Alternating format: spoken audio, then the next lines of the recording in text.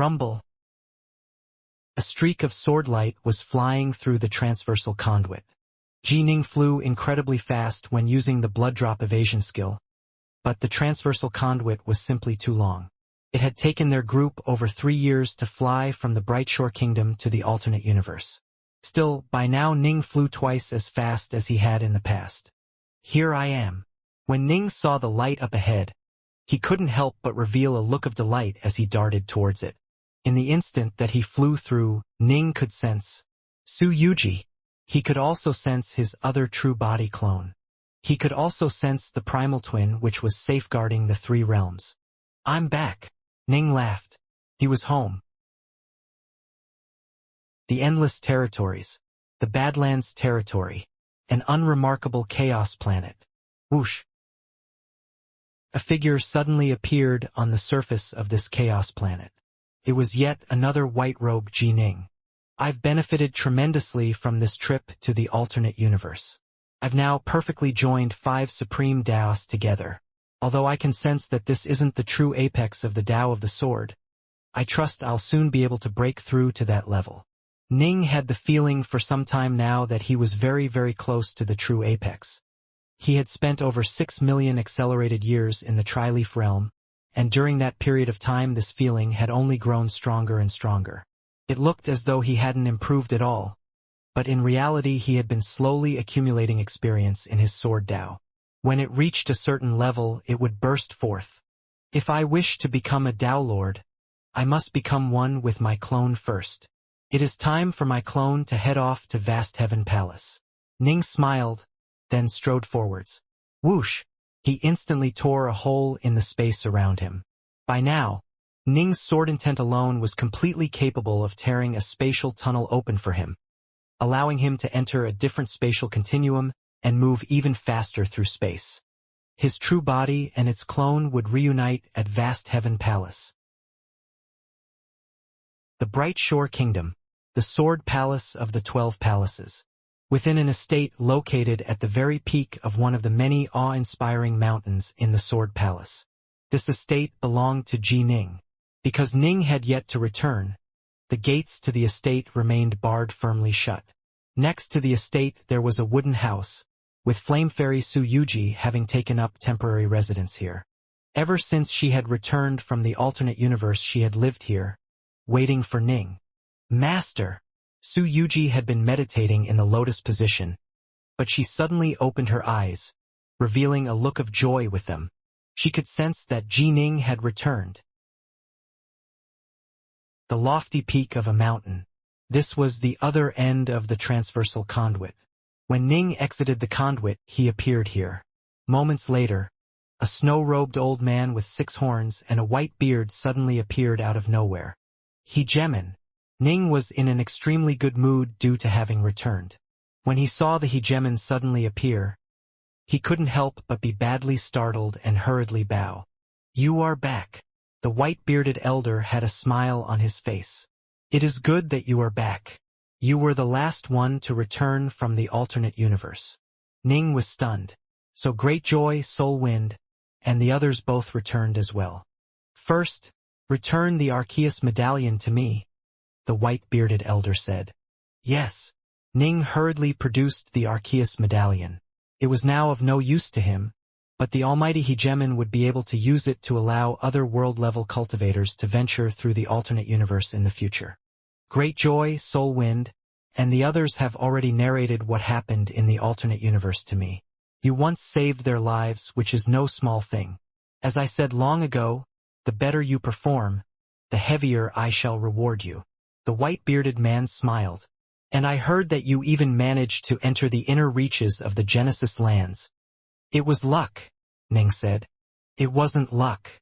Soul Wind, you, and Great Joy all managed to make it inside. In the future, I imagine that the 3 of you will be every bit the equal of East Cult and Birchaloo, the white-bearded elder said. Ning was secretly surprised. So Great Joy had made it into the inner reaches as well? This is a space-time disk I created myself. The white-bearded elder produced a strange disk of mixed white and black colors. Through using this space-time disk, you can flee through space-time in a dangerous situation. It contains the power of a secret art which I personally infused into it. However, it can only be used once. After you use it, the energy within will be consumed, making it unusable. As he spoke, he sent the strange disc towards Ning. Ning was rather excited.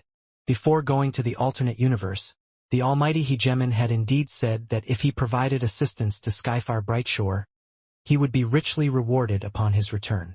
Still, he hadn't expected the reward to be so ample. Given my mastery over the Tao of spacetime, there won't be many who can chase after you once you activate this spacetime disk. The almighty hegemon was completely confident in his abilities. Still, you have to be careful. Major powers have countless abilities at their disposal, and some are so strong that you won't even have a chance to use the disk. Thus, you still have to be careful. Understood, Ning said respectfully.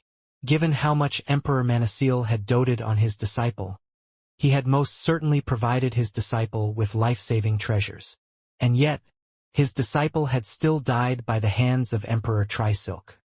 Hegemon, I wish to leave the Bright Shore Kingdom for a time, but, Ning said, per the rules of the Bright Shore Kingdom, one was generally permitted to leave only upon becoming a Tao Lord. Permission granted. Just go speak with Woodflower of your sword palace. The white-robed elder nodded. Be careful when voyaging through the outside world. You can easily die given how weak you still are. Enough. You can go now. Acknowledged. Ning bowed respectfully, then used the nearby spacetime tunnel to first travel back to the Imperial Palace, then head to the Sword Palace.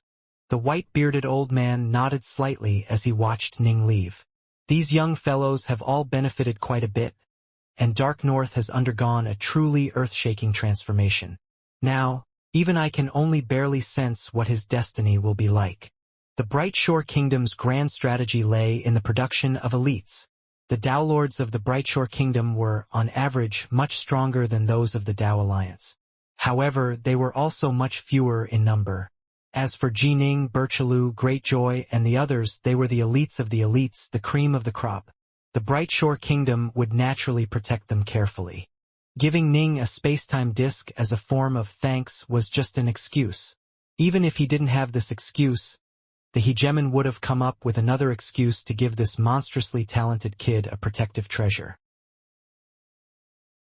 Ning stood there at the front entrance to the Sword Palace, staring at the beautiful, fiery-robed woman who stood at the other side of the entrance. Yuji. Ning smiled. Master. Su Yuji's eyes were brimming with tears. She had actually benefited greatly from her visit to the Genesis lands, and she had improved significantly as well. She was at the point where she could become a Tao Lord whenever she wished. However, she was too worried about Ning. When she returned to the Sword Palace, she simply couldn't calm down, and so she didn't make her breakthrough. Now, at least she saw Ning once more. Look at yourself. Your master won't die that easily, you know? Ning grinned. I knew you had to believe.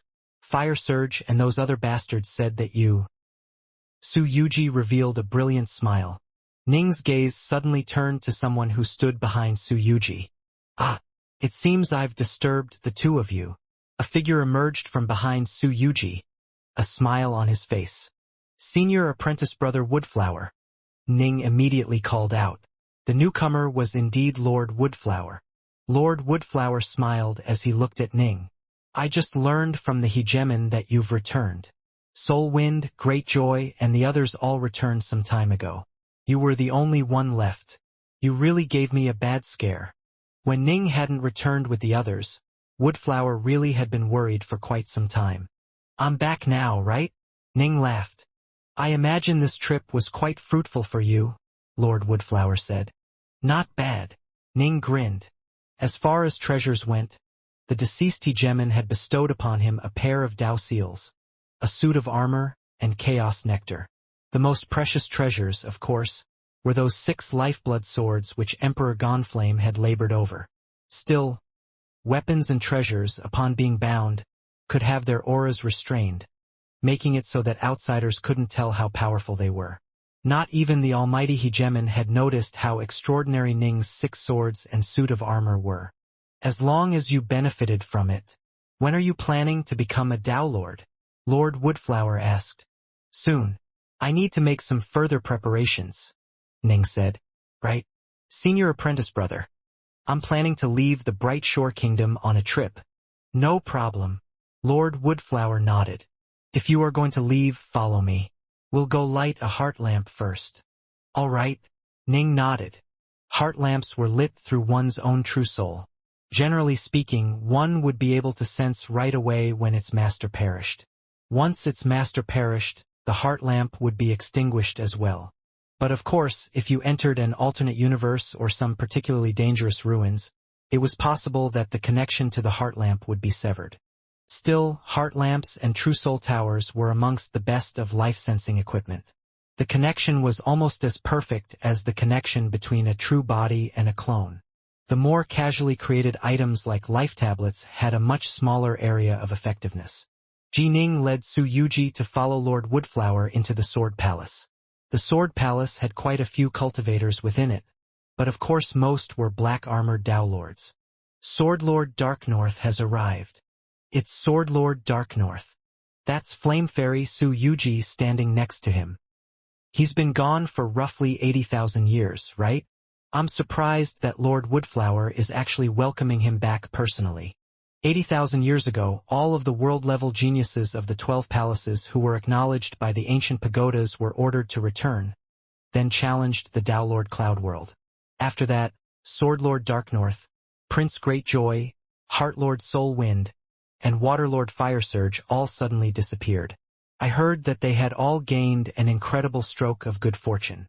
Prince Greatjoy, Heart Lord Soul Wind, and the others all returned together tens of thousands of years ago, as did Flame Fairy Su Yuji.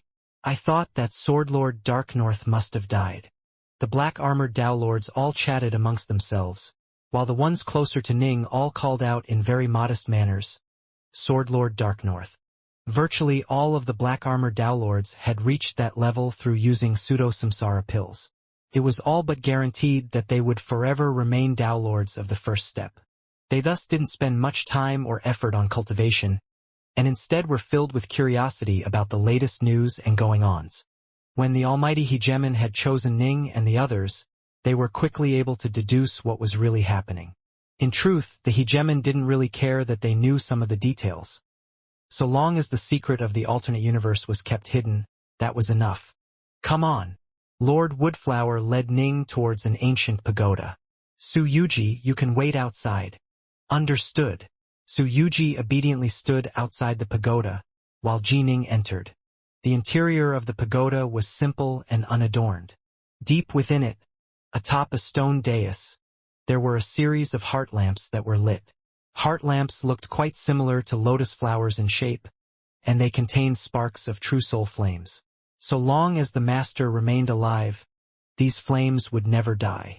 There were 5 levels to the stone dais.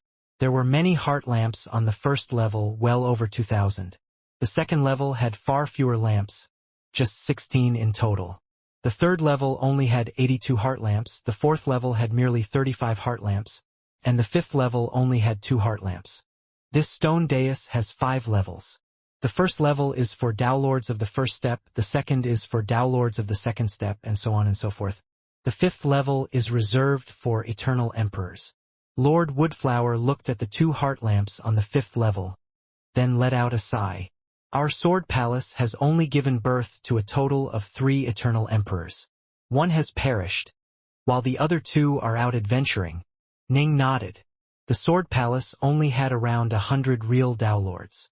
The reason why there were so many on the first level, with over 2,000 heart lamps present, was because almost all of them were black-armored Dao Lords. Senior apprentice brother, our sword palace actually has 35 Dao Lords of the 4th step? Ning asked. The 4th step represented Verge-level Dao Lords. They definitely would be considered incredibly strong major powers. Think about Dao Lord Everstarter, who has been missing for countless chaos cycles. Do you think he is alive? Or do you think he is dead? Lord Woodflower looked at Ning. The heart lamp remains lit because it cannot sense him, but whether or not he is actually still alive is hard to say. Ning nodded. For example, if he had died in an alternate universe, there would have been no way to sense it. As for Dao Lords of the 4th step who we are certain are still alive, there are 22 of them, Lord Woodflower said. The others we simply cannot tell. Dao Lords of the fourth step are all searching for opportunities and fortunes that will assist them in their Dao merge. For the sake of their Dao merge, they will risk their lives and plunge into some truly deadly regions. And some of them will never return. Ning couldn't help but sigh as well. Dao Lord Soul Sky was another example. For the sake of his Dao merge, he had chosen to brave the dangers of the wave-shift world. All right, come, set a heart lamp alight, Lord Woodflower said. The normal rule is that only Dao Lords can leave. However, you are capable of becoming a Dao Lord whenever you choose, and so we won't force things. For now, we'll temporarily keep your heart lamp on the first level. A dark, gloomy lotus-shaped heart lamp hovered before Ning. Ning stretched out a finger, sending out a stream of his soul into the heart lamp. Poof! The wick within the flower petals of the heart lamp instantly lit up. Ning could sense the strong connection which now existed between his true soul and the blazing flames. It almost felt like one of his clones. With but a thought, Ning sent the heart lamp flying to the borders of the first level of the stone dais, then set it down. After you become a Dao Lord, training will speed up significantly at first. It shouldn't take you too long to reach the second step. Reaching the third step will take a bit more time, while reaching the fourth step will be the most difficult of all. Lord Woodflower had a complicated look on his face as he said softly. As for the Dao merge, it'll be up to luck. Countless monstrously powerful Dao Lords had perished. Only a minuscule number became eternal emperors. However, failing in the Dao merge doesn't mean that much. To be able to roam the universe freely for 108,000 chaos cycles is enough. Lord Woodflower laughed. If you stifle yourself and choose a weak Dao, even if you are lucky enough to become an eternal emperor, you'll live in perpetual fear of being killed by one of the powerful Dao Lords. Even if you live forever, that just means you'll be pitiful bug forever. Ning stared at the ancient, dispirited Lord Woodflower. Suddenly, he could sense a terrifying sword intent emanate from the man's body. Ning couldn't help but nod. To mortals, cultivators seem to have unlimited lifespans. Upon becoming a celestial immortal, it was said that your lifespan would be as long as that of the heavens themselves. However, in reality there was still a limit. Even entire chaos worlds and the heavens within them would eventually perish and be born anew. As for world-level cultivators and Dao Lords, they could at most live for 108,000 chaos cycles. They had to succeed in the Dao merge within this allotted time span. If they did not complete their Dao merge, then when the time came they would perish. Thus, even the most powerful of Dao Lords could only live for 108,000 chaos cycles. This was why the Sword Palace had more than 80,000 powerful Dao Lords in its records, but only 100 who were still alive. Only by succeeding in the Dao merge would they gain true eternity. For the most powerful, such as the Hegemon, time flowed on in an endless stream, but they remained at the very apex of the universe. The almighty Bright Shore Hegemon had been alive for far longer than even the 12 palaces. With the heart lamp lit, Ning left the pagoda. Suyuji was waiting for him outside. There was actually a green-robed creature with hundreds of tentacles that served as hair and a pair of golden eyes. "Greetings, Master." The green-robed creature immediately knelt down and called out with respect when he saw Ning emerge. "And you are?" Ning was puzzled. "This is your servant," Lord Woodflower said. "A servant which the Bright Shore Kingdom has prepared for you." "The Bright Shore Kingdom is giving me a servant? A world-level servant?" Ning was puzzled. What was the point of giving him a world-level servant? Lord Woodflower said, "Don't underestimate his usefulness. He will be extremely important to you. Normally, only real Dao Lords of the 12 palaces will be given access to servants like him. Those black-armored Dao Lords never will. Every one of them is raised here within the Bright Shore Kingdom and possesses both self-cloning abilities as well as incredibly powerful souls. Just one of his clones will accompany you, with another one remaining in the Bright Shore Kingdom." "Senior apprentice brother? Are you saying?" Ning was starting to understand. "Exactly so. He'll be used to send messages." Lord Woodflower looked at Ning. "If you run into trouble and need to ask for rescue, You can tell him and his clone in the Brightshore Kingdom will be able to immediately report it to us.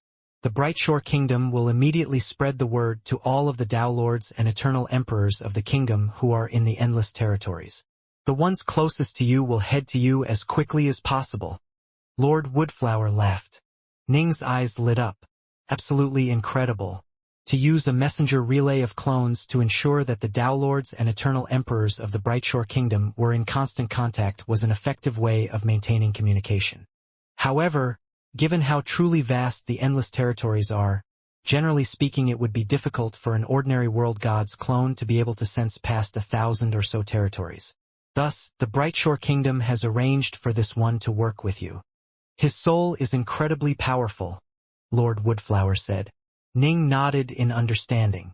There was a limit to the distance at which a clone would be able to sense the presence of another clone. Elder God and Ancestral Immortal clones could only sense each other up to 10 territories apart, whereas world-level clones would only function up to 1,000 territories apart. The so-called sensing method was actually a type of soul resonance. Thus, the stronger the soul, the greater the distance at which the connection could be maintained. Take Ning as an example. Although he was merely at the world level, his soul was comparable to a Daelord's. As for these world-level cultivators who had been trained by the Brightshore Kingdom, they all had clones and souls which were far more powerful than that of ordinary world-level cultivators, allowing them to sense at a great distance as well. It is quite rare for world-level cultivators to have clones. Ning sighed with emotion. Ones with such powerful souls are even more rare. The Brightshore Kingdom doesn't have that many Tao Lords. That's why we can afford to do this, Lord Woodflower said. There's no way the Tao Alliance, for example, could do such a thing. Still, they have methods of their own. But of course, those methods are far slower than ours. Ning nodded. The Brightshore Kingdom was able to transmit information at truly shocking speeds. When you wander through the outside world, the Brightshore Kingdom shall be the strongest shield available to you. Lord Woodflower smiled at Ning. And all of the Tao Lords of the Brightshore Kingdom have sworn oaths from the day they joined to never engage in battle against each other. Ning chuckled. When he had received the Sword Palace's medallion, he had also sworn a lifeblood oath. No members of any of the 12 palaces could kill each other. The major powers of the Brightshore Kingdom are extremely unified when wandering the outside world. If you encounter other Tao Lords of the Brightshore Kingdom who are in danger, you should help them as well. Lord Woodflower looked at Ning. Understood. Ning nodded. Right. This is the star map of all territories which are known to the Brightshore Kingdom. Lord Woodflower handed a rolled-up golden star map scroll to Ning. Ning accepted it. Upon opening it, a look of shock instantly filled his face. Amazed, right? The Endless Territories are truly vast, and some of its danger zones are also truly massive. Many cannot even be fully mapped out. Lord Woodflower let out a sigh. Ning stared, stunned, at the star map. Good heavens! This was far larger than the entire star map of the alternate universe. The territories occupied by cultivators in the Endless Territories roughly made up around 60 to 70% the size of the alternate universe. However, there were many danger zones. For example, the region marked down as the Star Sea of Worries was considered the most dangerous location in all the Endless Territories. It had yet to be fully mapped out, but its known area alone already surpassed the entirety of the rest of the Endless Territories. It was incredibly dangerous, and less than 1 in 10,000 Tao Lords would survive a trip into it. Generally speaking, only incredibly powerful Tao Lords would be lucky enough to survive, and even the majority of Eternal Emperors who entered that place would perish. The Star Sea of Worries, in and of itself, was nearly comparable to the entire alternate universe in size. It was without a doubt the most dangerous place in the Endless Territories. The Endless Territories also had some other similar danger zones which were quite terrifying. Chances of entering and surviving were very slim. If we factor in those danger zones, the Endless Territories is far larger than the alternate universe. Ji Ning was rather stunned as he carefully read through the information the star map contained regarding the Endless Territories. Is that? Ning's eyes narrowed as he saw an explanation of the 6 major forces within the Endless Territories. The Tao Alliance was comprised of virtually all cultivators. It was an enormous behemoth that was also far-flung and dispersed. It had the most Tao lords and eternal emperors, but it also had so many internecine disputes and took up so much territory that it had always operated under the principle of non-governance. The Bright Shore Kingdom was created by the almighty hegemon Bright Shore, one of the three mighty hegemons of the endless territories. The Ionians consumed cultivators, using them as food. They were extremely unified and were incredibly powerful after being awakened. The special life forms. They were the hundreds and thousands of strange, unique creatures who had been birthed by the primordial chaos. After hegemon Windrain rose to power and established the Windrain Kingdom, it became a holy land for all special life forms, and countless special life forms congregated there. The ancient cultivators comprised the most mysterious, secretive organization in all the endless territories. They were extremely few in number, but each and every one of them possessed incredible power. Their divine abilities and secret arts were powerful beyond measure, and they were led by hegemon Netherlily. The Dark Kingdom was comprised of cultivators who had migrated from outside the endless territories, and they ruled over the border territories. Much more complex than the alternate universe, Ning mused to himself. Junior apprentice brother. Lord Woodflower smiled as he looked at Ning. Surprised. I never realized our many danger zones our endless territories possess, or that we actually have 6 major forces here, Ning said. There's no need for most world-level cultivators to know such things. The endless territories are simply too vast and filled with so many dangers that they would never make it far enough to find out, Lord Woodflower said. You, however, are different. This is all information you'll need to know after you become a Tao Lord. Ning nodded. As for the danger zones, some are almost infinitely large, especially the Star Sea of Worries. Not even the almighty hegemon has been able to fully explore them, Lord Woodflower said. Honestly, the main things you need to keep in mind are those 6 major powers. The Brightshore Kingdom is rather aloof, and we are on fairly good terms with the Tao Alliance, the Ionians, and the special life forms. We can be considered enemies of the Dark Kingdom, as they are foreigners after all. But remember, we are mortal foes of the ancient cultivators. Mortal foes? Ning was startled. Right? Lord Woodflower nodded somberly. Thus, you need to be wary of them. But of course, you need to keep an eye out for the other organizations as well. The Tao Alliance, for example. It is so large and filled with so much internal struggles that it wouldn't surprise me if some of their major powers suddenly assaulted you. Same with the Ionians. You are a cultivator after all. Ionians love eating samsara Tao Lord cultivators. Alright, you know everything you need to know. Lord Woodflower looked at Ning. In short, have a safe trip. Alright. Ning nodded heavily. After accepting the servant, Ning led Su Yuji in leaving the Sword Palace. The Brightshore Kingdom was quite similar to the Tri-Leaf Realm, in that it also had 3 spacetime tunnels. These 3 spacetime tunnels lead to 3 different parts of the endless territories, allowing our cultivators to waste as little time as possible when traveling. A Black Lord Tao Lord guard who stood outside the tunnel smiled as he explained to Ning. Ning led Su Yuji straight into the spacetime tunnel. In his heart, he couldn't help but muse that the Paragon of Pills and Hegemon Brightshore apparently were quite similar in their mastery over spacetime. The Badlands Territory and Vast Heaven Palace had originally seemed quite distant from one another. But if you looked at the star map of the endless territories, you would realize that they actually belonged to the same general neighborhood. Given Ning's strength, a few hundred years would suffice for his clone to go from the Badlands Territory to Vast Heaven Palace. We should be able to make it in around 3 or so centuries. Ning's true body would be able to move even faster. The spacetime tunnel would save him quite some time. Swoosh! A flying shuttle was hurtling through the void, with Ning, Su Yuji, and World God Pill Saint within it. Master, what sort of a place is Vast Heaven Palace? Pill Saint asked curiously. A place I have to go. In fact, I'm technically a member of Vast Heaven Palace as well, Ning said with a smile. Indeed.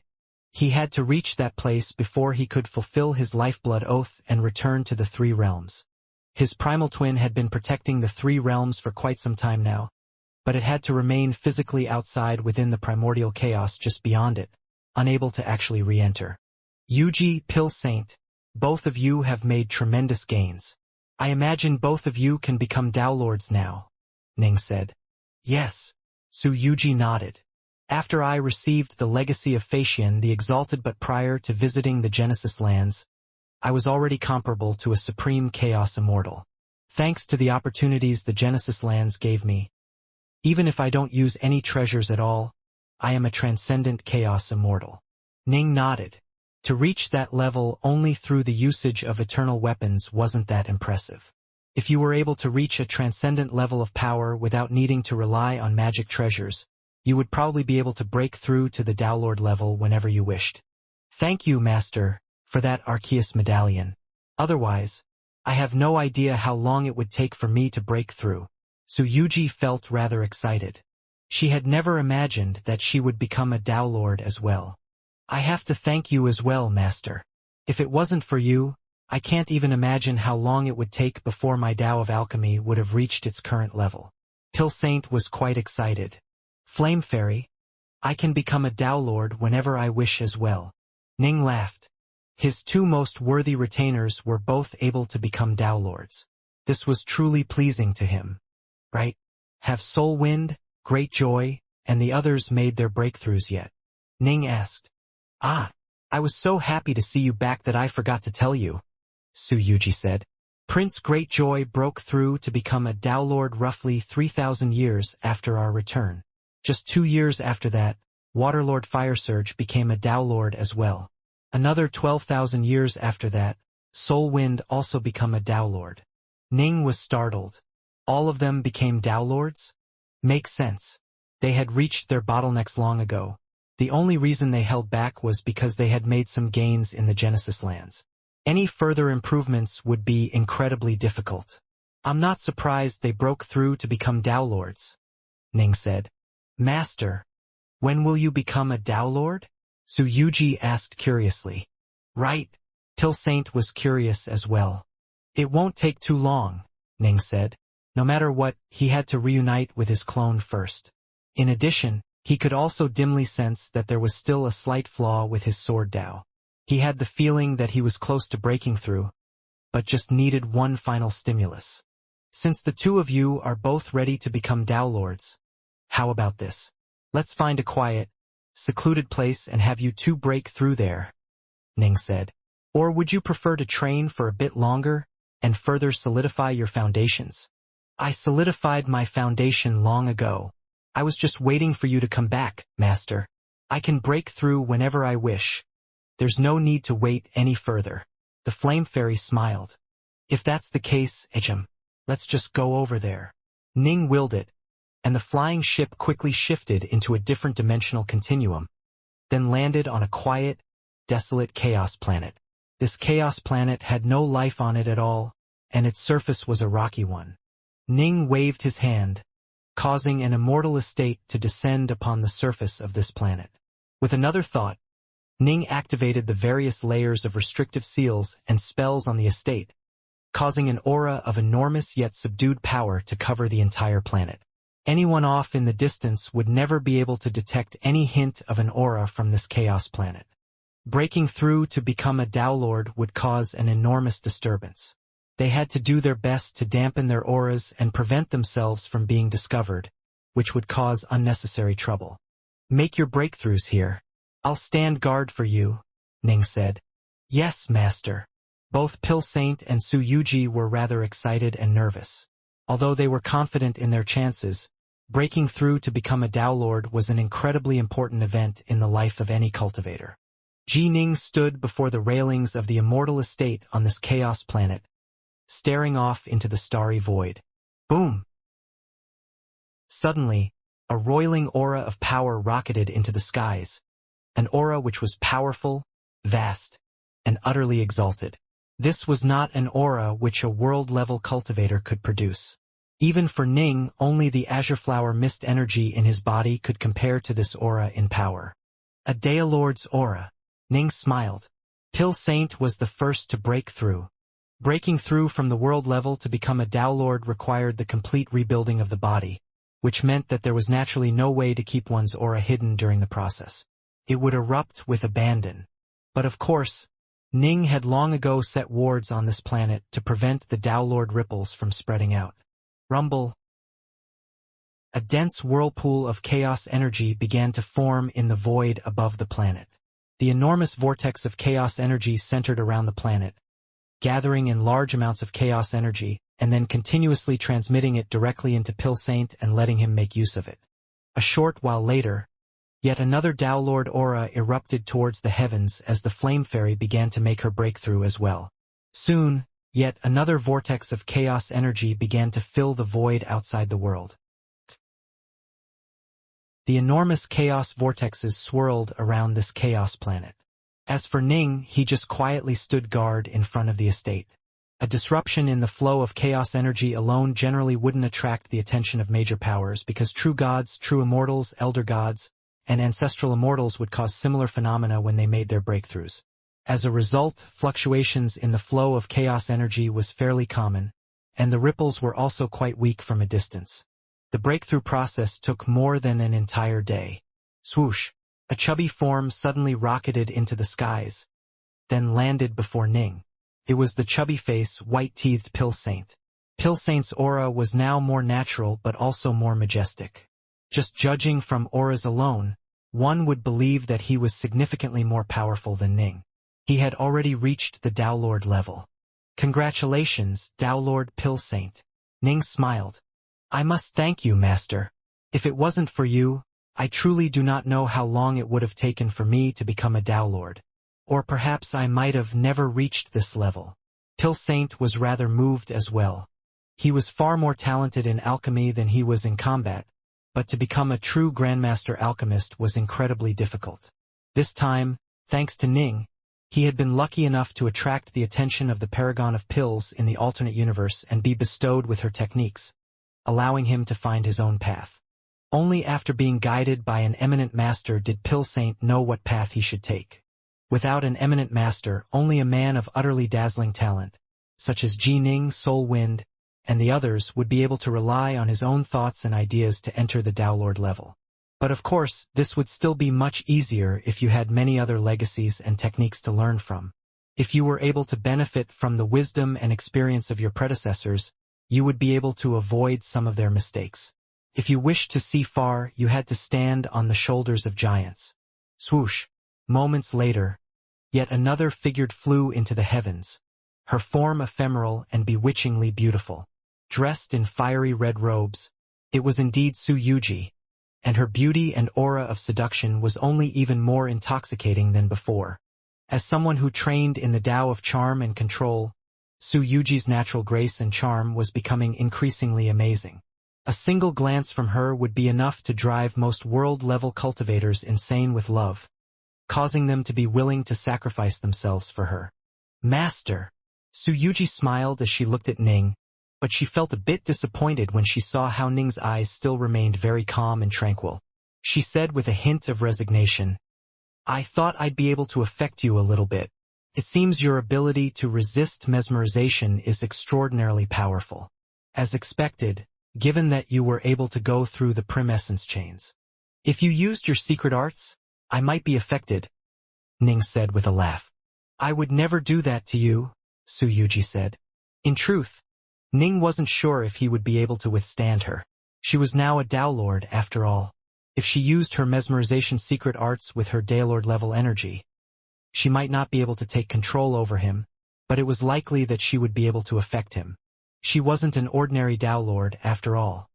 She had trained in the legacy of Faxian the Exalted, a terrifyingly powerful Tao Lord.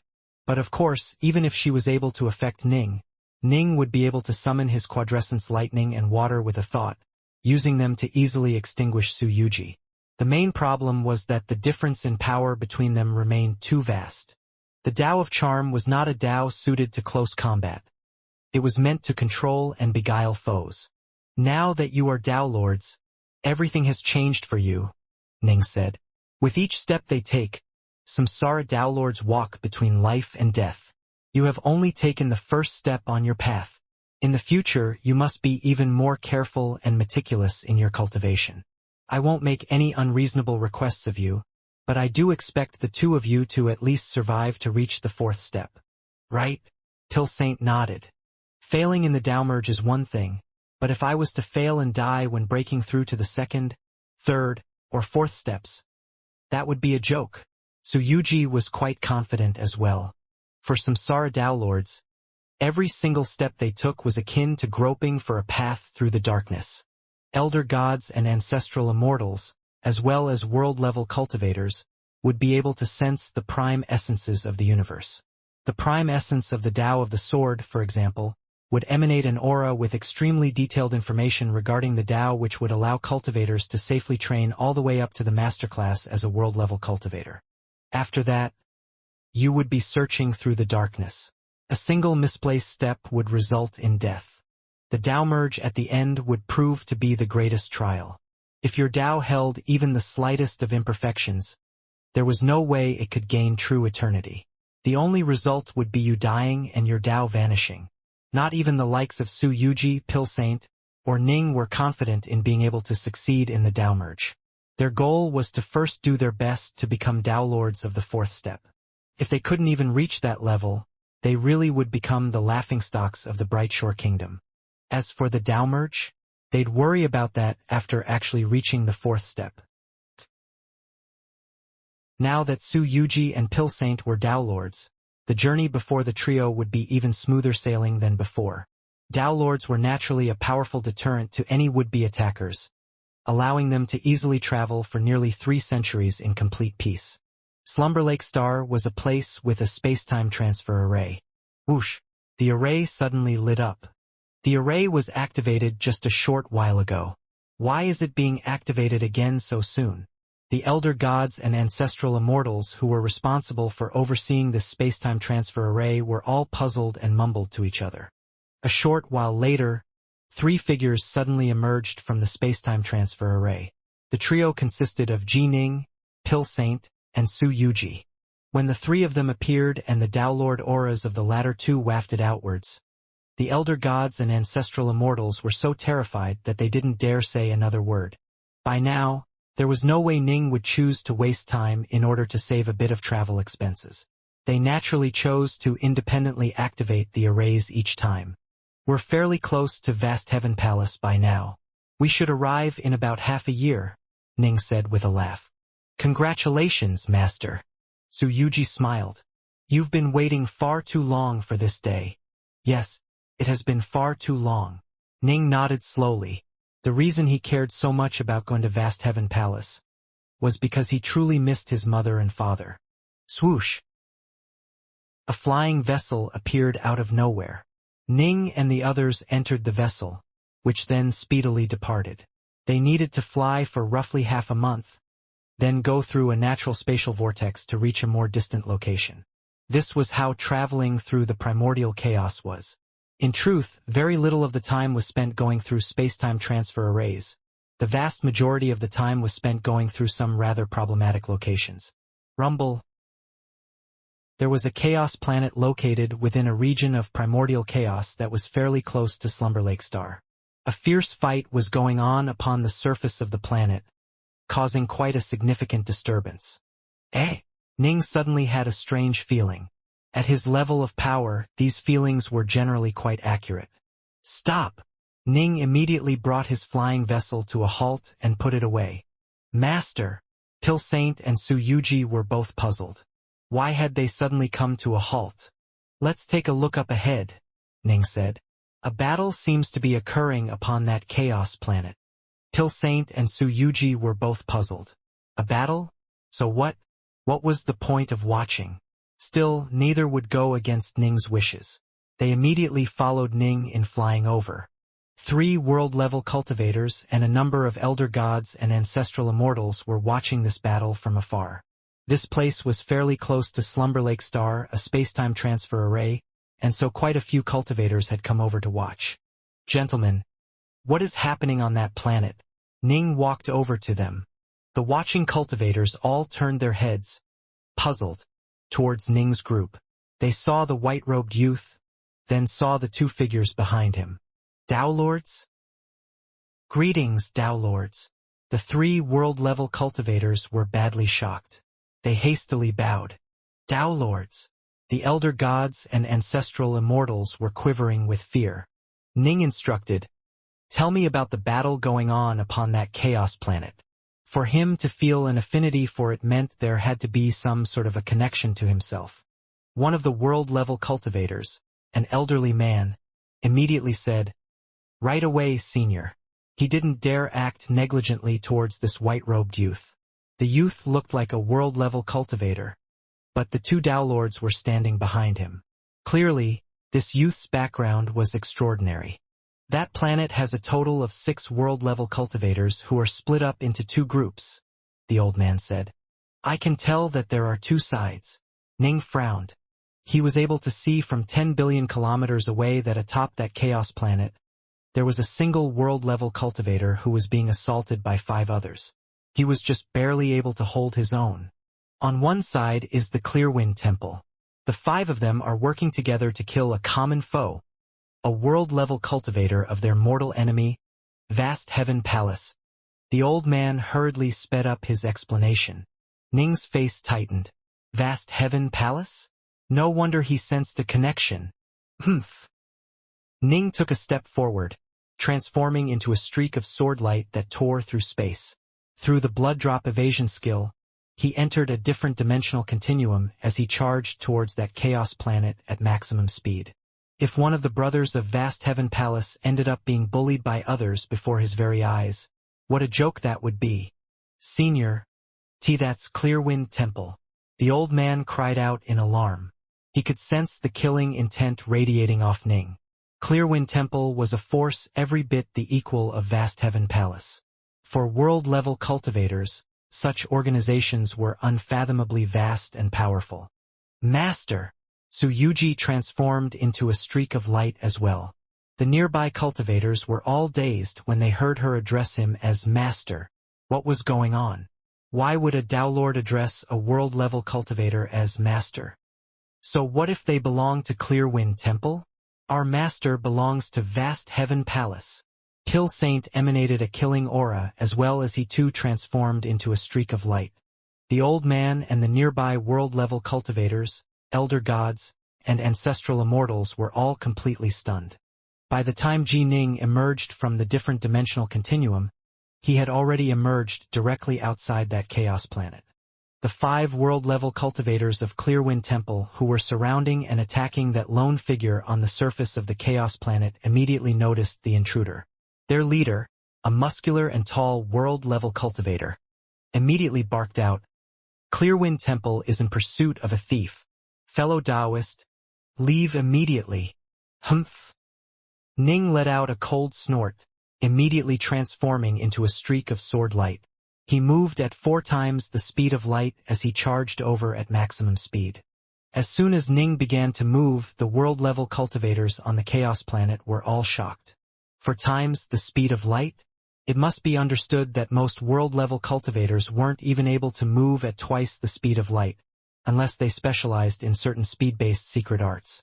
Tao Lords of the first step could generally move at double the speed of light, Tao Lords of the second step could move at triple the speed of light, Tao Lords of the third step could move at quadruple the speed of light, and Tao Lords of the fourth step could move at quintuple the speed of light. Of course, this was just the normal speed. If you were skilled in evasive techniques or had a good evasion-type treasure, things would be completely different. Both, however, were extremely rare. How can a world-level cultivator move that fast? He must specialize in a movement art. The 5 world-level cultivators of Clearwind Temple immediately came to this conclusion. I am Dark North of Vast Heaven Palace. Ning's cold, baleful voice instantly rang out within the air above the Chaos Planet, and it struck against the hearts of those 5 world-level cultivators like thunder, causing their faces to turn pale. Vast Heaven Palace? Not good. Is that Brother Dark North? The belabored and surrounded azure-robed figure immediately called out loudly, Careful, Brother Dark North. The 5 of them are not easy to deal with. He had heard of Dark North before. Tao Lord Salisky's incarnation in Vast Heaven Palace had told everyone of Dark North, letting them know that they had gained a new brother whose name was Dark North and who was just an elder god. According to what Big Brother Solsky said, Dark North is just an elder god. But that doesn't seem to be right, the azure-robed man mused to himself. Stop him. He belongs to Vast Heaven Palace? Capture him as well and imprison them both into Black Wind Prison. Attack! The 5 cultivators of Clearwind Temple, upon realizing that Ning was from Vast Heaven Palace, immediately launched their attacks against him as well. 2 of them continued their assaults on the azure-robed figure, while the other 3 began to charge towards Ning. Humph! Ning flew forwards like a streak of swordlight, not even drawing his black swords. He just gave them a cold look. Boom! It was as though the heavens themselves were collapsing. A terrifying, awesome sword intent suddenly appeared on the surface of the Chaos Planet, crystallizing into streaks of sword light. Countless streaks of sword light descended upon the world as the 5 world-level cultivators stared upwards in terror. In the face of this boundless rain of sword intent, the 5 were like nothing more than ants. How can he be this strong? Impossible. This sword intent. The 5 world-level cultivators were completely stunned. For the sword intent alone to be this strong, this man could wipe them out as easily as if they were ants. Utterly terrified, the 5 all produced white jade seals in their hands, then crushed them to beg for rescue. They didn't even think about fighting back. All they wanted to do was beg for aid. Whoosh! The endless sword intent crashed upon them like a wave, smothering and drowning all 5 of the world-level cultivators. The sword intent was as soft as cotton, quickly wrapping around all 5 world-level cultivators. Ning then took out a gourd and opened it, allowing its opening to exert a tremendous sucking power. Swoosh! All 5 cultivators were instantly drawn inside. With but a thought, Ning dismissed the sword intent from the skies. As far as Ning was concerned, these 5 world-level cultivators truly were like ants. The difference in power between him and them was simply enormous. Ning, however, didn't wish to be rash. He'd first capture them, then decide later whether or not to kill them. Brother Dark North? The azure-robed man stared blankly at Ning. He was rather dazed right now. Big Brother Solsky, didn't you say that Brother Dark North was just an elder god? For him to have reached the world level was one thing. How did he become this powerful? He didn't even have to attack. His sword intent alone was enough to capture all 5 of those world-level cultivators. 2 of them were supreme world gods. My name is Eastherd. The azure-robed man suppressed his puzzlement as Ning walked towards him, then said, Brother Darknorth, thank you for saving my life. Brother Eastherd, I just so happened to move past this area on my way to Vast Heaven Palace. Ning smiled. What, you've heard of me before? I have. The azure-robed man nodded immediately. Big Brother Solsky told us about you long ago. He said that you are an elder god who has close to a world god's level of power, and that you'd be making a breakthrough quite soon. But now, it seems that you have not only reached the world level, you are so powerful as to render me speechless. Ning chuckled. Indeed, when he met Dowlord Solsky he was just an elder god. Has Big Brother Solsky returned from the wave-shift world yet? Ning immediately asked. Not yet. Eastherd shook his head and sighed. He's still trapped in the wave-shift world, with his incarnation standing guard over Vast Heaven Palace. His incarnation has mentioned you to us before. Ugh. The wave-shift world is an estate world left behind by an eternal emperor, and Eternal Emperor Waveshift was no ordinary eternal emperor at that. Ning nodded. The Waveshift world was one of the many danger zones of the Endless Territories. Quite a few Dowlords of the Fourth Step had perished in that place, but a steady stream of them continued to enter it. This was because Emperor Waveshift had left behind certain incredible treasures within that place. Emperor Waveshift was no ordinary emperor. He was incredibly skilled in the art of numerancy, to the point of being acclaimed as the #1 numerancy diviner in all the Endless Territories. Later, he had left to go out adventuring. His estate had become an ownerless item, with generations of Dao Lords venturing into it to seek out their fortunes. Dao Lord Badlands was also very skilled in numerancy. He had even erected his own school within the Waveshift Everworld. There were many other major powers who felt certain that he must have received one of Emperor Waveshift's legacies. Swoosh, swoosh. Two figures flew in from afar. They were Pill Saint and Su Yuji. Although they were both Dao Lords, they were slower than Ning in both teleporting as well as raw flying speed. Two Dao Lords. Eastherd was badly shocked. Master, what happened to those people from Clearwind Temple? Pill Saint asked. Master, you moved too fast. Su Yuji laughed. Ning nodded, then looked at Eastherd. Eastherd, let's leave immediately. This place is very close to Clearwind Temple's territory. It'll be dangerous for us to stay here too long. Eastherd was stunned upon hearing these two Dao Lords address Ning as Master. Upon hearing Ning's words, he immediately nodded. Right. Let's hurry up and leave. Let's go. Ning produced his flying vessel, and all four of them immediately boarded it. The vessel quickly disappeared into the skies. Oh! Aboard the flying vessel, Eastherd stared at Pill Saint and Su Yuji, then looked at Ning. Dao Lords. Eastherd looked at Ning. Brother Dark North, these two Dao Lords are your retainers? Is that really so surprising? My master can become a Dao Lord whenever he wishes. Even now, he's still much more powerful than the two of us, Pill Saint said. You haven't seen our master's true power yet, Su Yuji said.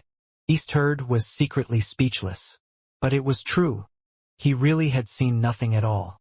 Just now, Ning had merely exerted a bit of his sword intent in order to capture the five foes. That couldn't even be considered a real attack. Brother Eastherd, Ning immediately asked, how did you end up in a fight against Clearwind Temple, and on their territory?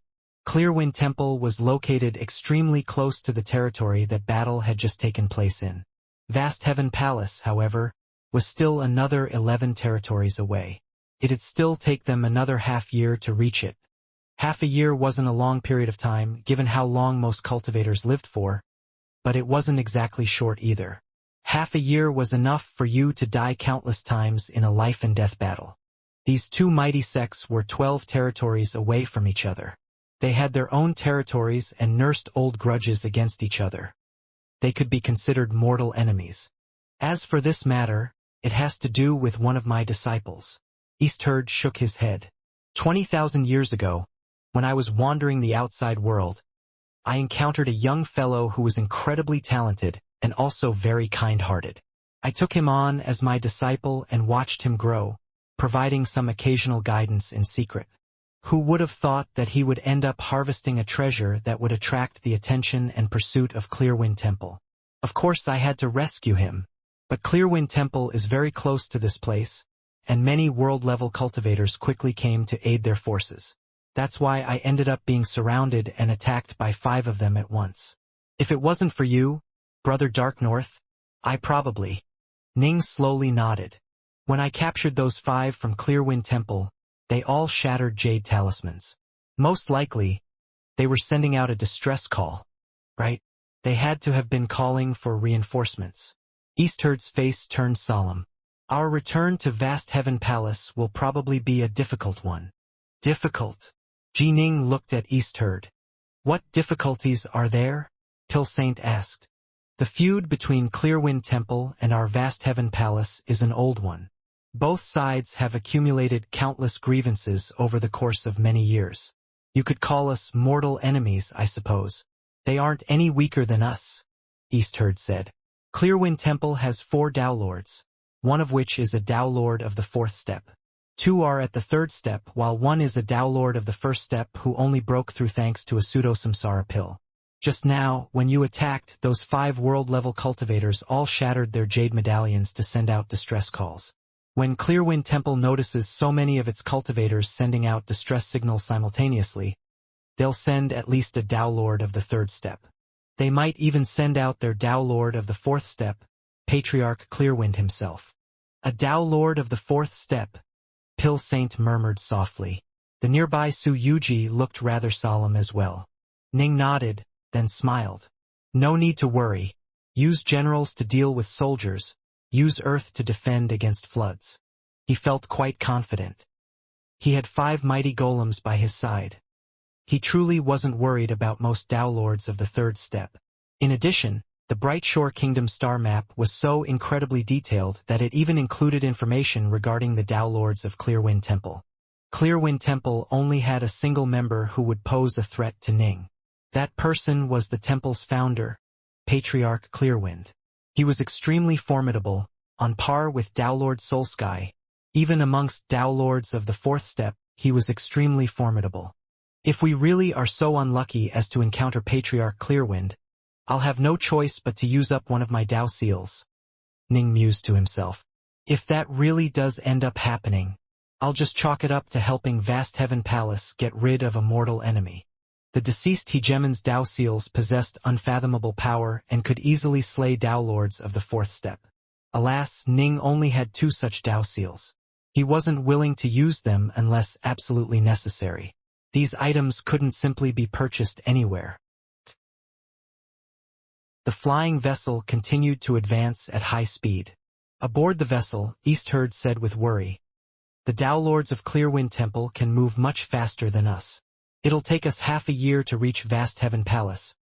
But that'll be more than enough time for them to catch up to us." Ning nodded. He was roughly comparable to ordinary Tao Lords of the third step in speed, but if they elected to pursue him they would send Tao Lords who were skilled in movement techniques or in the manipulation of space. "Why don't we take a roundabout path?" Ning suggested. "That's a good idea," Pilsaint said immediately. "Vast Heaven Palace isn't that far off anyhow. I'd rather we take a long detour and spend an extra year or 2. That way we can avoid some trouble. Right?" Eastherd revealed a slightly embarrassed look on his face. "There's something else I need to disclose." "Please feel free to say anything," Ning said. Eastherd waved his hand, causing another figure to appear on the armored deck of the flying vessel.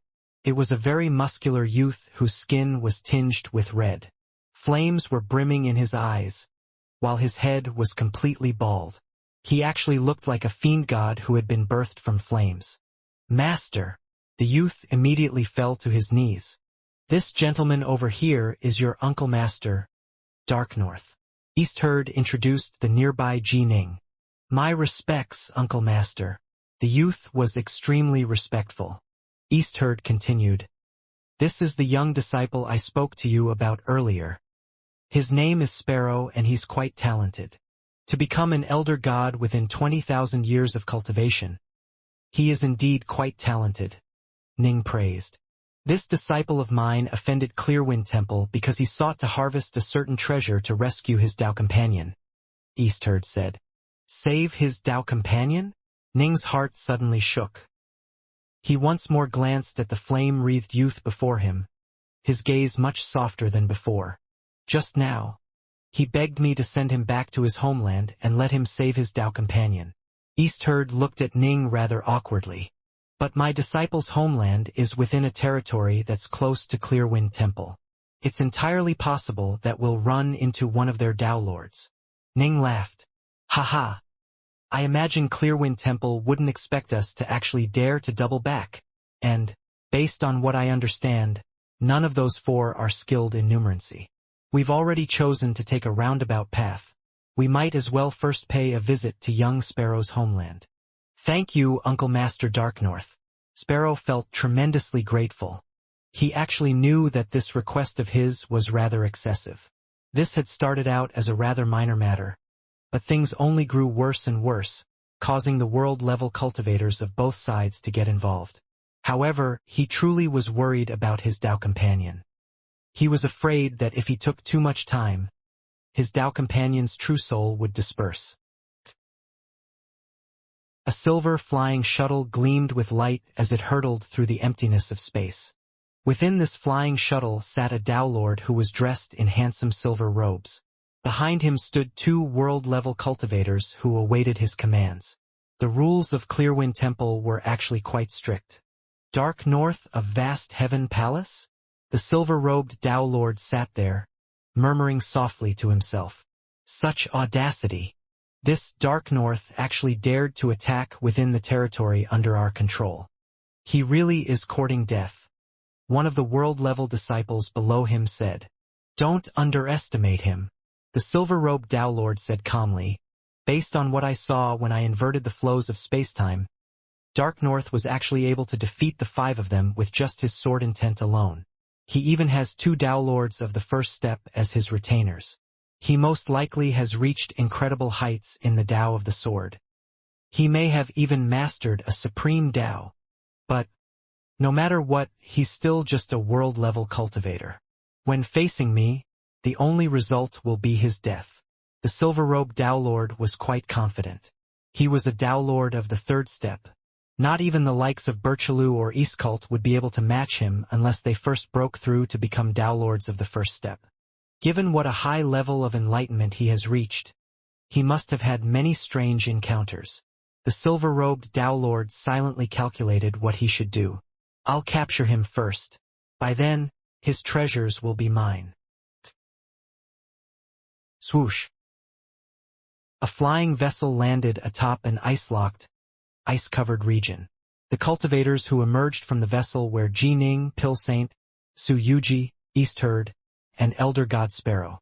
This is one of the dangerous areas in my homeland, Sparrow said. This entire region is completely ice-locked, up to a distance of 800 million kilometers. Below it is an essence of utter cold.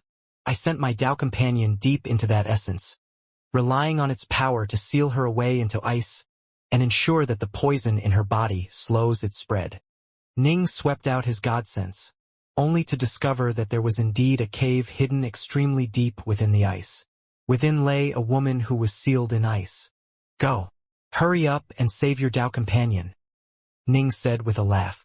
Dumb kid. Why didn't you just ask me to come save your Tao companion? Why did you have to take the risk of harvesting the antidote? Eastherd shook his head. I couldn't find you, master, Sparrow said in a low voice. Eastherd was speechless. Although he had been occasionally watching his disciple in secret, he had spent the majority of the past 20,000 years in secluded meditation. As his disciple grew increasingly powerful, Eastherd spent less and less time watching over him. When Sparrow's Tao companion had been in danger, Sparrow had wanted to ask his master for assistance. However, he couldn't even locate his master. Hurry up and go, Eastherd barked. Yes. Sparrow didn't dare to say anything else. He immediately used an evasion skill to delve deep into the icy ground. Enough time passed for a kettle of tea to be boiled. 2 figures suddenly appeared out of nowhere atop the ice. One tall and muscular, the other slender and petite.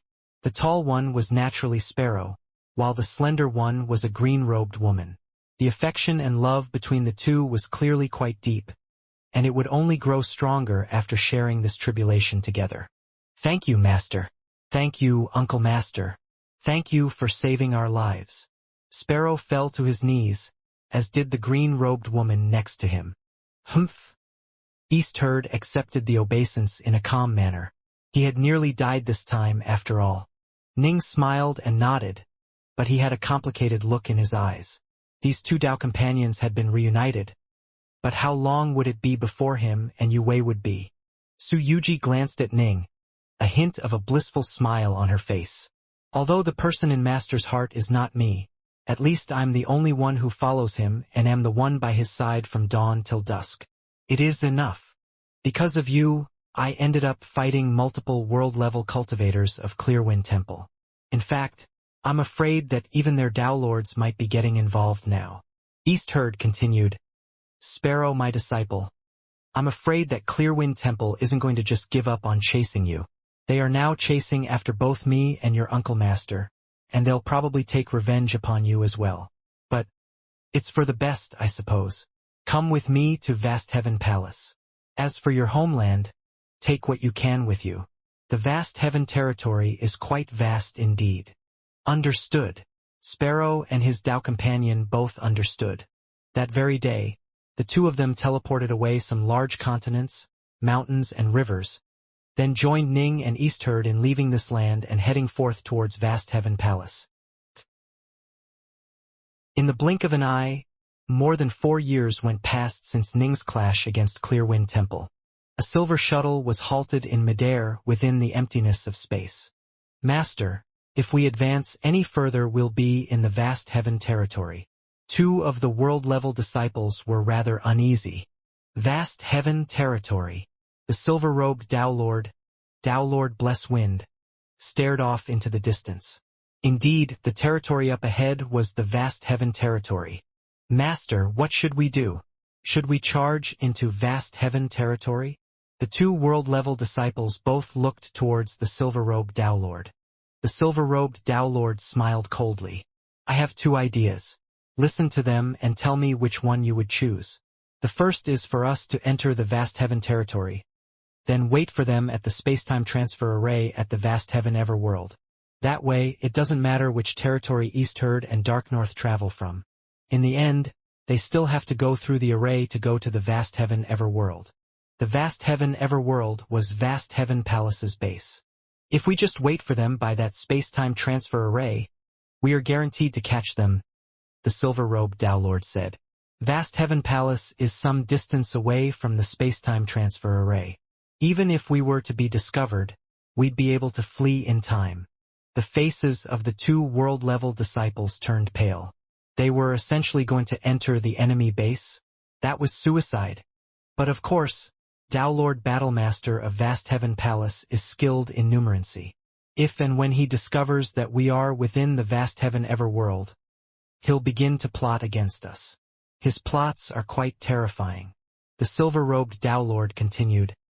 Even if we escape, he'd probably catch us. Alright, if Dowlord Battlemaster plots against us, we might not be able to escape. Master, entering the vast heaven everworld is too risky. Both of the world-level disciples urged him to reconsider. The second method.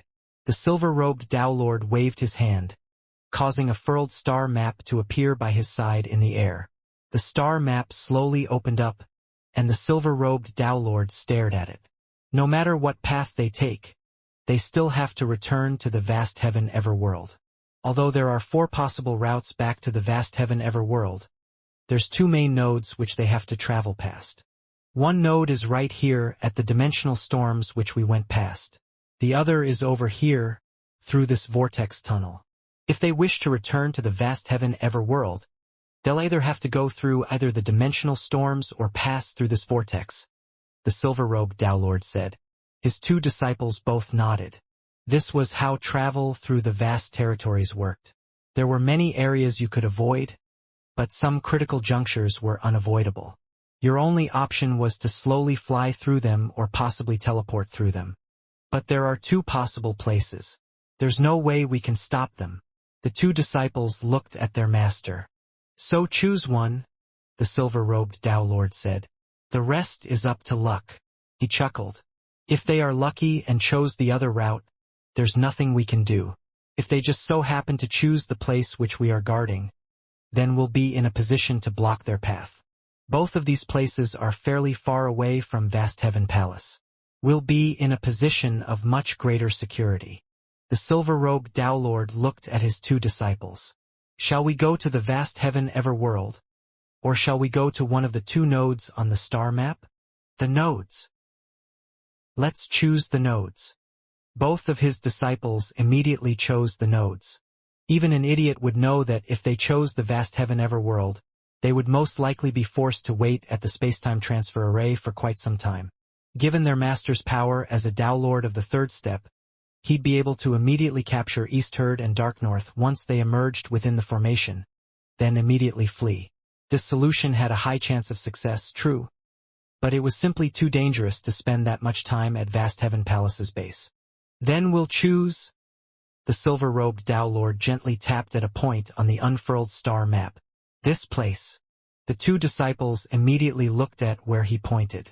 Their master's finger was tapping against the vortex tunnel.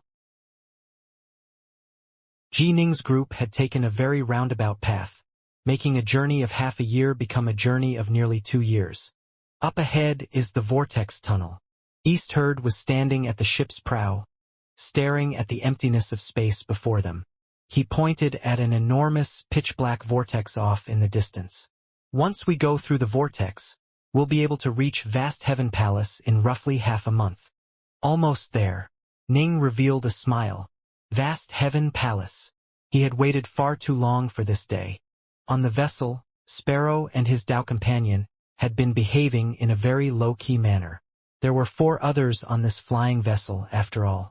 One was Sparrow's master, the second was his uncle master, and the other 2 were Dao Lords. Disciple. Eastherd looked at Sparrow as he spoke. There are no generational hierarchies in Vast Heaven Palace. We are all brothers, which is why we are very cautious when accepting new brothers into our fold. Formal members are only given a single talisman of welcome, and mine was given to my first disciple long ago. For now, just stay with me within Vast Heaven Palace. This can be considered a new, tempering experience for you. Yes. Sparrow and his Dao companion immediately said. But of course, the 2 of you could also beg Brother Darknorth for a chance. Eastherd said with a laugh. Your Uncle Master Darknorth is probably going to become a Dao Lord soon. Once he does, he'll be the 4th Palace Lord of Vast Heaven Palace. Our Palace Lords have much more authority than the rest of us. They have the authority to directly welcome new cultivators into our ranks. Sparrow and his Dao companion both immediately looked at Ning. Ning chuckled. Once he became a Palace Lord, he'd have a bit more authority, true. But he still couldn't just randomly accept new members. They had to be cautious with every new recruit. Otherwise, Vast Heaven Palace might end up like some other organizations which were filled with problems and strife. That would be terrible. Uncle Master Darknorth. Sparrow couldn't help but call out to him. This disciple of mine has a kind DSP-. Eastherd spoke out as well. I know what type of a person he is. Ning nodded. Sparrow was indeed a person who deeply valued his relationships. He was willing to risk his own life in order to save his Dao companion, something which Ning rather admired. Ning nodded. I'll handle Sparrow's entry into Vast Heaven Palace. Thank you, Uncle Master. Sparrow immediately expressed his gratitude. As for his Dao companion, Eastherd didn't say anything on her behalf. Recruiting people to join Vast Heaven Palace wasn't something to be done casually. In truth, Ning was only willing to help out because he approved of Sparrow's disposition. As for his Dao companion, for now Ning didn't know what she was like. He naturally wouldn't promise anything rashly. Rumble. The flying vessel flew straight into the howling vortex tunnel. Within the vortex, space flowed like streams of water which the flying vessel advanced through at high speeds. Ning couldn't help but sigh. The vortex tunnel linking the 3 realms to the Badlands territory was riddled with dimensional cracks and tears that would appear at random. It was an incredibly unstable vortex tunnel. Even world-level cultivators, if they were unlucky, might be trapped within one of the dimensional tiers and be teleported to a completely unknown location. This vortex tunnel, however, was an extremely stable one. The vast territories held both stable and unstable vortexes. Generally speaking, only the stable ones would be used by cultivators. The exit is up ahead. The flying vessel spent 3 days flying through the vortex tunnel. Ning stood at the prow of the vessel, and he was dimly able to see a chaos planet up ahead in the void of space beyond the exit. Whoosh! The flying vessel surged out from the vortex tunnel. But right at this moment, boom! It was like it had rammed into some sort of barrier which crackled with dim light. Not good. Ning was in control of the vessel, and his face instantly turned pale. Freeze! A sonorous voice rang out, instantly filling the entire region and causing space itself to be frozen. A silver flying shuttle flew out from a distant pocket of chaotic space. Ning was able to clearly make out that there was a silver-robed man standing within that silver shuttle. He had a grand, imposing aura and was staring straight at Ning with cold eyes. That's Dao Lord Blesswind of Clearwind Temple. Eastherd was shocked. Dao Lord Blesswind? Pill Saint and Su Yuji's faces tightened a bit as well. The 2 of them had learned quite a bit about Clearwind Temple on this journey, and they knew Dao Lord Blesswind to be one of the temple's Dao Lords of the 3rd step. At least it isn't Patriarch Clearwind. Ning wasn't worried at all. The only member of Clearwind Temple who could pose a threat to him was Patriarch Clearwind.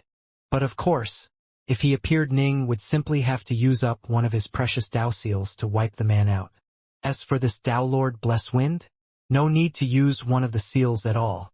Dark North of Vast Heaven Palace and East Herd of Vast Heaven Palace, I believe, a silver-robed man emerged from the distant flying shuttle. He slowly strode through the primordial chaos, his manner grand and imposing. Dark North of Vast Heaven, you actually have 2 Dao Lords of the first step serving you. Impressive, impressive. But since you've chosen to make an enemy out of Clearwind Temple, I'll have to do what I have to do. I do want to confirm with you, though. Are you truly a member of Vast Heaven Palace? According to Clearwind Temple's information, there was no one named Dark North amongst the fairly few formal members of Vast Heaven Palace. Given that Dark North had 2 Dao Lords of the first step serving as his retainers, and given that his sword intent alone was enough to capture 5 powerful world-level cultivators, he definitely was far too strong to be an irrelevant and nameless figure. Logically speaking, if he was an actual member of Vast Heaven Palace, Clearwind Temple would have found out about him long ago. This is our first time meeting each other.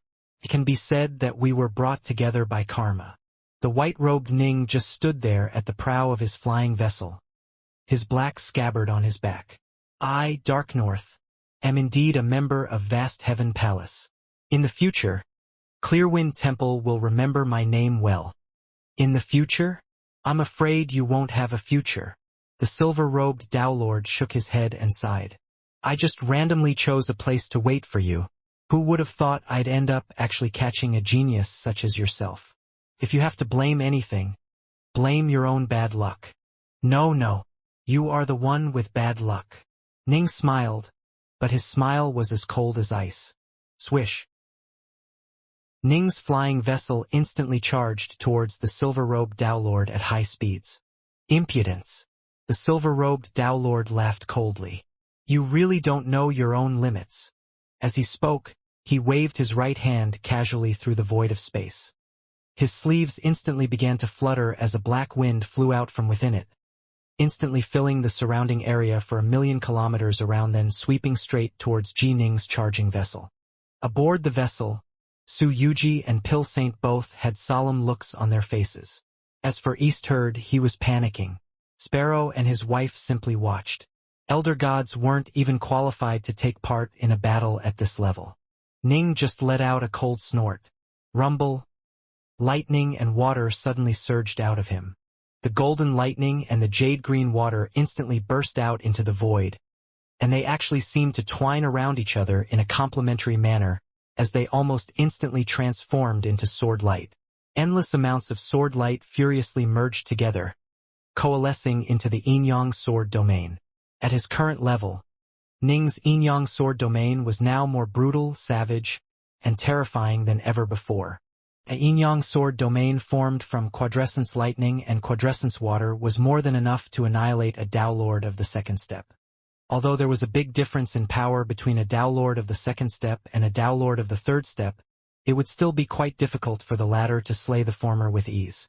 Dao Lord Blesswind was skilled in the Dao of Wind, and he was able to easily slay Dao Lords of the second step in close combat. He would not, however, be able to wipe them out from a distance merely by using a few secret arts. In the end, Dao Lord Blesswind was nothing more than a Dao Lord of Clearwind Temple. He simply didn't have any earth-shatteringly powerful secret arts. Ning's sword domain of lightning and water was capable of slaying Dao Lords of the second step, but this Black Tempest was not. When these two surges of power clashed against each other, whoosh, the dominating sword domain of water and lightning forcibly ripped the Black Tempest into shreds, then continued to surge towards Dao Lord Blesswind in a savage manner. What? Dao Lord Blesswind's face instantly turned pale. Impossible. How could my secret art be defeated by a world-level cultivator's secret art? This was an absolute joke. But the two world-level disciples of Dao Lord Blesswind were completely stupefied. Ning's vessel, East Herd, Sparrow, and his Dao companion had been extremely nervous. Now they were just as stupefied as Dao Lord Blesswind's disciples. The secret arts of a Tao Lord of the third step had been broken just like that.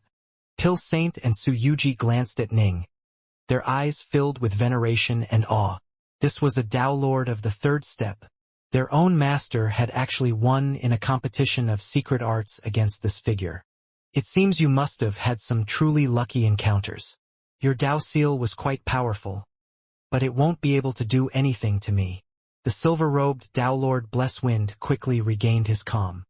He had immediately decided that Ning must have used a Tao seal, as he still refused to believe that a world-level cultivator could possess a secret art of such unearthly power. Then die beneath my blade.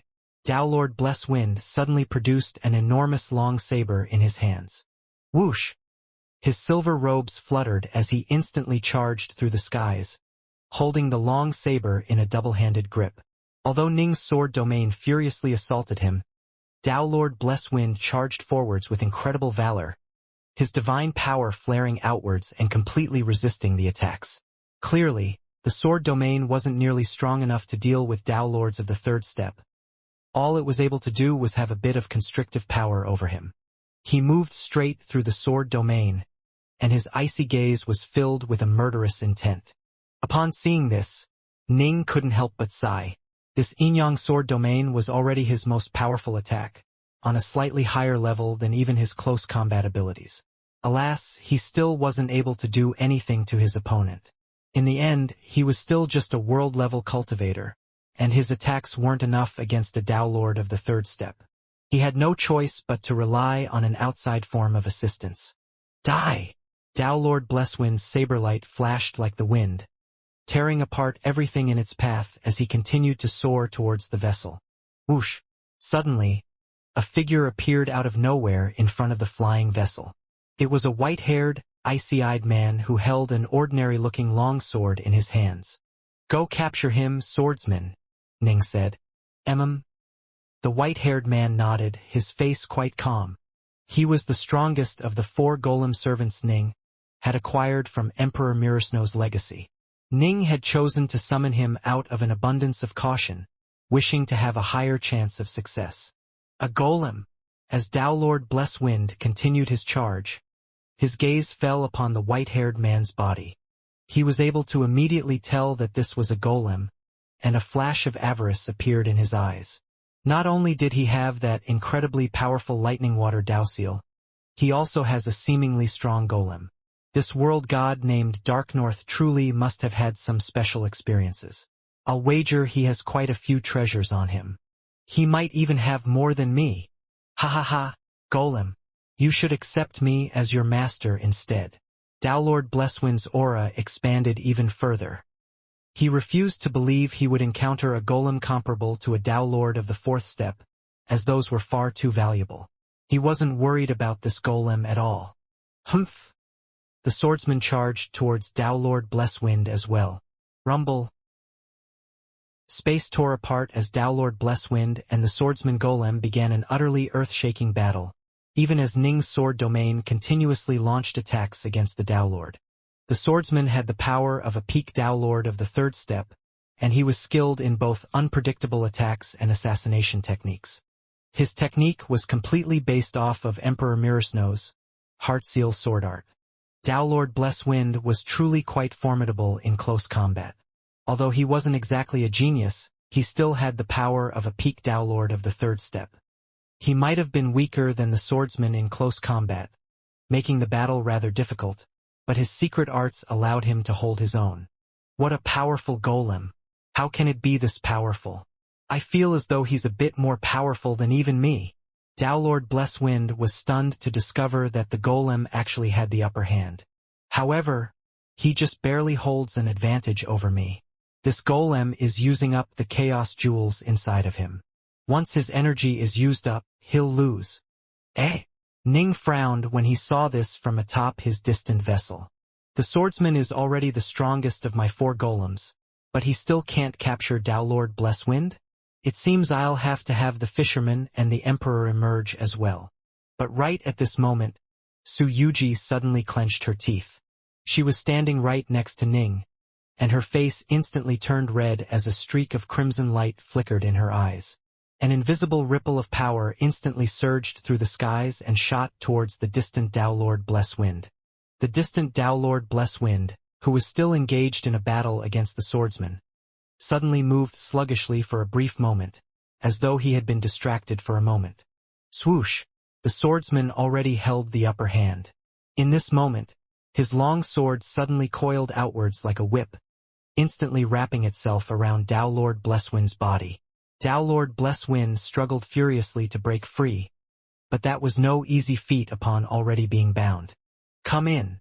The swordsman produced a gourd in his hand, then caused it to emit a powerful attractive force that drew Downlord Blesswind into it. The swordsman turned his head to glance at Ning, then was drawn back into the estate world within the mirrors, now painting once more. No! Master! The two world-level disciples in the silver shuttle were completely stunned. They were also completely surrounded by that sword domain of lightning and water. They knew exactly how powerful this sword domain was, and so they didn't dare to fight back at all, allowing Ning to capture them as well. We won. A look of completely disbelief was on Eastherd's face. That was... Sparrow and his wife were both stunned as well.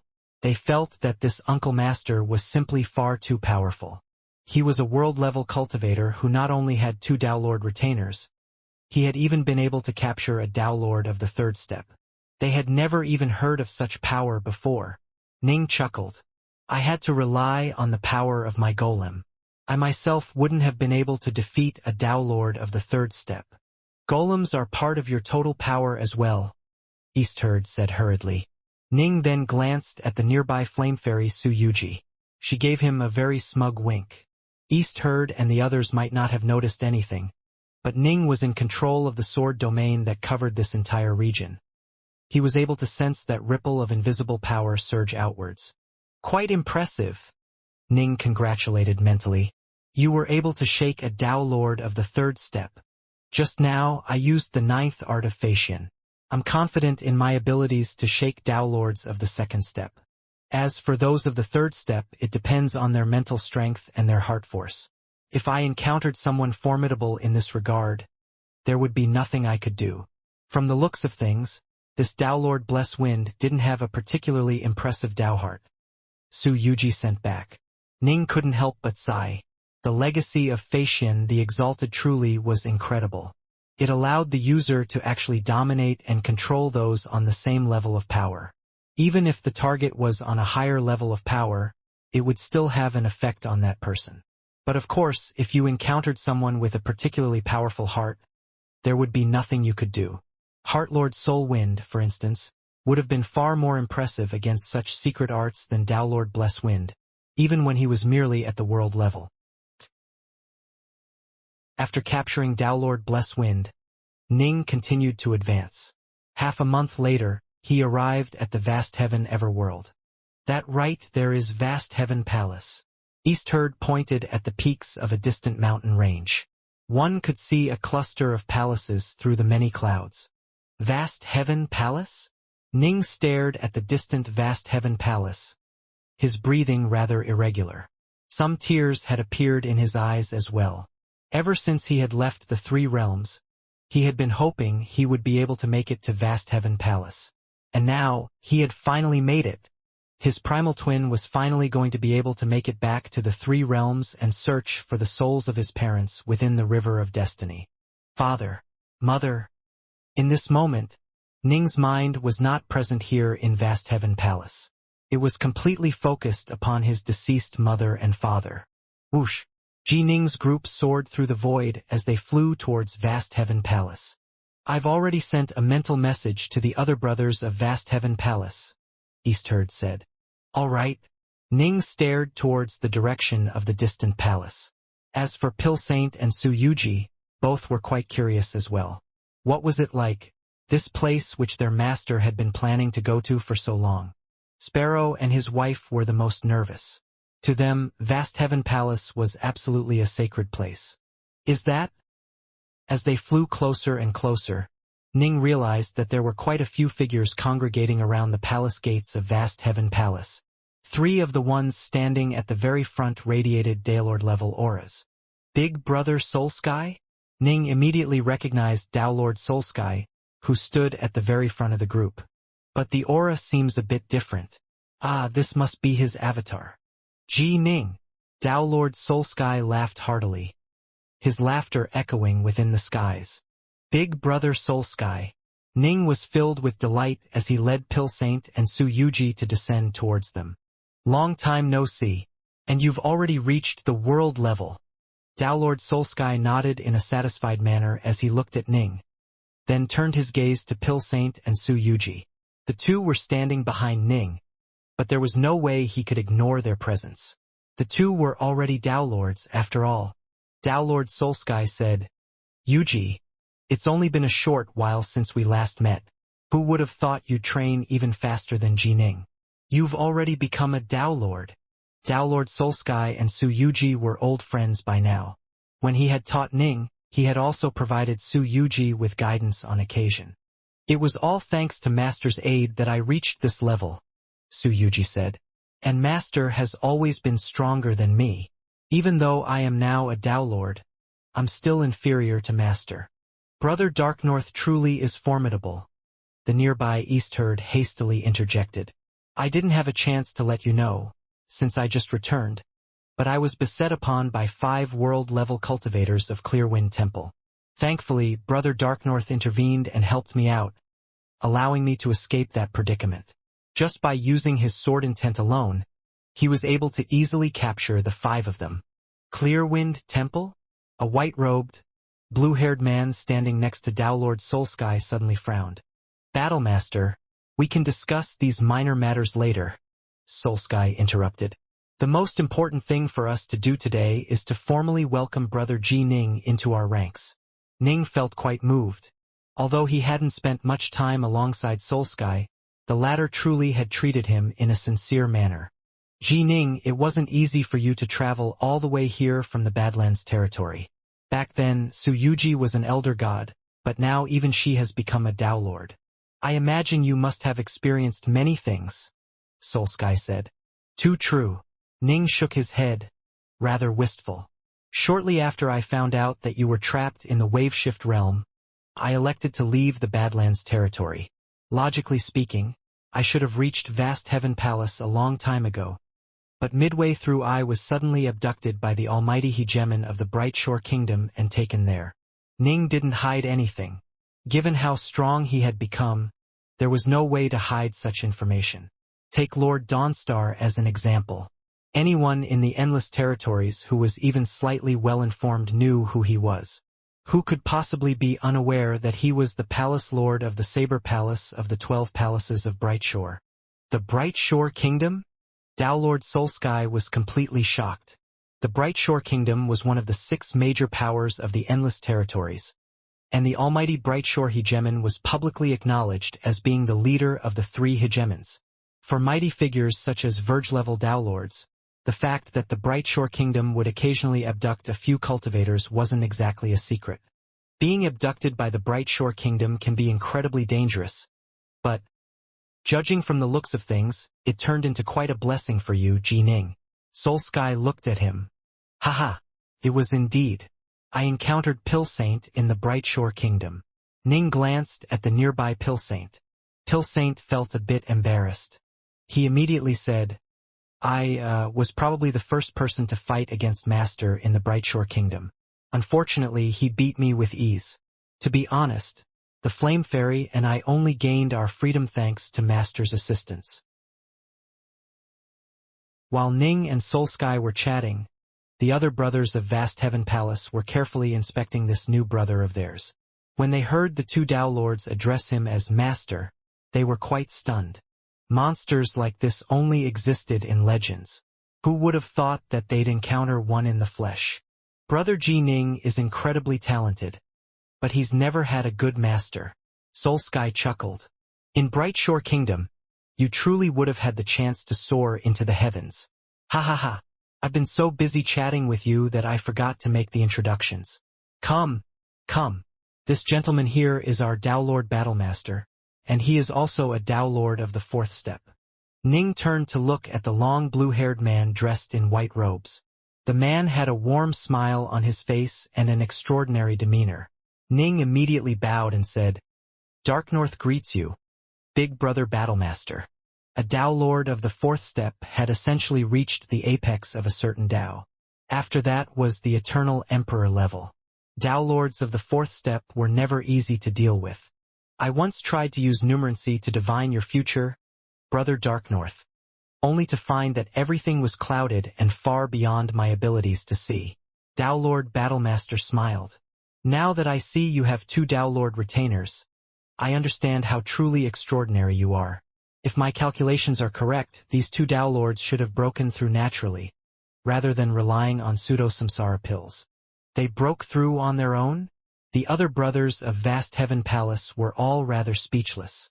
When they had seen two Dao Lords of the first step, they had assumed that both had relied on pseudo-samsara pills. The stronger Ji Ning is, the better. Vast Heaven Palace has gained yet another powerful brother. Soul Sky introduced the next person. This gentleman next to me is our newly ascended Dao Lord Brightfish. He is now a Dao Lord of the second step. Dark North. Dao Lord Brightfish smiled at him. Ning felt quite startled, but on the surface he responded in a very calm manner.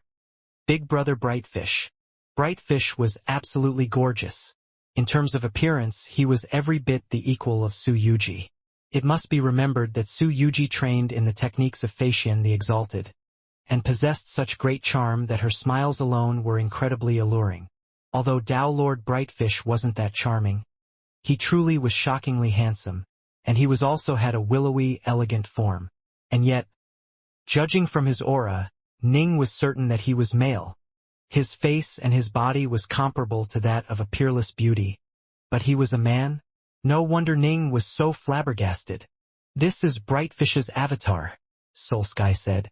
"Brightfish himself is adventuring in the outside world. He's far more talented than both myself and Battlemaster." "You praise me too much, Big Brother?" Dao Lord Brightfish hurriedly said. Soul Sky laughed loudly. "Not at all, not at all. Ji Ning, as for our other brothers, I'll introduce you to them later, over some drinks and conversation." Ning nodded but couldn't help but ask, "What about the three Wujiao god beasts?" Everyone fell silent. Dao Lord Soul Sky let out a sigh. Northrest. Ugh. Those three Wujiao god beasts caused Northrest's death. Vast Heaven Palace would never let them off for that. Although they fled long ago, Battlemaster was able to use his numerancy to divine their location. The three of them were wiped out by us long ago. And so a question that had plagued Ning for quite some time was answered. Next was the welcoming banquet, where all the brothers of Vast Heaven Palace gathered together.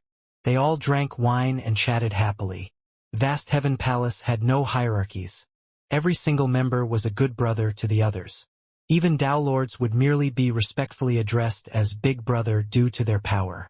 This was just the type of atmosphere Ning liked, and he could sense that everyone treated him with sincerity. Over the course of the banquet, Ning got to know more than half of the brothers of Vast Heaven Palace, as well as some who were still adventuring in the outside world. After the banquet, Ji Ning, Vast Heaven Palace is quite a large place. We have many residences within it, most of which are empty. This one, that one, and that one. All of them are free for the choosing.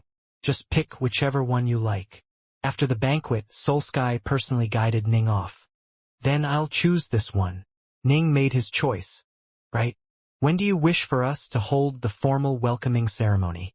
Soul Sky looked at Ning. Technically, Ning simply had the talisman of welcome. He hadn't actually joined Vast Heaven Palace. "A month from now," Ning said. Right now, the most important task before him was resurrecting his parents. All right. Soul Sky was in no rush. To cultivators, a month truly was nothing. Vast Heaven Palace. Within the Dark North Estate. Pill Saint, Yuji, I need to go into secluded meditation for a period of time. If there's nothing important, do not disturb me, Ning instructed. Yes, Master. Pill Saint and Su Yuji both acknowledged the order. Ning nodded, then entered his meditation chambers. Rumble. The doors to the meditation chambers swung shut. Ning sat down in the lotus position, then closed his eyes. His mind was completely focused on the distant three realms. The primordial chaos outside the three realms. A black-robed Ning was striding through the dimensions. He quickly emerged from his own estate and arrived in the void of the three realms. Whoosh! The black-robed Ning stepped into yet another dimension as he stood there within the three realms, sensing the fluctuations rippling through it. It had been far, far too long since he had entered the three realms and the area of influence its essences held sway over. For many years now, this had been a forbidden area for him. If he dared to take so much as a single step into it, he would have died and his Tao would have vanished. The three realms. The black-robed Ning swept his gaze across the 3,000 major worlds and the trillions of minor worlds. Even everything within the celestial realm and the netherworld kingdom was contained within his gaze. The black-robed Ning's gaze was focused upon a river that flowed through the void. This river was the river of destiny. Destiny was omnipresent. All living beings had their own destiny.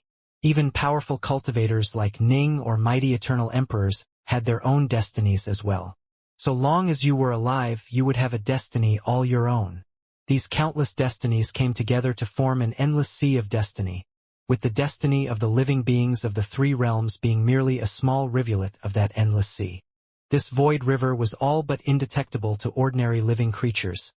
But Ning was able to see countless true souls flowing through that great river. Whoosh! Ning swept the river searchingly with his gaze. Father! Mother! Ning suddenly revealed a look of excitement on his face. He had discovered two true souls which were located right next to each other, rising and falling through the waves of the river together. Ning was very familiar with the auras given off by those two true souls. He would never be able to forget them. Those true souls were the true souls belonging to his father and his mother. Only major powers who had personally seen Yuchi Snow and Ji Chuan would be able to locate their true souls within the endless flow of true souls in the river of destiny. Freeze! Ning sent out his will. Rumble, an invisible, powerful stream of sword intent that was as gentle as water instantly encompassed the entire river of destiny, causing it to come to a complete halt. Merely seeing the river of destiny was easy, but to draw true souls out from within it and then revive them was incredibly difficult. This was because such an action represented going against the will of the heavens and changing the flows of destiny. It went against the very laws of the three realms themselves. However, Ning was now powerful enough to annihilate the three realms with ease. He was naturally able to easily accomplish a task like this. Still, if Ning's parents had perished in an everworld, there would be no way for Ning to retrieve their true souls from that everworld's river of destiny. This was because the repercussions of breaking an everworld's laws were far greater. Most likely, only eternal emperors and outlandishly strong Tao Lords would be able to resist those repercussions. The river of destiny had been frozen in place. None of the countless mortal denizens in the three realms could sense the laws of the three realms trying to fight back, but the more powerful immortals and fiendgods of the three realms could. The Crescent World. Mount Innerheart. Two figures were seated opposite of each other, holding a casual conversation regarding the world and the Tao. The river of destiny just came to a halt.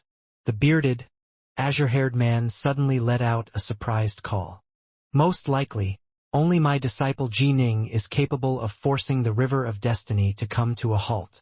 Opposite the first man was a white-haired, white-bearded old man, Subhuti. These two were currently the two strongest members of the three realms. One was Ning's master, Subhuti, who had been ranked the top master of the Tao of spacetime in all the three realms. Ever since Fuxi, Shenong, Swerin, Taoist Three Purities, Lord Tathagata, Hui, and the others had all sacrificed themselves in the End War, Subhuti had become the #1 expert of the entire Nuwa Alliance. But of course that was excluding Ning, who had long ago reached the world level. The other man was the Lord of all Fiends of the Seamless Gate. He was now their sole leader, Wind Fiend, and he had long ago surpassed the limits of the heavenly Daos in movement speed. Both were at extremely high levels of enlightenment and were far superior to most elder gods and ancestral immortals in this regard. Ever since Ning had reached the world level, he began to transmit many techniques back to the three realms. With those techniques guiding them, they instantly became far more powerful than they had been in the past. At present, they had reached such a high level of insight that they were able to break through to the world level whenever they wished. This was why they often sat together to discuss the Tao with each other. When all of their arrangements and preparations were complete, they would break through to the world level. It really is Ji Ning. Windfiend's divine sense instantly spread out across all the three realms, discovering the black-robed Ning standing in the void of the three realms. He could sense that stately, awe-inspiring aura of majesty radiating out from Ning. "Let's go." Subhoodie waved a finger, causing a spatial vortex to appear next to them. Whoosh! The two both entered the spatial vortex, then hastened towards Ning. The river of destiny froze? Mt. Ling in the eastern lands of the celestial realm. Buddha Maitreya sat above all others. He was now the new Lord Buddha of the Buddhist Sangha. He had always had a very high level of enlightenment, being just slightly inferior to Lord Tathagata himself. Ever since Ji Ning had transmitted many new techniques to the three realms, he had grown much more powerful and was second only to the likes of Subhoodie and Windfiend. Fruitflower Mountain. It's my junior apprentice brother. The Monkey King had been munching away at his food when he suddenly froze, then revealed a look of delight. Time to go take a look. Sun Wukong was an incredibly talented figure, and he was now one of the top 10 figures of the three realms. Taoist Jade Cauldron, Kwafu, Holy Flame, Blood Swan, Amitba, and the other experts of the three realms all sensed the ripples and immediately hastened over there as well. The black-robed Ning stood there amidst the void of the three realms. He could sense space rippling in the area around him as one figure after another began to emerge. His master, Subhoodie, his senior apprentice brothers Sun Wukong and Silvermoon, Buddha Maitreya, Buddha Amitba, Jade Cauldron, Blood Swan, they all began to appear, one after another, and Ning nodded in their direction. As for these immortals and fiendgods, they just watched afar, not moving to intervene. Ever since Ning had broken through to the world level, he had continuously transmitted techniques back to them. In truth, Ning was quite amazed. The cultivators of the three realms weren't necessarily all monstrous geniuses, but on the whole they were clearly far more talented than cultivators from other chaos worlds.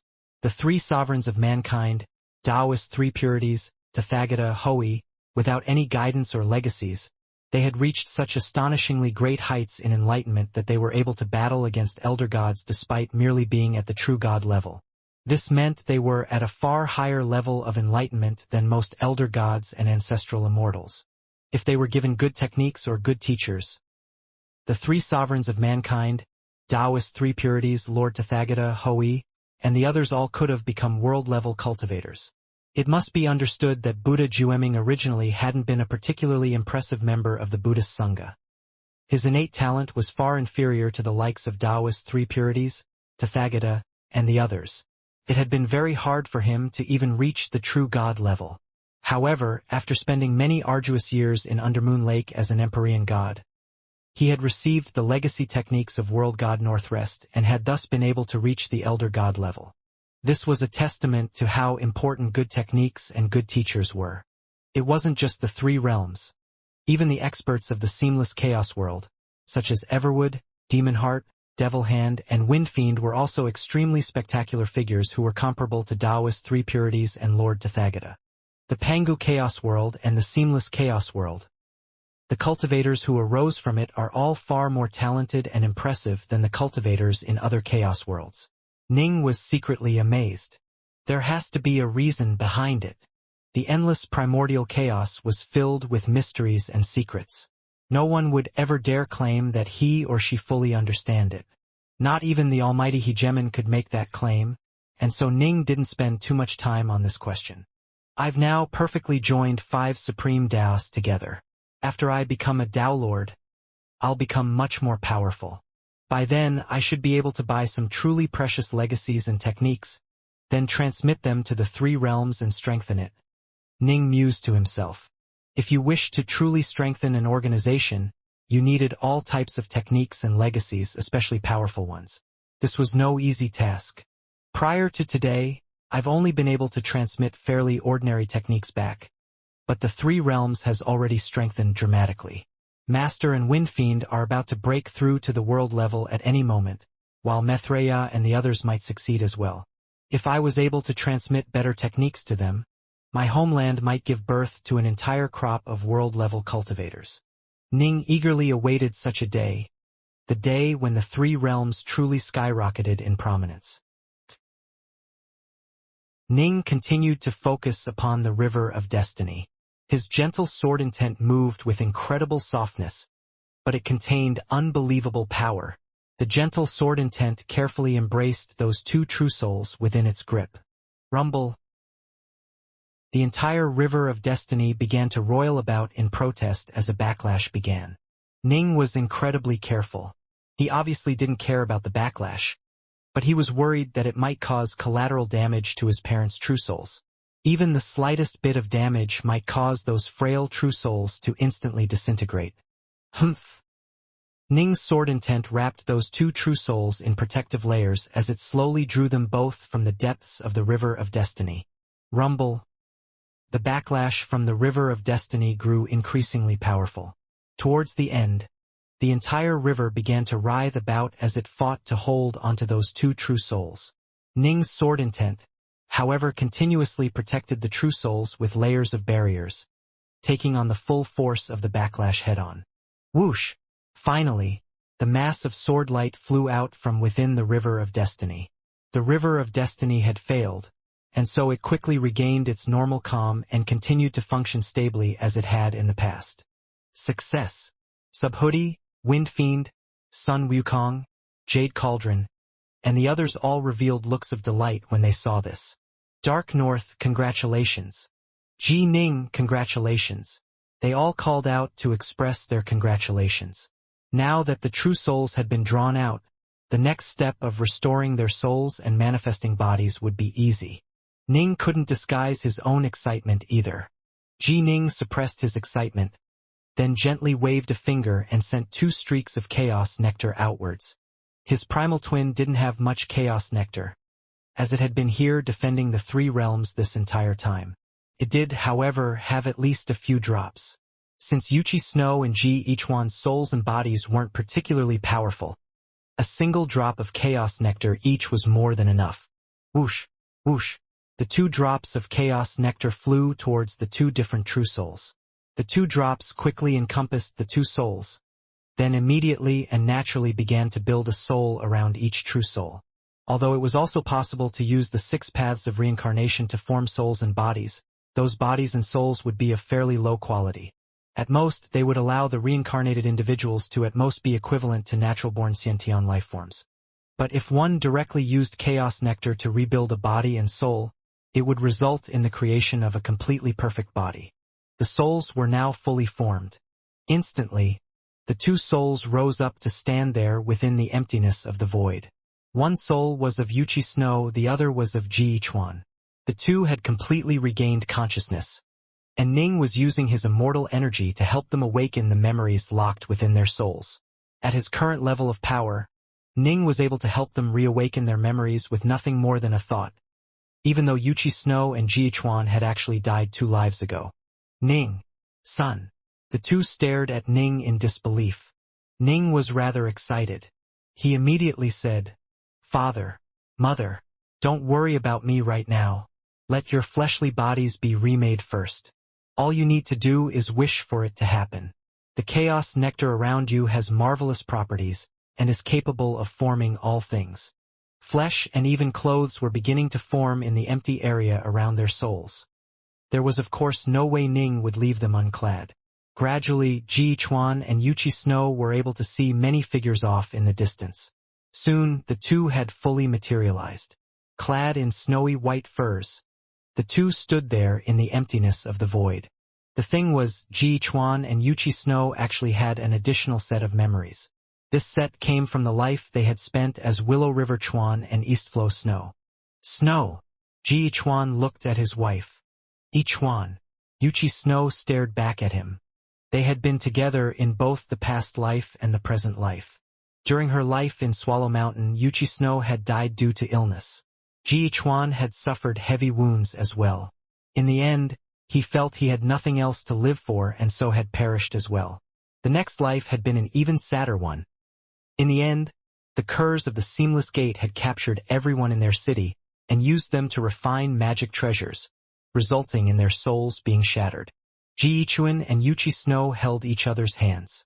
Ning, son. They turned their gazes towards Ning. What's going on? Ichuan was completely puzzled.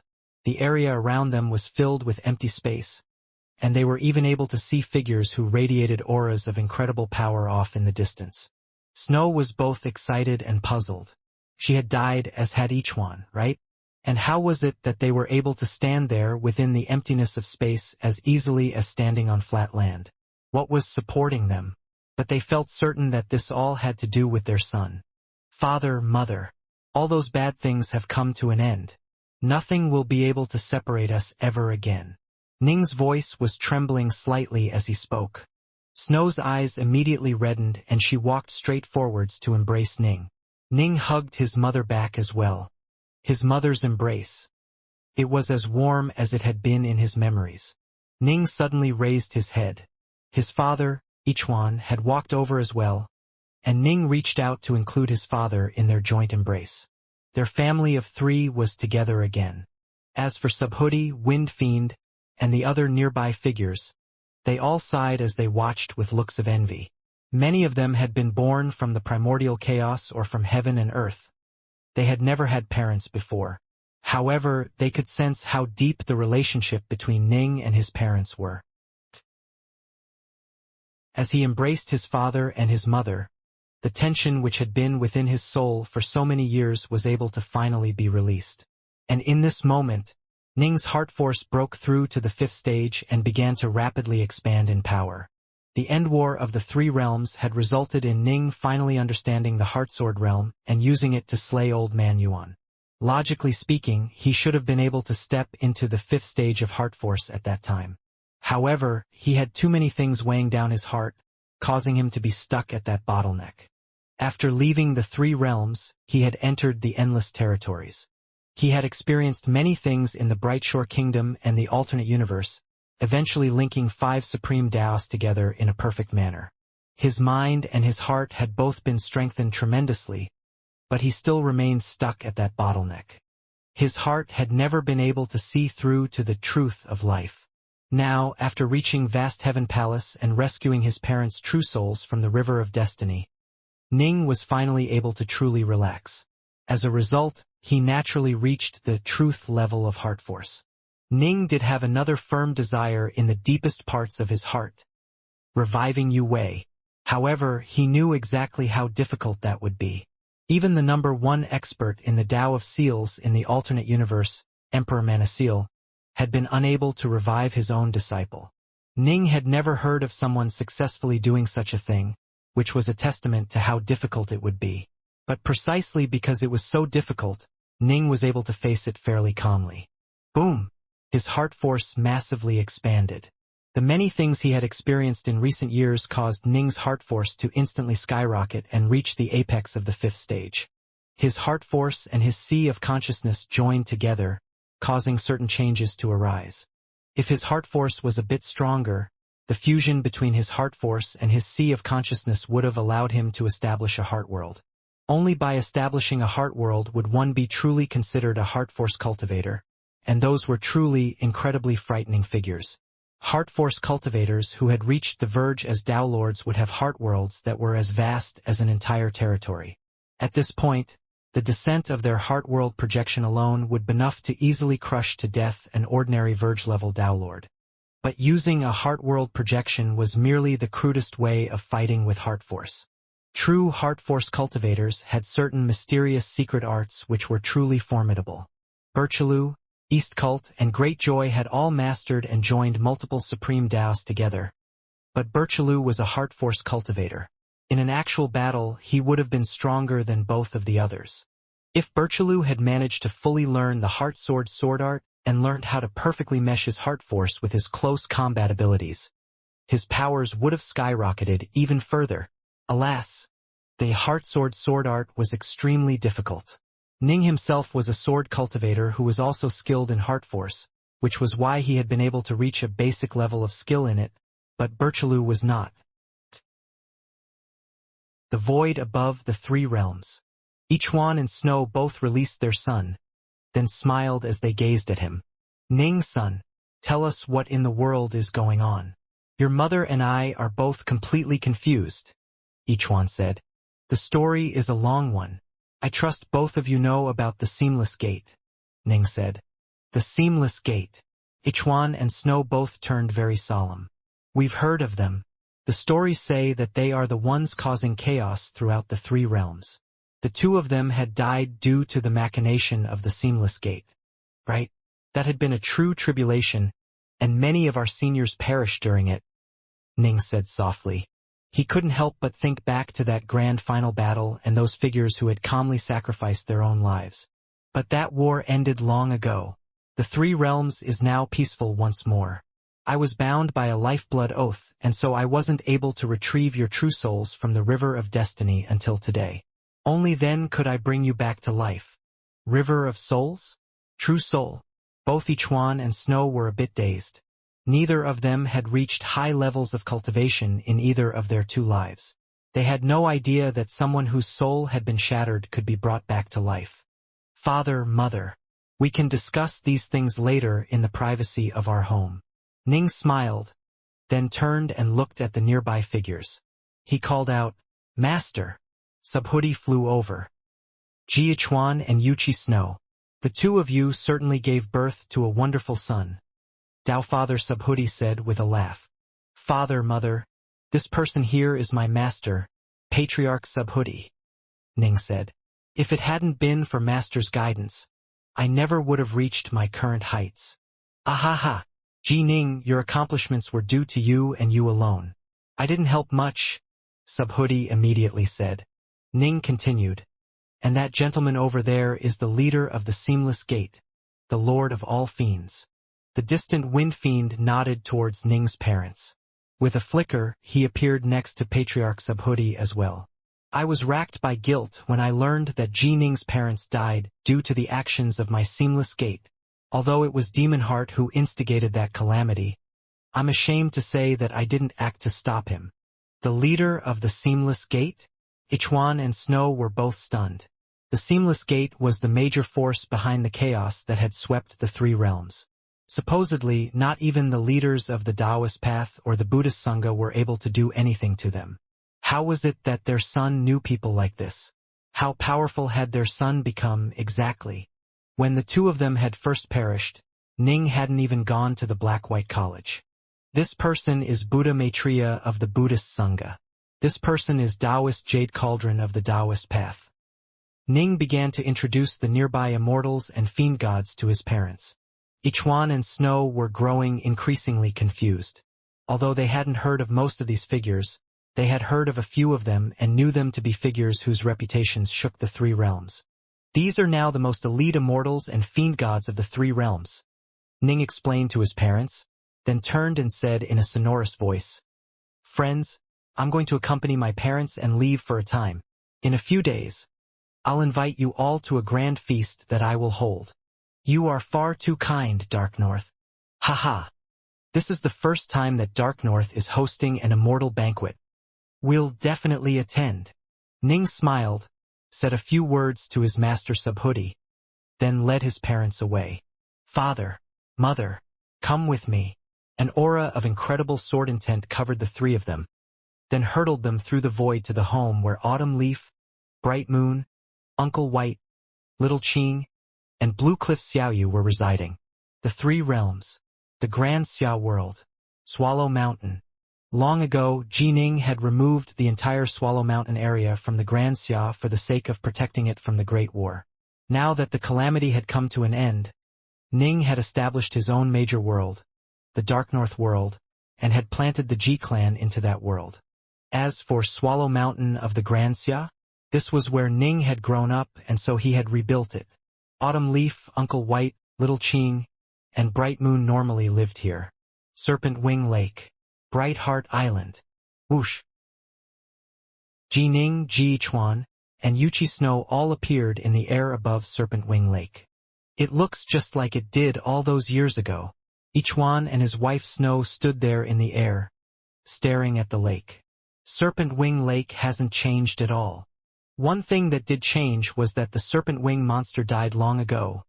Ning joked by their side. Ning, son. What on earth has happened in recent years? Snow looked at her son. I'll tell you later. Mom, Dad, look over there. Your granddaughter is coming. Ning pointed off into the distance. A black-robed maiden was flying towards them from afar, her face covered with joy. Behind her were Autumn Leaf, Uncle White, Little Qing, Blue Cliff Xiaoyu, Mu North Sun, and Immortal Diansai. Young Master. Senior Apprentice Brother. Master. They each called out joyfully towards Ning. As they flew closer, Autumn Leaf and Uncle White were stunned, especially Uncle White. He stared blankly at the two figures standing by Ning's side, and his tears suddenly came cascading downwards. Ichuan stared back at Uncle White, then revealed a smile. Little White. Big brother. Uncle White stared at Ichuan. The two were like brothers, and they had ventured through life and death by each other's sides many times. They were extremely close to each other. Big Sister Snow. Uncle White then looked at Snow. You all. Master. Autumn Leaf was extremely excited as well, and she hurriedly curtsied. Autumn Leaf. Snow smiled and nodded. Ning had 2 attendants by his side when he was young. Spring Grass had died long ago, but Autumn Leaf had been by his side this entire time. As for Ning, he stared at the black-robed maiden and barked, Bright Moon, get over here and pay your respects to your grandmother and grandfather. Bright Moon was rather stunned. She had heard of her grandparents, but had never met them before. Upon hearing Ning's orders, she immediately fell to her knees and said, Bright Moon greets you, grandfather and grandmother, big brother, big sister Snow. This is Bright Moon. She's the daughter of Jining and Yue. Uncle White immediately said, Our granddaughter? Ichuan and Snow were both overjoyed. When they died, Ning had still been quite young. Who would have thought that they'd suddenly have a grandchild? Rise, rise. Snow immediately lifted her granddaughter up. The more she looked at Bright Moon, the happier she felt. Bright Moon's appearance was similar to that of both Ning and Yue. Although she looked more like Yue, she did have some of Ning's traits as well. What a beautiful girl. I have such a beautiful granddaughter. Your mother must be a beauty as well. Ning, son, where's your wife? Didn't Little White say that your wife's name is Yue? Snow smiled. Everyone suddenly fell silent. Snow and Yuchi didn't know what was going on, but everyone else knew what had happened. Years ago, Yue had been publicly killed during the wars by the black-robed God King. Ning responded with perfect calm. She's gone. Ichu and Snow immediately understood. It seemed as though many things had happened over the years. Grandpa, Grandma. There seems to be many things you aren't aware of. Let me tell you. Bright Moon immediately began to warmly narrate the story to Ichuan and Snow. Shortly after you passed away, but before my father had joined the Black-White College. That's where I'll start the story. Haha. The two of you are going to be stunned by this. Seeing this, Ning just stood there and watched with a smile on his face. There was no need to hide any of his past history. Ichuan and Snow listened to their daughter, Bright Moon, narrate Ning's story.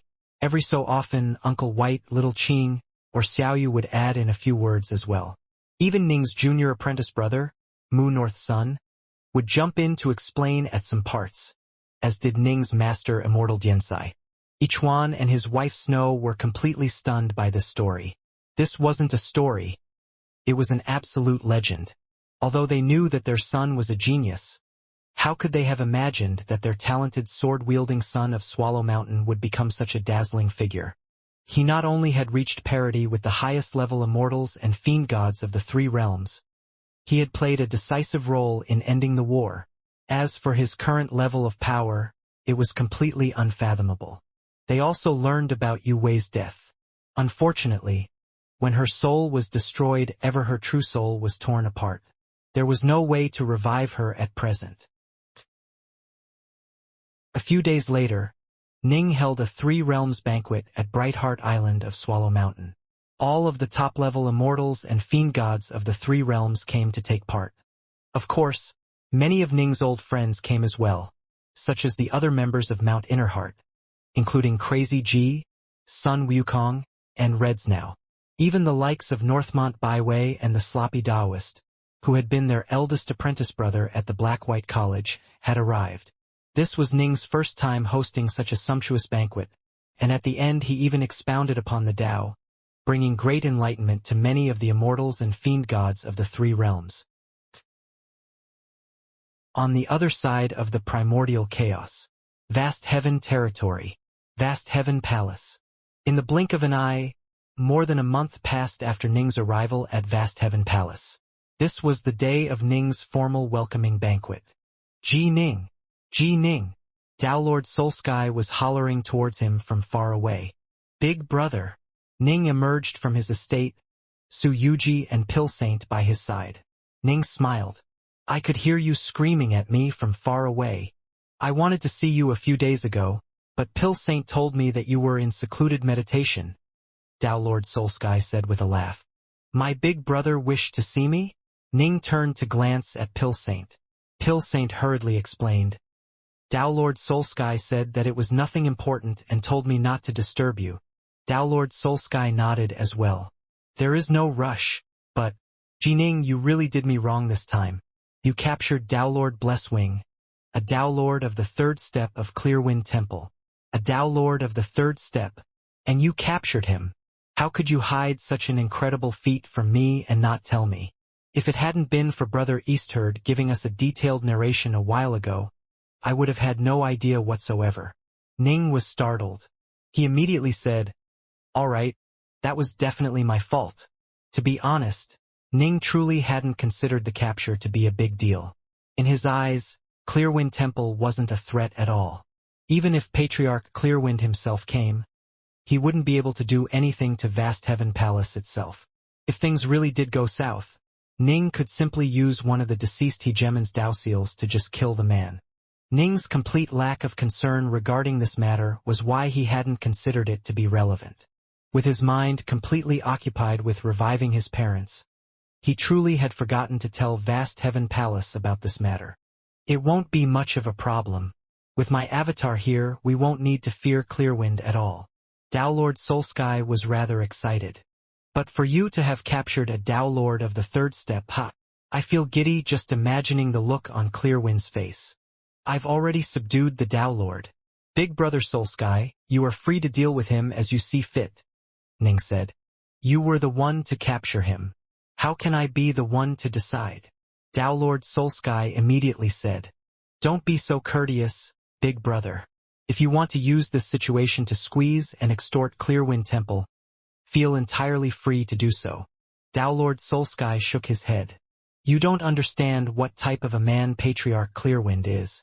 He won't be easy to blackmail. Forget it. There's no way Clearwind will just ignore something like this. We'll wait and see. Ning nodded. Right, big brother. There's something I need to ask you to help me out with. What is it? Tao Lord Soulsky asked. I want to collect some techniques, secret arts, and divine abilities, Ning said. I need all types of techniques. Tao Lord Soulsky looked at Ning. Are you planning to set up your own school? Ning shook his head. No, it's for the sake of my homeland. My homeland doesn't have any good techniques. I want to procure some good ones for them, Ning said. Vast Heaven Palace has some basic techniques which can be transmitted to others without any issues, Tao Lord Soulsky said. But the more powerful ones, we have our own rules about their disposition. Ning said, We'll do everything in accordance with the rules. I need all types of divine abilities, techniques, and secret arts below the Tao Lord level. And I'll pay as much Chaos Nectar as the rules require. Even the Tao Alliance was willing to sell its many secret arts and divine abilities, to say nothing of Vast Heaven Palace. Even Tao Lord Algod's Novescence Water and other such techniques had ended up being sold to the Brightshore Kingdom. Ning only needed techniques that were below the Downlord level. More profound techniques were not necessary for now. Vast Heaven Palace didn't really have that many powerful legacies either. Oh, below the Downlord level? That'll be easy. Downlord Soulsky nodded. However, over the course of countless years, Vast Heaven Palace has accumulated quite a few techniques. If we were to give you everything we have, it'd cost you 3 million cubes of chaos nectar.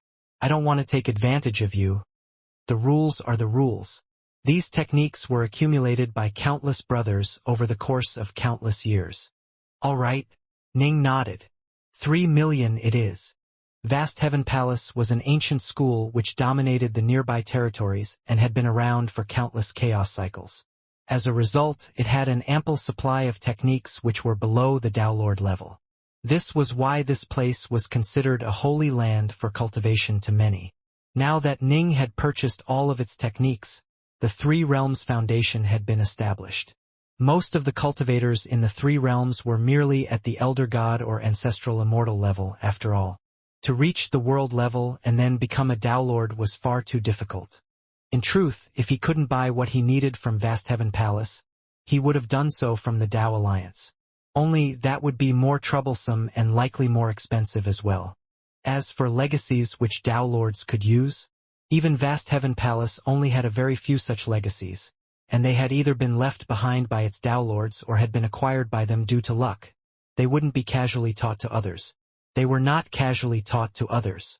What Ning was planning to do was to create a few legacies of his own and leave them to the Three Realms. For example, his Bright Moon Sword Art was definitely one of the most supreme of legacies. But of course, not just anyone would be permitted to study it. The interested parties would have to go through many layers of trials before they could learn the Sword Tao which Ning had so painstakingly created. Using Vast Heaven Palace's repository, built up over the course of countless years, to serve as the foundation of the Three Realms shall be enough. Ning felt a surge of joy in his heart. Ha! You were able to agree to 3 million cubes with such ease. Downlord Soulsky laughed. As expected for someone capable of capturing a Downlord of the third step. Your resources truly are extraordinary. I just had better luck than most, Jining said. Big Brother Soulsky, all of our brothers have arrived and are waiting. Are you done chatting? The Downlord Brightfish's laughter could be heard from afar. Patience, my brother Brightfish. We'll be there shortly. Downlord Soulsky looked at Ning. Come, come. Let us make haste. The welcoming banquet is about to commence. The formal welcoming ceremony took place. After the ceremony ended, Ning was now considered a formal member of Vast Heaven Palace. This caused Downlord Soulsky, Downlord Battlemaster, and Downlord Brightfish to all feel slightly relieved. They could tell that Ning was guaranteed to be an extraordinary Downlord. Although he had a talisman of welcome, it was entirely permissible for him to change his mind prior to actually joining Vast Heaven Palace. Now that he had joined, he truly would be a lifelong friend and brother. Rumble. Within the darkness of space, a shrine which was emanating ripples of strange azure power was flying at high speeds. As the energy streams surged and flowed around it, it was able to hurtle through space at astonishing speeds. An old man dressed in handsome black robes stood within the shrine, staring silently into space. His eyes were as calm as the depths of the sea. Beneath him stood 7 respectful world-level cultivators. He managed to capture Bless Wind. This young fellow named Dark North really is quite daring, the black-robed elder said calmly. He's even more daring than Soulsky, one of the world-level disciples said immediately. Patriarch, Dark North must have acquired some special treasures thanks to a stroke of great luck. Downlord Bless Wind said it himself, right? He was beaten by a golem which had the power of an apex Downlord of the third step, then captured due to a nasty trick they pulled on him. No matter what, this Dark North is merely a world-level cultivator. He won't be able to fight back against you at all, Patriarch. Can't be too complacent, Patriarch Clearwind said calmly. These strokes of great luck can sometimes involve truly earth-shattering treasures. He was a Downlord of the fourth step. Downlords of the fourth step were completely different from Downlords of the third step. To reach the fourth step meant reaching the verge of the Tao merge, which meant that you had reached terrifying heights in a certain Tao.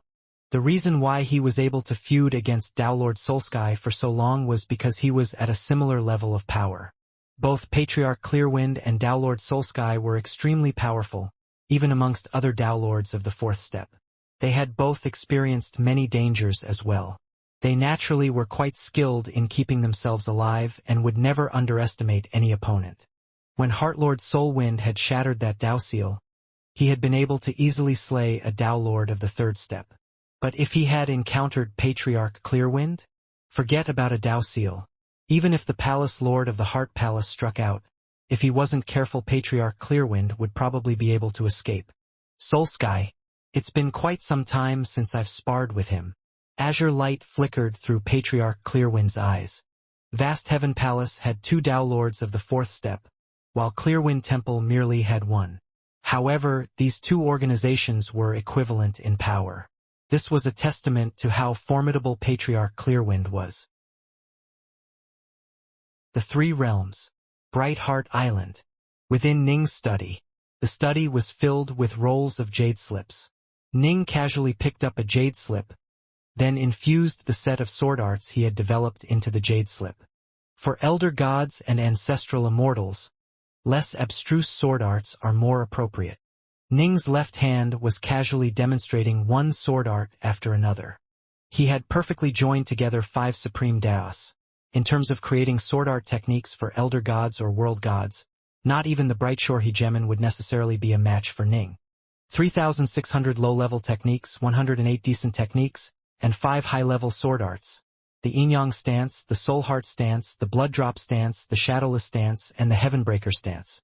The Kormos technique shall be the perfect junction of these 5 types of sword intent. The sword arts which Ning had created included all types of sword arts, including sword arts that were more suited for women, sword arts that were meant to be used with just one arm, sword arts that suited those who were a bit foolish. All types of sword arts had been created, and the creation process was actually another way for Ning to analyze and better understand the nature of the Tao of the sword.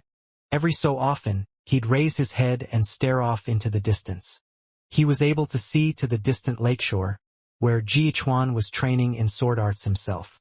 Next to him watched Yuchi Snow, while their granddaughter Ji Bright Moon continuously called out words of advice and guidance. Bright Moon had indeed reached a much more impressive level of expertise in the Tao of the sword than her grandfather Ichuan, and Ichuan actually enjoyed having his granddaughter teach him. Ha ha! As Ning watched, he couldn't help but grin. His father, his mother, and his daughter Bright Moon. Everything was so wonderful.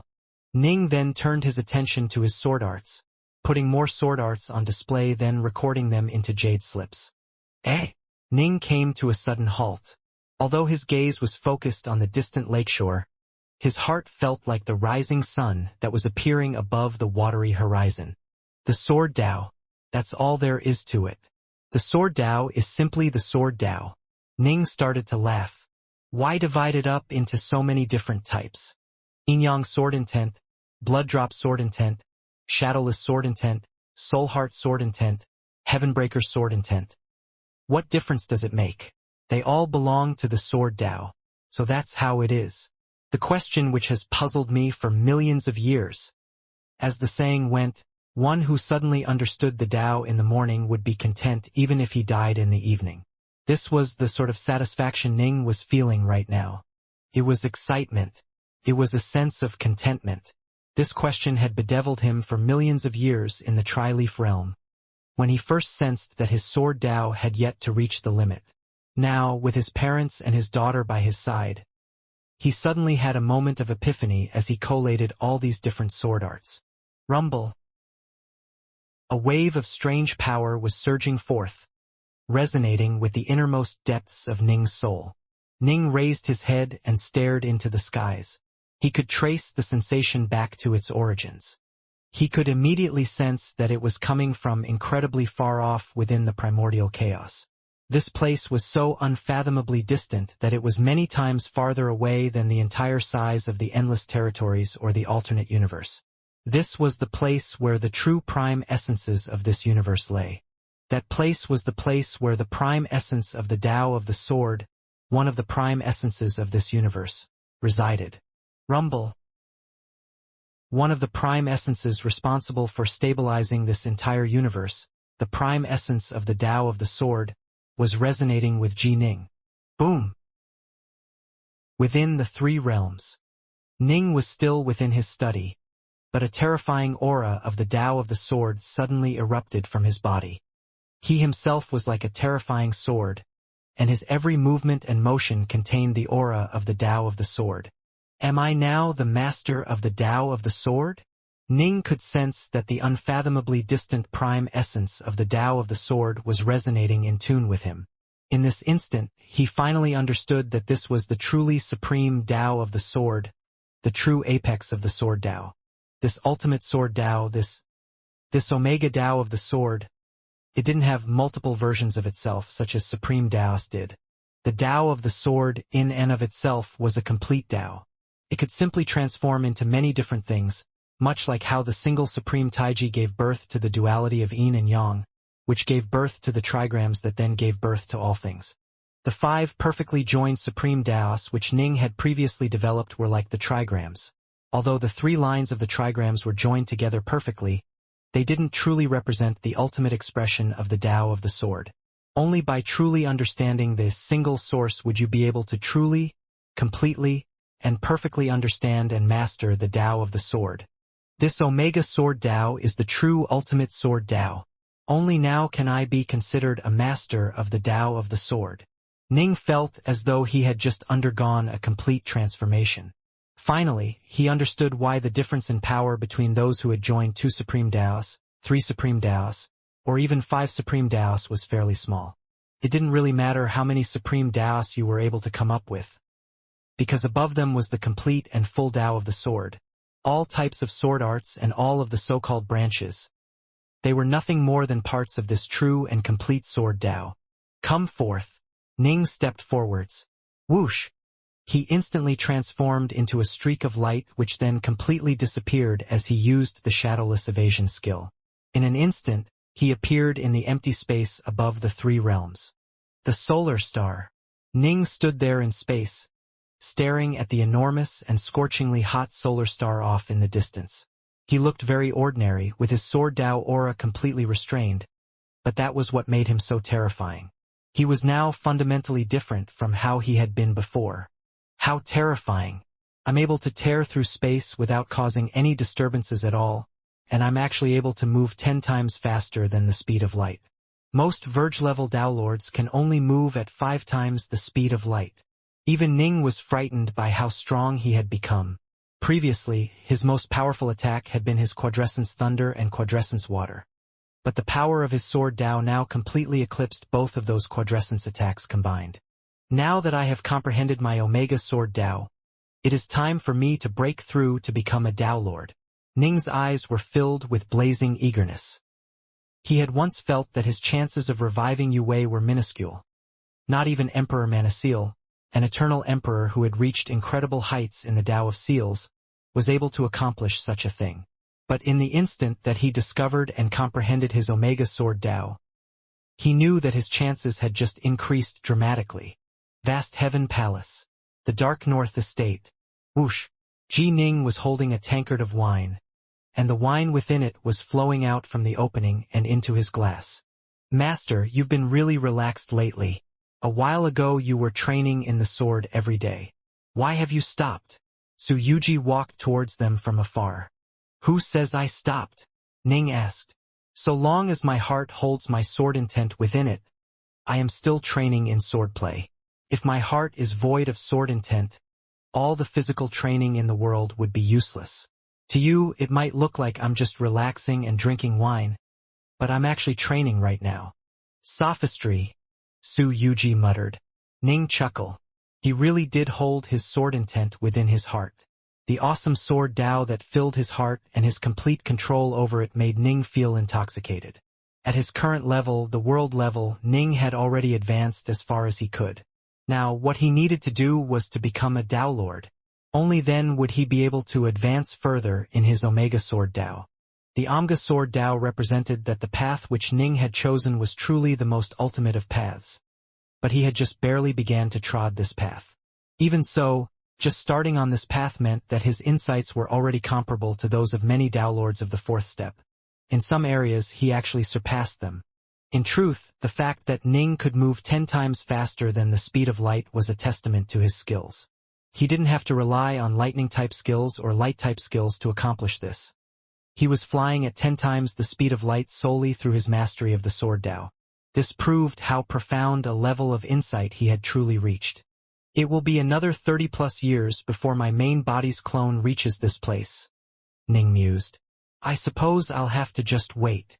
During the next 30+ years, Ning would spend his free time drinking wine and strolling about Vast Heaven Palace. He would also memorize various new techniques and secret arts, so that his primal twin in the 3 realms would also gain access to them. Ning had spent 3 million cubes of chaos nectar to purchase all of Vast Heaven Palace's techniques, divine abilities, and secret arts that were below the Tao Lord level. This was a truly massive amount of techniques, and it would take even Ning an extremely long period of time to memorize it all. Right now, Ning was just spending some of his free time working on memorizing the stockpile. He was planning to become a Tao Lord before truly memorizing them on a large scale. Tao Lords were able to memorize things much more quickly than world-level cultivators were. They were on completely different levels. Ning's face suddenly tightened slightly as he lifted up a cup of wine. What's wrong, master? Suyuji was puzzled. What a powerful sense of danger, Ning murmured softly. An enemy has come. A powerful sense of danger? An enemy? Suyuji was very puzzled. She was a Tao Lord, but she sensed nothing at all. Ning rose to his feet. Come, let's take a look. Is there really an enemy? Suyuji followed behind Ning, confused. However, after taking just a few steps, she suddenly raised her head to stare towards the skies, stunned. What a terrifyingly strong aura. She couldn't help but give a shocked glance to her master, Ji Ning. Ji Ning was merely at the world level, but he was actually able to discover this newcomer before she, a Tao Lord, did. What she didn't realize was that ever since Ning had mastered his Omega Sword Tao, a natural Sword Tao domain was around him at all times, and he was the master of this domain. So long as they were still within the reach of the ripples generated by the prime essence of the Tao of the Sword, Ning would be able to sense things around him with ease. The closer anyone moved towards him, the more powerful those sensations would be. Given Ning's accomplishments in the Sword Tao, his sensory powers were already comparable to those of Tao Lords of the fourth step. Moments later, Pill Saint came charging over as well. Ning, Suyuji, and Pill Saint quickly made their way to the main hall of Vast Heaven Palace. By now, Tao Lord Soulsky and Tao Lord Battlemaster had both arrived. Ji Ning. Dark North. Tao Lord Soulsky and Tao Lord Battlemaster both called out to him. Did something just happen? Ning asked as he turned to stare intently towards the skies. Vast Heaven Palace's main hall was the tallest building in the entire palace, and from this location they were able to see the limitless skies above them. Right now, a gray mass was moving towards them from the horizon, blotting out the sun and carrying an aura of such power that simply glancing at it was terrifying. That's Patriarch Clearwind, Tao Lord Battlemaster said. A few days ago, I calculated through numerancy that he would be coming. However, all we can do is sense his presence. There's nothing else we can do. Tao Lord Soulsky was quite calm. He snickered coldly. I knew that old bastard wouldn't just let things slide like that. So he really did arrive. Ning had a solemn look on his face as well. Don't worry. At most, he'll just rant and rave from outside. There's no way he would dare enter Vast Heaven Palace. Tao Lord Soulsky snickered. Although I merely have an avatar here and do not have the full power of my true self, the formations that we've established here over the course of countless years will ensure that I have nothing to fear. Given that Battlemaster is also here to help out, there's no way he would dare enter. The nearby Tao Lord Battlemaster nodded. In the outside world, I might not be a match for Patriarch Clearwind, but there's nothing to fear here in Vast Heaven Palace. Rumble. That gray mass continued to expand and reach out from the distant horizon. The other brothers of Vast Heaven Palace were beginning to notice it as well, and they all made haste to the main hall. What's going on? What's that? Big Brother Soul Sky, who is invading Vast Heaven Palace? All of them were shocked. None of our brothers in Vast Heaven Palace are permitted to leave this place. Wait here for my orders, Lord Soul Sky said calmly, his voice echoing within the ears of every single member of Vast Heaven Palace. Yes, they all assented, knowing that this wasn't the time to be careless in their actions. Soon, a wild gray wind with earth-shaking savagery completely covered the skies above Vast Heaven Palace, blotting out the sun and making it so that there was almost no light left in the world. Vast Heaven Palace became shadowed in darkness, but some of the formations covering it began to activate. Areas of light began to emerge within various parts of Vast Heaven Palace, giving it a rather beautiful glow to it. Old Man Soul Sky. A shrine suddenly emerged within the endless gray wind in the skies, and an old man dressed in gaudy black robes stood in front of the main entrance to it. His voice echoed within this entire world. You really are quite bold. You actually dared to permit those young subordinates of yours to abduct Lord Blesswind of my Clearwind Temple. If you know what's good for you, you shall hand him over along with those 5 world-level cultivators of his. If you do that, I'll just let this matter come to an end. Otherwise, humph! His cold snort echoed throughout the skies. In Vast Heaven Palace. The rest of you should wait here, Lord Soul Sky instructed. Battlemaster, let's go chat with that madman. Agreed. Lord Battlemaster nodded. Lord Soul Sky and Lord Battlemaster instantly soared high into the skies, thanks to the barriers formations protecting Vast Heaven Palace. Someone outside wouldn't be able to see what was going on behind the formations, but those inside Vast Heaven Palace were able to clearly make out what was happening outside. Only when Lord Soul Sky and Lord Battlemaster flew into the skies were the members of Clearwind Temple able to see them. Clearwind. Lord Soul Sky let out a little snicker. Lord Blesswind of your temple ended up being defeated by one of my world-level brothers. Neither Battlemaster nor I had anything to do with it. I'm actually quite amazed that you have the gall to come here, after one of your Lords lost in such a pitiful fashion. He did lose, but that was only because that puny little world-level cultivator relied on rare treasures and golems. Patriarch Clearwind said angrily. Soul Sky, hand over Lord Blesswind and the others or dash. Or what? Lord Soul Sky interrupted him, then said angrily. Lord Blesswind's life is in the hands of Vast Heaven Palace. I can kill him whenever I want. If you want to kill him, Patriarch Clearwind said coldly.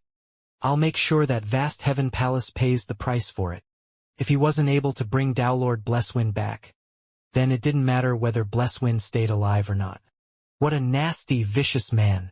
Lord Soul Sky snickered.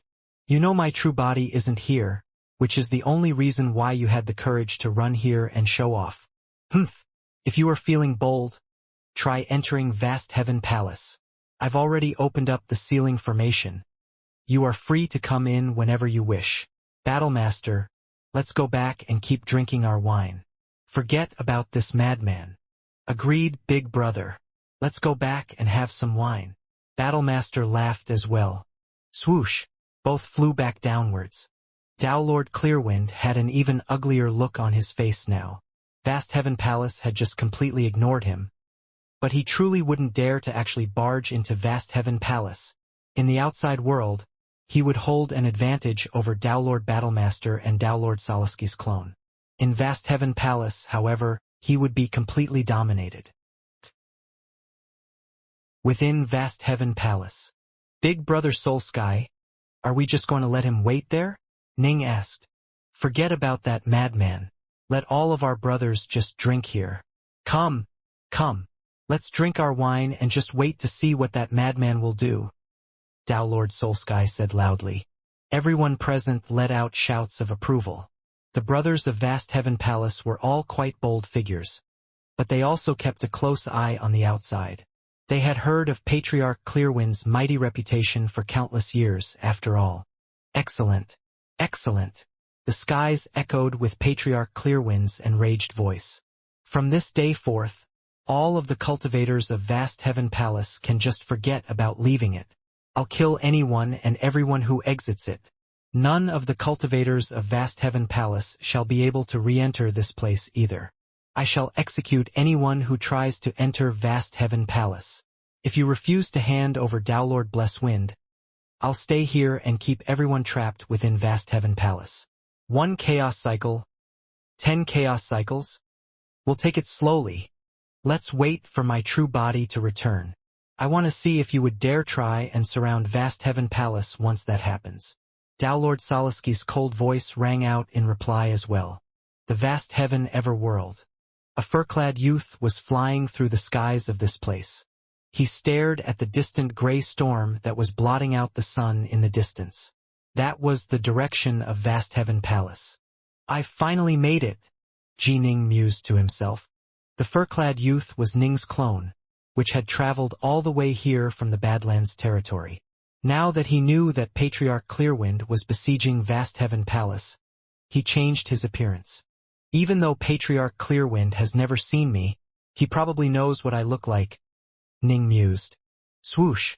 The fur-clad Ning flew towards Vast Heaven Palace at high speeds. Fellow Taoist! Fellow Taoist!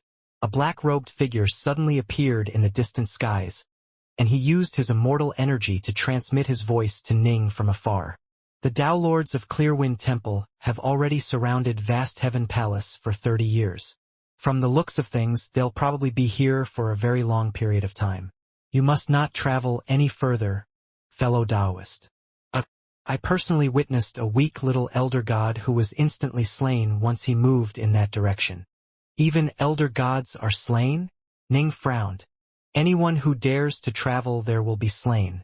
Not even animals or birds are permitted to enter that region. The Chaos Immortal shook his head. Be careful, fellow Taoist. After speaking, he flew away. The fur-clad Ji Ning considered this matter, then immediately began to charge downwards. As soon as he touched the ground, he instantly disappeared into thin air. Using the shadowless evasion skill, he began to move towards Vast Heaven Palace at high speeds. For the sake of hiding his true abilities, Ning merely moved stealthily at just 2 times the normal speed of light. Within Vast Heaven Palace, Ji Ning, Downlord Soulsky, and Downlord Battlemaster were standing before their barrier formations, staring off into the distance. Big brother, that clone of mine is about to arrive, Ning said. In order to break through to the Downlord level, you have to merge all of your clones together to form a complete body. Downlord Soulsky shook his head and sighed. But that madman Patriarch Clearwind has surrounded our palace. It'll be extremely difficult for your clone to make it inside.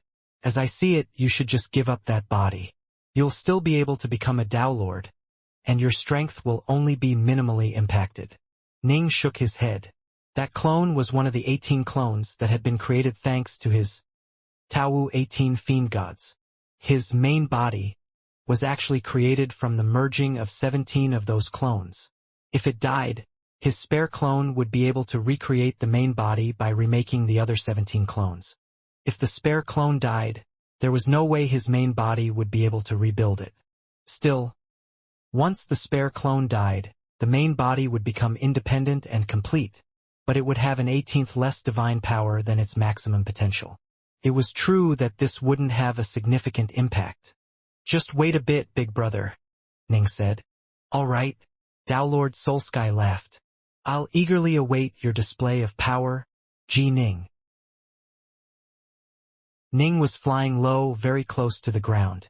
The sky-blotting tempest of gray wind blanketed all of Vast Heaven Palace, with the shrine having descended upon the peak of a nearby mountain. Patriarch Clearwind's immortal energy filled the entire region, with the area around Vast Heaven Palace under his complete control. Any cultivator who wished to enter or exit Vast Heaven Palace would not be able to escape his detection. Patriarch Clearwind opened his eyes. His gaze pierced through the walls of the shrine as he stared towards a distant region. He let out a cold smile. A young world-level cultivator. He thinks to evade my surveillance through using an evasion skill. You may perish. Patriarch Clearwind coldly waved a single finger. Boom! A terrifying amount of natural energy instantly began to manifest, transforming into a blurry gray hand that was 3 million kilometers in size and which clawed downwards towards the cultivator. Push! The swiping motion of that giant gray blurry hand caused the entire area beneath it to be reduced to dust as an enormous gouge was torn into the earth. Swish! Ning, however, continued to skirt across the surface of the ground. His speed had suddenly increased to 4 times the speed of light. Patriarch Clearwind's face tightened. How can a world-level cultivator have such a fast evasion skill? He's comparable to a Tao Lord of the 3rd step. When he had swiped out at the ground, Ning had suddenly sped up from twice the speed of light to 4 times the speed of light, avoiding his blow. Humph! Patriarch Clearwind had a dark look on his face as he once more launched an attack, a second claw. That giant blurry gray hand carried even more power than before, and it also moved even faster as it swept out towards the ground. The earth trembled as mud and dirt was reduced to dust as an even larger gouge appeared within the ground. And yet, Ning's speed skyrocketed yet again. He now was able to move at 6 times the speed of light, and as a result he dodged even the second attack. By now, he was very close to Vast Heaven Palace. Swish! Patriarch Clearwind didn't even have a chance to unleash a 3rd strike. Ning almost instantly charged within the protective perimeter of Vast Heaven Palace. What?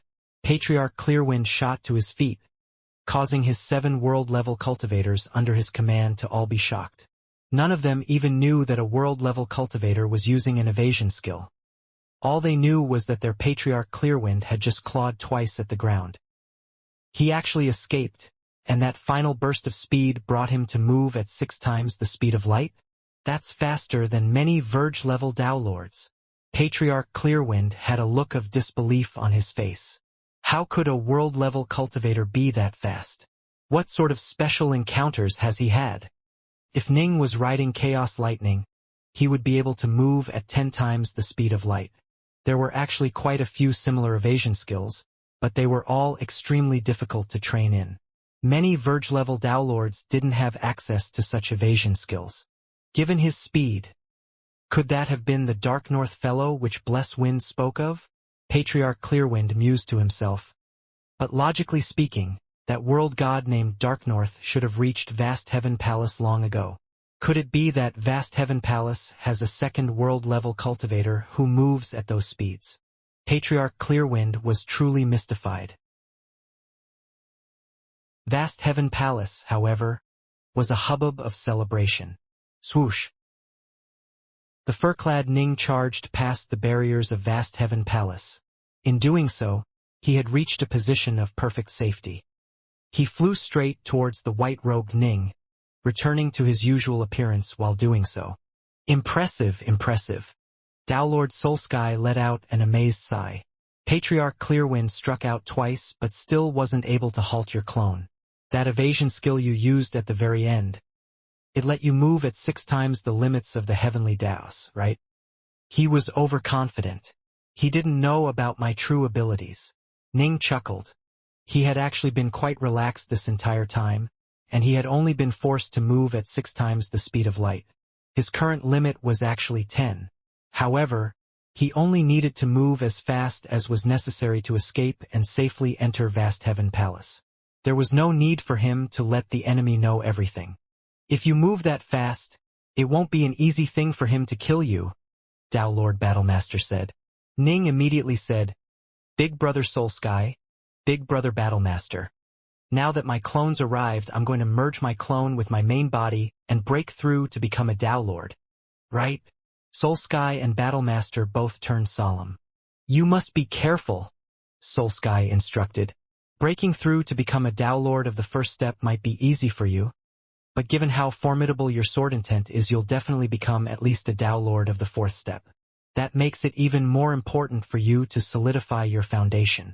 The Tao you develop must be sufficiently solid and stable. Ning nodded. Tao Lords. With each step they took, they trod the line between life and death. It was like building a tall building. Becoming a Dao Lord of the first step was establishing the foundation for that building. Dao Lords of the second, third, and fourth steps were like adding more and more floors to that building. If the foundation wasn't stable, the entire building might collapse. The same was true for Samsara Dao Lords. Each step they took they risked their lives, and quite a few Dao Lords ended up dying upon taking their third step. Not every Dao Lord would be able to reach the fourth step. In order to build a tall tower, the most important thing of all was to have a sturdy base.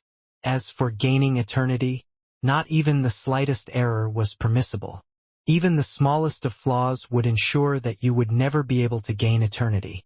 If your foundation was small, you'd only be able to build a small wooden cabin, which was to say you would become an ordinary Dao Lord.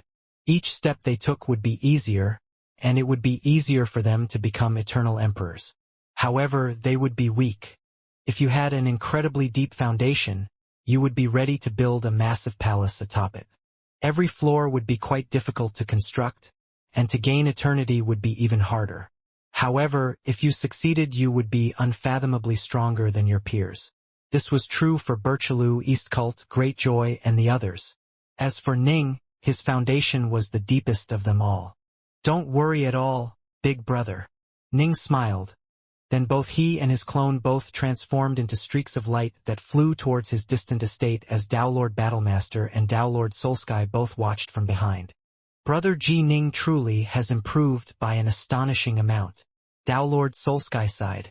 When I first met him, I thought he was quite talented, but I never would have imagined that he would become as powerful as he is today. The evasion skill he used just now was very fast, but it didn't seem to include any of his lightning or water.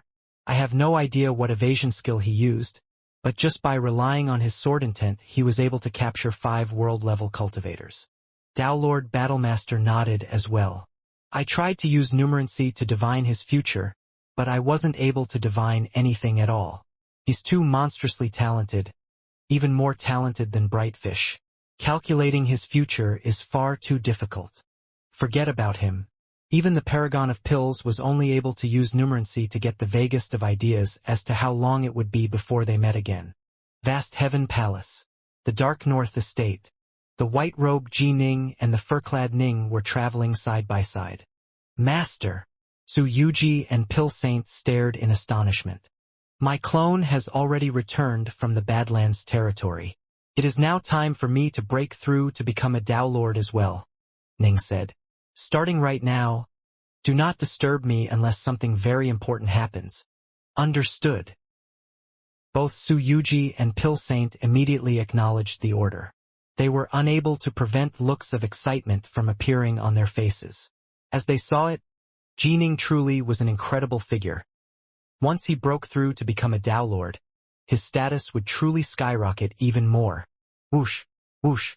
The white-robed Ning and the fur-clad Ning both moved into a private room deep within the estate.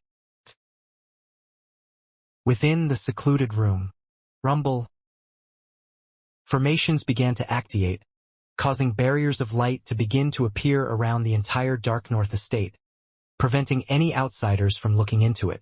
The white-robed Ning and the fur-clad Ning both sat in the lotus position.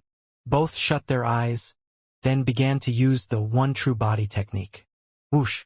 Both bodies began to emanate an aura of blurry light from their bodies, their jindans, and their souls. They began to draw closer and closer to each other, before finally the fur-clad Ning flew straight into the white-robed Ning's body, causing the light to expand dramatically. The two came from the same source. They were identical in soul, true soul, and body. This was why they were able to rejoin each other and merge into one. Now, all 18 of my clones have been brought together into one. The white-robed Ning opened his eyes, revealing a smile. He still remembered how he had first acquired the Tao 18 Fiendgods, and used it to create 18 separate clones. Now, he had managed to once more merge all 18 clones into one. A sense of perfection and contentment came from his very true soul, causing him to feel a bit intoxicated.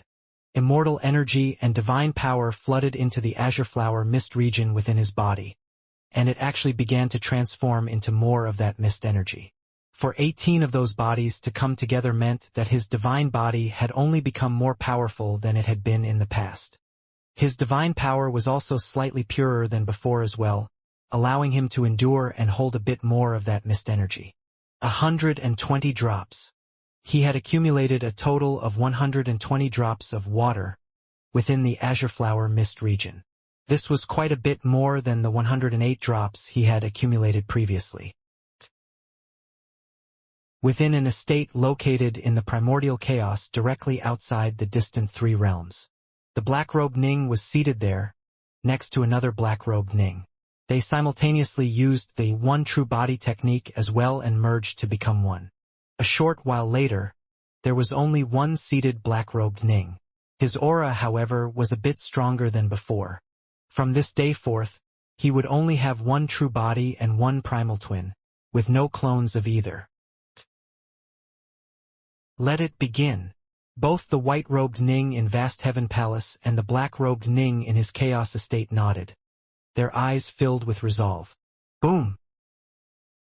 The true body and the primal twin, though located extremely far away from each other, made their breakthroughs simultaneously.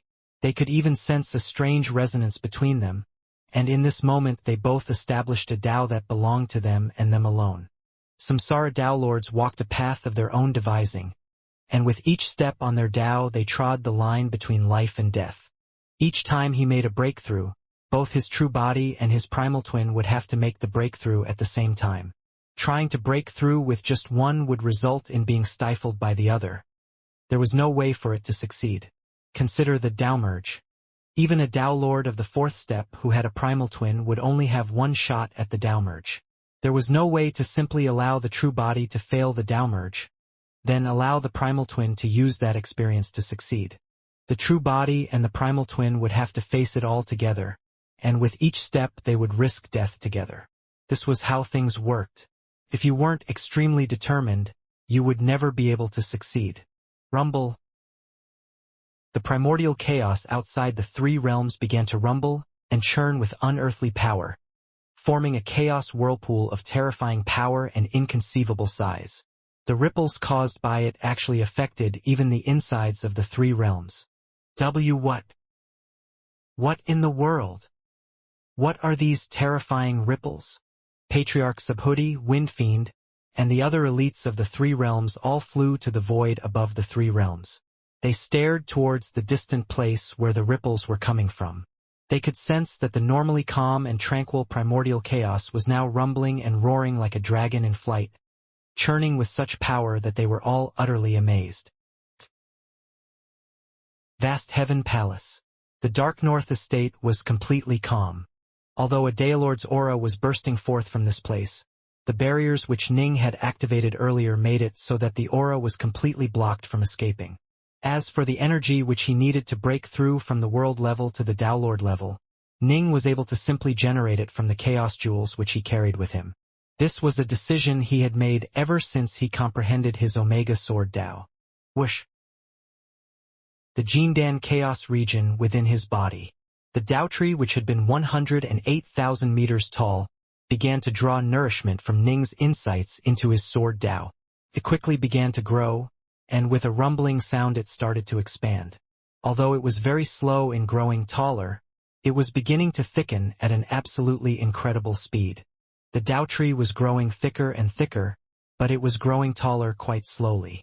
The deeper a Samsara Daelord's foundation is, the thicker his Tao tree will be. Thanks to my Omega Sword Tao, there should be very few Tao Lords of the first step who are a match for me, Ning mused. There was a fixed limit to how tall a Tao tree could be. For example, if a Tao Lord of the fourth step trained for many years and reached the verge, his Tao tree would grow to become 540,000 meters tall. This was true for all verge-level Tao Lords. The thickness, however, was different for each person. As the Tao tree grew thicker and taller, the roots would also extend deeper and deeper into the Jindan Chaos region, allowing it to become more and more stable and expand even further in size. The Tao tree continued to grow until it reached a height of 156,000 meters tall, then finally came to a halt. The Jindan Chaos region, however, was still furiously expanding. Its aura was expanding as well, and the Jindan core at the very heart of the region was becoming increasingly mysterious and profound. Time to rebuild the divine body. The white-robed Ning sat there in the lotus position. His bones, his flesh, his sinews, they all began to be fundamentally remade and rebuilt, using the Omega Sword Tao as their core. They drew in the chaos energy, using it to remake his divine power itself. His awesome Tao Lord aura burst forth from his room, and the many chaos jewels in Ning's possession were being continuously used up and replenished. In truth, not even a Tao Lord of the fourth step would really use up that many chaos jewel in replenishing his divine power. To Ning, such a small amount of chaos jewels was negligible. A Tao Lord's aura. Master is making his breakthrough. Till Saint was nervous. Right, but the aura is so powerful. It is far greater than the aura we had when we made our breakthroughs. Su Yuji was quite moved, but a puzzled look appeared in her eyes as she raised her head skywards. Odd. Why isn't there any disturbance in the local primordial chaos? Till Saint revealed a puzzled look as well. Right? Is Master not using the chaos energy of the outside world?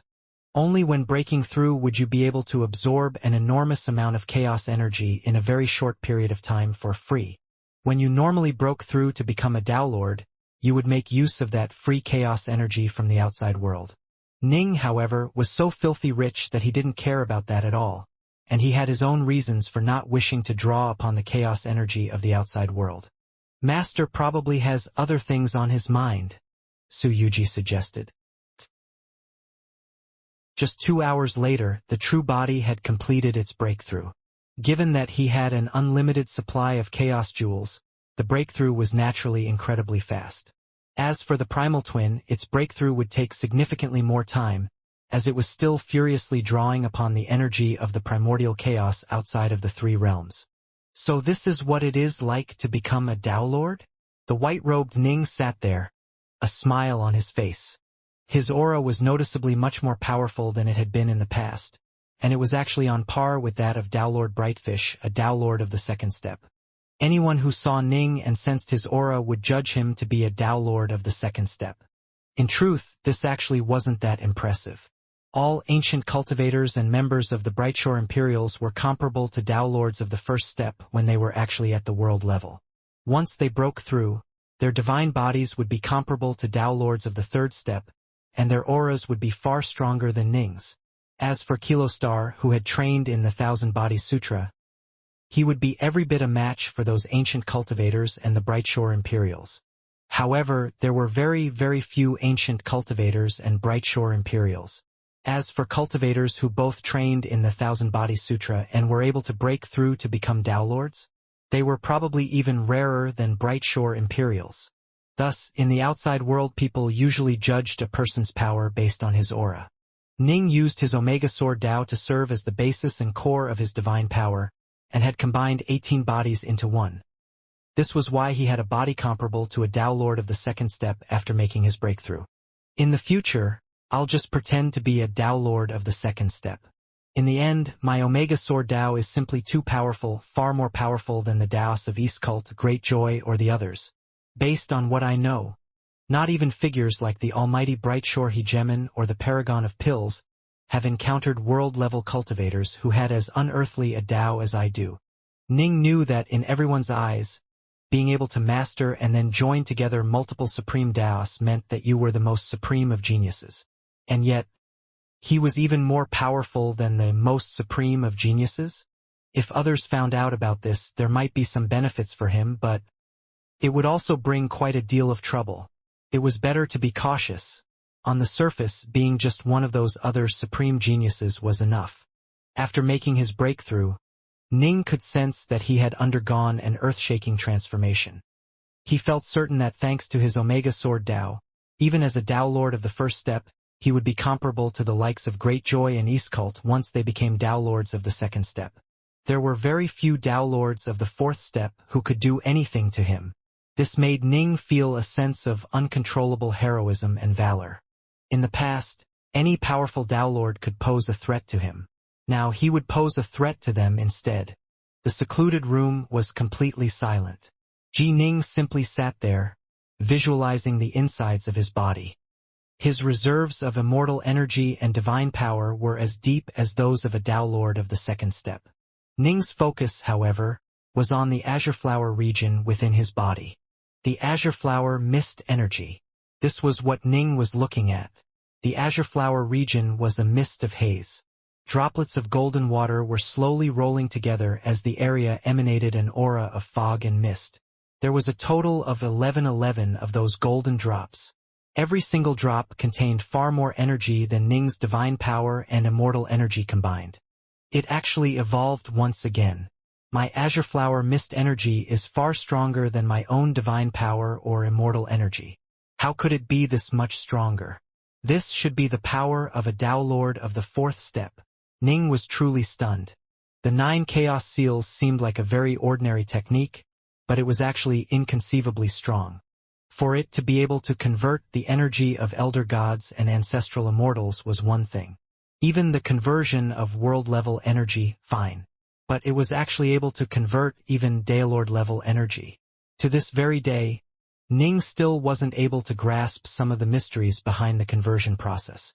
Who created this technique, this ridiculously powerful technique?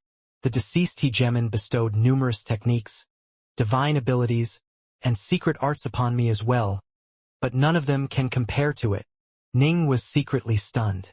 Aside from his hegemon-level sword arts, the deceased sword hegemon also had numerous divine abilities and secret arts which he had passed on to Ning, and some of them were even stronger than the Novescent's thunder.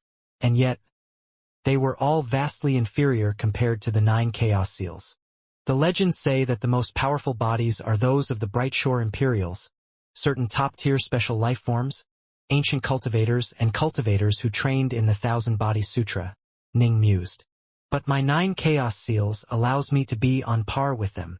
Brightshore Imperials, ancient cultivators, elite special life forms, and practitioners of the Thousand Body Sutra were all incredibly talented figures.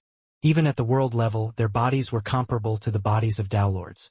Once they broke through to become Tao Lords of the first step, their bodies would be comparable to those of Tao Lords of the third step. Most importantly of all, they were able to execute divine abilities and unleash utterly ruinous amounts of force that were probably stronger than even Ning's azure flower mist energy. There was no way for Ning to use his azure flower mist energy to use any divine abilities at all. The problem was there were pitifully few Brightshore Imperials. This was why they needed the 12 palaces to protect them. Ancient cultivators, top-tier special life forms, practitioners of the Thousand Body Sutra. All of them were pitifully few in number. Tao Lord Soulsky, Tao Lord Battlemaster, Tao Lord Brightfish, Pill Saint, Suyuji.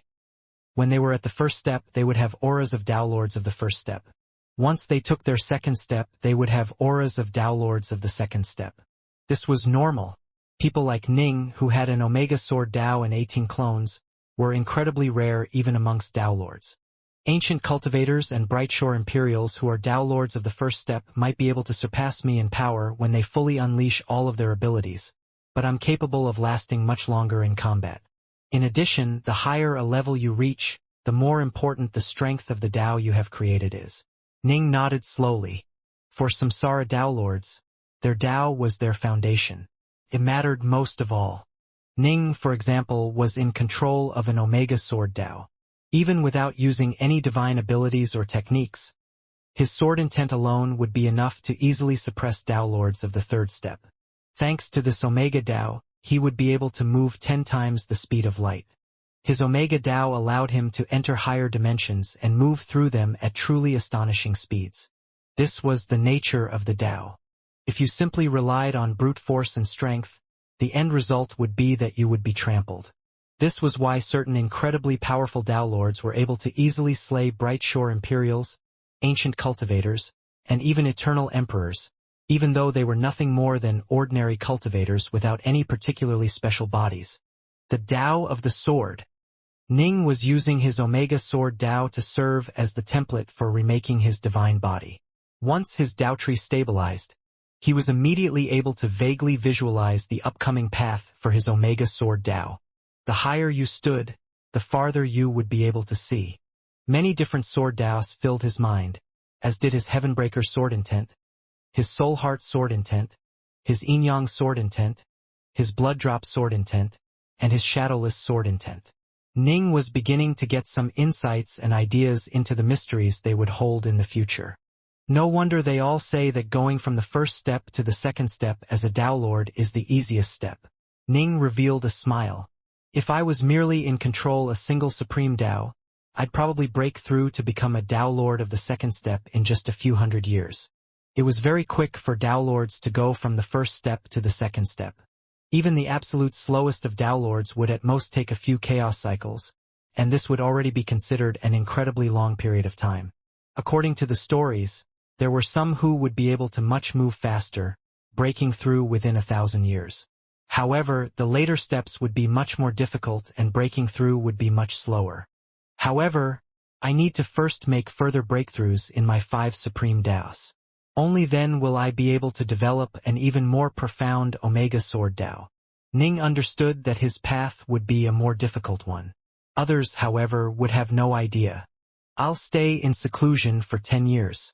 10 years from now I'll say that I broke through to become a Tao Lord of the second step. Ning mused. 10 years.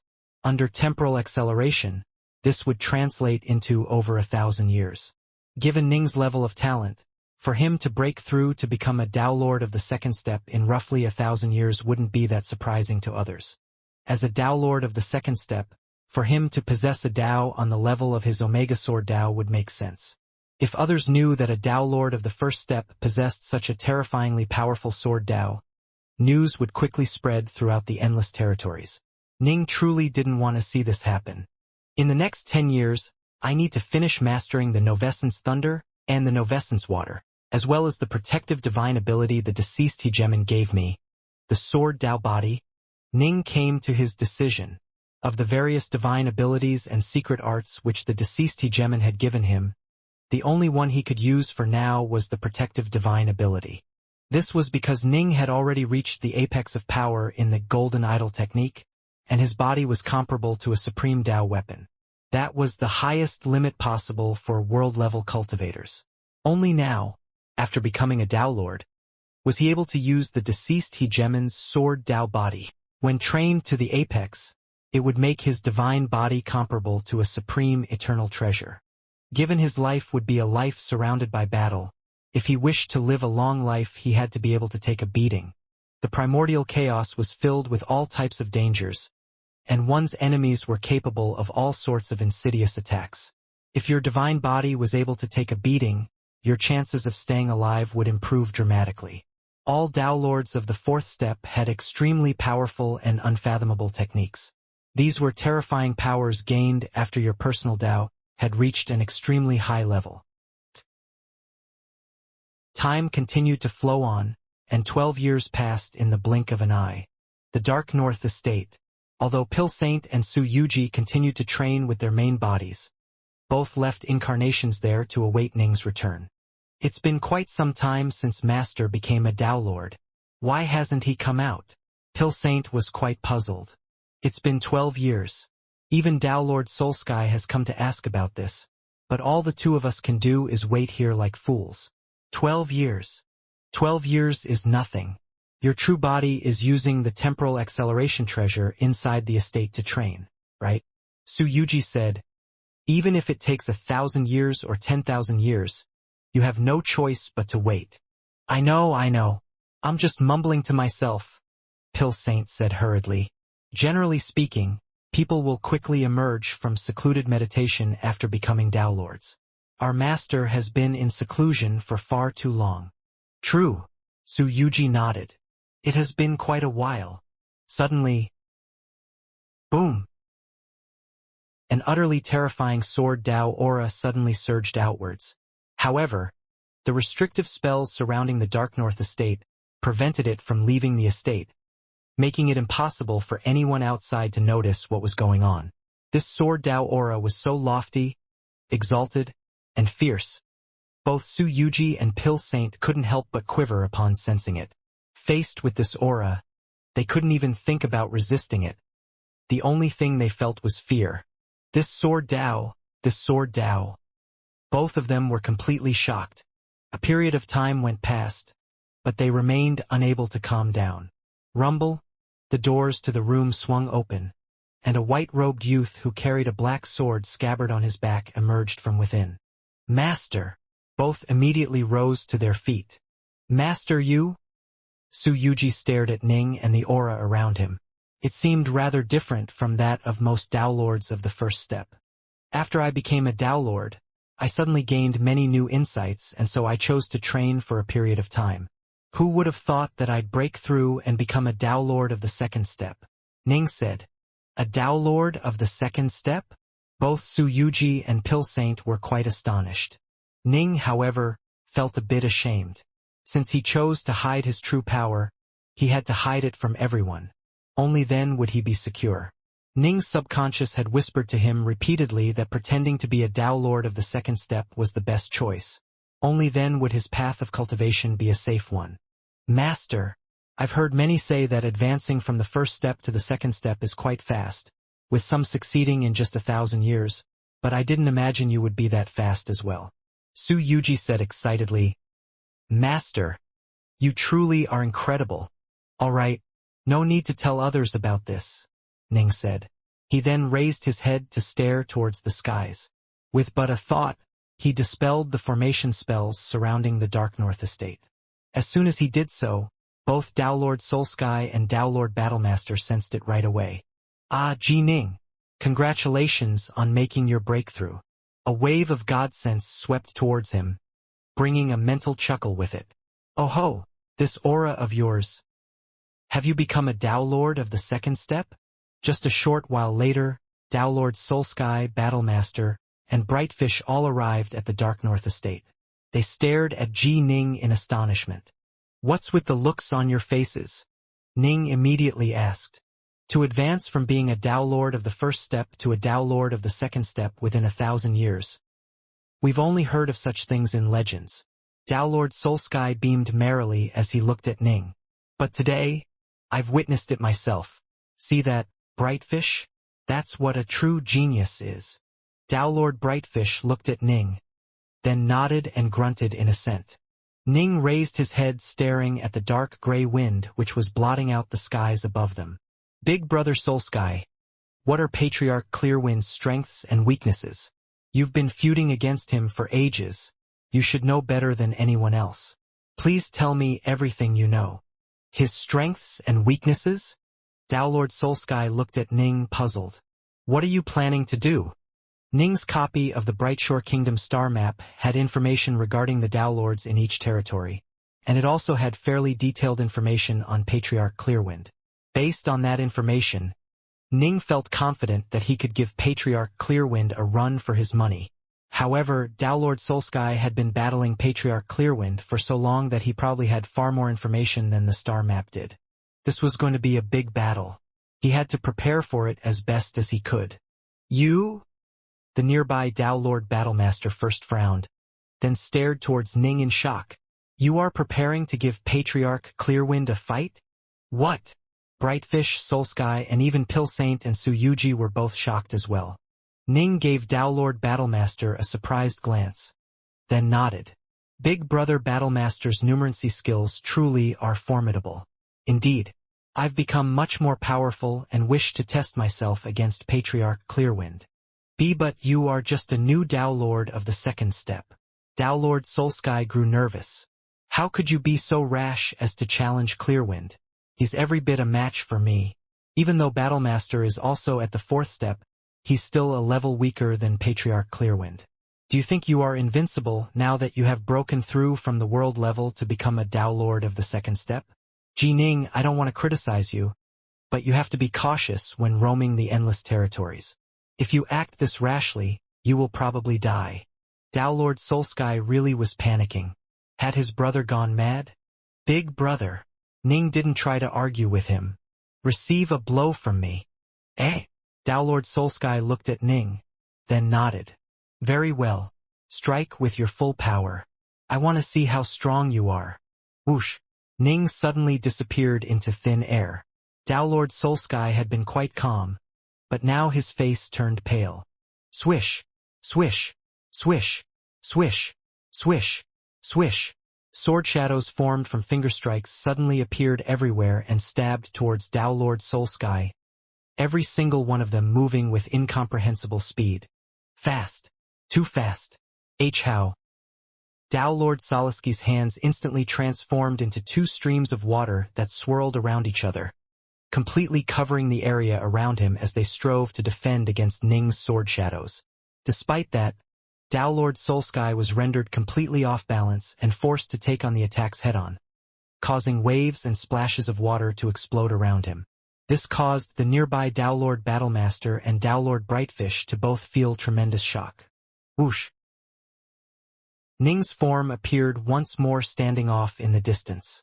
How was it, big brother? Ning looked at Tao Lord Soul Sky. Well done, my brother. Tao Lord Soul Sky revealed a look of delight, his eyes radiating excitement as he stared at Ning. He roared with laughter. Well done, my brother. With this stance alone, you have the power to roam the endless territories unimpeded. How could you be this fast? In fact, you seem to be even faster in battle. It is due to the Tao which I comprehended, Ning said. Ning was able to move at 10 times the speed of light. Other Tao Lords who used flying treasures or rode on lightning or light would also be able to move at 10 times the speed of light, but there was a critical difference. For them, that speed could only be obtained when they were fleeing at high speed. The speed at which they could move and dodge in confined spaces in close-quarters combat was much slower.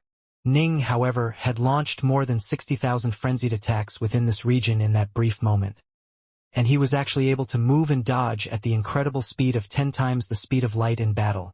This wasn't a speed one could reach thanks to treasures or external resources. It depended on the Tao you had comprehended.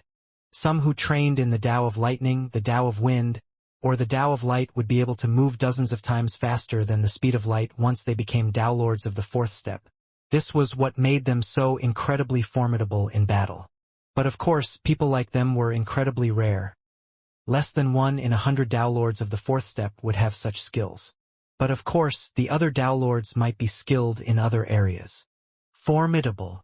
Tao Lord Soul Sky was extremely impressed. Our big brother is right. By relying on this sword Tao, Dark North, you do indeed have the power to roam the endless territories.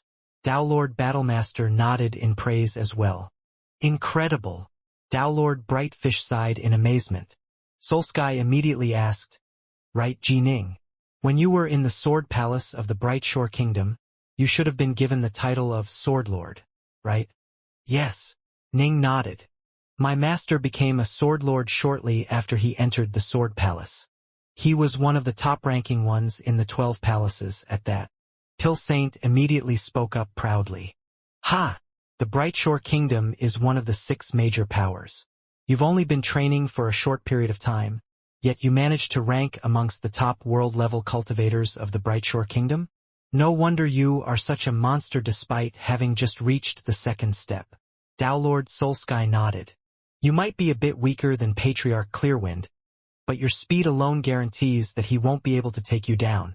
As he spoke, he produced a jade slip and immediately sent it towards Ning. Clearwind and I have battling for ages, and I know the ins and outs of virtually all his techniques. I've recorded them all down within this jade slip. Take a look. Ning accepted it, then immediately began to read through it carefully. Right. This information was indeed more detailed than the information included within the Bright Shore Kingdom star map. Patriarch Clearwind truly was formidable. What do you think? Tao Lord Soul Sky looked at Ning. Still want to fight him? Of course I'm going to fight him. Ning nodded. We can't just let him continue to blockade the entrance of our vast heaven palace. Right? Good. Tao Lord Soul Sky smiled. Now that you are a Tao Lord, you are the 4th Palace Lord of Vast Heaven Palace. This here is one of the central control mechanisms for our barriers and restrictive spells. If you aren't able to overcome your foe, you can retreat within the palace. As he spoke, he handed over a black gold sawtoothed disc which was covered in complicated divine runes. This thing was part of the core controls of the entire Vast Heaven Palace.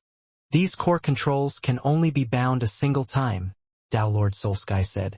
After you bind them, they can never be bound by others again. This was for security reasons. If one of the palace lords of Vast Heaven Palace died and their opponent managed to take over and bind the core controls. Unacceptable. This place had been the headquarters for Vast Heaven Palace for countless ages, after all. After binding the disc, Ning could sense the many complicated and powerful formations covering all of Vast Heaven Palace. Their power was indeed astonishing. Then I'll head off. Ning glanced at the others, then transformed into a streak of light that flew away. Be careful, Soulsky called out from behind. Dowlords Brightfish, Battlemaster, Pill Saint, and Suyuji all watched nervously. Big Brother Battlemaster, Dark North won't be in any danger, will he? Dowlord Brightfish asked nervously. Overall, he probably isn't a match for Clearwind. But he's a sword cultivator. They are very skilled in battle. Battlemaster paused. He might not be able to beat Clearwind, but he'll definitely be able to keep himself safe. Let him have his fight, Soulsky said with a smile. Will he be able to win? Suyuji couldn't help but ask this question. It'll be hard. Actually, there's almost no chance of him winning. Soulsky shook his head. The fierce gray tempest continued to blot out the skies and the sun, causing the entire Vast Heaven Palace to be cast in stifling darkness. A streak of light, however, rose up from within Vast Heaven Palace. It flew out of the barrier spells, then came to a halt in midair. It was a white-robed youth who was carrying a black sheath on his back.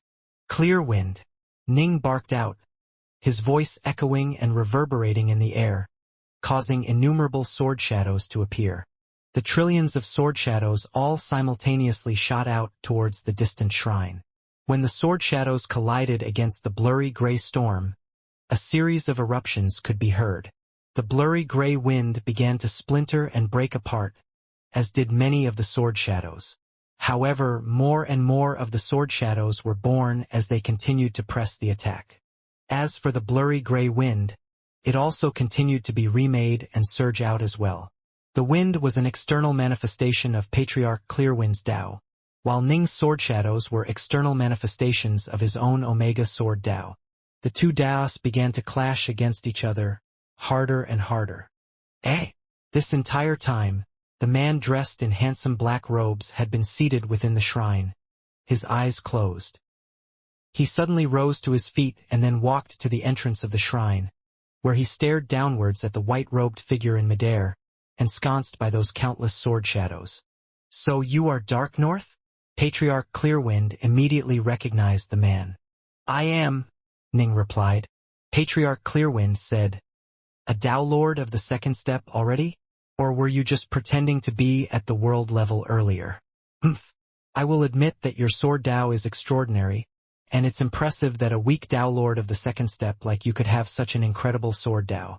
If you choose to pit yourself against me, however, then you truly are overestimating your capabilities. Let's cut the crap. Eat my sword. The distant Ning let out a furious bellow. Clang. A northbow sword immediately flew out from the black scabbard on his back. Ensconced by trillions of sword shadows, the mid-air Ji Ning manifested 3 heads and 6 arms, with each of his 6 hands gripping that single northbow sword. Kill! Ning raised his northbow sword up high, the swords emanating auras of incomparable dominance and power. He then unleashed a single furious chop directly towards his opponent.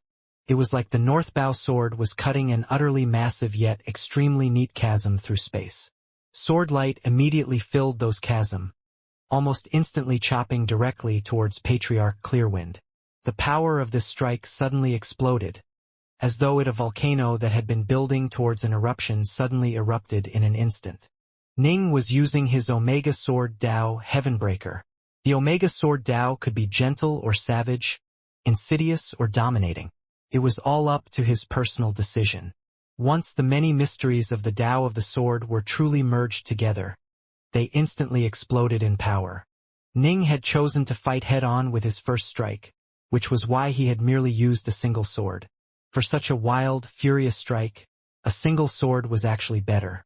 The deceased Hegemon himself had used that single dark blue greatsword. This was because when the power of 6 arms were completely focused upon a single sword, it would give that sword even more dominating power. Humph! Patriarch Clearwind remained as calm and unflappable as the winds. He simply narrowed his eyes and snorted, then produced a seemingly slender yet incredibly sharp long sword in his hands. He didn't understand much regarding the Tao of the sword, but to him using swords or sabers really didn't make much of a difference. The slenderness and incredible sharpness of this sword was just highly suited to his own Tao. Scram! Patriarch Clearwind struck out with the long sword in his hands. If one strictly viewed this from the standpoint of the Tao of the sword, this truly was a rather unsightly stance. But when the long sword in his hands struck out, it instantly began to roar like an endless tempest howling angrily through the lands. The volcanic eruption from the north bow sword clashed against the howling, gale-like slender sword. Two surges of terrifying, earth-rending power collided together. What? Patriarch Clearwind revealed a shocked look. He had actually been knocked backwards by that attack. An utterly terrifying shockwave spread out in every direction, and space itself rippled as though a black wave had spread across its watery surface. Mountain ranges were instantly reduced to dust, while vast heaven palaces' barriers managed to withstand this shockwave. As for Patriarch Clearwind's shrine, it was actually sent tumbling through the air, and the 7 world-level cultivators within it were all filled with horror. Master! Patriarch! They all stared nervously towards the outside world. Ning had taken just a single step backwards, while Patriarch Clearwind had been knocked flying. However, the latter quickly found his footing, then turned to stare icily towards Ning. This was the first time he truly viewed Ning as a worthy opponent. What a dominating sword Tao! I never would have imagined that a Tao Lord of the second step would be able to threaten me. Patriarch Clearwind was truly stunned. Although he had delivered just a casual blow, it was still a blow from a Tao Lord of the fourth step. How was it that he had actually lost that exchange? You aren't bad either, Ning snorted coldly. Excellent. Receive another blow from my sword. Then, Patriarch Clearwind's body transformed, becoming as blurry as the wind as the slender sword in his hand struck out again, once more bringing that terrifying, enraged stormy howl. As for Ning, he once more valiant and confidently gripped his sword with all 6 hands, moving forward to welcome the blow head-on. Boom! This frontal collision caused a shockwave that was even more terrifying than the previous one, but this time the one knocked backwards was Ji Ning. As expected, he's stronger than me in a frontal clash. Ning's face tightened slightly as he was sent flying backwards, and he was only able to come to a halt just before crashing into the barriers around Vast Heaven Palace. However, this strike is roughly on the same technical level as the one that came before it. It was just several times stronger. He probably used some sort of a divine ability. Ning's Azure Flower Mist energy gave him the energy level of a Tao Lord of the fourth step, but he wasn't able to use any divine abilities. Now that his opponent he was at an immediate disadvantage. This was one of the problems of fighting those who were at a higher level than you. Fortunately, Ning was using a lifeblood weapon. Otherwise, he would have lost even more disastrously. Ever since he had used his Omega Sword Tao to reform the quintessence cores inside his lifeblood weapons, they had grown significantly more powerful. You actually managed to block. Humph. Patriarch Clearwind's face tightened slightly as he narrowed his eyes, then leapt forwards to charge towards Ning once more. Haha! Is this really all you have? Ning laughed loudly as 5 more swords came flying out from the scabbard on his back, landing in his other 5 hands. 6 hands, 6 swords. All 6 were lifeblood weapons. Let's fight. Ning stood there in the air, instantly charging to appear in front of Patriarch Clearwind. Die! Patriarch Clearwind chopped out with the slender sword in his hands. His stance is sometimes soft but sometimes ferocious. At all times, it embodied the essence of the wind itself, and it possessed truly incredible power. Ning, however, had 6 swords and many different stances available. Some were extremely inscrutable and mysterious, while others seemed to form terrifying black holes that had folded layers of terrifying spatial power. Previously, Ning had to use all 6 swords together to achieve this effect with his Soul Heart stance. But now that he had his Omega Sword Tao, he was able to infuse all of those mysteries with but a single sword. It looked like a black hole, but it also seemed to contain some of the mysteries of the Shadowless stance, the Heavenbreaker stance, and other stances. It was a battle of 6 swords against 1, and Ning's sword arts truly were frightening. For now, Patriarch Clearwind was unable to do anything to Ning. You are quite impressive. For you to be able to force me to show my divine abilities, you should feel proud of yourself. Patriarch Clearwind let out a cold snort, then instantly manifested a total of 6 arms as well as 5 slender swords. 6 arms, 6 swords. Once he charged straight towards Ning. Not good. Ning's defenses were breached in a single exchange. The enemy's attack was simply too overwhelming. This man was clearly quite a bit stronger than him. It seems I really can't just fight against him head-on. Ning now understood the difference in power between the two of them. Earlier, he used all 6 arms to wield a single sword while using his most physically powerful strike. But he had still been overcome. With this foe now using 6 swords as well, there was no way he could win in a head-on fight. Swoosh! Ning suddenly vanished into thin air. Eh? Patriarch Clearwind was momentarily stunned. His white eyebrows shot up in surprise as he swept the area with both his gaze and his god sense, only to discover that someone was circling him at absolutely terrifying speeds. Swordlight shone once more. Clang! Patriarch Clearwind immediately moved to dodge. Moments later, hundreds and thousands of streaks of swordlight began to light up. Ning struck simply far too fast, and his dodging speed was incredibly fast as well, so fast that there was nothing Patriarch Clearwind could do. If your advantage in combat speed and agility reached a point where you were dramatically superior to your opponent, you could attack your opponent freely without your opponent being able to fight back. How can he be this fast? How can he be this fast in actual combat? Patriarch Clearwind was completely stunned.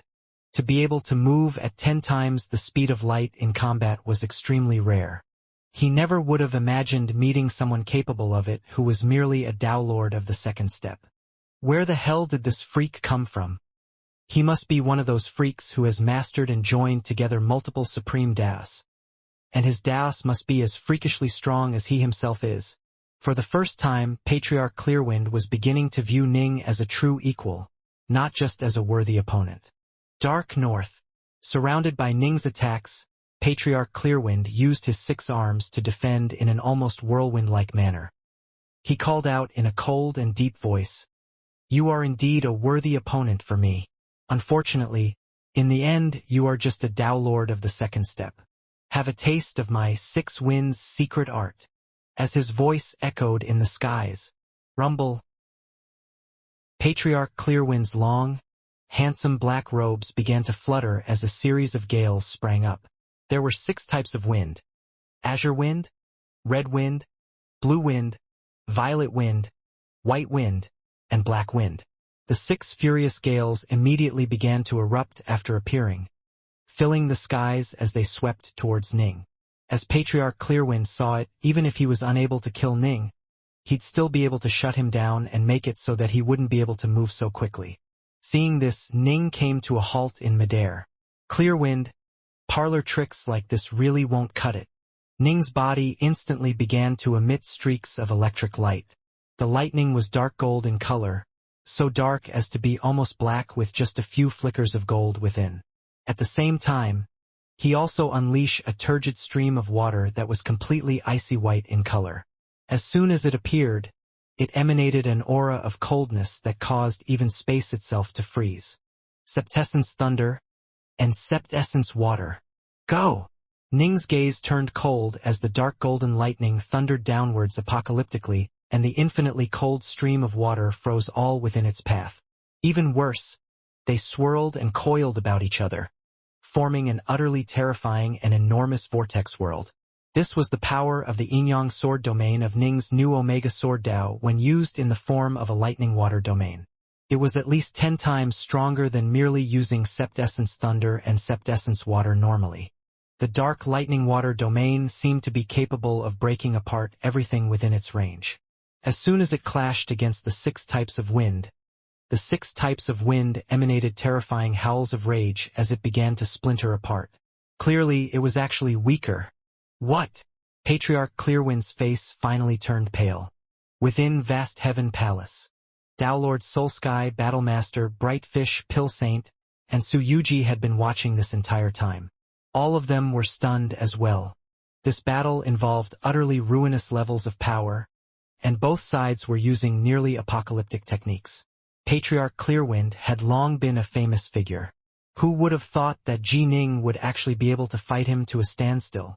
Darknorth's lightning water sword domain was actually able to break apart that madman's 6 winds secret art.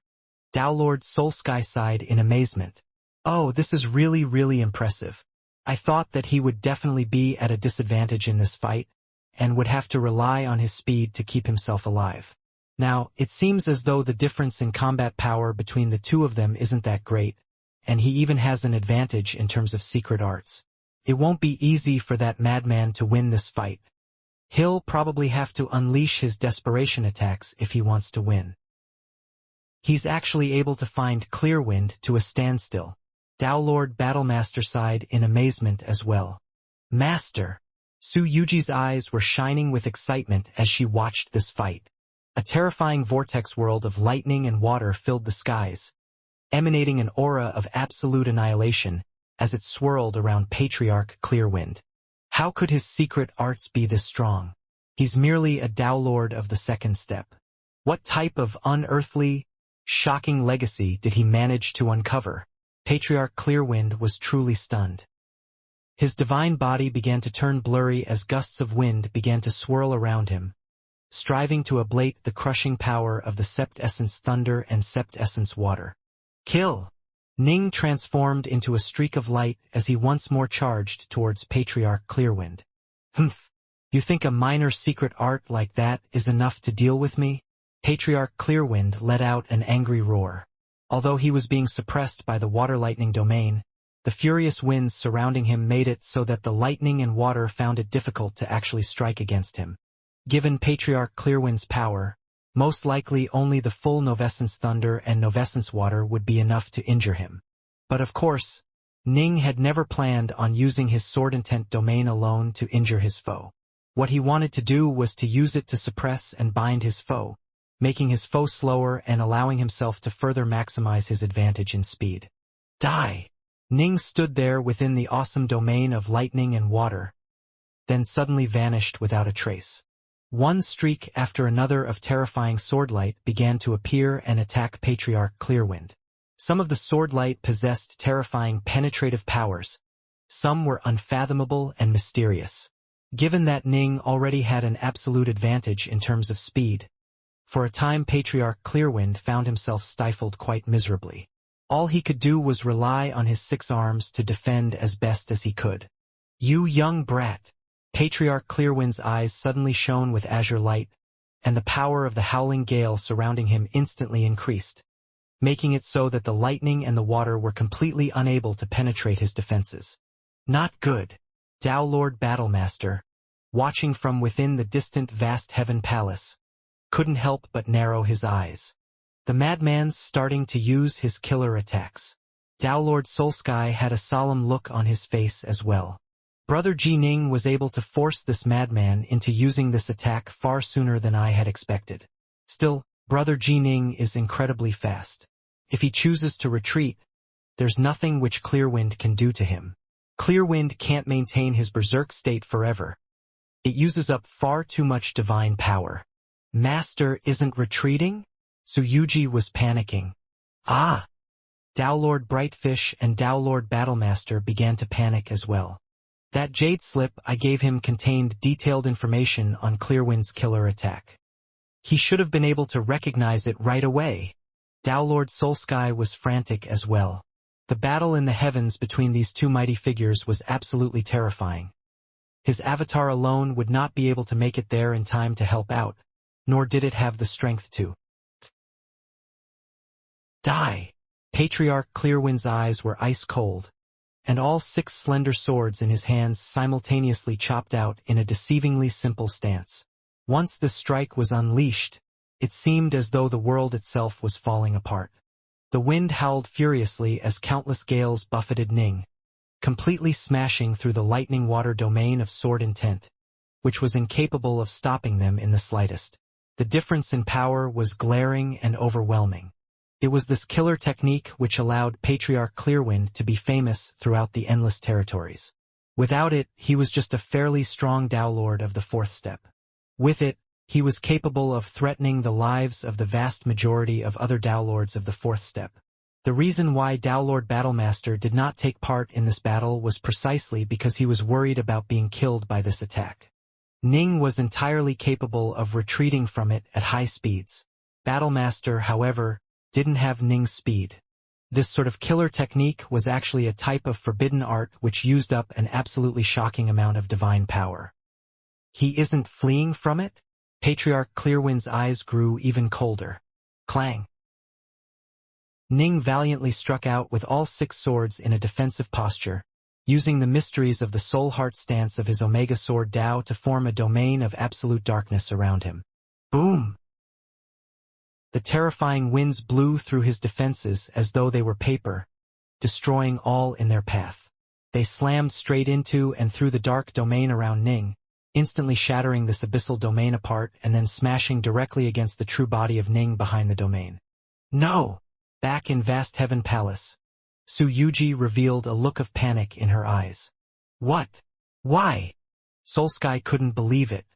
He refused to believe that Ning would act in such a suicidal fashion. He knew how deadly this killer attack was. Why didn't he dodge it? Boom! The terrifying blow landed directly against Ning, but the ancient cuirass of armor Ning was wearing was covered in many layers of countless divine runes. When the concussive power of the blow slammed into the armor, much of it was immediately absorbed and ablated, with some of the power actually being transformed into energy that was then thrust back against the blow, weakening it even further. The actual process would be quite complicated to describe, but by the time the power of the blow made it through this suit of armor, it had less than 1/1000th of its original power. That remaining amount of power was spread evenly throughout Ning's entire body, and it caused him a negligible amount of damage. This suit of hegemon armor truly is extraordinary. Ning was filled with joy. The deceased hegemon of the Tao of the Sword was naturally an expert in close combat. His most important treasure was naturally that dark blue greatsword, but his second most important treasure was that suit of armor. The Paragon of Pills had poured all of her blood, sweat, and tears in crafting this suit of armor for the man she loved. It had no special properties at all. It must be understood that most powerful armors had various special properties, such as reflecting damage onto attackers, or even containing powerful secret arts. The hegemon's armor, however, was very simple. It had only one property, defense. Virtually all attacks would be reduced to 1/1000th of their original power. Perhaps a hegemon's attack would do better, but even then it would only have 100th of its normal power.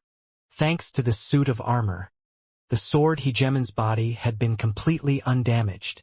Ning had chosen to forcibly endure that killing blow precisely because he felt confident in the armor. But of course, even if he didn't have it, he still wouldn't have been afraid, as he had already trained in the hegemon's protective divine ability, the Sword Tao body, for over 1,000 years. His body was already comparable to a low-grade eternal weapon.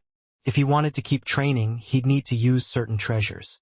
To go from being a top-grade Tao weapon to being a low-grade eternal weapon seemed like a minor improvement, but there was a qualitative difference between eternal weapons and Tao weapons. For example, Patriarch Clearwind was able to destroy top-grade Tao weapons, but he wasn't able to cause any damage to low-grade eternal weapons. He had the hegemon's armor protecting him on the outside, and a mighty protective divine ability on the inside. How could Patriarch Clearwind possibly injure him? Boom! When the attack landed against him, he couldn't help but be knocked flying back. It was only thanks to the power of his lightning water domain of sword intent that he was able to stabilize himself and come to a halt. Pretty strong. Ning revealed a smile and a praising nod. Why you? Patriarch Clearwind's smirk suddenly froze as he stared at Ning in disbelief. How are you? Even if Dark North didn't die, he should have at least been heavily injured. Your killer technique's not strong enough. You don't have nearly the power you would need if you want to kill me. Ning shook his head. Even without the hegemon's armor, his divine body's toughness vastly surpassed that of most Dao Lords of the fourth step. Ning had already paid a steep price to fully master the golden idol technique, making his body comparable to top-grade Dao weapons. To learn another divine ability that could further upgrade his body and make it comparable to an eternal weapon, even a low-grade one, was quite difficult. The cost of such an ability would be staggering high, making it so that not even the vast majority of Dao Lords of the fourth step would be able to learn any such technique. Upon mastering the Sword Dao body, your body would become comparable to a supreme eternal weapon. This was the hegemon's own divine ability, after all. The only reason he had been so selfless as to give it to others was because he was dead. Someone still alive like Emperor Mirrors now or the almighty Brightshore hegemon would always keep a few trump cards hidden for their own private usage when transmitting legacies to others. I'm impressed. Patriarch Clearwind suddenly waved his hand, causing the distant shrine to suddenly fly towards him. He then flew straight into the shrine. Ning was startled. The battle was over just like that? Still, there was nothing Ning could do. He could leave if he wanted, but since Patriarch Clearwind was actually stronger than him, Clearwind was similarly able to leave as he pleased. What, you are planning to leave? The Madair Ning asked. Not just yet. I think it's time for us to have a good chat, Patriarch Clearwind said from within his shrine. He had been thoroughly intimidated by Ning's absolutely overwhelming speed. If he stayed hidden with his shrine and relied on its formations, there would be nothing Ning could do to him. Soul Sky, Battle Master, Patriarch Clearwind called out loudly, his voice echoing within the skies. We can have a chat now. The furious gray storm had long ago vanished. Ning dispelled his lightning water domain of sword intent as well, and the skies became calm and sunny once more. Haha, you madman. So you are finally willing to talk. Two streaks of light flew out from Vast Heaven Palace. They were Dao Lord Soulsky and Dao Lord Battlemaster. Dao Lord Soulsky snickered. Didn't you say you were going to besiege Vast Heaven Palace for 1 or 10 chaos cycles? Why do you want to talk now? What makes you think I want to talk to you? You really are overestimating your own importance. That was all my fault, Patriarch Clearwind said. Soulsky, my friend, please don't take offense. Dao Lord Solisky's eyes bulged out, and Dao Lord Battlemaster was stunned as well. Even Ning was dazed. The man was voluntarily admitting fault? He was even addressing Soulsky as my friend? Ahaha, it's rare for you to bow your head to anyone, you madman. But the two of us have been tussling for so long. For you to suddenly address me as my friend sends chills up my spine. Dao Lord Soulsky glanced mockingly at Patriarch Clearwind. You can't kill my brother Jining, but he can't do anything to you either. Are you lowering your head in order to ransom back that Dao Lord of the third step of yours? Ransoming him back is part of it, Patriarch Clearwind said from within his shrine. More importantly, I wish for our two sides to reconcile. Let us wipe away all our old grievances with a single handshake and never be enemies again. If you wish to attach any conditions, my friend, you can just go ahead and name them. Patriarch Clearwind knew exactly what he was doing. He didn't fear Battlemaster. He didn't fear Soulsky. He did, however, fear this Dark North fellow. Dark North was already incredibly powerful as a Dao Lord of the second step. There was nothing Clearwind could do to him. Once Dark North reached the third step or the fourth step, given the feud between the two sides, that would probably be the way when Clearwind Temple would be wiped out. The best decision was for him to immediately resolve this feud, no matter what price had to be paid. Name any conditions we want? Soulsky and Battlemaster exchanged a glance, mirth in their eyes. The old madman's finally bowed his head. We've been fighting for tens of thousands of chaos cycles. Now he's finally bowed his head. Soulsky couldn't help but sigh. He had been tussling with Clearwind for many years now, and both were famous, respected figures who were unwilling to concede to the other. Since they were enemies, Vast Heaven Palace and Clearwind Temple naturally became mortal enemies as well, and the struggle had gone on for tens of thousands of chaos cycles. To bow the head represented the loss of face as well as the loss of many treasures. It is all because of Dark North. Battlemaster glanced at the nearby Jining, Soul Sky, my friend. To tell you the truth, do you think I would ever lower my head to you? The distant patriarch Clearwind, still within his shrine, shook his head. Absolutely impossible. However, your vast heaven palace has gained yet another fine brother. Although I'm not worried about this Dark North at present, he's still just a Tao Lord of the second step. Soon, he'll surpass me, and your vast heaven palace shall become famous throughout the endless territories alongside him.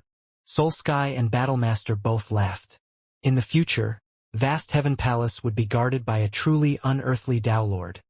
One who would most likely be able to kill even eternal emperors. It was obvious that Ning had that type of potential. However, Clearwind, Soul Sky, and Battlemaster had no idea that Ning was actually even more terrifying than they thought him to be. In truth, Ning was nothing more than a Tao Lord of the first step. You praise me too much, Ning said. Not at all. I'm just telling the truth, Patriarch Clearwind said, then looked towards Soul Sky. Go ahead, Soul Sky. Tell me what you want. Clearwind, if you want to resolve the enmities between us, I don't mind, Soul Sky said. But I do have 3 conditions. The negotiations between Vast Heaven Palace and Clearwind Temple went on for over half a day. Tao Lord Soliski's initial requests had been truly excessive. Even if Patriarch Clearwind had sold off all his possessions, it still wouldn't be enough. This was how haggling worked. One side asked for a sky-high price, the other side would counter with a dirt-low offer. In the end, Patriarch Clearwind paid reparations of 20 million cubes worth of treasure. The feud between the two was thus brought to an end, and the Tao Lords of both sides swore lifeblood oaths not to cause trouble for each other again. So long as the Tao Lords did not fight, the squabbles between their world-level cultivators, elder gods, and ancestral immortals were nothing more than minor matters. But of course, Ning also squeezed all of Tao Lord Blesswind's treasures out of him, extorting almost every last drop of chaos nectar from the man. In the end, the poor fellow had to swear a lifeblood oath swearing that he really had less than a cube of chaos nectar's worth of treasure left. Only then did Ning allow Tao Lord Blesswind and the other captives to be sent back. Within Vast Heaven Palace, Ning, Soul Sky, Battlemaster, and Brightfish had all gathered together. They were drinking immortal wine and were chatting together. Ha! Just 20 million cubes. Tao Lord Soul Sky shook his head. I was planning to at least hit him for 50 million. I know he has an extremely valuable life-saving treasure. That treasure alone is worth 50 million. I blame Battlemaster. You kept on telling me to back off. Otherwise, there's no way I would have let him off the hook that easily. You were being too hard on him. Tao Lord Battlemaster sipped some wine from the cup in his hands. He's just wary of Dark North's future potential. But in truth, there's nothing we can do to him right now. If you pushed him too far, he could just begin to evacuate Clearwind Temple and make it impossible for us to find him. And he might scheme in secret against us to take revenge. That would be nothing but trouble. To him, that life-saving treasure is more important than Clearwind Temple itself. Tao Lord Battlemaster sighed. He only acquired it after experiencing countless dangers over the course of many years. You want him to hand it over? He'd rather you wipe out Clearwind Temple. Soul Sky coughed a few times. Powerful cultivators would usually expend their wealth on creating secret arts or powerful magic treasures. It was very rare for them to actually trade those things away to others.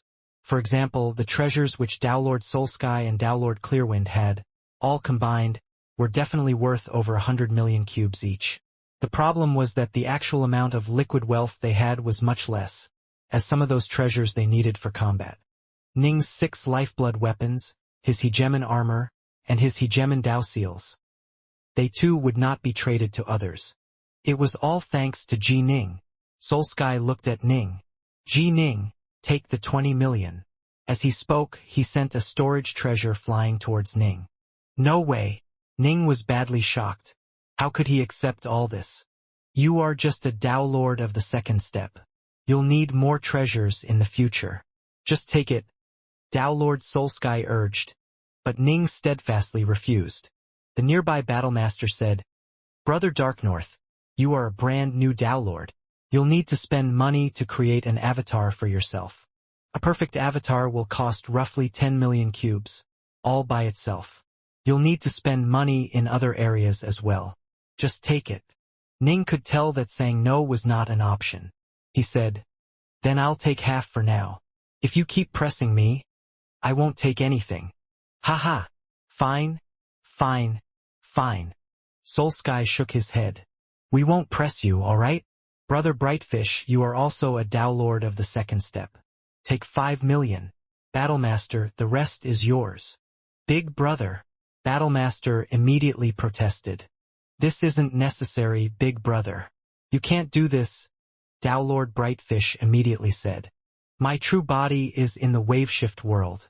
Once I gain what I need from it, I will immediately begin my Tao merge." Tao Lord Soulsky shook his head. "It doesn't matter if I succeed or if I fail in my Tao merge. Either way, more treasure will be useless to me." Ning, Battlemaster, and Brightfish all felt their hearts grow heavy. Soulsky had lived far longer than the rest of them. He was preparing for his Tao merge, and everyone knew that this virtually spelled a death sentence. Far, far too few were able to succeed in this process. Come, have some more wine. Now that Vast Heaven Palace has Dark North as a member, I can face my Tao merge with much more confidence. Tao Lord Soulsky laughed loudly. And today, my old enemy finally bowed his head before me. What an absolutely wonderful feeling. This feels better than gaining any amount of treasures. For now, Ning elected to remain within his Dark North estate and quietly train inside it. Ning had earned a total of 13 million cubes worth of treasure from Patriarch Clearwind and Tao Lord Blesswind. 10 million would be used to purchase suitable materials for the creation of a perfect avatar for himself. Within an estate world. Whoosh! This was a world of icy darkness. A world where a freezing wind howled through the skies. The icy wind filling the estate world came from a black cave, and deep within the cave there was an ice-locked figure. Next to that figure sat a white-robed youth in the lotus position. The white-robed figure's entire body was emanating an unearthly level of power that was being poured into the ice-locked figure. Time slowly flowed on. Crack, crack, crack. The layers of ice around the figure began to crack apart. Boom! The ice shattered, allowing the formerly icebound figure to fly out. His body was completely nude, and he emanated an aura of endless ice and cold. His appearance was identical to Ji Ning's. Moments later, a layer of golden clothing appeared on his body. The golden-robed Ning and the white-robed Ning glanced at each other. My avatar has finally taken form. It now has 1/10 of my full power. The rest will be a matter of time. The white-robed Ning nodded slightly, then smiled. Fellow Taoist avatar, I'll have to trouble you to stay in Vast Heaven Palace for now. I'll naturally follow your requests, true body. This was the golden-robed Ning's response. In truth, the two shared the same memories and thoughts. This was nothing more than a bit of an amusing diversion for Ning. His avatar contained the same Tao as he himself used. However, it didn't have the Azure Flower seal. Ning had tested out his avatar. It could use most divine abilities and secret arts, but it was unable to train in the 9 Chaos Seals no matter what. When my avatar uses the Hegemon's divine ability, it is capable of incredible power as well. The only problem is it can't sustain it for too long. Ning shook his head. Well, since my avatar has been formed, it is time for me to leave Vast Heaven Palace. Ning went to meet with Tao Lord Soulsky in private. Leaving Vast Heaven Palace? When are you planning to go? Tao Lord Soulsky wasn't surprised. No point in wasting time. I'll leave tomorrow. Ning smiled. Tao Lord Soulsky nodded. You are going to be going through a period of explosive growth. This is indeed the best time for you to go out adventuring. But when you are adventuring, you must be cautious, especially of Tao Lords of the 4th step. Don't underestimate any Tao Lord of the 4th step. One of them might have an ability or Tao that perfectly counters yours. Understood. Ning nodded. The only reason why he had gone out to fight Patriarch Clearwind was because he had a clear understanding of the man's powers. In the outside world, he would have to be far more cautious. There were Tao Lords who could move even faster than 10 times the speed of light, after all. Big brother, there is one thing I wish to trouble you about, Ning said. We're brothers. No need to stand on ceremony. Just tell me what you need, Tao Lord Soulsky said. I wish to go to a sacred city of the Tao Alliance, Ning said. The Tao Alliance was the strongest of the 6 major powers in the Endless Territories. 99% of the territories were controlled by the Tao Alliance. Its only weakness was that it was not tightly governed and was a very loose organization, with many of the ancient, reclusive powers within it being figures with strange dispositions. If the Tao Alliance was truly unified and stood together, there was no way the other 5 organizations could possibly compete against it. The Tao Alliance was absolutely unfathomable. Treasures, divine abilities, secret arts. The Tao Alliance was supreme in every area. Over the courses of countless years, many figures like Emperor Heartsword and Tao Lord Allgod had left behind their legacies to the Tao Alliance. Makes sense. We are Palace Lords of Vast Heaven Palace, which means we are members of the Tao Alliance. Tao Lord Soulsky nodded. You really should go to the Tao Alliance to check things out. The Tao Alliance covers too much territory. It has a total of 8 sacred cities and is led by the Tao Alliance's Palace of Immortals, Tao Lord Soulsky said. Tao Lords normally head to the nearest sacred city. This makes travel much simpler. Jining nodded. The distance between each of the cities was incredibly far, and the journey would be filled with many dangers. To physically travel all the way from one sacred city to another one across so many territories was simply too taxing. The closest sacred city to us, given that you fly a bit faster than me, you should be able to make it there in around 1,000 years, Tao Lord Soulsky said. I've already reported the addition of a new Tao Lord within Vast Heaven Palace to the Tao Alliance. Once you reach the sacred city, first go and retrieve a Tao Alliance medallion. Otherwise, there will be many places within the sacred city which you cannot enter. Understood. Ning nodded. The Tao Alliance did have enemies, such as the Dark Kingdom. There were many places within the Tao Alliance which outsiders simply were forbidden from entering. You can enter all 8 of the sacred cities. The Tao Alliance's Palace of Immortals, however, is our true core. No one is permitted to enter unless they are invited by the palace itself. Only then can they enter, Tao Lord Soulsky said. Generally speaking, fairly powerful Tao Lords of the 4th step stand a good chance at receiving an invitation. Given how formidable you are, Jining, you should be able to get an invitation in the future as well. Ning nodded. The headquarters of the 6 major forces were all mysterious, inscrutable places. The Palace of Immortals was the most mysterious and the most powerful of the 6. Supposedly, it held the secrets behind the reason why the Tao Alliance had been able to maintain supremacy for so long without falling. However, very few knew the truth behind those secrets. There's one more thing I need to warn you about. Tao Lord Soulsky suddenly seemed to remember something. He immediately warned solemnly. The Tao Alliance is simply enormous, and so it is quite chaotic as well.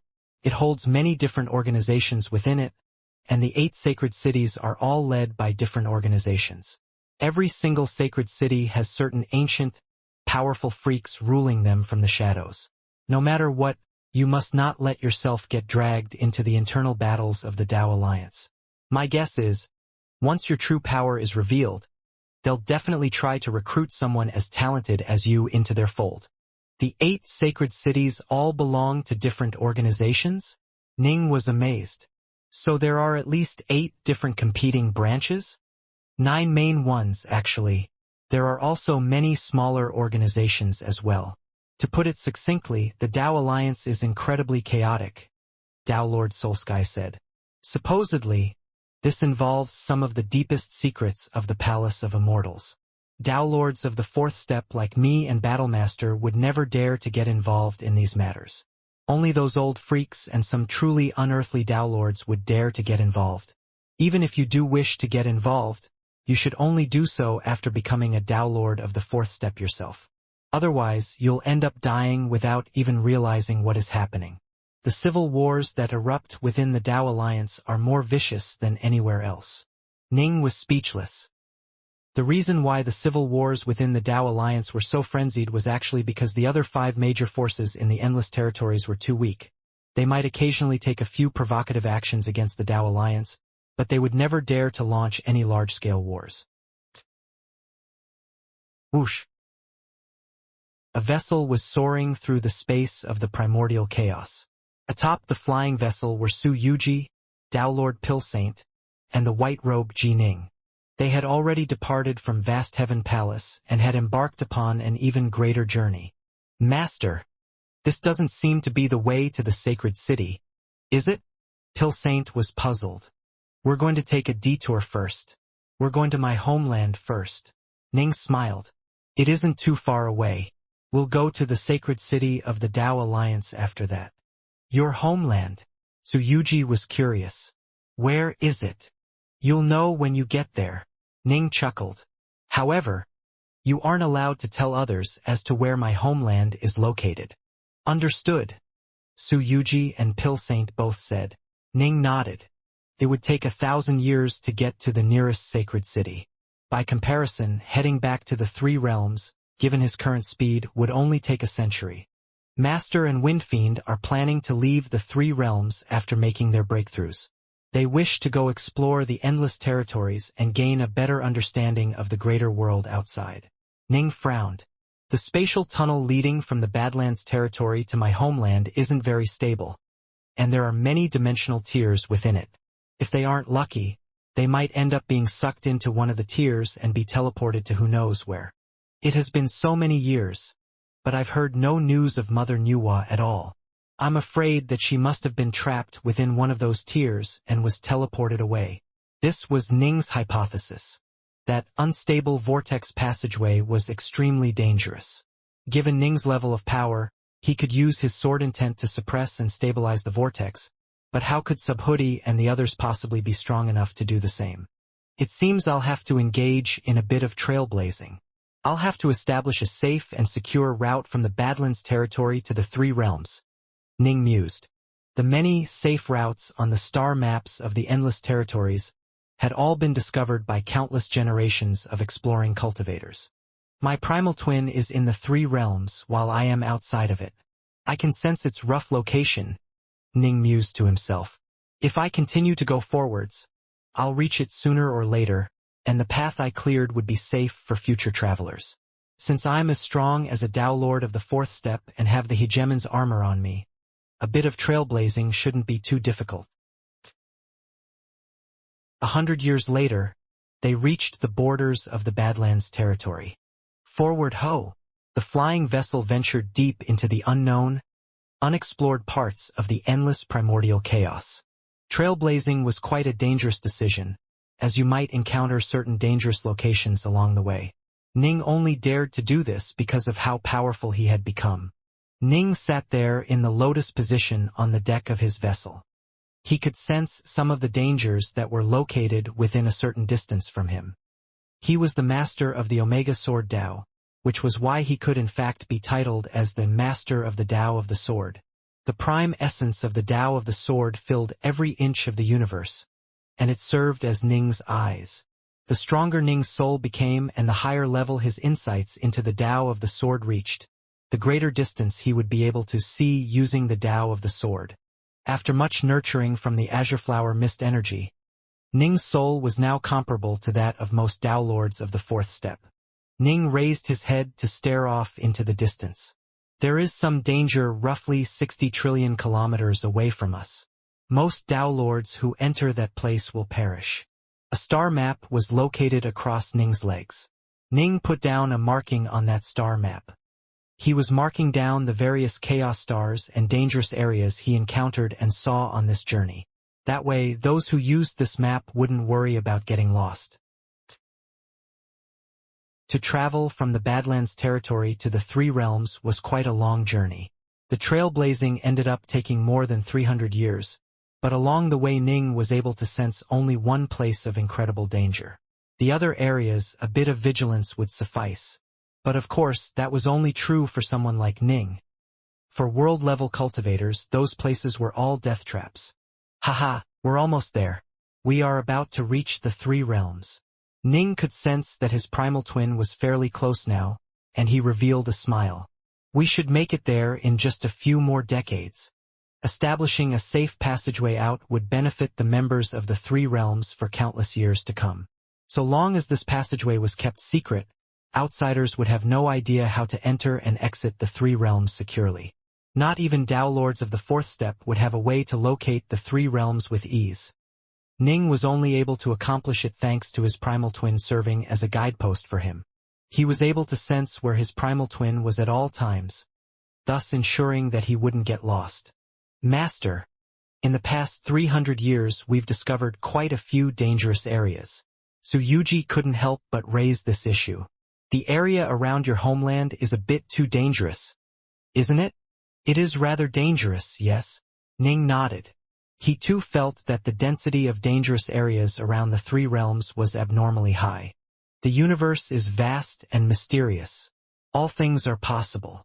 Ning smiled. Moments later, his face suddenly turned pale as a strange look appeared on his face. Eh? Ning turned to stare in a certain direction. Master! Yuji and Pilsaint both noticed that something was off with Ning. Ning just stared intently off into the distance, and the outlines of the azure flower seal actually appeared on his forehead. The azure flower seal was currently resonating with a distant location. Even the azure flower region with his body was resonating. Something actually caused a resonance with the azure flower seal. Ning was both shocked and nervous. He had encountered quite a few fortuitous benefactors, such as the Paragon of Pills and the almighty Brightshore Hegemon. Both of them were Hegemon-level figures. He had also received the legacy of the deceased Hegemon of the Tao of the Sword. By now, Ning was a very experienced man, but the 9 Chaos Seals, its Azure Flower region, and the Azure Flower mist energy it generated all remained completely outside of Ning's level of understanding.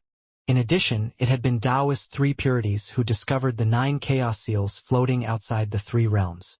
This entire time, Ning had felt certain that the primordial chaos around the 3 realms had to contain many secrets within them, and yet, all these years he had never been able to discover them. But now, while he was trailblazing a path to the 3 realms, he had encountered something which resonated with his azure flower seal. Let's head over there and take a look, Ning said. Swoosh! The flying vessel began to fly towards the direction where the resonance was coming from. What is it, Master? Yuji couldn't help but ask. From this moment forwards, the two of you need to obey every single word that I say. Ning had a solemn look on his face. The closer they moved towards that location, the stronger the resonance with his azure flower seal became. After flying for a few dozen days, the primordial chaos in the surrounding area completely vanished, revealing a patch of pure, pristine space. There was no energy at all in this region of space.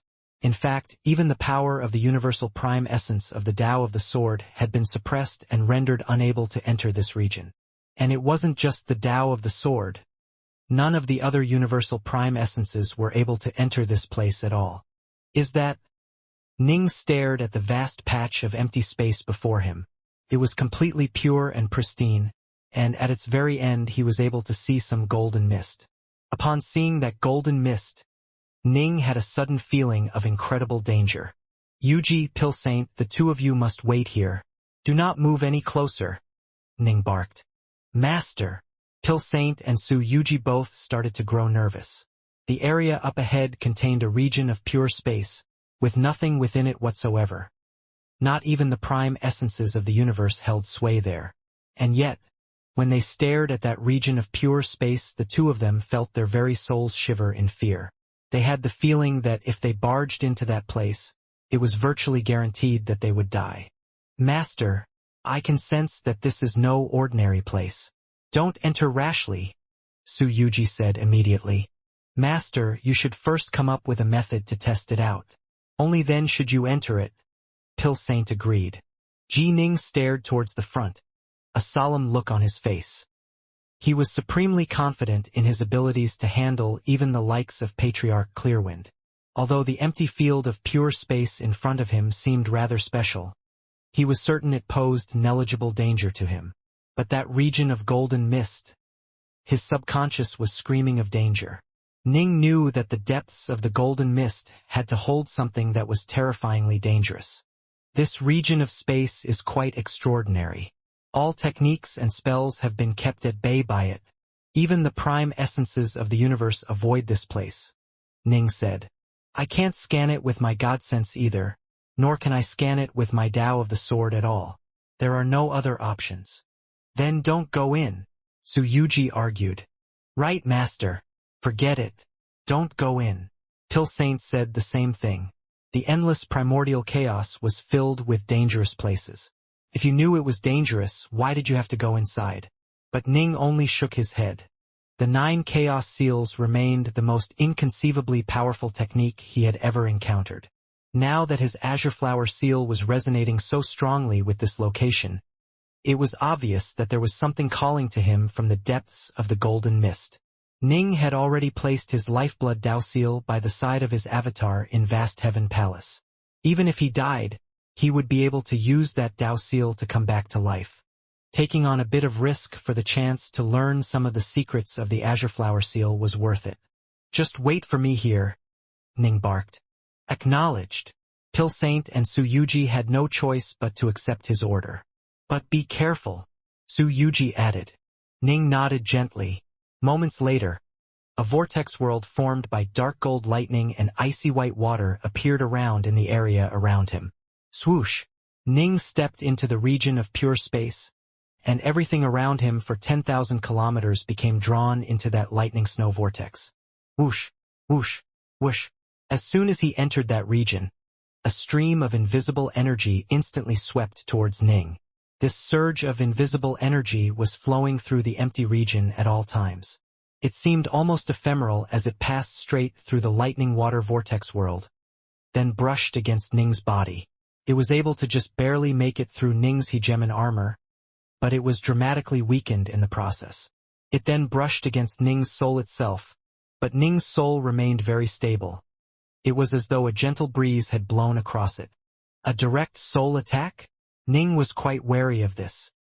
He immediately turned his head to look backwards, willing his lightning water vortex world to stretch out and encompass Su Yuji and Pilsaint within it. No matter what, do not enter this region of empty space. It contains a pervasive force that will directly assault your soul. Ordinary Tao Lords of the first step would not be able to endure this type of assault. Ning's voice echoed in the area around Su Yuji and Pilsaint. After issuing the warning, Ning continued to fly through the region of empty space, moving at just 2 times the speed of light. For him, this was fairly slow. As for Pilsaint and Su Yuji, they watched Ning leave with worried gazes as Ning moved towards that region of golden mist.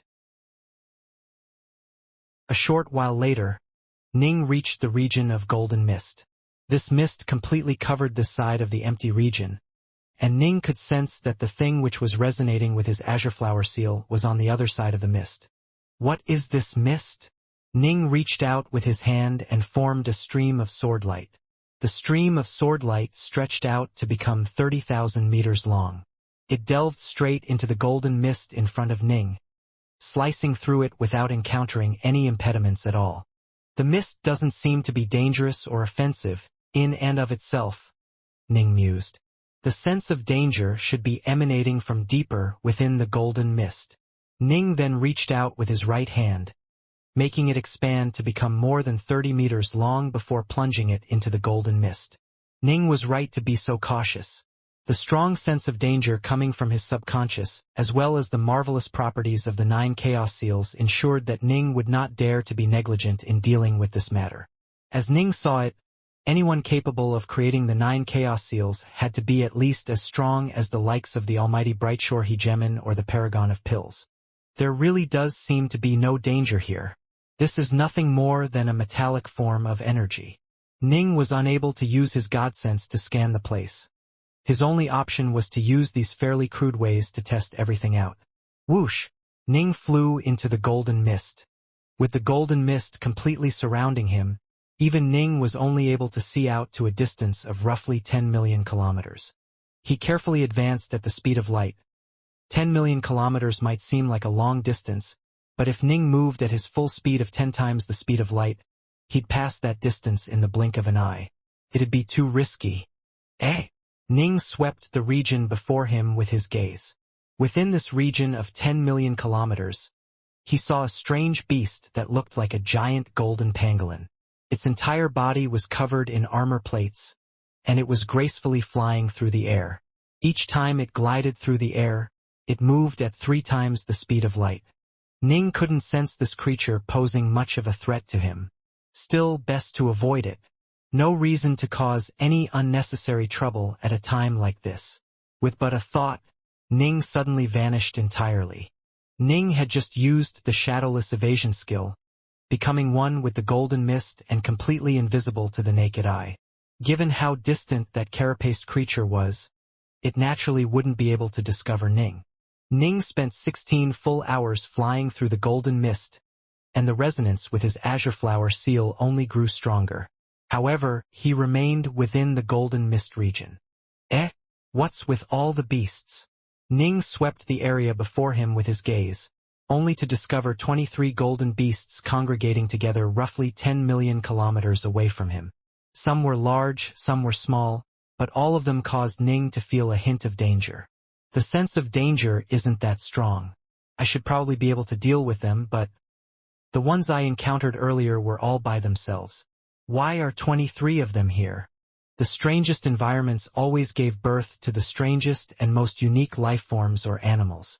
Waterwalker, Birchaloo, and others like them who were born with sufficient amounts of intelligence could train in the Tao like any cultivator. These beasts before Ning, however, were fairly dumb and more like bug beasts. There was no way for them to cultivate at all. Still, the universe had given them their own path to growth and evolution. Although it was guaranteed that there was no way this path could let them gain eternity, it still provided them with tremendous combat power. Why are they all gathered here? Is this their home?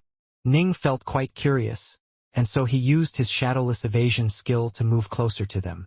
When he reached a distance of 2 million kilometers, he was able to see them quite clearly. The beasts were all scattered in a circular fashion around a golden pearl that was slowly spinning in place. The 23 carapace beasts were all swallowing in the energy being emanated by that golden pearl. The beasts were dumb, but they knew that absorbing the energy being given off by this pearl would help them grow stronger. Is that? Ning frowned, then stared in astonishment. Deluxe Hellgold? That's Deluxe Hellgold. Supposedly, it can be used to serve as the energy core for a golem of the 4th step. Damn, my luck is good. I actually ran into a pearl of Deluxe Hellgold. Golems with the power of Tao Lords of the 4th step were incredibly few in number, primarily because the materials needed to build cores for them were difficult to forge, with all the materials being incredibly rare. Deluxe Hellgold was one of the things that could be used to forge such a core. In other words, if you had a pearl of Deluxe Hellgold, you would have the majority of the ingredients needed to construct a golem Daelord of the 4th step. There were also a number of other materials that could be used to build an energy core, but all of them were just as incredibly rare.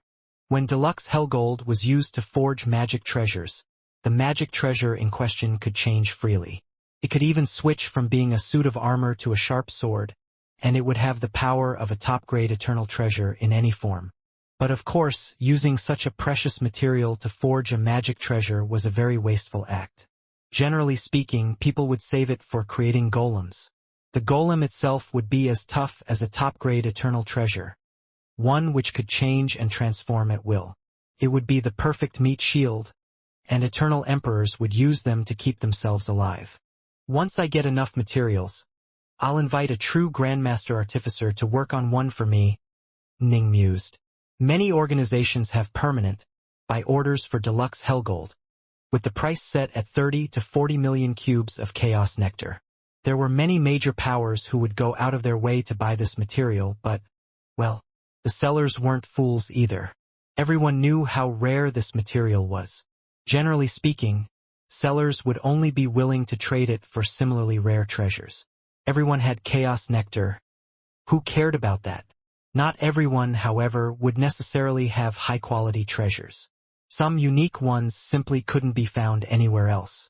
If Ning was to acquire this deluxe Hellgold, he'd be able to trade it for some treasures which were truly useful towards him. These were treasures that people generally wouldn't be willing to exchange for Chaos Nectar, not unless Ning was willing to pay 2 or 3 times more than the market price. I still haven't discovered the source of the resonance with my Azure Flower seal, but I found a pearl of deluxe Hellgold. Ning was rather excited. The only problem is that it is surrounded by those 23 beasts. Ning stared at the 23 beasts off in the distance, his eyes narrowing slightly. Kill! Ning didn't hesitate at all. He immediately began to quietly approach those beasts. Any major power would have made the same decision as he was right now, because only a fool would give up the chance to acquire a treasure like deluxe Hellgold without even giving it a shot.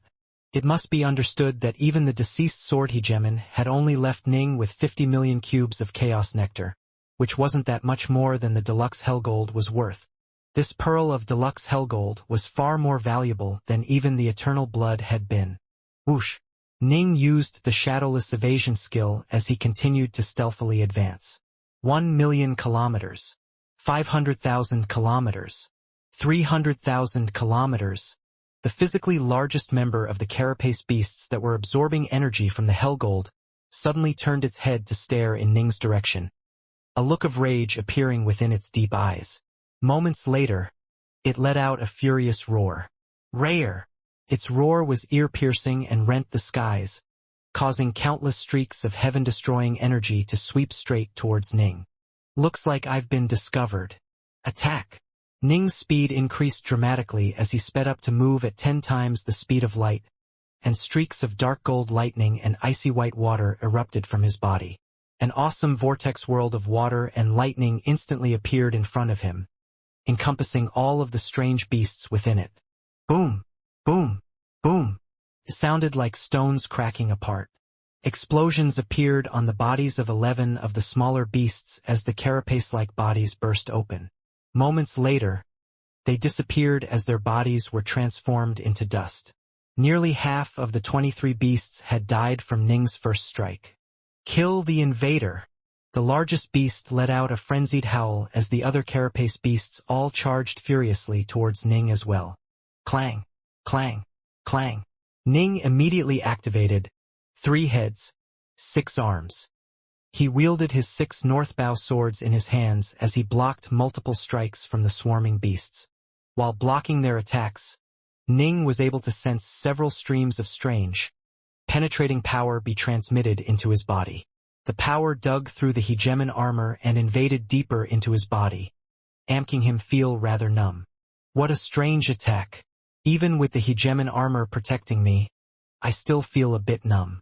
If I was an ordinary Tao Lord of the 4th step, I probably would actually end up dying here. Ning relaxed slightly. Different beasts which lived in different environments would have different attacks. Some were born with terrifying illusory powers, while others were born with tremendous skill in formations. Still others were able to move so fast, they could attack at the speed of 100 times the speed of light. If Ning encountered a beast whose powers perfectly countered his, he would be in serious trouble. However, although the carapace beasts before him had very strange attacks, Ning feared creatures like them the least. He had a suit of hegemon armor and a body equivalent to a low-grade eternal weapon. To harm him through direct attacks was incredibly difficult. Kill! Ning's sword arts were arcane and profound, far above the level of these carapace beasts. Slash! Sword light flashed, piercing through the head of one of the carapace beasts. Moments later, its head exploded as the internal organs inside of it were reduced to dust. Slash! Slash! Slash! Ning's sword was incredibly sharp, and the blood-drop stance of his Omega Sword Dao contained tremendous penetrative power. The carapace beasts were able to endure Ning's lightning water vortex world, but they weren't able to withstand Ning's sword. Soon, just 3 of the beasts were left in the air. These were the 3 largest beasts, and they had the toughest carapaces as well. So tough that not even Ning's sword was able to pierce through them. Growling. Invader. Detestable invader. The three strongest carapace beasts were completely enraged by the deaths of their fellows. They attacked even more ferociously than before, and each time Ning clashed against them, he could sense that penetrative power seep into his body. Ning suddenly put away 5 of his swords, leaving just one behind. His 6 hands all gripped that single sword as he raised it high into the air, then delivered a ferocious chop with it. The speed of this blow seemed both as slow as a falling leaf and as fast as a flash of lightning. An endless amount of power quickly began to accumulate, making it seem like a volcano that was about to explode. Boom!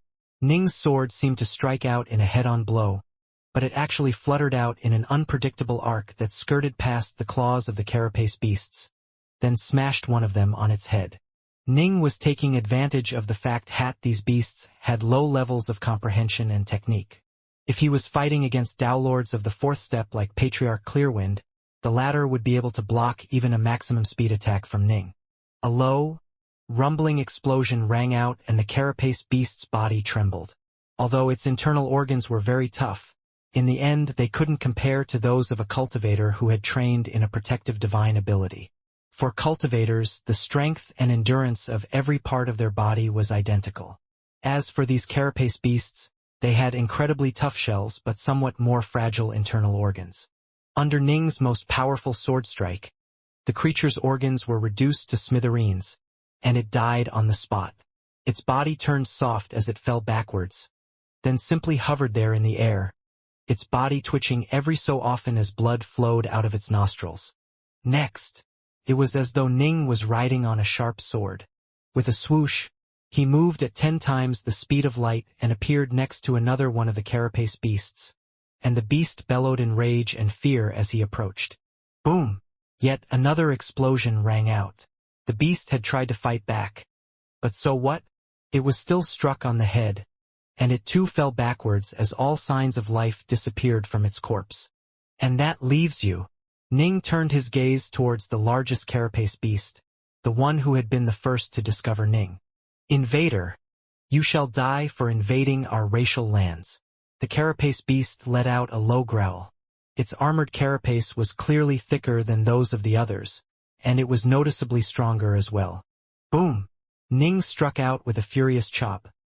His 6 arms clenched around that single sword as he once more delivered a hammering blow to the skull of the beast. An explosion rang out, and even the space around them began to splinter. The carapace beast was knocked backwards by the force of the stunning blow, but it then raised its head calmly to give Ning a murderous glare. What? Ning's face tightened. For it to possess unearthly defenses was one thing, but how was it that even a head-on kinetic strike was unable to kill it? Whoosh! The carapace beast once more charged forwards, its tail sweeping straight towards Ning. As for Ning, he once more wielded all 6 northbow swords as he moved at his absolute maximum speed, while using his lightning water vortex world to constrain his foe. Slash! Clang! Boom! Ear-piercing screeches, low growls, light pants. All sorts of sounds erupted as the space around them was repeatedly torn apart and regenerated as Ning engaged the largest carapace beast in a furious battle. Whoosh! 2 streaks of sword light shot out almost like a pair of flexible ropes, quickly wrapping themselves around that carapace beast with multiple layers of shackles. No! No!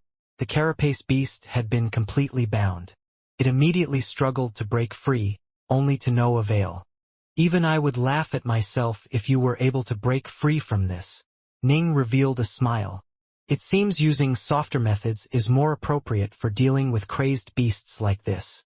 Ning had indeed used a pair of northbow swords to tie up this beast. The northbow swords had been forged for Ning by Emperor Gonflame himself, and they were lifeblood weapons that were well suited towards all aspects of the Tao of the sword. They could be ferocious, could be insidious, could be unpredictable, and they could be both hard and soft in their fighting styles. They could be hard in striking like a heavy sword, or they could be soft in striking like a whip. This was the nature of the northbow swords. Get in here. Ning produced a gourd, then unplugged the stopper. Whoosh! Instantly, the roaring and struggling carapace beast was drawn flying into the gourd. Moments later, 2 steraks of sword light flew out from the gourd and into the scabbard on Ning's back. Ning then waved his hand again as he collected the corpses of the other carapace beasts as well. Clearly, their shells could be used as manufacturing components. That's finally done. Ning let out a sigh of relief. It might have looked like a quick victory, but Ning had already used all the tools he had available to win this fight. The deluxe Hellgold. Ning turned his gaze towards that pearl of deluxe Hellgold. This was what he really wanted. Ning stepped forward, reaching out with his right hand and clasping that pearl, then gave it a tug. Clack, clack, clack. Countless strands of golden energy in the area around it began to tremble.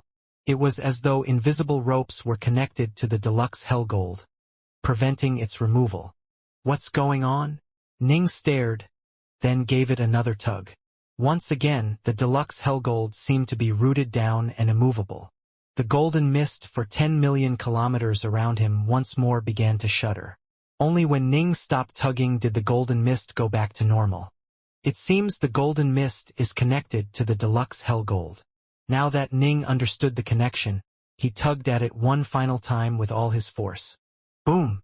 A massive explosion could be heard as the pearl of deluxe Hellgold was torn away and entered Ning's grasp. Ning immediately stored it away into his estate world. Rumble.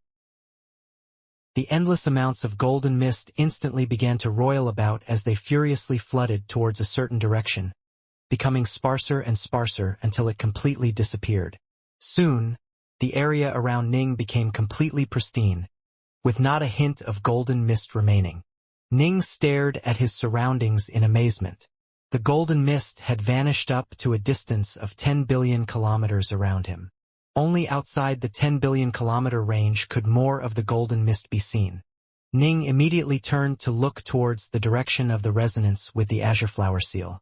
Tens of billions of kilometers away, within that golden mist, Ning was able to vaguely make out an enormous silhouette of something that looked like an estate. An estate! Ning's eyes lit up. The surrounding area for 10 billion kilometers was now completely clear of golden mist. Quite a few carapaced creatures stared at their surroundings in astonishment. Just a few seconds ago, they had been surrounded by golden mist. Why had it all completely vanished? Soon, their gazes turned towards the distant white-robed youth. Gruor! An invader! Kill! There were thousands of those carapace beasts within this region of 10 billion kilometers, and they all glared at Ning as they let out furious roars and charged straight towards him. Ning was badly shocked. There were actually thousands of carapace beasts within 10 billion kilometers of him, and several dozen were comparable in size to the leader he had fought a short while ago. Kill! One particular carapace beast whose entire body was enormous and pitch black let out a furious roar, its head upraised and its glaring eyes filled with murder. Boom! Boom! Boom!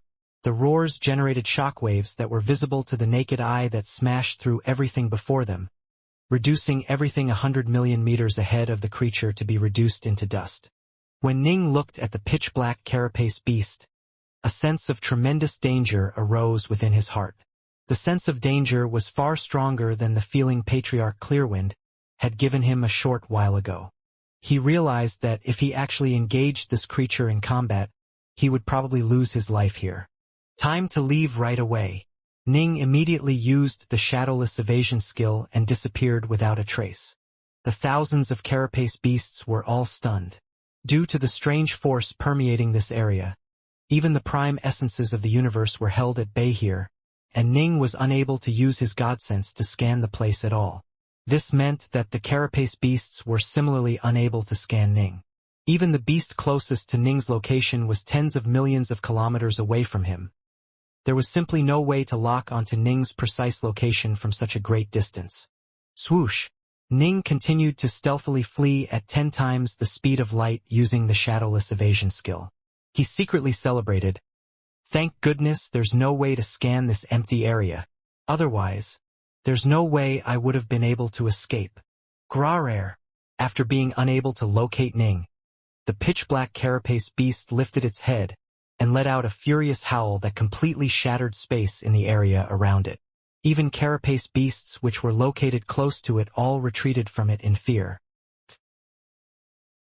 Ning began to use his evasion skill to flee towards the direction where the azure flower resonance was emanating from. Whoosh! He once more flew into a region of golden mist. Through it, he could vaguely make out the silhouette of that towering estate up ahead. Is that an estate? Ning continued to fly forwards. Things look deceptively close. He was clearly able to make out that estate from far away, but he spent 10 hours flying towards it. During that period of time, he encountered 2 more pearls of deluxe hellgold. Alas, each of those 2 pearls had over 10,000 carapace beasts surrounding it, as well as a pitch-black carapace beast. Just staring at the thousands of carapace beasts surrounding the pearl of deluxe hellgold, Ning felt a sense of tremendous danger. He could sense that as soon as he attacked, he would be almost instantly swarmed and killed by the carapace beasts. The 10,000-plus carapace beasts had divine runes glowing above their shells. The runes were humming in unison, and the power emanating them caused even Ning's heart to quail. Clearly, these beasts had a way to join together into a formation. A joint attack from more than 10,000 carapace beasts would probably surpass even one of the most powerful of Dao Lords. Previously, Ning had been able to slay those 23 carapace beasts because there simply weren't enough of them around. They weren't able to join together into a formation that would threaten him.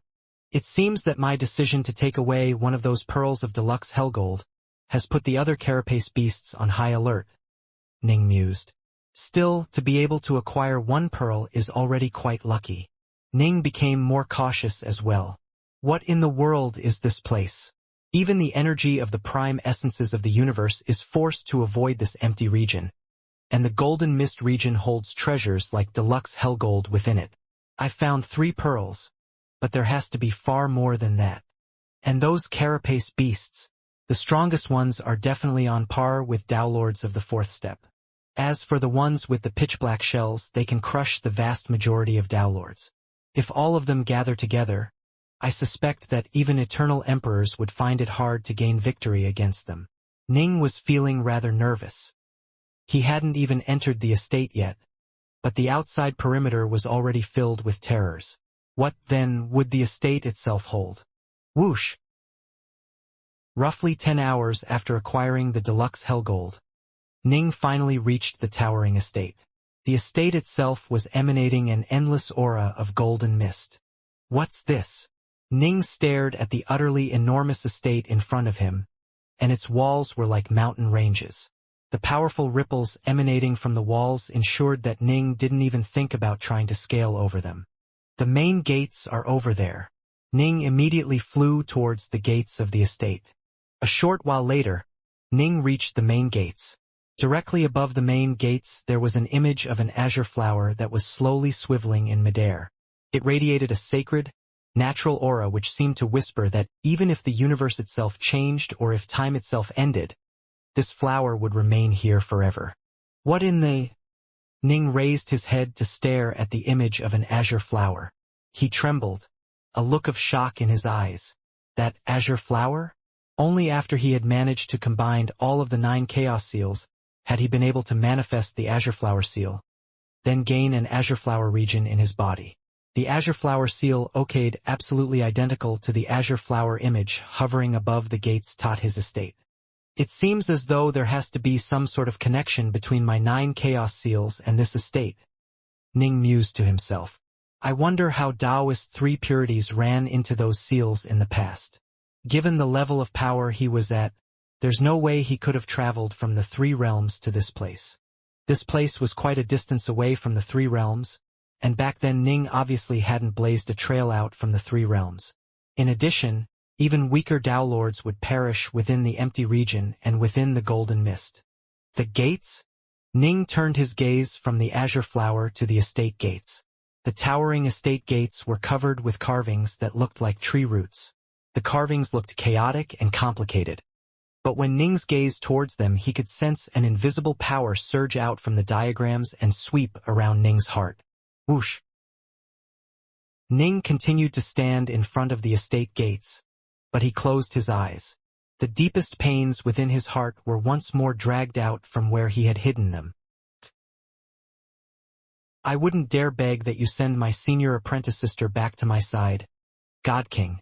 All I hope is that she can live a simple, peaceful life. If you can do this, I will be endlessly grateful. Ning fell to his knees before the God King. You are the one who personally consigned her to endless torment within the infinity hells. It was you. You personally. The God King's furious roars reverberated with Ning's mind. Didn't you say that she's already dead and that you killed her? Haha. Then, let me let her truly die. Ahahaha. The towering figure of the Rahuning raised its head towards the heaven, his wild laughter echoing through the three realms battlefield. It was my fault. I was the one who consigned you to the infinity hells. I was the one who caused your soul to be destroyed. The most agonizing, wrenching memories in his heart were all pulled out and magnified, and the sense of self-recrimination which Ning felt was amplified 10,000 times over. Ning was completely absorbed in his pain and self-blame. He stood there in front of the estate, his entire body trembling. In this moment, his hegemon armor, his lifeblood weapons, and his protective Dao seals weren't able to help him out at all. Both his soul and his true soul were trembling. The same wasn't true for just him. Even the black-robed primal twin Ning was shaking back in the three realms. As for his avatar in Vast Heaven Palace, it was also in the same dazed state. It was as though they had fallen into an endless abyss and were sinking deeper and deeper into it. Go ahead and die. Once you die, you'll be together with her once more. This was what that invisible surge of energy was whispering to him. Ning's soul and true soul were shaking so hard, they were about to splinter apart. If they really did shatter, his true body, his primal twin, and his avatar would all fall simultaneously. Not even his lifeblood Dao seal would be able to save him. This was a technique available to the truly major powers who stood at the apex of all life. I've already made my choice. Even if I had to choose again, I would choose the same thing. That was a war which would determine the destiny of all the living creatures of the three realms. The war has concluded. Both my father and my mother have returned. I, Ji Ning, shall use all the years of my life and all the power that is available to me to find my wife and bring her back. For her sake, I would willingly sacrifice all that I have. Nothing and no one will bar my path. Still standing in front of the gates, Ning opened his eyes. His eyes shone with a terrifyingly sharp light that reflected the innermost depths of his heart. Nothing and no one would ever be able to stop him on his path, and he would continue on it until death itself came for him. Boom! Boom! Boom! Ning's heart force was surging and growing increasingly powerful as it intersected more and more with his sea of consciousness. Once he experienced a few more things within this universe and accumulated a bit more power, he would be able to break through to the sixth stage of heart force. Thank you, mighty creator of the Azure Flower Estate. The white-robed Ning stared at the gates in front of him. Thank you for helping me to once more reaffirm my own Dao heart. This is my Dao and this is my heart. I will continue on this path until the day I die. Ning walked forwards. Boom! The strange tree root carvings atop the gates seemed to be able to sense Ning's terrifyingly strong Dao heart. A Dao heart which no one could alter or shake. Only someone with a heart like this would have a chance of truly reaching the apex, would have a chance of standing above all other living beings. The most terrifying of major powers would also need terrifyingly strong Dao hearts. The gates to the estate automatically swung open with a rumbling sound. The Azure Flower Estate, which had lain silent for countless years, had been opened once more. The gates swung open. Ji Ning stood outside the gates, staring inwards. He was able to see that the insides of the towering estate stretched out at least 10 billion kilometers, and an awesome, terrifying aura instantly swept out towards him from inside. The aura of power circulated in accordance with a formation and gathered at three particular spots, where three trees were located. Is this? Ning's face turned pale when he looked at them. 3 trees. The first tree was in a corner, and its trunk was twisted like a coiling dragon.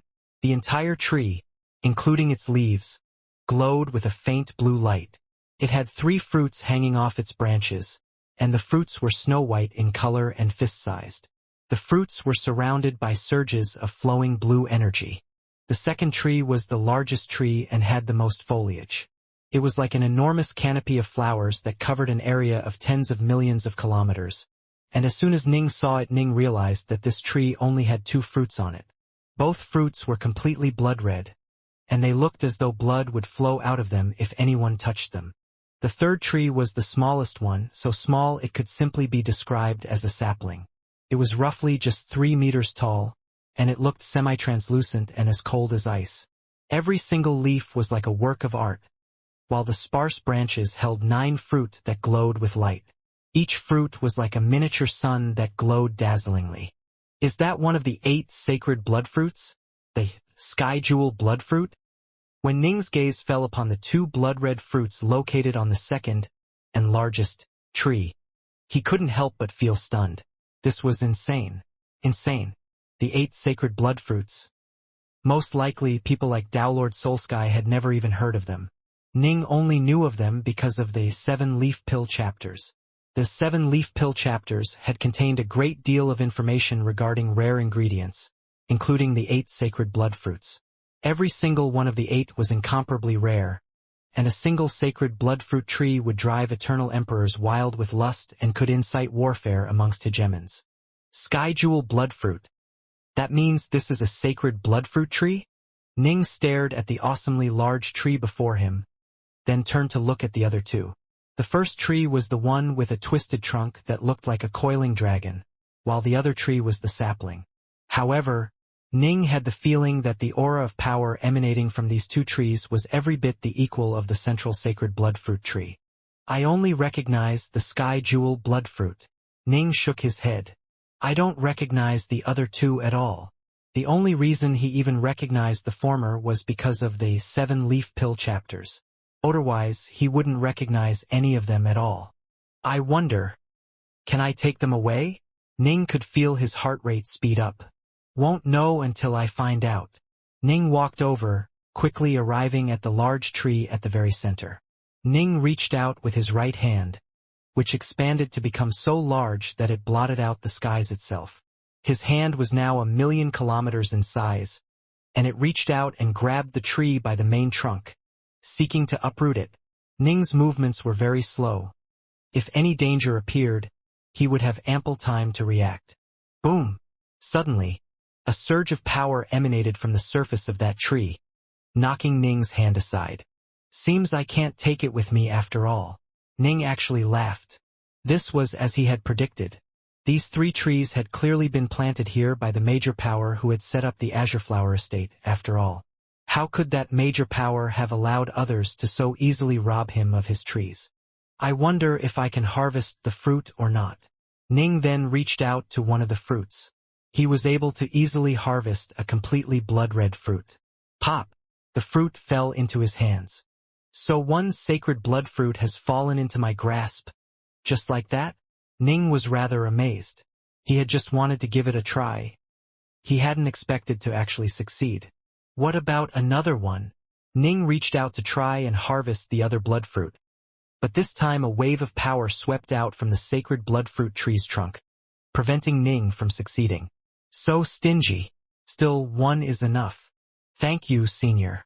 The sacred blood fruit tree was currently sending surges of power to the location where the first blood fruit had been harvested, and the power was slowly taking the form of a bloody ball of mist. Clearly, the tree was beginning to give birth to a new fruit. A single sacred blood fruit tree could at most give birth to 2 fruits at once. Now that Ning had harvested one, it could give birth to a second one, but of course that would take quite some time. The value of a single fruit was naturally much lower than that of the actual tree, which would be capable of giving birth to sacred blood fruit over and over. Despite that, it was still a rare reassure worth over 20 million cubes of chaos nectar. Treasure like this could be pined for but never planned on. What about the other 2 trees? Ning headed over to try his luck with harvesting once again. Uprooting the trees? Impossible. He couldn't break as much as a single twig on the trees. These 3 ancient, mysterious trees seemed to possess sentience. They would only permit Ning to harvest a single fruit each. After that, they wouldn't even let Ning draw near them. These 3 fruits? Ning waved his hand, causing 3 fruits to appear and float in the air in front of him. The first was the completely blood-red sky jewel blood fruit. The second was a snow-white fruit that was covered by swirls of blue energy. And the third was the fruit that shone like a miniature sun. The major power who built the Azure Flower Estate was quite generous. I won a fortune as soon as I entered this place. Ning put away the fruit and continued his explorations. Soon, he saw an utterly beautiful arch bridge, below which was a wide stream of flowing water. The water was clear and pristine, but radiated an aura of iciness which caused a layer of white steam to appear above it. Ning walked onto the arch bridge. He immediately saw that on the other end, atop the distant grasslands, a pair of old men were seated facing each other, a chessboard and some chess pieces before them. There are other cultivators here? Ning was stunned. However, the 2 old men were dressed in exactly the same clothes. Both wore grayish-black robes, and they both turned their heads to stare towards Ning's bridge. Seniors. Ning immediately bowed towards them. The 2 elders had restrained their auras, making it so that Ning couldn't secretly investigate them. But when Ning looked at them, he felt a sense of incredible danger from them. He knew that if they were to fight, he would probably be at danger of losing his life. An outsider has actually arrived in the estate. One of the 2 gray-robed elders chuckled as he looked at NG through his 2 silver eyes. It's been quite some time since I've seen an outsider. Humph. As for the other gray-robed elder, he had a pair of blood-red eyes. Ning was looking right at him as he stared at Ning. And when their gazes intersected, Ning suddenly felt as though he was seeing an endless sea of murder and blood. Ning's heart shivered when he saw that unfathomable amount of hatred and slaughter. Thankfully, Ning's heart force was quite strong and just a step away from 6th-stage heart force, and so he was able to safeguard his own heart. A mere Tao Lord of the 2nd step? The blood-eyed elder laughed coldly as he swept out with his sleeves. Boom! His sleeves suddenly stretched out through the skies, seeming able to sweep away all things and moving so fast that Ning was unable to dodge it before it reached him and struck at him. What's going on? Ning had no time to spare. His body immediately blurred as he manifested 3 heads, 6 arms, and all 6 of his arms gripped a northbow sword. His sword light flashed, then transformed into an enormous black hole. The sky-blotting sleeve lashed down upon Ning's swordlight, and Ning's swordlight began to crack as the black hole tottered. Boom! Ning could sense a terrifyingly strong concussive force be applied to his entire body, a force so strong as to completely stun Ning. He flew backwards uncontrollably, flying millions of kilometers past the arch bridge before slamming into the ground with a loud booming sound. He actually rolled over a few times on the ground before slowly beginning to regain consciousness. What? When Ning came to his senses, he was terrified by the implications of what had just happened. Even though I had the hegemon armor protecting me, I was knocked completely senseless for a few moments. Thankfully, my divine body is comparable to a low-grade eternal weapon. Otherwise, I probably would have died even through the hegemon armor. Ning couldn't help but celebrate his survival. The hegemon armor had once again weakened the attack to 1,000th of its full power. But that old man had been far more powerful than Patriarch Clearwind when the latter had used his forbidden secret arts. Ning's guess was that this had been the attack of someone on the Eternal Emperor level. Ordinary Tao Lords of the 4th step would probably be instantly slain by it. Ning himself was only able to survive because of both the hegemon armor and the fact that his body was incredibly tough as well. Despite that, he had been instantly stunned and dazed by that attack. Moments ago, the blood-eyed elder had been smirking. Now, however, he revealed a look of astonishment. He didn't die? How? How could a Tao Lord of the 2nd step withstand my killing strike? Kid, get over here. Let me get a good look at you. The blood-eyed elder spoke out. Stay away, the silver-eyed old man immediately said. No matter what, don't step onto that bridge. The area beyond the bridge is forbidden to me and this old man. If you move past it, he'll definitely attack you again. Big brother, the blood-eyed elder said angrily. Whose side are you on? Second brother, he's just a young Tao Lord of the second step. He can help relieve our boredom for a time. Why must you move to kill him? The silver-eyed elder was irritated as well. We are eternal emperors, after all. For you to ignore your own status and try to kill a Tao Lord of the second step. Have you not noticed that you are going crazy? Emperors? We aren't even cultivators any longer. Emperors? Ahaha! The blood-eyed elder laughed wildly. He laughed like a madman, and his laughter was filled with endless hatred and pain. The silver-eyed elder's body trembled when he heard this, and a hint of sorrow appeared in his eyes as he let out a sigh. We still have a chance at gaining our freedom. In addition, the person who caused us to fall to such a state was the master of this estate. It had nothing to do with this young Tao Lord of the second step. Why must you get him involved?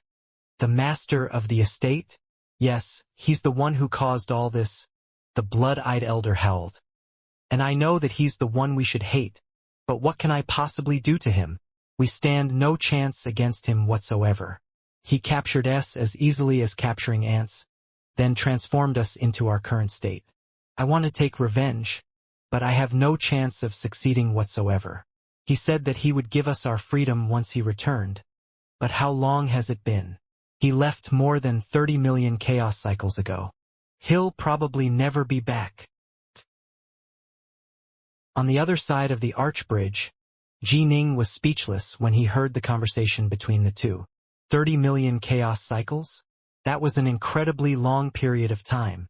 Even Samsara Tao Lords were only able to live for 108,000 chaos cycles. Eternal emperors truly were special, capable of living nearly forever. And, based on the conversation between those two, it seemed as though they had been effortlessly captured by the master of the estate. As they had put it, he had been able to capture them as easily as capturing ants. As expected of someone who created the 9 chaos seals, Ning mused. He really is unfathomably powerful and inscrutable. If he was able to so easily capture eternal emperors, he probably is at least at the hegemon level of power. Is it possible that there's an even higher level which he was at? Kill. Kill. Kill! I've fallen so hard. Why should I show pity for any others? To be able to discover this estate is indeed a tremendous blessing. But I'm going to make sure all of those lucky Tao Lords end up as dead Tao Lord. The blood-eyed elder's eyes were blazing with that bloody light as his murderous aura surged towards the skies. That kid had better never step foot on the bridge again. Otherwise, I'll definitely slaughter him. His gaze was focused on the distant Ning, and he didn't disguise his murderous intent at all. What's the point? The silver-eyed elder sighed when he saw this. As for the blood-eyed elder, he simply snorted. Leave, kid. Given that you were able to stay alive when my second brother delivered a killing blow towards you, you probably are one of the most freakishly talented Tao Lords of your generation. The silver-eyed elder instructed. My second brother wishes to stop you, but given your talent you might be able to defeat him once you become a Tao Lord of the 4th step. However, this estate is filled with layers of danger and is much more dangerous than my second brother. I strongly recommend for you to return only after you become an eternal emperor ourself. Ning stared at the two from the other side of the bridge. Both his azure flower seal and his azure flower region were shaking from the powerful resonance. Clearly, the thing which was calling to them was emanating from deep within this estate. But given that 2 eternal emperors were guarding the bridge, and that one was filled with the desire to kill him, the difference in power is too great. If I tried to force my way through, he'd probably bind and capture me. Although Ning deeply desired to enter the depths of the Azure Flower estate, the difference in power was quite apparent. Go, the silver-eyed elder said. Kid, even the outside perimeter held 3 sacred trees. There are even more treasures inside the estate. Don't you want to go in? Ahaha, I'm sure you must. The blood-eyed elder stared at Ning intently. Ning hesitated for a moment, then turned and left. He soon departed from the main gates of the Azure Flower estate. The blood-eyed elder and the silver-eyed elder both watched as Ning disappeared off into the distance. "The kid is pretty decisive," the silver-eyed elder praised. "And what good is that? The master of this estate left behind many fortunes, but he also left behind many dangers. The two of us were nothing more than ants to him, and it was so easy for him to capture us and put us here to serve as his guards. Some of the other eternal emperors he caught were much more powerful than us, but all of them were assigned to the deeper parts of the estate." The blood-eyed elder smirked. The silver-eyed elder nodded. When he thought about what had happened all those chaos cycles ago, he couldn't help but once again shiver in fear. They had been the two weakest eternal emperors which the master of the estate had caught. But that kid was quite talented as well. If he can become an eternal emperor, he might just be able to defeat all of the servants which the master of the estate left behind. The silver-eyed elder said, "Keep dreaming. Do you know how hard it will be for a freak like him to gain eternity? Hell, if he succeeds he'll probably become a hegemon." The blood-eyed elder shook his head. Outside the Azure Flower estate, Ning emerged from the estate feeling both excited as well as impatient. He really wanted to delve deeper into the estate and find the true source of that resonance with his Azure Flower seal. Alas, he couldn't even handle the two eternal emperors at the outside perimeter. "I wish to save you Wei, but that path will be a difficult one. This estate, however, might just prove to be one of the major fortunes which I will need to succeed." Ning turned to stare at the Azure Flower image once more. This place was indeed a source of tremendous fortune. Ning's subconscious was whispering to him that if he succeeded in traversing this place, he would undergo a truly earth-shaking transformation. This place might enable him to ask the most ancient of powers to come and bring you way back to life. Can't be impatient. Time spent sharpening the axe will be earned back with interest when you go out to chop the wood. I'll return once I become a Tao Lord of the fourth step, Ning mused. He didn't have any confidence in being able to become an eternal emperor. This didn't have anything to do with a weak Tao heart. Rather, it was because far too many freakishly talented Tao Lords had failed in this final step. Ning knew exactly how difficult it was, and it would be even harder for him because his path was that of the Omega Sword Tao. Most likely, it would be far more difficult than the paths which Birchaloo, Soulwind, and the others were going to walk. For peerless geniuses like them, becoming an eternal emperor was incredibly difficult. If they succeeded, they would become hegemons. Ning was in control of an Omega Sword Tao. How difficult would his path to eternity be? Still, he was fairly certain in his ability to become a Tao Lord of the fourth step. By then, challenging the Azure Flower estate would be much simpler. At least, Ning stared at the Azure Flower image floating in front of the gates. Here, at least, I can see a hope of saving her. The next time I come here, I'll definitely make it into the depths of the estate. Ning left, but when he left his heart was filled with hope. The void of the primordial chaos. A flying vessel was advancing through the chaos once more, with Ning seated in the lotus position atop the deck of the vessel, attuning himself to the surrounding area while recording down the various danger zones on the star map in his hands. Su Yuji was seated next to Ning and was pouring his wine for him, a lovely smile on her face. Although trailblazing was somewhat dangerous, it really wasn't that concerning for someone on Ning's level. That trip to the Azure Flower estate had been far more dangerous. When Ning had returned from the estate, Su Yuji had asked about what he had found. Ning's response was this: "I nearly died in there." Su Yuji and the others still felt twinges of fear when they thought back to that answer. Now that Ning was back by her side once more, she felt at peace. "Master, that place was far too dangerous. In the future, you should avoid places that are excessively dangerous," Su Yuji said. "Don't worry. I probably won't go back for a long time," Ning said. "You shouldn't go at all," Su Yuji said hurriedly. "Next time, I'll be confident in my abilities to survive. For now, I'm not good enough." Ning shook his head. In the Endless Territories, he was definitely one of the major powers now. He had even been able to survive a killing blow from an eternal emperor, after all. If word of this spread, his reputation would definitely increase dramatically. However, Ning's goals were much higher than merely this. Not even the most freakishly strong of Tao Lords would be able to revive an extinguished true soul. After all, time flowed on and more than 30 years passed in the blink of an eye. Ha! Still seated in the lotus position within the flying vessel, Ning suddenly put down his star map and rose to his feet with a laugh. What is it, Master? Pill Saint and Su Yuji were both confused. The trailblazing is complete. We've arrived. Ning smiled. I'm familiar with this region. We have now blazed a trail from the Badlands territory to my homeland. With his primal twin serving as his goal, Ning was able to spend 300 years to reach the three realms without getting lost. The primordial chaos outside the three realms. Ji Ning's chaos estate. A white-robed Ji Ning led the peerless beauty Su Yuji and Tao Lord Pill Saint into his chaos estate, where a black-robed Ning was awaiting them. This? Su Yuji and Pill Saint both had looks of astonishment on their faces. Before coming, they had both sworn oaths never to divulge anything regarding Ning's homeland to anyone else.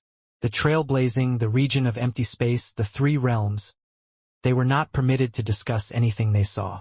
However, they were still stunned by what was before them.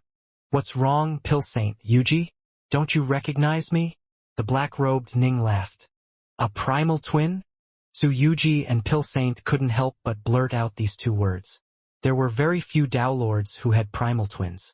The white-robed Ning waved his hand, causing a painting to fly out and towards the black-robed Ning. This painting contained an estate world inside of it, and it was filled with the countless secret arts, divine abilities, cultivation techniques, and other techniques which Ning had acquired from Vast Heaven Palace. It also contained the various treasures he had obtained from Tao Lord Blesswind and the other enemies he had faced, along with Chaos Nectar, Chaos Jewels, and more. There was at least 10 million cubes worth of Chaos Nectar and Chaos Jewels here. Ning estimated that this should be enough to establish a solid foundation for the three realms. It is time for the three realms to truly rise to prominence. Ning nodded. The world of the Xianxia, Swallow Mountain, Bright Heart Lake. Ji Chuan and Yuchi Snow were being accompanied by their granddaughter, Ji Bright Moon. They had started to journey through the three realms, with even Uncle White traveling alongside them as well. As a result, Bright Heart Lake was now a bit quieter than it usually was. Whoosh! The black-robed Ji Ning suddenly descended from the skies. Young Master! Autumn Leaf immediately ran over when she sensed his presence. Elder Sister Autumn Leaf. The black-robed Ning smiled merrily as he called out to her. Where are little Qing and Xiaoyu? The two of them went out to have some fun as well. I have no idea where they went, Autumn Leaf said. All of them have gone out. Why don't you join them, elder sister? Ning continued. Don't stay at Bright Heart Island all the time. Someone has to stay on the island. Who knows when you might end up paying a visit? Autumn Leaf smiled. See? You ended up paying a visit today. Ning chuckled. There were some words that didn't need to be said. Autumn Leaf had taken care of him ever since he was small, and the two were even closer than actual siblings. Come with me, elder sister. As Ning spoke, he began to walk towards the inner depths of Bright Heart Island. Autumn Leaf followed from behind, and they quickly arrived at one of the inner mountains on the island. Ning stood there halfway up the mountain, then gestured with his hand. Whoosh! A seemingly ordinary immortal estate suddenly descended upon the mountain. Ning stared at the gates to the immortal estate. Moments later, 3 words suddenly appeared directly above the gates. 3 Realms Archives. What's this? Autumn Leaf was a bit puzzled by what she was seeing. From this day forth, this shall be the most important place in all the 3 realms, Ning said. This place is filled with countless techniques, divine abilities, and secret arts. All of them are quite formidable, and those who are weak will find it difficult to understand them. Come forth. Ning waved his hand. Instantly, a muscular golem wielding a shield suddenly appeared. This was Moksha, the golem comparable to a Tao Lord of the 3rd step which Ning had captured when he was in the sacred immortal realm. Master! The golem immediately called out with respect. After breaking through to become a Tao Lord, Ji Ning had defeated and tamed even the 4 golems which Emperor Mirrors now had bestowed unto him. This completely convinced Moksha of Ji Ning's power. Your appearance will scare everyone on my island. Change into the appearance of an ordinary cultivator. Ning ordered with a laugh. Yes. Moksha's body instantly blurred as he transformed into a bald, gray-robed man. Ning nodded. From this day forth you shall guard the 3 realms archives.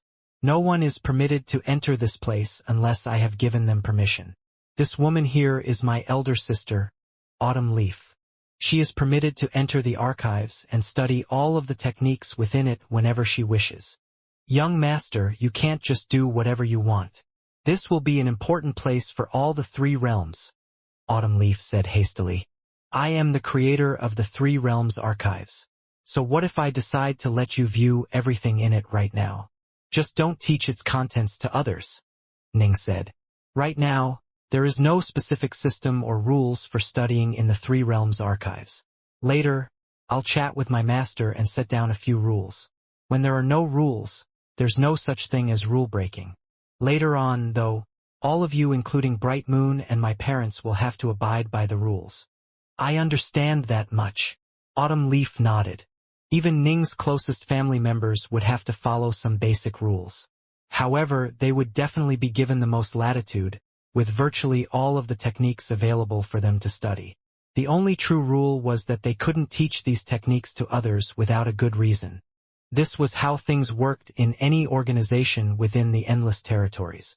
Once your secret techniques were taught to others, it was very possible that unforeseeable and uncontrollable developments would occur. This place. This is a sacred place for studying the Tao. After Patriarch Subhuti flipped through several of the techniques, he ended up being consumed by them for several days before he regained his normal clarity of mind. The first thing he did was let out an excited sigh. Vast Heaven Palace built up this collection over the course of countless years. Even in the Endless Territories, a repository like this would be considered a sacred place for cultivators. Ning smiled. There are enough techniques here for someone to train all the way to the Samsara Downlord level without pausing. The 3 realms is just a single chaos world, after all, and I suspect only a few will end up reaching the world level. In the end, very few of us shall end up as Samsara Downlords. I trust that those who do will venture into the Endless Territories and seek out their own fortunes there. Right? Subhuti's face was covered with joy. The 3 realms' future is absolutely unimaginable. Haha, my disciple, you have established a foundation for the 3 realms. I once thought that after Mother Nuwa left, she would eventually return to us and help us. Who would have thought that you got it done before she did? Ning said, I wasn't able to find any trace of Mother Nuwa in the Endless Territories, and the Badlands Territory and the surrounding territories haven't seen any powerful female cultivators similar to her appear. My guess is that when she left the 3 realms through that vortex passageway, she was suddenly trapped into a spatial breach that teleported her to a foreign location. Mother Nuwa, despite having no guidance and no good techniques, had been able to develop her own technique and force her way into becoming a world goddess. She was definitely every bit as talented as Ji Ning. Once she reached the greater world outside the 3 realms, just a few simple pointers would result in her power skyrocketing. Logically speaking, she should have become a Samsara Downlord long ago. And yet, Ning had found no trace of her whatsoever. Subhuti had a worried look on his face as well. Everything is up to destiny. For elder gods and ancestral immortals, passage through the vortex tunnel will result in almost certain death. Even world gods will be trapped within spatial tiers if they aren't lucky. We can't just let our cultivators be trapped here in the 3 realms forever. Can we? Do not worry, Master. I spent a few years and used my ability to sense my Primal Twin's location to blaze a trail from the Badlands territory to the 3 realms. Ning smiled as he took out a star map. Please take a look, Master. From the Badlands territory to the 3 realms? Subhuti revealed a look of surprised joy, hurriedly taking the map from Ning's hands. He was so excited by what he saw. Even his white beard began to flutter as he began to roar with laughter. Disciple, with this route through space the cultivators of our three realms shall be able to enter the endless territories. Wind Fiend and I were worrying about this matter just a short while ago. The two of us were planning to explore the endless territories after we break through to the world level, but we were worrying about that vortex. Oh right? Subhoodie immediately said, this star map is extremely important. Every single person who views it must swear a lifeblood oath to never divulge the existence of the trail you have blazed to others. I absolutely agree, Ning said. It's entirely possible that I might make powerful enemies as I wander through the endless territories. Once the three realms are revealed, they might suffer reprisals from certain crazed enemies of mine. There were some Dao Lords who were borderline insane, especially the ones who had failed their Dao merge. They would engage in slaughter on such a scale that they might wipe out all of the living things in multiple territories. This wasn't unheard of. By comparison, wiping out Ning's homeland in order to take revenge on him was nothing. Subhoodie nodded solemnly. Ning and Subhoodie discussed this matter, then set down the rules for allowing the three realms to be able to continue to propagate stably in the future. Subhoodie and Wind Fiend both spent 100 years reading through the three realms' archives, and they benefited greatly from it. Finally, they were going to break through to the world level. They could have broken through long ago, but the techniques, divine abilities, and secret arts inside the three realms' archives were simply too alluring, which is why they delayed for a period of time. First had come Pangu, Nuwa, and Ning. Now, both Subhoodie and Wind Fiend took that next step and reached the world level. Just a few decades after reaching the world level, they decided to leave the three realms together via the route through the primordial chaos which Ning had created to the Badlands territory. Master, Wind Fiend. Many of the immortals and fiend gods of the three realms had come to bid them farewell. As for the black-robed Ning, he said, the endless territories are filled with endless dangers. World-level cultivators are not yet at a level where they can go wherever they want. I recommend you stay in the territories around the Badlands territory for now and temper yourselves first. Don't worry. I heard that the Badlands territory has nearly 100,000 Chaos Worlds, as well as many ruins left behind by Dao Lords. That'll be more than enough for us to roam through. Subhoodie laughed. One of us is a master of space-time, the other is a master of space. We two old farts might not be particularly talented in other areas, but if we work together we should be able to keep ourselves alive. Wind Fiend laughed as well. The two were both very relaxed. The reason why they had nearly fought to the death in the three realms was primarily because Old Man Yuan and Lord Demonheart had been causing trouble in secret. Wind Fiend had wanted to go out exploring long ago, and Subhoodie was also filled with this same desire. Long ago, back when Ning had been very weak, the two had already reached the apex of power. One was the number one spacetime master of the three realms, the other was the fastest person in the three realms. By now, they had reached even higher levels. If they joined forces, there really were very few world-level cultivators capable of killing them. Have a safe journey. Be careful, Subhoodie. Master. The immortals and fiend gods all bade them farewell, then watched as they began their journey into the outside world. Time flowed on. A flying vessel was soaring through the primordial chaos, with Ning's true body at the helm. After blazing a path to the three realms and handing the archives over to his primal twin, he had left and led Su Yuji and Pill Saint to the next part of their journey. By now, they had spent over 1,000 years on this trip to the nearby sacred city of the Dao Alliance. Right? We should arrive in a bit over 200 years. Ning sat on the deck of his flying vessel, staring forwards into the endless void before them. Master! Su Yuji suddenly appeared out of nowhere. No longer training. Ning looked at her. I can sense that I am about to break through and become a Dao Lord of the second step. A hint of excitement was on Su Yuji's face. Although I wasn't as impressive as you, I was still pretty fast, right? Ning blinked, then laughed. Not bad. I'll find a place to let you break through in peace. Right? Su Yuji nodded quite joyfully. As for Ning, he felt rather speechless. Oh Yuji. You are breaking through to become a Dao Lord of the second step, but your master is still just a Dao Lord of the first step. A short while later, the flying vessel reached a fairly nearby chaos planet, then descended upon it. Ji Ning waved his hand, setting up a simple restrictive formation around the planet. Ning was now on a completely different level of power compared to the past. He would now be extremely powerful even compared to other Dao Lords, and to encounter a worthy opponent in this region of the primordial chaos was fairly unlikely. What? Yuji is about to make her breakthrough.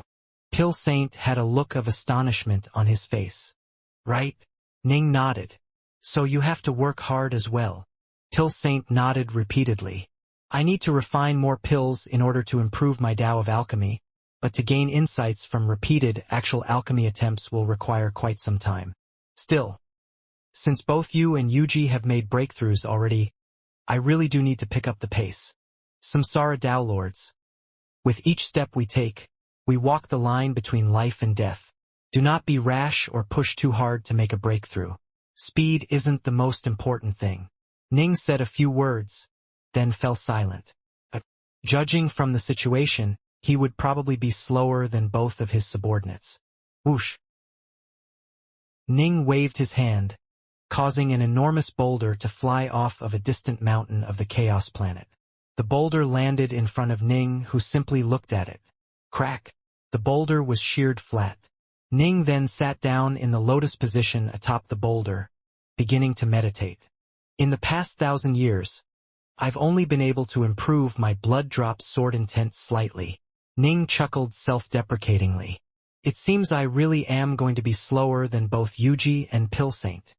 He had to improve in all 5 of his original Supreme Daos and then recombine them once more into a new Omega Sword Dao.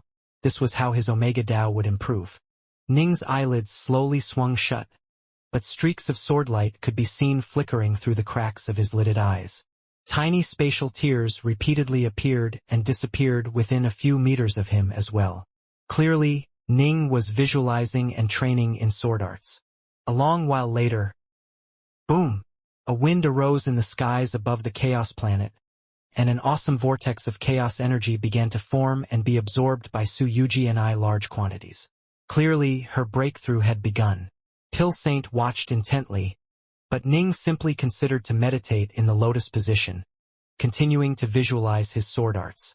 This breakthrough took more than 3 days before everything became calm once more. Master! Su Yuji put away her immortal estate and walked over. Haha, you really are different now that you've reached the second step. You've actually become even more beautiful. The nearby Pill Saint whooped in delight. He truly had the heart of a child, and becoming a Dao Lord hadn't changed him one bit.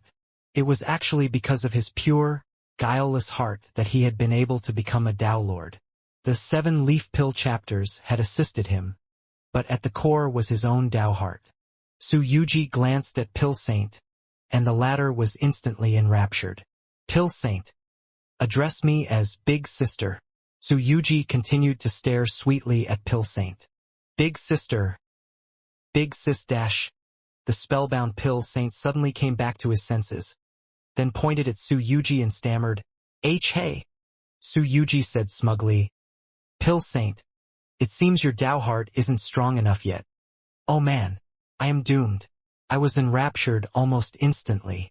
I am going to be in so much trouble in the future.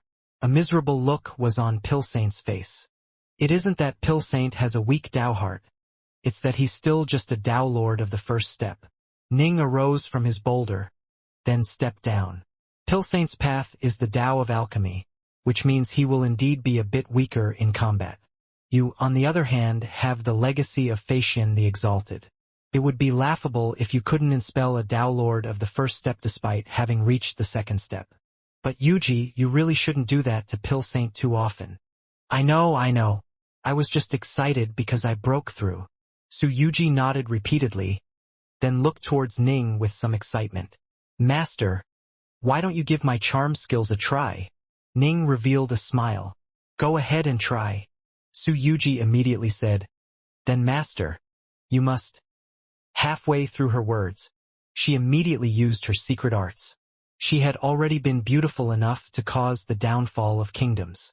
Now, her smile made her eyes look like the most enchanting things in the universe. Her gaze was unfathomably deep, making it so that Ning couldn't help but be drawn to them. Even if he wasn't, those beautiful eyes seemed to be imprinted onto his mind, stirring and beguiling his inner heart.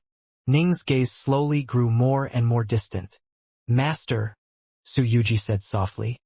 "Come here and take Yuji into your arms." "Yeah," Ning mumbled softly, and Su Yuji revealed a look of excitement. "Yeah, no thanks." Ning stared at her. "Is this what you were trying to accomplish by trying to charming your master?" Ning's soul was comparable to that of a Tao Lord of the fourth step, and his heart force made him superior to many. He was at the cusp of breaking through to the sixth stage of heart force. Just a few slight improvements would result in him becoming a true heart force cultivator. How could a newly ascended Tao Lord of the second step like Su Yuji possibly shake his will? However, Ning could sense how truly formidable these secret arts of Facian the Exalted were. Most likely, once Su Yuji became a Tao Lord of the third step, she would be able to have a slight effect on Ning for a very brief period of time.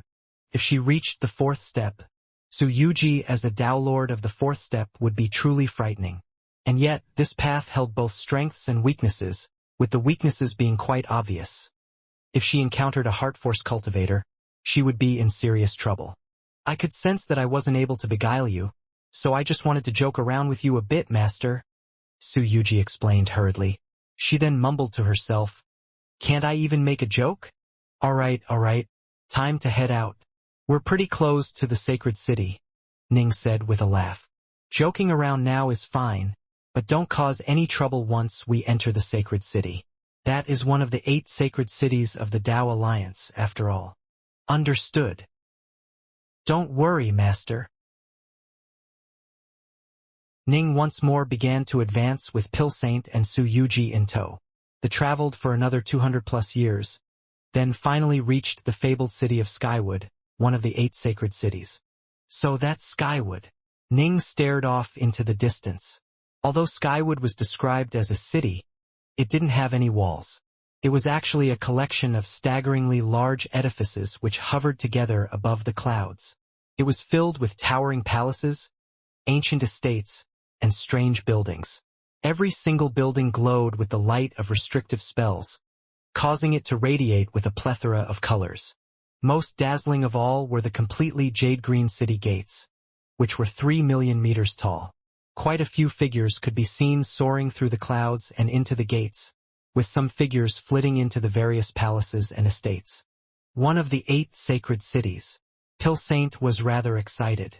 It reigns over or directly influences tens of thousands of nearby territories. "I hear that an enormous number of Tao Lords are here." Normally, Skywood City sees over 10,000 Tao Lords at any given point in time, Ning said.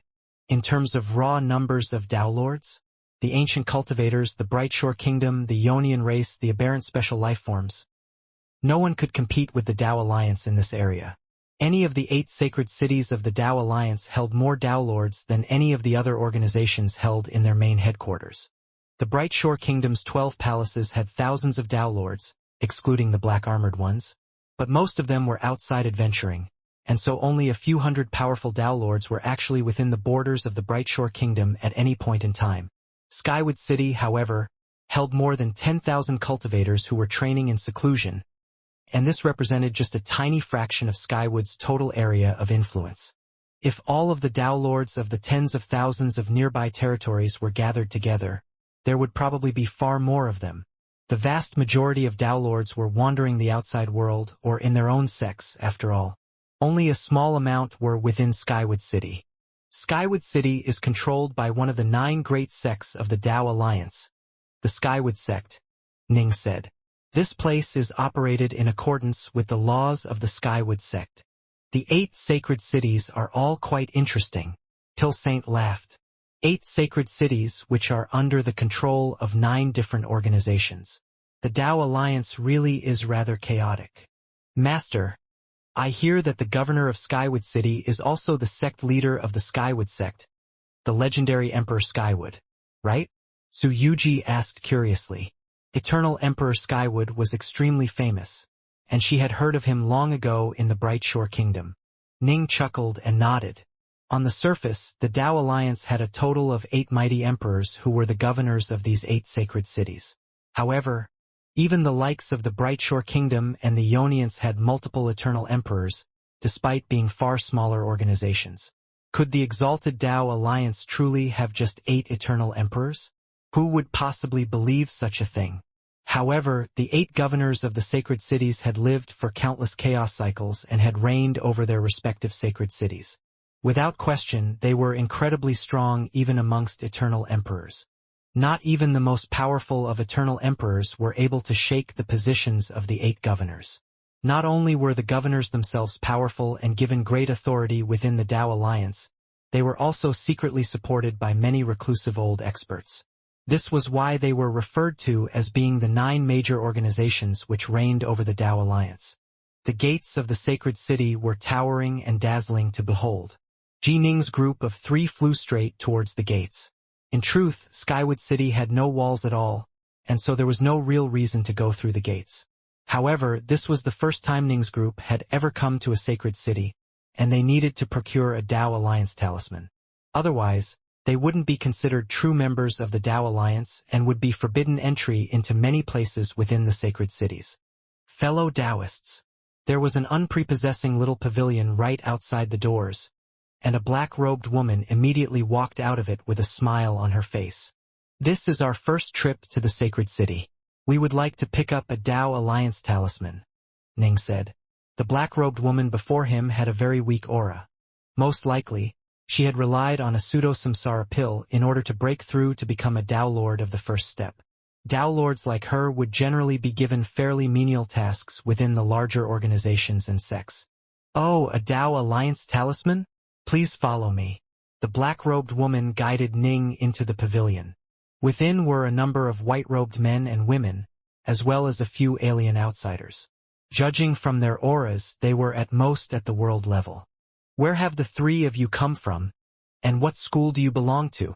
Are you already registered with the Tao Alliance? The black-robed woman asked. I am Dark North of Vast Heaven Palace, Ning said while producing his Vast Heaven Palace medallion. The black-robed nodded, then waved her hand and produced a little book. She flipped through the book, quickly verifying some information about Tao Lord Dark North of Vast Heaven Palace. Fellow Taoist Dark North of Vast Heaven Palace, here is your Tao Alliance talisman. The black-robed woman produced a black talisman and handed it over to Ning, with the talisman having the word Tao atop it. It was covered in divine runes that seemed quite mysterious and which ensured the talisman could only be bound once. Ning waved his hand, binding it to him. Are these 2 registered with us already as well? The black-robed woman asked.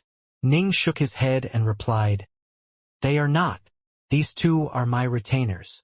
Retainers? The black-robed woman and the nearby world-level cultivators all glanced at Ning with surprise. He had 2 Tao Lords as retainers? It seemed as though this ordinary-looking Tao Lord Dark North was actually quite an extraordinary figure. They naturally knew nothing of Ning's battle against Patriarch Clearwind, as neither Vast Heaven Palace nor Clearwind Temple had publicized that battle. As a result, very few knew about it. If you aren't already registered with the Tao Alliance, things will be slightly more complicated, the black-robed woman said. Please follow me. We need to take some steps to ensure that no spies are able to make their way into the Tao Alliance. I understand. Su Yuji smiled. She and Pill Saint both obediently followed after the black-robed woman. They knew coming here what the rules would be. Ning's history was very clean, and Vast Heaven Palace had already vouched for him. As a result, he was easily able to acquire a Tao Alliance talisman and be acknowledged as a formal member of the Tao Alliance. As for unknown figures without any backers, they would need to be investigated and swear certain lifeblood oaths to prove their innocence before they would be given a Tao Alliance talisman. A short while later, a white-robed elder led Ning's group of 3 away from the city gates. The 4 flew through the clouds, and the white-robed man smiled at them. Seniors, this is your first trip to a sacred city, so I will explain a bit regarding the rules here. There are restrictive wards and barriers surrounding all of the palaces and estates inside the sacred city, and you are forbidden from violence within them. If you engage in violence, You shall perish and your Tao shall vanish. Ning and the others simply listened. These were iron rules which no one could breach. This was one of the 8 sacred cities of the Tao Alliance. After all, no one could violate these rules, unless they had the power to challenge the entire Tao Alliance and live to tell the tale. Once you leave the protective wards around those various palaces and estates, no one will get involved no matter how violent the battle becomes. The white-robed elder chuckled. For example, the 4 of us are in midair right now. This airspace is not covered by the barriers or wards of any estate, and so we could theoretically be attacked at any moment. How chaotic, Pilsaint sighed. It is a bit chaotic. Wherever there are cultivators, there will always be chaos, the white-robed elder said. Also, please remember this, seniors. In Skywood City, the disciples of the Skywood sect are not to be trifled with, not even the true gods or elder gods. If you kill a member of the Skywood sect, then you will also be put to death and your Tao shall vanish.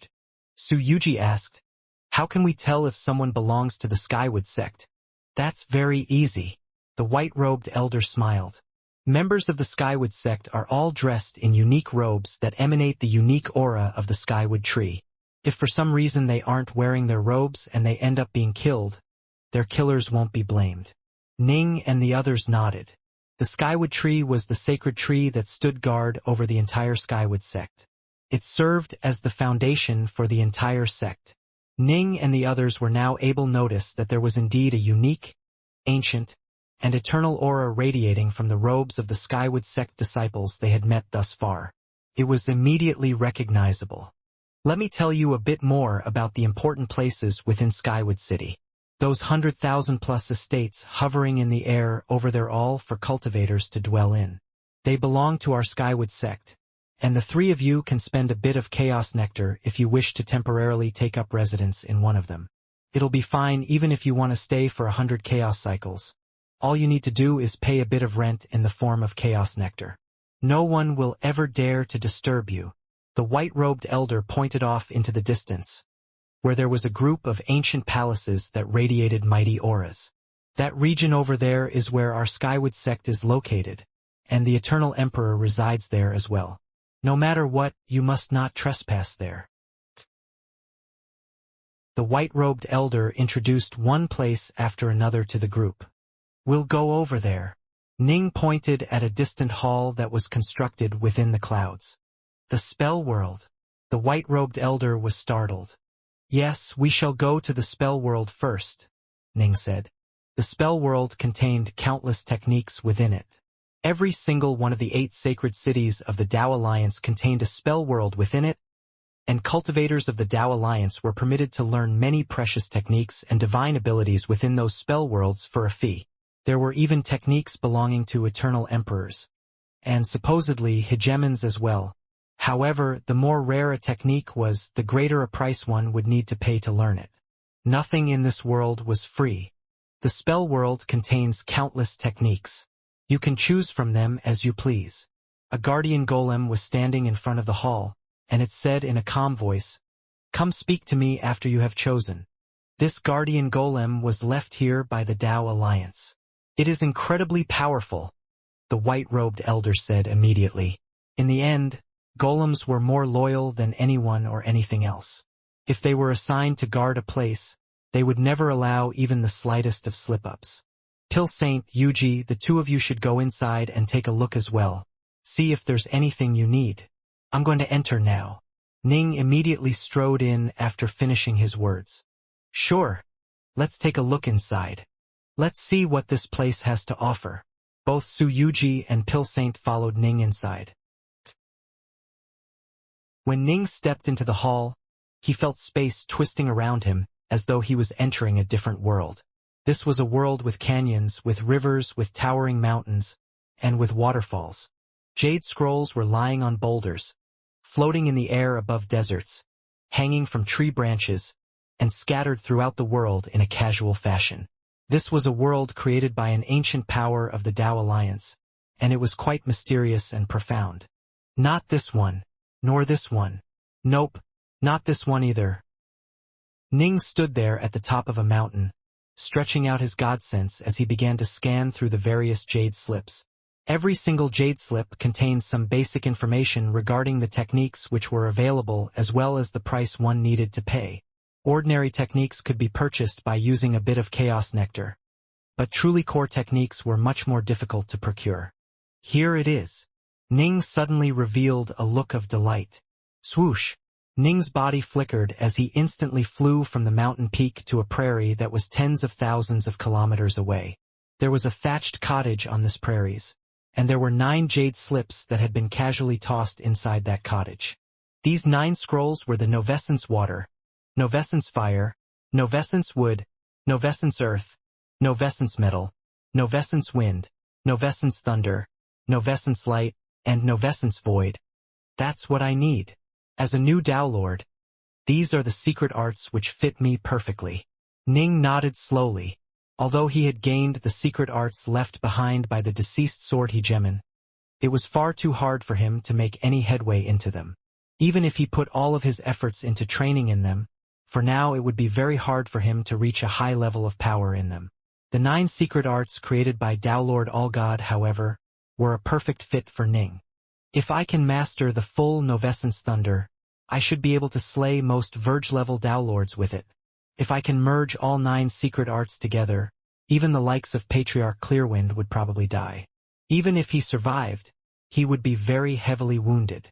Ning knew that training in the 9 Novescence arts was the best choice for him right now, which was why he had spent 1,000 years hastening to Skywood City. Tao Lord Allgod's 9 secret arts were only purchasable within the Tao Alliance. The Brightshore Kingdom had only been able to purchase the 5 weaker secret arts, with the Novescence Thunder, Novescence Wind, Novescence Light, and the most powerful Novescence Void techniques all missing. Ning glanced at the various techniques, feeling a sense of joy in his heart. These were the 9 secret arts which Tao Lord Allgod had painstakingly created, and when they were used together they were capable of truly unearthly levels of power. I'm going to buy them all. Ning waved his hand, collecting all 9 jade slips. Of the 9 Novescence arts, Ji Ning had already acquired the Novescence Thunder and the Novescence Water. There was no need to purchase them. He only needed to buy the other 7. The Novescence Void required 5 million cubes. The Novescence Wind and the Novescence Light each cost 1.5 million cubes. The Novescence Fire, Novescence Earth, and the others were all fairly cheap, and the price was the same as it had been in the Brightshore Kingdom, 1 million cubes. In total, the cost was 12 million cubes. Let's see if there are any other techniques that are a good fit for me. Ning continued his search. The 9 Novescence arts of Tao Lord Allgod weren't weak, but they weren't overpoweringly strong either.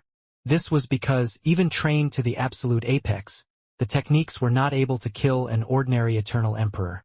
At most, they would be able to suppress him. The secret arts which the hegemon had given Ning, however, were able to slay Eternal Emperors. The problem was that it was too hard to train in them. Ning picked up those 7 scrolls, then spent another 3 days wandering through the spell world.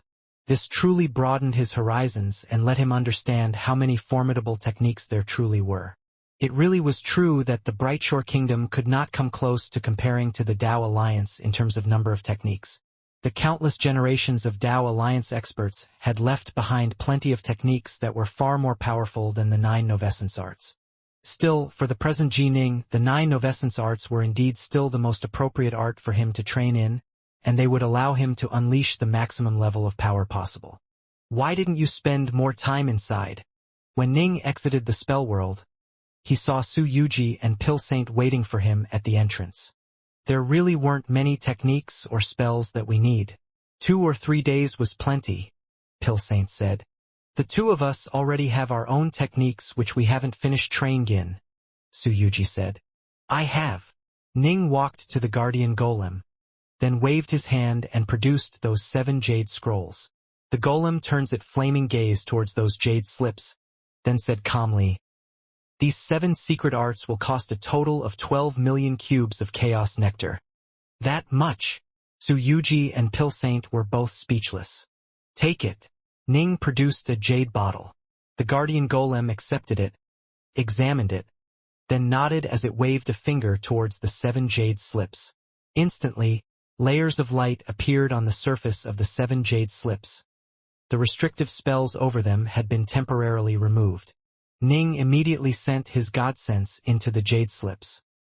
He first swore a lifeblood oath not to teach them to anyone else, then begged to memorize all 7 of them. "I've finished memorizing them." Ning returned the 7 jade slips back to the golem.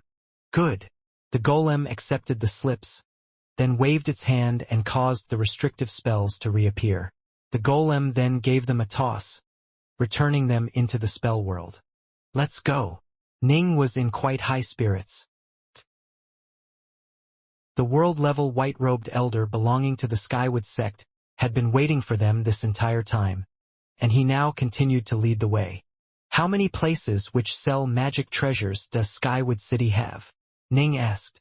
"The best one is naturally the Plumesore Hall belonging to our Skywood sect," the white-robed elder said hurriedly.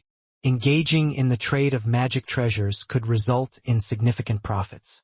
Downlords would often risk their lives for a few million cubes, but the auction halls of the 8 sacred cities earned ridiculous profits every day with comparatively little risk. But of course, in the 8 sacred cities, ordinary organizations weren't even qualified to enter this lucrative trade. "My question was, how many?" Ning repeated. The white-robed elder said resignedly, 3 in total. The first one is the Plumesore Hall of our Skywood sect. The other 2 places are the Blackwater Pavilion and the Universal Treasures Hall. However, this place is Skywood City. As a result, our Plumesore Hall has far more treasures than the other 2 places. "Then let's go to the Plumesore Hall," Ning said with a chuckle. Now that he had the secret arts, he needed to buy the treasures necessary to train in them.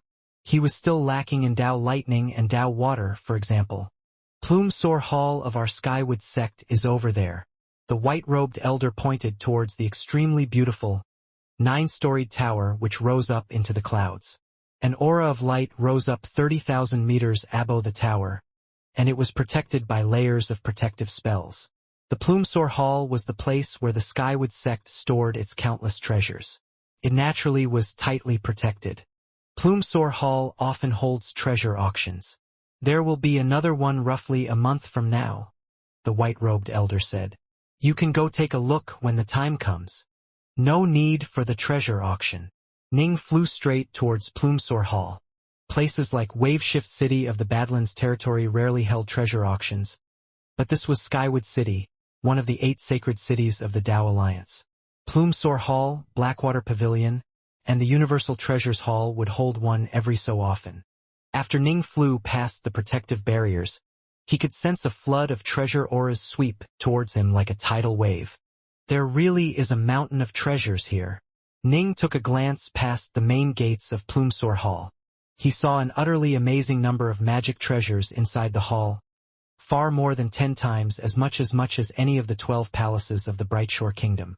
In terms of raw quality, the Dao Alliance had far more of everything than anyone else, be it cultivators, treasures, or techniques.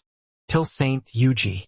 Now that you have broken through to become Dao Lords, you'll need good treasures so that you can unleash your full potential, Ning said. Go buy whatever you need, but keep it under 5 million cubes. 5 million cubes? Pil Saint and Su Yuji were both rather shocked. Don't be shy. Pil Saint, you are an alchemist. You not only need a good alchemy cauldron, you also need many valuable ingredients. Otherwise, how can you improve? Ning continued, Yuji, you are now fairly powerful, but if you have suitable treasures you can become even more powerful. The two had sworn to follow him unto death itself. They would be his eternal retainers. There was no way Ning could be too stingy with him, now that he had sufficient resources. If it wasn't for the fact that he needed a lot of resources in order to train in the 9 Novescence arts, he probably would have been even more generous with them. Go on in. Ning immediately entered the Plumesore Hall. The conversation between the three had been a silent mental discussion as they didn't wish for the white-robed elder to overhear it. Seniors, I'm going to leave now. If there's anything you need, you can seek out the attendants within the Plumesore Hall, the white-robed elder said loudly. His main mission had been to send these three to the Plumsor Hall and ensure that they made a good amount of money off the three. The Plumsor Hall contained everything within it. Beautiful women were as common as the clouds, and although they weren't as beautiful as Su Yuji, they were still dazzlingly and beguiling. Magic treasures and unique items were everywhere, the cheapest being a few hundred cubes, and the most expensive ones being priceless. Senior, what do you wish to purchase? The Plumsor Hall has accumulated countless treasures over endless chaos cycles. We have everything here. A female attendant was standing next to Ning. She had some red fur on her face, but that just made her look even more bewitching. This is the list of treasures which I need. Ning produced a jade slip, then handed it over. Let me know what the price will be. The dazzling female attendant smiled as she accepted the jade slip, then sent her godsense into it. When she did, her face turned pale. She couldn't help but raise her head to look at Ning. What an impressive fellow. He was apparently a Dao Lord of the second step, but he wished to purchase this many valuable treasures? All combined, this had to be tens of millions of cubes. I'll go make some inquiries. Please wait for a while, Senior, the attendant said in a soft voice. She then departed to go make the report to her superiors. As for Ning, he spent some time casually strolling through the Plumsor Hall and admiring its many treasures. His list had included all of the precious treasures needed for training in all 9 novescence arts. And of course, he already had 7 types of Dao Lightning and Dao Water. The main issue was that the ones Ning had were the cheaper ones. In the Brightshore Kingdom, the most expensive type of Dao Lightning, the Fellworld Lightning, needed 1.9 million cubes of Chaos Nectar. The 2 types of Dao Lightning and Dao Water which Ning needed were the most expensive ones.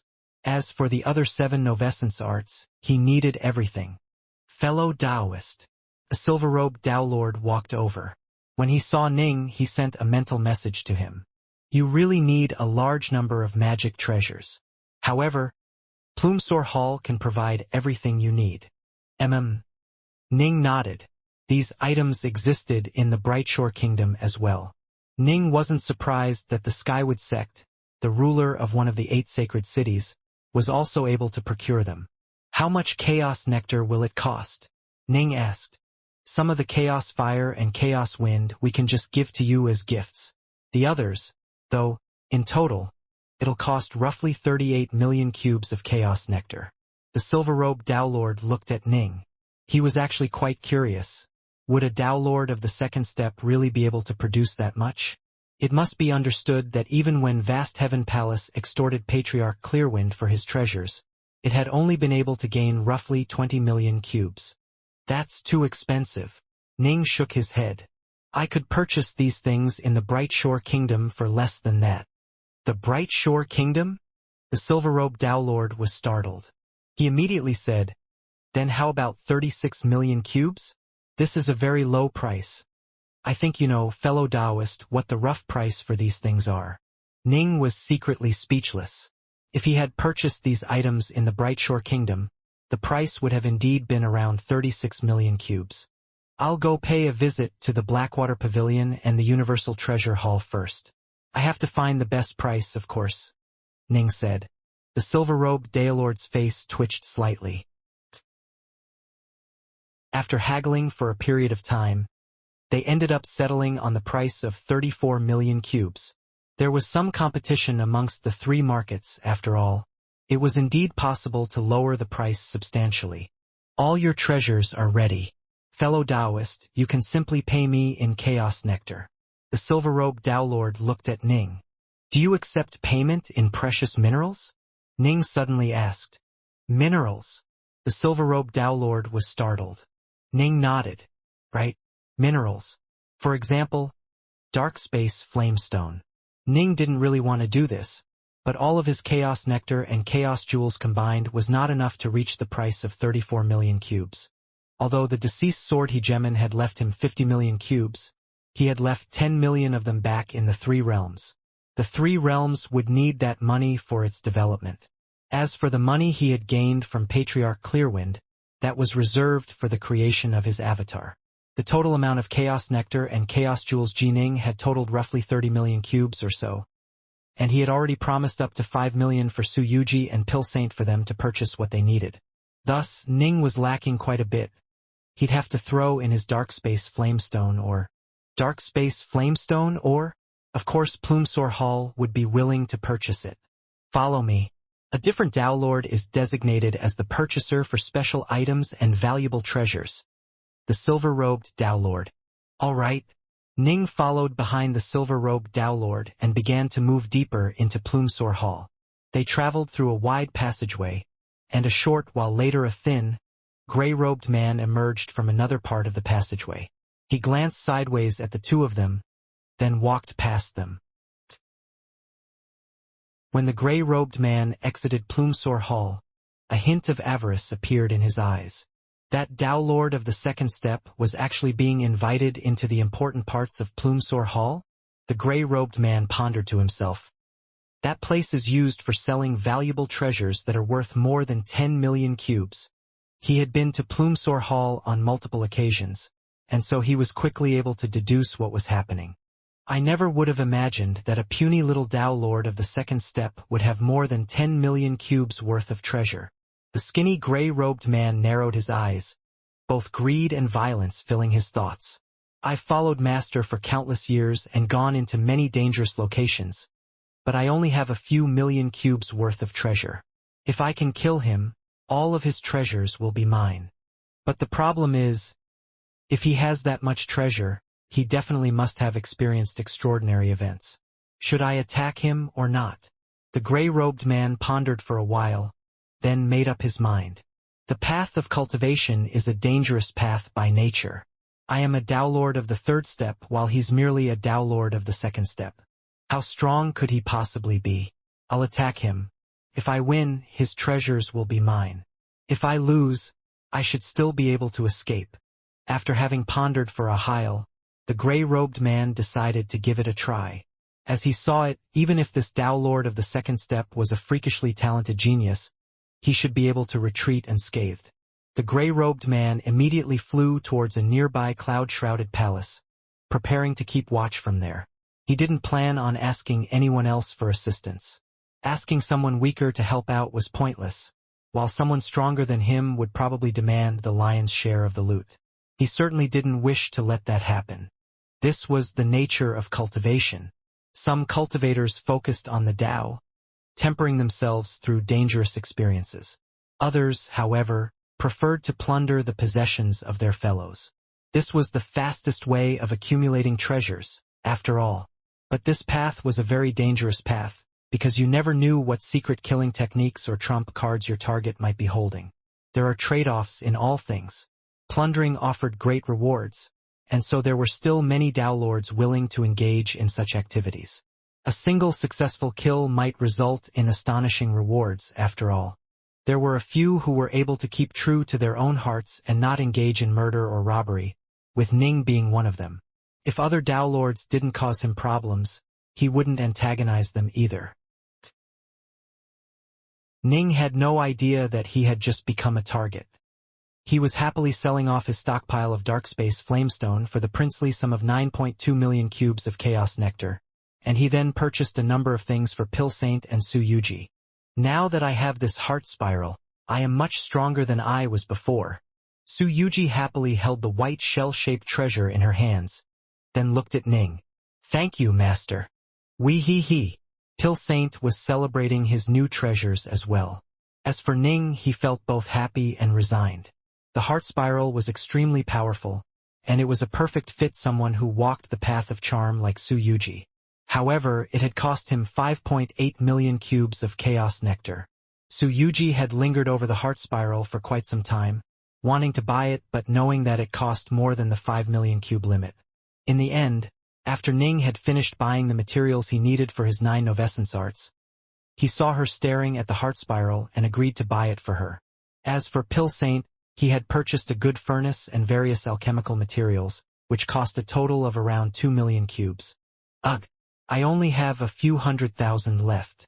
Ning couldn't help but sigh to himself. It really did seem as though he never had enough money on him.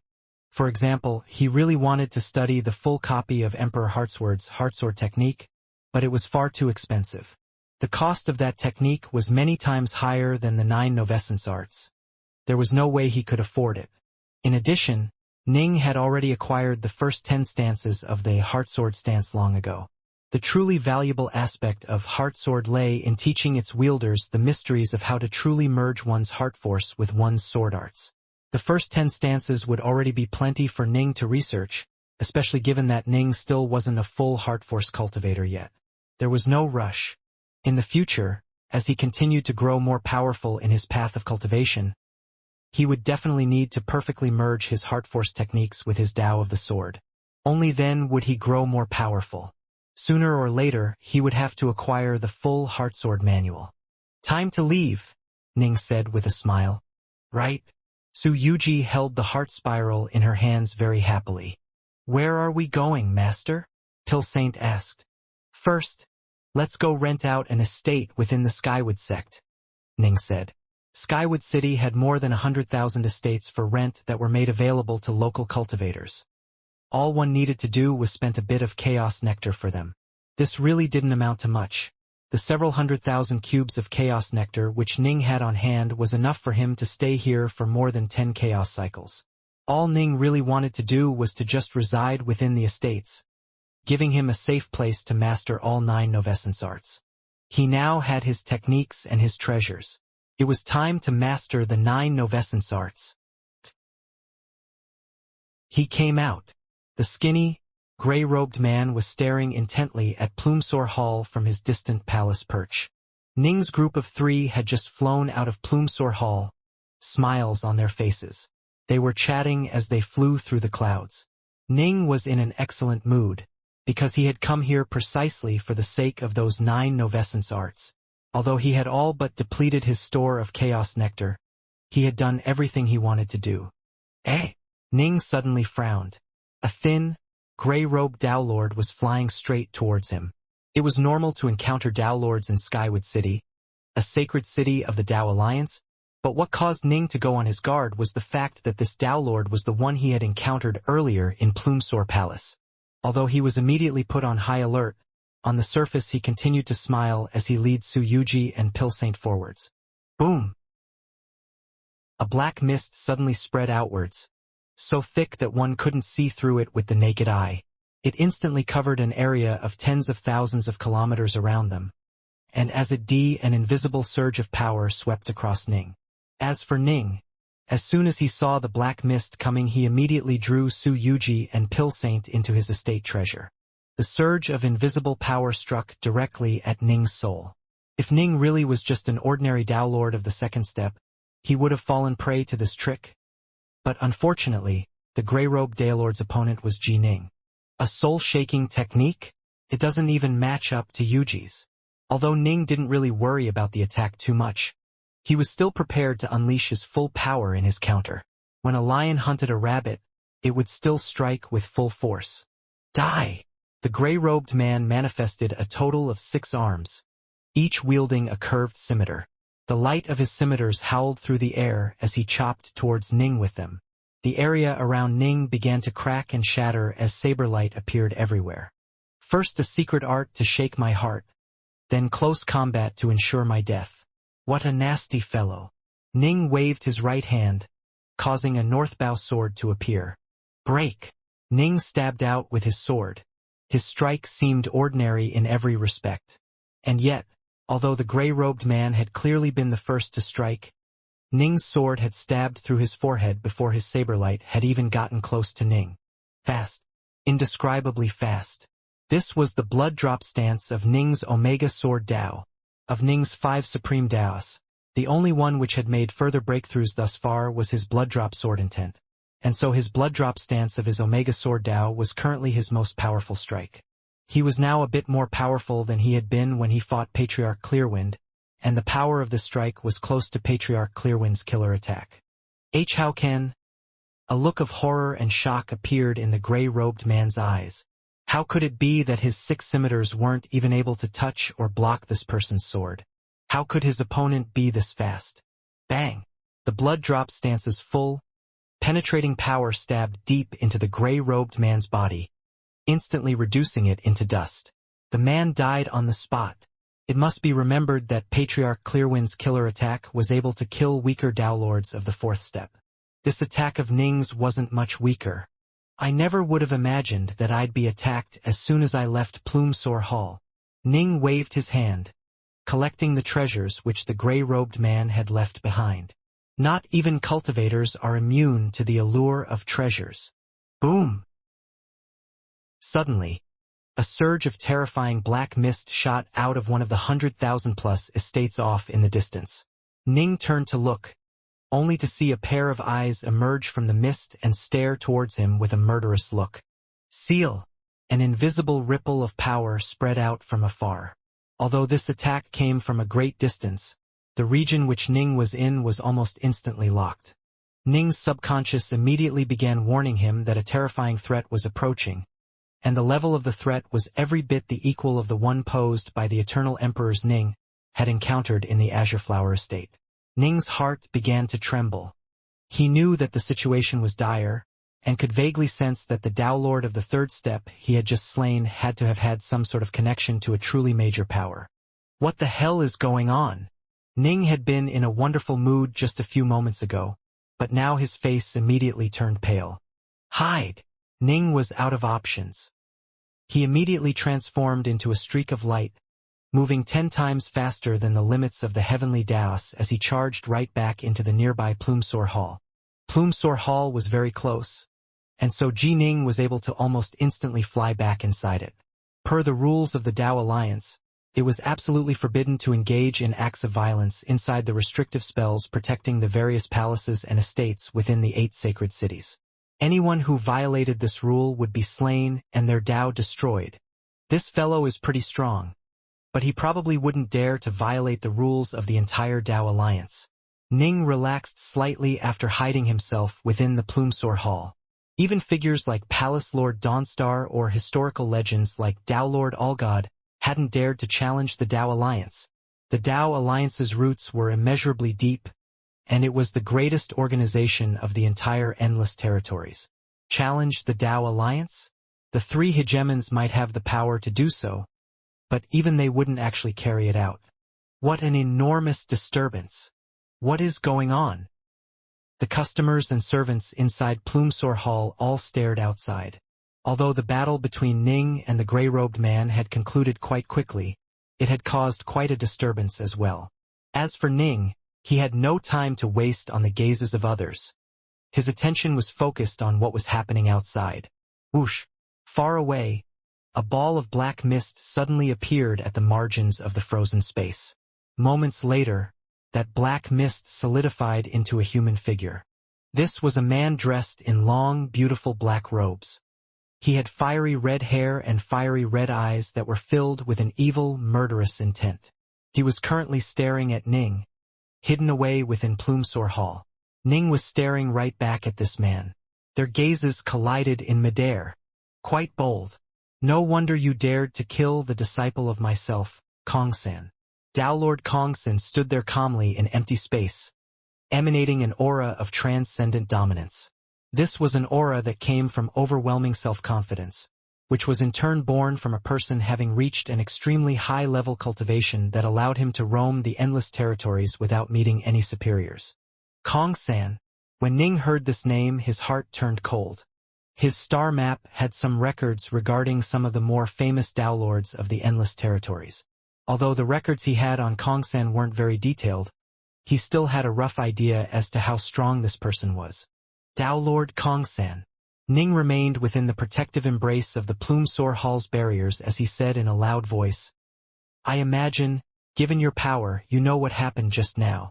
Your disciple suddenly ambushed me with the intention of killing me. I didn't cause any trouble for him. Since he struck to kill, I cannot be blamed for killing him instead. I only struck out with a single sword. He ambushed you and wanted to kill you. He failed and you killed him instead. This is all very normal. The distant Dao Lord Kongsan stared at Ning calmly, but Ning couldn't help but feel a cold feeling in his heart. He was still, however, my disciple. Since you killed my disciple, I am going to kill you. If you have the necessary patience, you should stay in Plumsore Hall for the rest of your life. As soon as you leave it, I'll kill you. His voice was very calm, but the murderous intent within it was quite clear and heavy. There was nothing to negotiate. Humph! Ning narrowed his eyes, then turned and left. The cultivators and servants within Plumsor Hall all watched curiously as they listened to Ning and Daolord Kongsan's conversation. This white-robed Daolord is screwed. He actually pissed off Daolord Kongsan. Given Daolord Kongsan's temper, he's going to kill this kid no matter what. Poor bastard. Did he really think he could get away with killing Kongsan's disciple? But the white-robed Daolord is also quite formidable. He's clearly just a Daolord of the second step, but he was able to kill Daolord Kongsan's disciple with ease. That disciple had visited Plumsor Hall on many occasions, often serving as his master's errand boy. He was still, however, a Daolord of the third step. I never would have thought that he'd be killed in the blink of an eye. He didn't even have the chance to beg his master to come save him. These cultivators and servants all chatted amongst themselves, with the servants of Plumsor Hall being especially casual in their words. They might be weak, but they belonged to the Skywood sect. There was an ironclad rule in Skywood City. Disciples of the Skywood sect were not to be touched. Not even eternal emperors would dare to violate this rule within the confines of Skywood City. This type of rule was a joint one shared throughout the 8 sacred cities. Whoosh! Ning entered the hall once more. The cultivators and servants turned their gazes towards Ning, and they naturally stopped chattering about him. Ning had a solemn look on his face, and his forehead was furrowed as he frowned. Clearly he was quite troubled. To have been targeted by Daolord Kongsan was indeed quite troublesome. Still, Ning wasn't really afraid of him. The deceased hegemon had given him 2 Dao seals, after all, which contained the power of a full-force strike from the hegemon. If push came to shove, he would just use one of them up. However, Ning knew exactly how valuable those 2 Dao seals were. They were priceless treasures.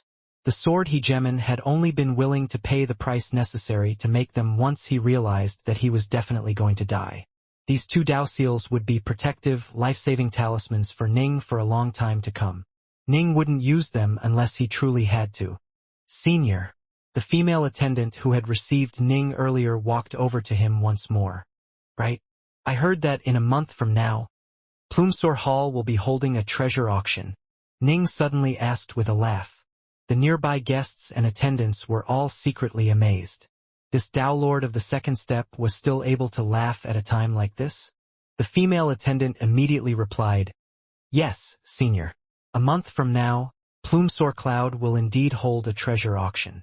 Quite a few treasures will be up for sale this time, and the reserve prices will be much lower than in the outside world. You might find something which is both cheap and useful."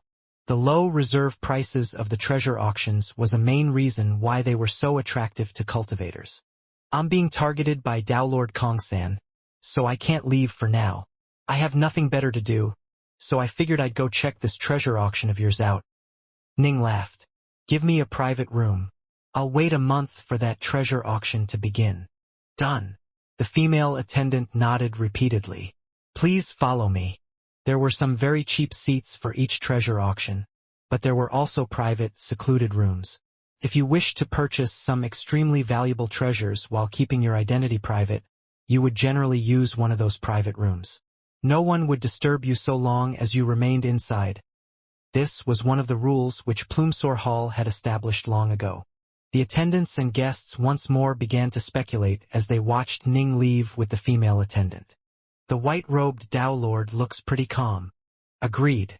He knows that Daolord Kongsan is outside waiting for him, but he's still able to relax and take part in the treasure auction.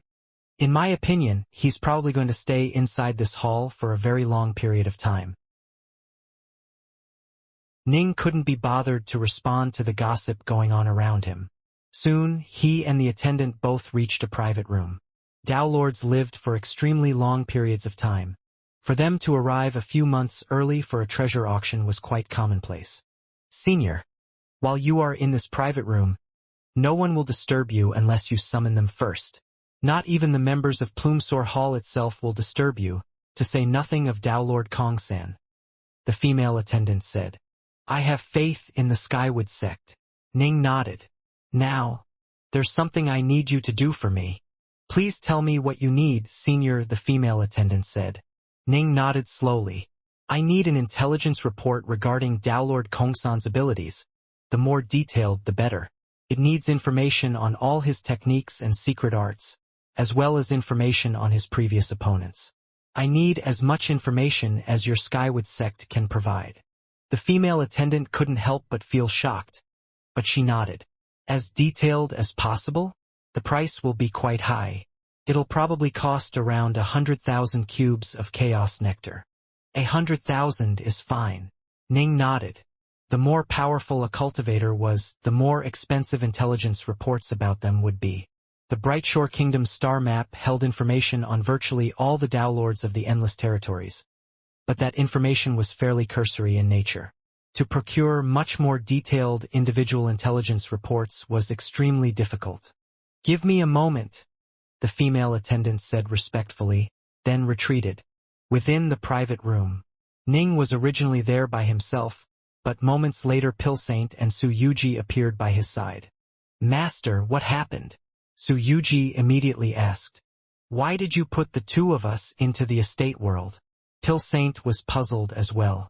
We encountered a bit of trouble. Ning narrated what had just happened to them. Su Yuji and Pilsaint's faces instantly turned pale. Su Yuji said worriedly, from what you are saying, it sounds as though this Daolord Kongsan is extremely powerful. What should we do?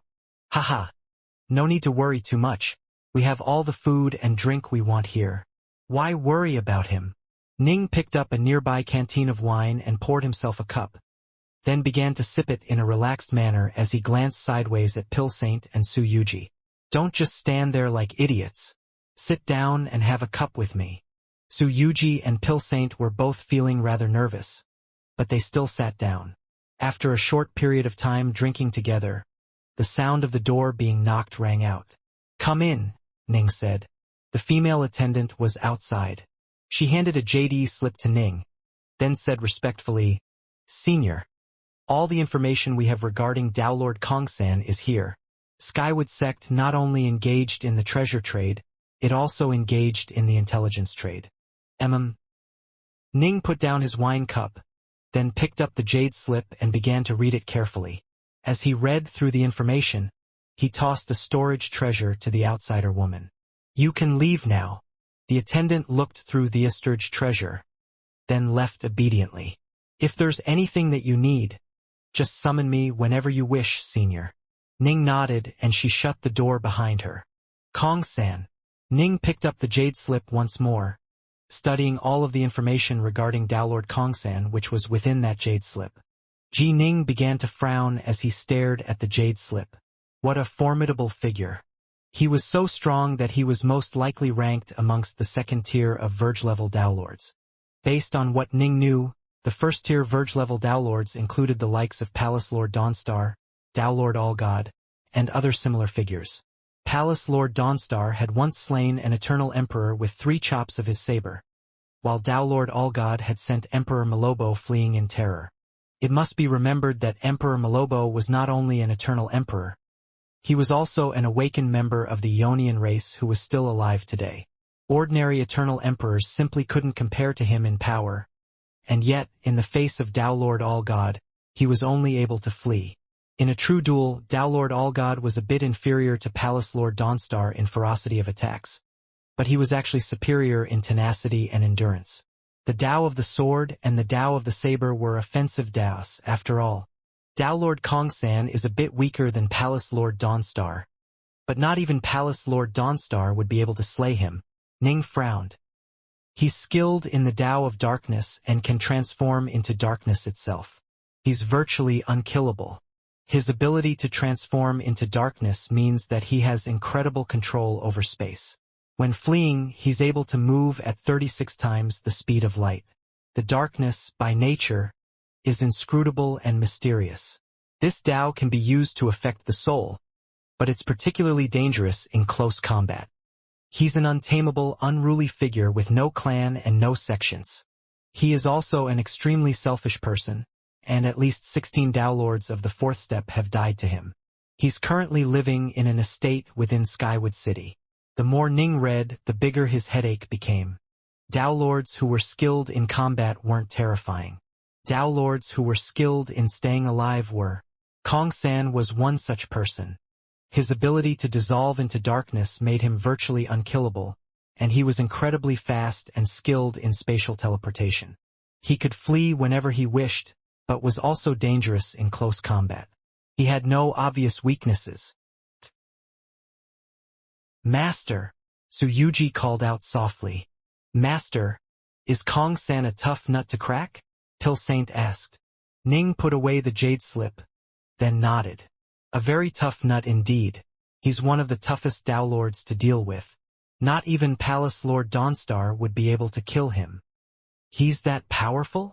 Both Su Yuji and Pil Saint were shocked. Palace Lord Dawnstar was the most powerful Dao Lord of the Bright Shore Kingdom. "No, he's just very skilled in staying alive. His attacks are nowhere near Palace Lord Dawnstar's level." Ning had already come to a decision on what to do. "Pil Saint, Yuji, I need to train for a while. Help stand guard over me. And don't let anyone in Plumsor Hall disturb me." "Understood." Pil Saint and Su Yuji both said in unison. Ning then waved his hand, causing a stooped, thatched cottage to appear next to him. Ning's body flickered as he flew into the thatched cottage.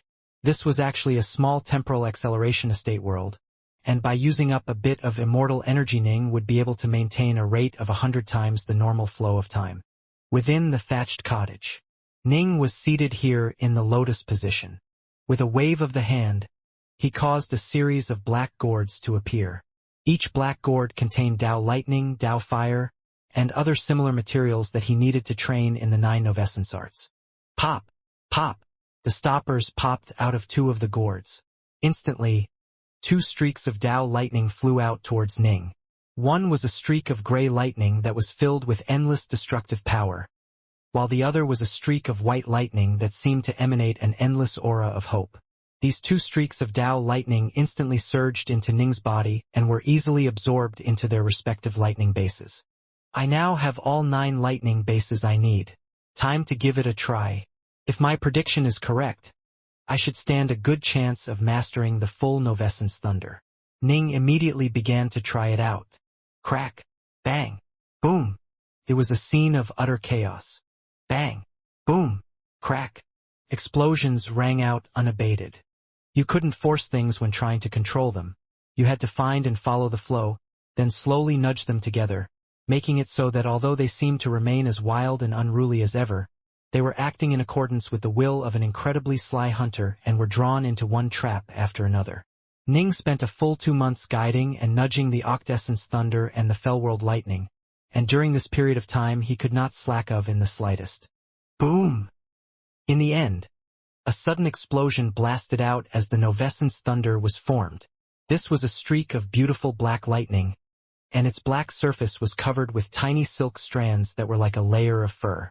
The Novescence Thunder was like a living creature, like a dragon that happily swam through Ning's Jindan Chaos region with ease. Ning let out a sigh of relief. He opened his eyes, then stretched out his right hand. Whoosh! A stream of soft black divine lightning appeared within the palm of his hands. It looked like a streak of gentle and reserved black lightning, but it actually held an incomprehensible amount of power inside. This streak of lightning is able to slay Dao Lords of the 4th step by itself? Ning couldn't help but sigh. Dao Lords of the 4th step generally possessed incredible divine bodies and were garbed in Dao armor, but the Novescence Thunder was capable of slaying them. Of course, it could only slay ordinary Dao Lords of the 4th step, but that did not detract from how terrifying it was. The Novescence Water is easier to master than the Novescence Thunder. Time to train in it. Ning gave himself 1 day of rest, then continued in his training. This time, he focused on mastering the Novescence Water technique. It had taken him 2 months to master the Novescence Thunder, but only half a month to master the Novescence Water. He took over a month to master the Novescence Fire, as Ning wasn't nearly as talented in fire as he was in thunder and water. The Novescence Earth took more than 2 months, while the Novescence Metal took more than 3 months. Ning mastered one secret art after another, spending the most time on the novescence light technique, as he knew very little regarding the Tao of Light. This took him nearly 2 years before he was able to master it. The novescence void, the most powerful and thus the theoretically most difficult of the novescence arts, Ning was actually able to master in just 8 months. I've actually mastered all 9 of the secret arts? After finishing the novescence void, Ning himself felt a bit amazed at what he had accomplished. He would have been satisfied if he had been able to master the novescence water, which was fairly weak and which he was quite familiar with. He never would have imagined that after a bit of effort, he would master all 9 of the novescence arts. Tao Lord Allgod had used these arts to roam the endless territories. They really were a killer combination, and he, Ji Ning, had actually mastered them? Tao Lord Allgod had originally claimed that one would have to first become a Tao Lord of the 4th step, then become extremely skilled in alchemy, lightning, light, water, etc. before one would be able to master this technique. As for Ji Ning, as for the Tao, he wasn't exactly skilled in the Tao of metal, the Tao of wind, the Tao of wood, and many of the other Taos. However, the 5th stance of the Bright Moon sword art, the shadowless sword intent, required him to be able to merge himself into all of his surroundings. Thus, when he had been in the inner reaches of the Genesis lands of the alternate universe, Ning had personally visited all of the corpses of the many deceased eternal emperors and had meditated on the auras of their Taos. He was very familiar with the auras of all types of Taos, and he had learned how to merge himself into them. This was part of the reason why his shadowless sword intent allowed him to merge into all things. Thus, although Ning wasn't skilled in the Tao of metal or the Tao of wood, he was at least familiar with them. This familiarity with them, their strengths, their weaknesses, it was all a prerequisite for Ning to be able to merge into them and disappear within them. This was exactly what the 9 novescence arts required, for the user to be very familiar with the various elemental properties. One had to follow their flow and go with the grain in mixing them together like alchemical ingredients in a pill. On this day, within a nondescript private room inside the Plumsor Hall of Skywood City, one of the 8 sacred cities of the Tao Alliance, Ji Ning silently and soundlessly mastered all 9 of the novescence arts, arts which would cause countless Tao Lords to blanch with fear. This was rather unexpected. Still, since I've mastered all 9 of the secret arts, Ning pondered for a moment. I might not need to waste the hegemon's Tao seal after all. Right now, those 9 mighty novescence arts are my greatest trump card. I need to find a way to make them unleash the maximum amount of power possible. Ning pondered. The hegemon's 2 Tao seal were trump cards that could only be used one time each, while the 9 novescence arts were his own arts that could be used as many times as he chose. He naturally had to enhance them as much as he could. If he just used them for their raw power, they would still be quite strong, yes, but this wasn't their full potential. If he could use those 9 novescence arts as 9 swords and then use his Omega Sword Tao's Yin-Yang Sword domain, the power of the novescence arts would be vastly greater. My Omgia Sword Tao's Blood Drop Sword intent has made a breakthrough, but the Yin-Yang Sword intent has not. I hope I will be to make some breakthroughs soon. That way, my 9 novescence arts will be able to unleash even greater power. Tao Lord Allgod was a grandmaster in the art of formations, which was why he was able to use those 9 secret arts to form a terrifying formation to attack his foes. This was what allowed him to crush Emperor Malobo. Clearly, Ning wished to upgrade the power of his 9 novescence arts as best he could. However, I've just finished mastering these 9 arts. I need to rest a bit first. Whoosh! Ning's body flickered and emerged from the thatched cottage. He waved his hand, putting it away. Master! Master! Till Saint and Su Yuji were seated outside the private room, and they immediately turned to stare towards Ning. What is it? Ning laughed. The treasure auction has already begun. It's gone on for several days, Till Saint said, then added worriedly, Master, how do you plan to deal with Tao Lord Kongsan? No need to worry. Ning walked out of the private room, then stared downwards through a window. At this very moment, a loud and exciting treasure auction was occurring below them. Ning sat down relaxedly, then picked up a nearby cup of wine. He sipped at it as he watched the treasure auction. The treasure auction was in progress. In order to attract more Dao Lords, each treasure auction would have a few incredibly rare and valuable items that normally would never be sold and would only be traded for similarly valuable items. During the treasure auctions, however, they could be purchased for chaos nectar. Only the price would be incredibly high. Haha. Ning couldn't help but laugh as he watched. In the end, there's a limit to how useful magic treasures can be. There were some unearthly treasures which would allow a Dao Lord of the first step to contend against a Dao Lord of the fourth step, but treasures could only help up to a certain point. Treasures that could unleash the power of a Dao Lord of the fourth step were generally worth more than 10 million cubes of chaos nectar, and as their power increased, their cost would skyrocket. Ning noticed one insanely powerful and insanely expensive treasure known as the Kingdom Blade. This was a formation, and anyone who had this formation could spread it across 100 million kilometers with a single thought. Within the formation, countless streaks of saber light would appear, and these attacks were so powerful that ordinary Dao Lords of the fourth step would be instantly slain by them. Even Dao Lords who weren't killed would still be heavily constrained. Ning estimated that this formation was definitely on par with his own Novescence Thunder attack. The bidding for this formation started at the reserve price of 80 million cubes of chaos nectar, and in the end it was sold for 120 million cubes. Treasures like this are all external sources of strength. The nearby Pill Saint nodded sagely. Artificing and alchemy all have their limits as well. Earlier, I saw a treasure in Plumsor Hall which could unleash the power of an eternal emperor, but treasures like that would never appear in a treasure auction. Without question, they can only be traded for. Ning nodded. Treasures could generally be used multiple times, whereas Dao Seals would be consumed after a single use, as all they did was unleash the power which had originally been sealed into them. As a result, Dao Seals were much easier to make than magic treasures. The Sword Hegemon's Dao Seals and the Almighty Bright Shore Hegemon's Spacetime Disc were all single-use items.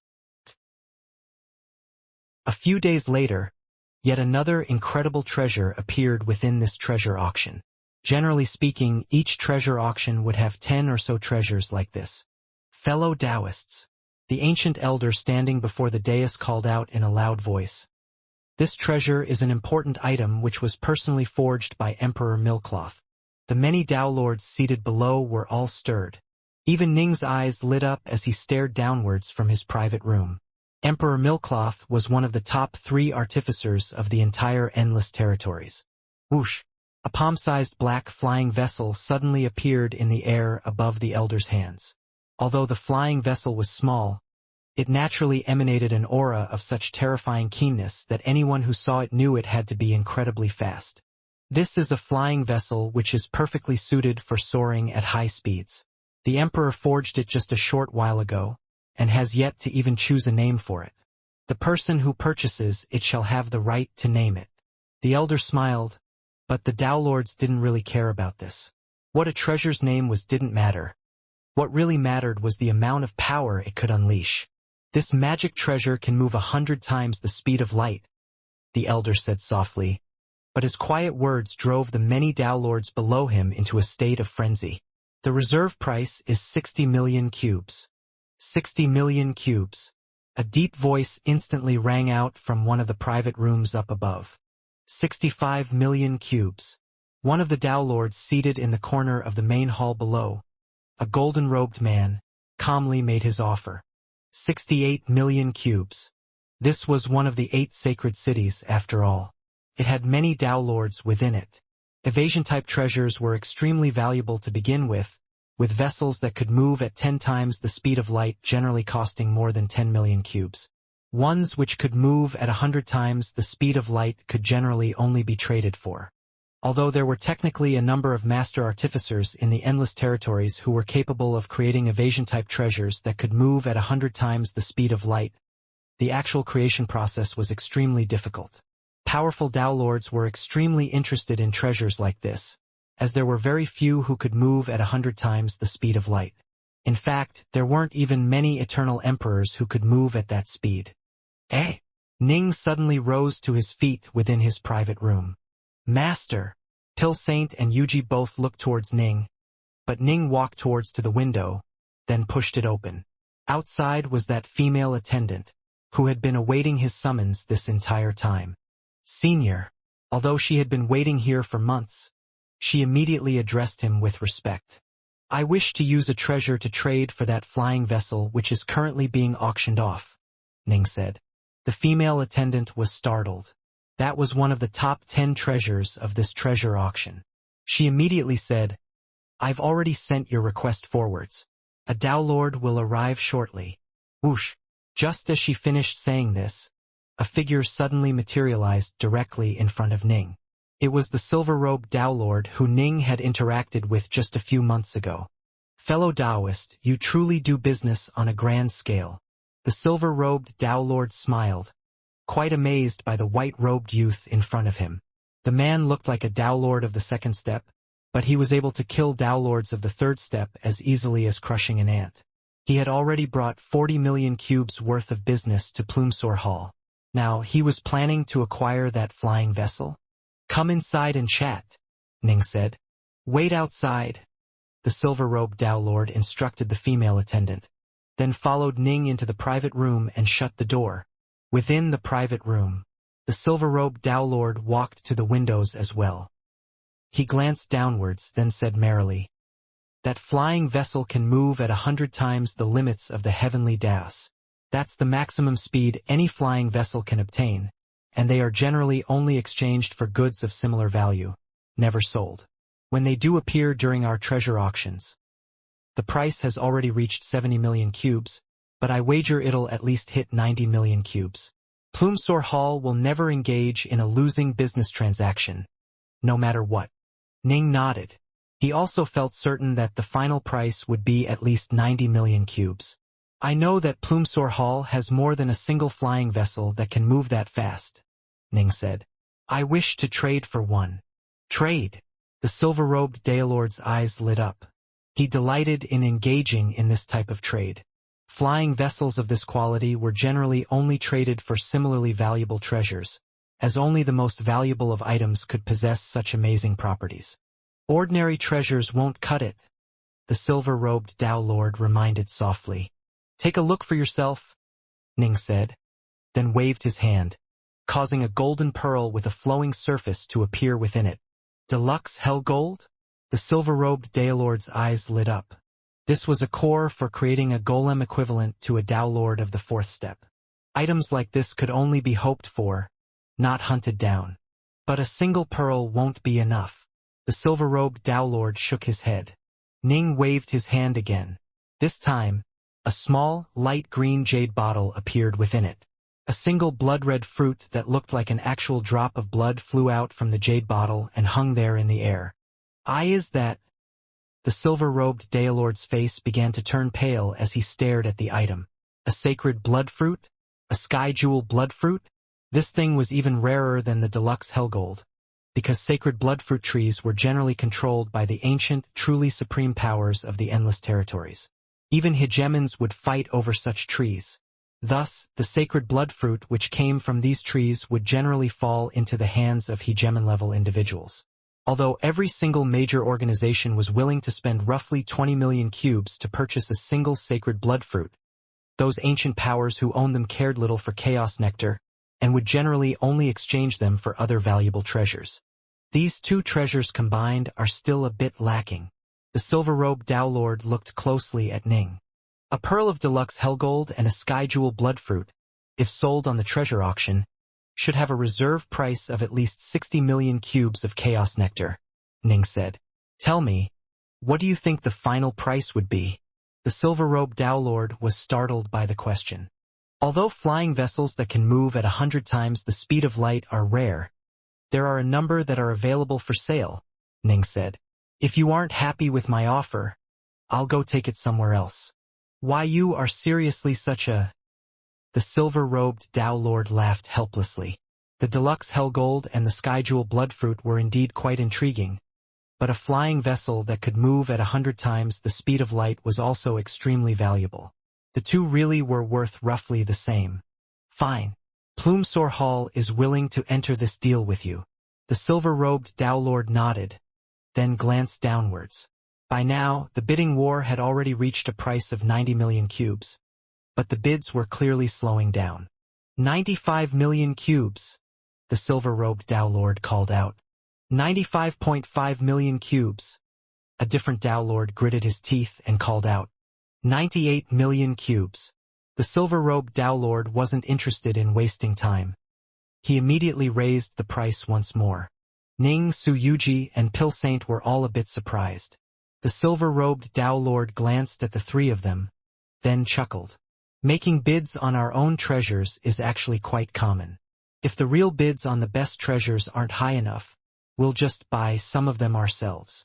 Ning and the others couldn't help but let out startled laughs. It seemed as though Plumsor Hall really did refuse to lose money on any of these treasure trades. In truth, to the massively powerful organizations within the Dao Alliance like the Skywood Sect, Chaos Nectar wasn't really all that valuable. Deluxe Hellgold, Sacred Bloodfruit, and other similarly rare cosmic treasures were much more worthy of collection. Deluxe Hellgold wasn't that alluring. It was the Skyjewel Bloodfruit which caused the Silver-Robed Dao Lord to agree to this trade, because the Skywood Sect just so happened to need it to go with a number of other valuable ingredients for pill refining. In the end, the flying vessel was won at the price of 98 million cubes. The Deluxe Hellgold and the Skyjewel Bloodfruit was given to the Silver-Robed Dao Lord, while the flying vessel entered Ning's hands. If you have other rare items, feel free to bring them to Plumsor Hall. The silver-robed Dao Lord smiled. We have many precious treasures, including even Dao seals which mighty eternal emperors poured all of their effort into. Those can all be traded for. Not a bad idea. Ning smiled, then picked up the flying vessel and nodded mentally to himself. Just using the 9 Novescence arts against Dao Lord Kongsan probably wouldn't be enough, as the man was capable of transforming his body into darkness and making it virtually indestructible. But now that Ning had this flying vessel, he would definitely be guaranteed of being able to escape whenever he chose. Although the Deluxe Hellgold and the Skyjewel Bloodfruit were important, one was an artificing ingredient while the other was an alchemical ingredient. Ning neither understood artificing nor specialized in alchemy. Use Skyjewel Bloodfruit in alchemy? Not even Dao Lord Allgod would necessarily be qualified to engage in alchemy on such a level. Skywood City. The fiery-haired, fiery-eyed, black-robed Dao Lord Kongsan was seated in the lotus position within the protective formations of Plumsor Hall. His eyes closed as he waited quietly. He had been waiting before the doors for more than 2 years already. So long as Ji Ning dared to emerge, he would immediately sense it. Is Dao Lord Kongsan going to just wait there? What else can he do? That white-robed Dao Lord has been hiding inside Plumsor Hall this entire time, refusing to come out. No matter how strong Dao Lord Kongsan is, he wouldn't dare to challenge the Dao Alliance. The attendants inside the hall were all gossiping amongst each other. If the white-robed Dao Lord stays inside Plumsor Hall for an entire chaos cycle, will Dao Lord Kongsan wait here for an entire chaos cycle? Hard to say. However, the white-robed Dao Lord seems to be just a Dao Lord of the second step. This is a critical period of time for him as a cultivator. There's no way he's going to just hide in there forever, right? It might slow down his cultivation, but at least he'll stay alive if he continues to hide in there. If he leaves, he's dead. They all continuously whispered amongst each other about this. These attendants were all world-level figures, and they were quite interested in the grudges which elite Dao Lords held against each other. Whenever such elite Dao Lords battled against each other, news of it would quickly spread far and wide. The stories of how Dao Lord Allgod hunted Emperor Malobo were passed down for countless generations. Although the affair between Ning and Dao Lord Kongsan wouldn't be talked about for nearly that long, it would still be the talk of the town for a brief period of time. On one side was a monstrously strong Dao Lord Kongsan. On the other side was a mere Dao Lord of the second step who was so talented he had easily slain a Dao Lord of the third step. His true power was most likely that of a Verge-level Dao Lord as well. Both were at a high level of power, which naturally made for a good story. Eh? Is that? Am I seeing things? The attendants of Plumsor Hall all stared in astonishment at the white-robed figure who had just emerged from the inner hallways, carrying a black sword scabbard on his back. That face. Those clothes. That aura. It was the person they were talking about, the mysterious white-robed Tao Lord. He actually came out? He actually dared to come out. Is he suicidal? There's no way he's coming out to die. He has to have something up his sleeve. These attendants all watched curiously, alongside a good number of guests. Most of the guests were Tao Lords, and a few were even Tao Lords of the fourth step. However, none of them dared to get involved in a matter like this. Tao Lord Kong Sen had been waiting here for more than 2 years already. This alone testified as to how badly he wished to kill the white-robed Tao Lord. Ning glanced at the attendants and Tao Lords, chuckled, then flew towards the entrance of Plumsor Hall. As soon as he stepped outside, he saw the black-robed Tao Lord Kong Sen seated in the lotus position by the doorway. Tao Lord Kong Sen, you certainly are quite a patient man, Ning said. Tao Lord Kong Sen opened his eyes. The sharpness of his fiery eyes would cause ordinary Tao Lords to feel a sense of oppression in their hearts. He cracked his lips into a cold, strange smile. I thought you would hide inside for a few chaos cycles, kid. I didn't expect you to come out so soon. If I stayed inside for several chaos cycles, would you really have waited here the entire time? Ning was surprised. I'm a very patient man, Tao Lord Kong Sen said calmly. To me, time doesn't really matter. When my life is about to end, I shall go and prepare for my Tao merge. You sound as though you really have nothing interesting in your life. Ning shook his head. Wait here for several chaos cycles? How long had Ning been cultivating for? Tao Lord Kong Sen might be patient enough to wait that long, but Ning himself definitely was not. The attendants and guests within Plumsor Hall all watched curiously as the two figures outside chatted with each other. One was dressed in beautiful black robes, the other was dressed in white clothes. One had a dominating and rather evil aura, while the other looked unassuming and reserved but was clearly a freakishly talented Tao Lord who had simply hidden away his sharpness.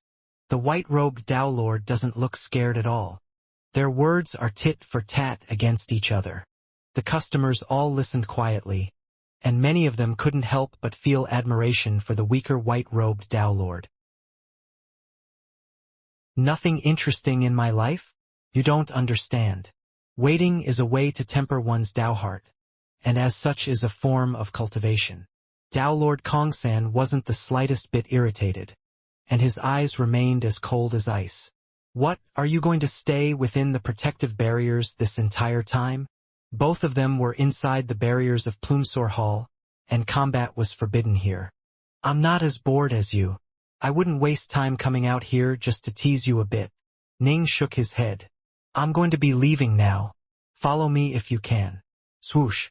Ning transformed into a streak of light, instantly flying outside the protective barrier. Humph! Tao Lord Kongsan's aura expanded dramatically as he instantly disappeared into a cloud of black mist which surged out of the barrier formation and swept towards Ning. Ning, in midair, glanced backwards at the mist. The mist was a roiling mass of darkness that was rolling straight towards him. Just looking at the mist alone caused Ning to feel a powerful sense of danger. It isn't the right time to fight you just yet, Ning mused to himself. With a wave of his hand, Ning caused a black flying vessel to appear next to him. This vessel was shaped like the tip of a sword, and it emanated an aura of incredible keenness. Whoosh! Ning entered the vessel. Let's go. Now that Ning was in control of the flying vessel, it suddenly exploded with speed and went from 0 to 100 times the speed of light. What? A human face immediately appeared within the roiling black mist behind Ning, and it stared straight at the vessel. He actually has a flying vessel that can move at 100 times the speed of light? 100 times faster than the limits of the heavenly Daos. What did speed like this mean? Even Dao lightning only moved at this speed.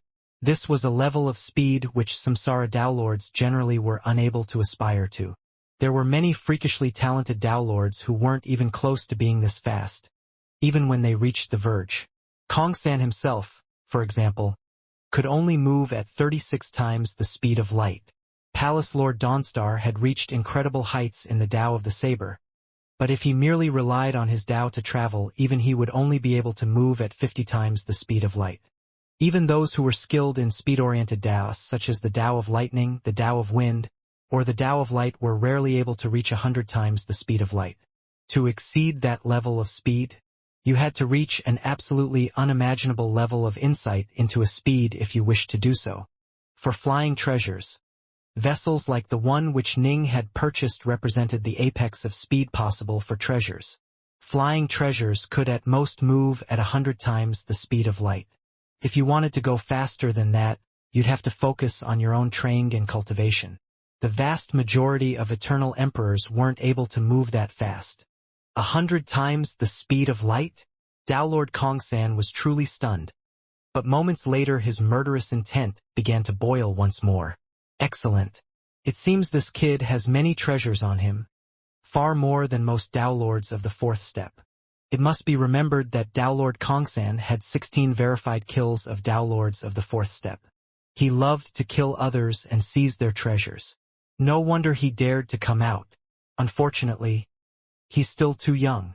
Tao Lord Kongsan smirked. Activate. Ning was controlling his flying vessel to advance at high speed. He flew out of Skywood City in the blink of an eye, but suddenly, activate. A cold voice echoed for countless kilometers around him. Rumble. The formation bases which had been hidden throughout this area suddenly showed themselves, emanating pillars of light that towered to the heavens. An enormous amount of power began to gather, and this area quickly became a completely sealed region that was separated from the outside world. What? Ning's face paled. Ah-ha-ha-ha. The black mist once more reformed into the black-robed Tao Lord Kongsan.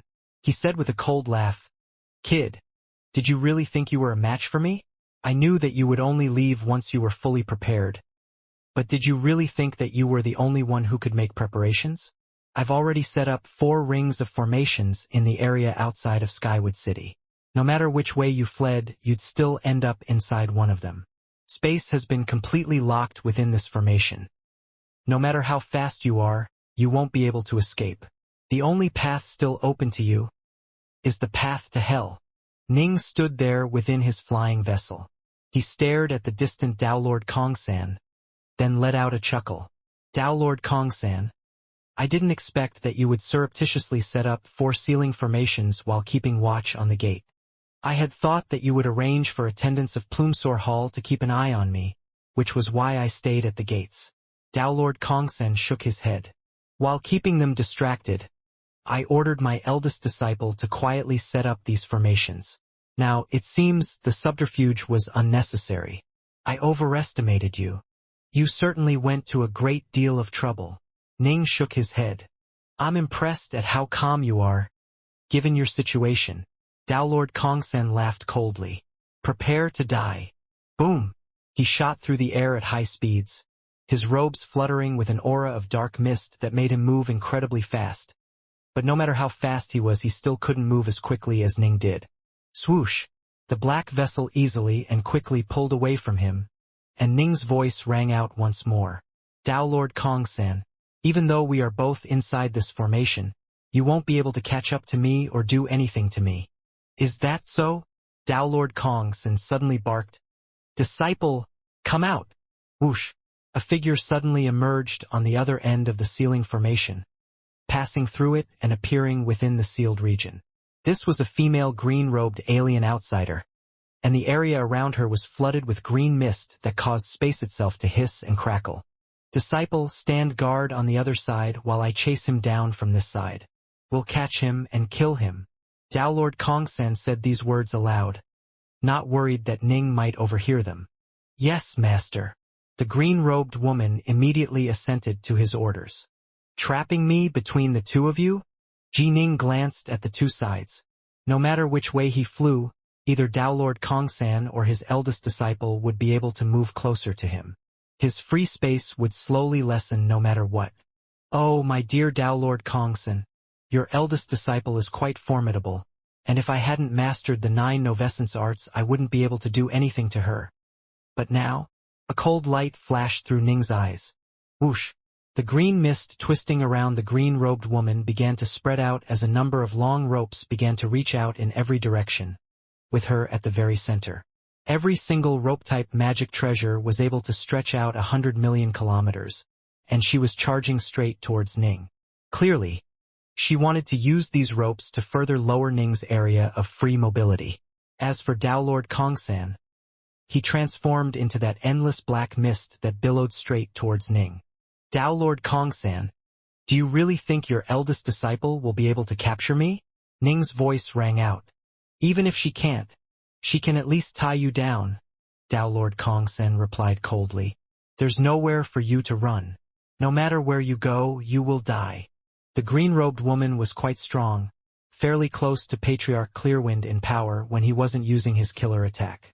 As Tao Lord Kongsan saw it, no matter how freakishly talented this Tao Lord of the second step was, even if she failed in capturing him, she would still be able to slow him down. Is that so? Ning smiled coldly. Swoosh! His black vessel began to flee at high speeds, and perhaps by accident it moved closer and closer towards the green-robed woman. Tao Lord Kongsan wasn't surprised in the slightest. In the end, Ning had to choose a direction, and Kongsan's eldest disciple was naturally a bit weaker than Kongsan himself. It made sense for Ning to move in her direction. Disciple, kill him if you can. If you can't, slow him down. Once I arrive, I'll crush him to death, Tao Lord Kongsan sent mentally. I definitely won't disappoint you, master, the green-robed woman replied. The green-robed woman was moving closer and closer to Ning. Whoosh, whoosh, whoosh. Her magic ropes stretched out through the skies like giant pythons which coiled and lashed out against Ning. Ahaha! Ning stood there at the prow of his black vessel, his two hands gripped around a single sword. He struck out, sending a dazzling streak of sword light out 10 million kilometers and striking against one of the ropes. Tao Lord Kongsan was skilled in close combat, and for now Ning wasn't confident in fighting him up close. But this eldest disciple? She was the perfect match for Ning. In the end, his close combat skills had the greatest latent potential for further development.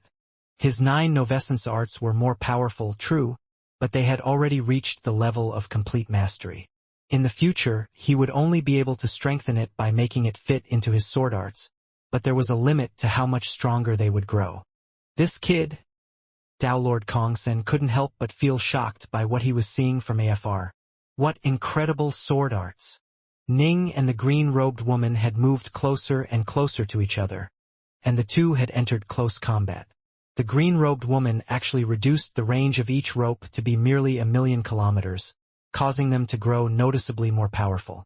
When the ropes were too long, they would naturally become harder to control and thus would be weakened. Ning brought out all 6 of his swords, fighting to his heart's content and actually holding the upper hand. He's actually slightly more powerful than my disciple? Tao Lord Kongsan's face tightened slightly as he picked up the pace. Keep him tied down, disciple. Don't worry, master. The kid has extremely profound sword arts, but he's on par with me at most. The green-robed woman didn't want to admit defeat in the face of a Tao Lord of the second step.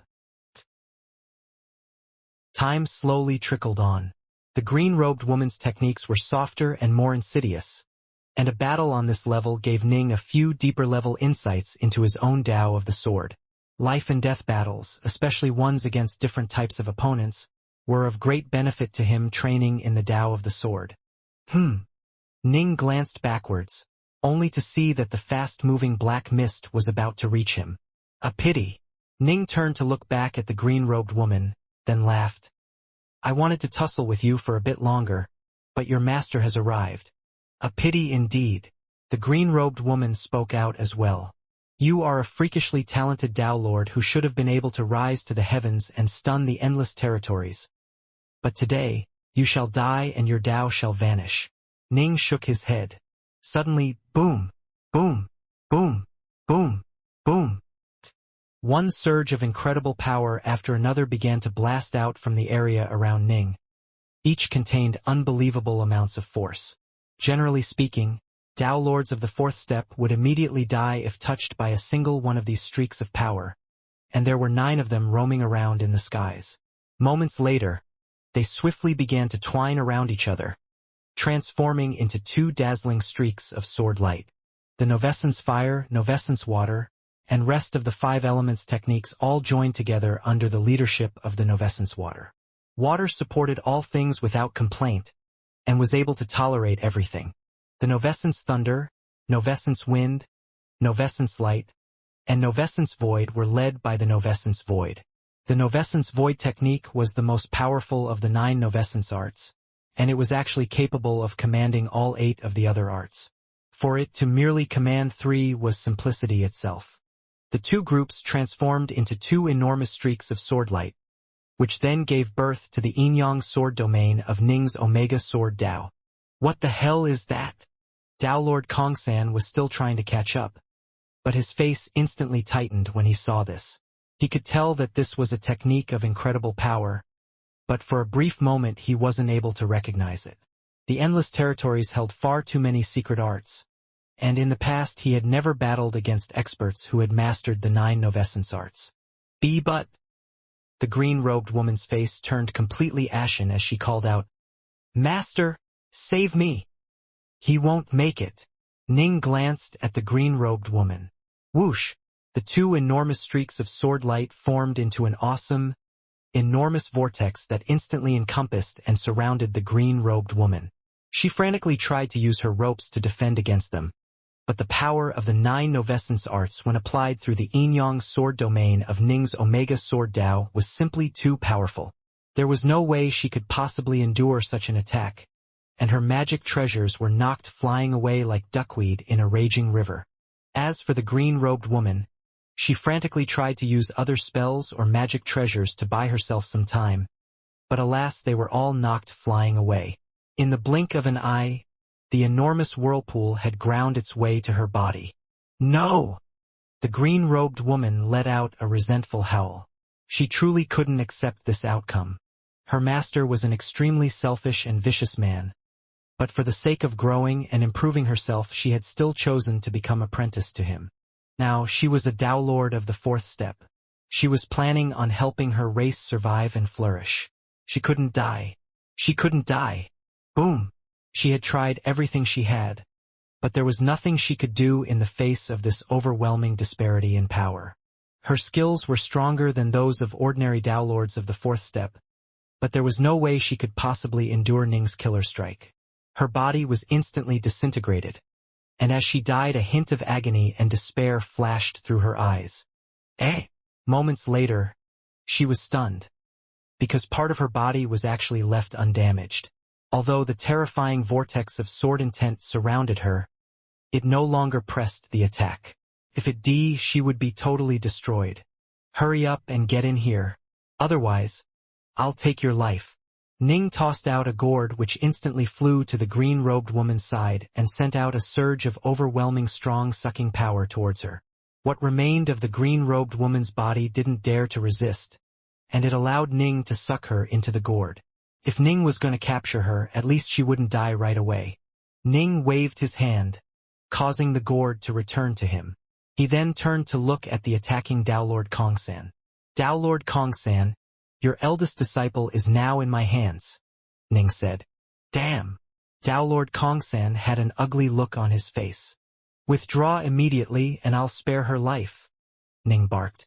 Withdraw! The baleful look in Dao Lord Kongsan's eyes only grew stronger. No one can threaten me. She's just one disciple. Today, I shall take your life no matter what. Seeing this, Ning just shook his head. What a madman. The information which the Skywood sect had given him was quite accurate. Dao Lord Kongsan was an exceedingly selfish man who didn't really care about his disciples, only himself. The reason he had chosen to kill Ning was not because he cared about his disciple or felt sorry for him, but because he felt as though his personal dignity had been affronted by his disciple's death. If that's the case, let's fight. A fierce light flashed through Ning's eyes. Kill! Rumble.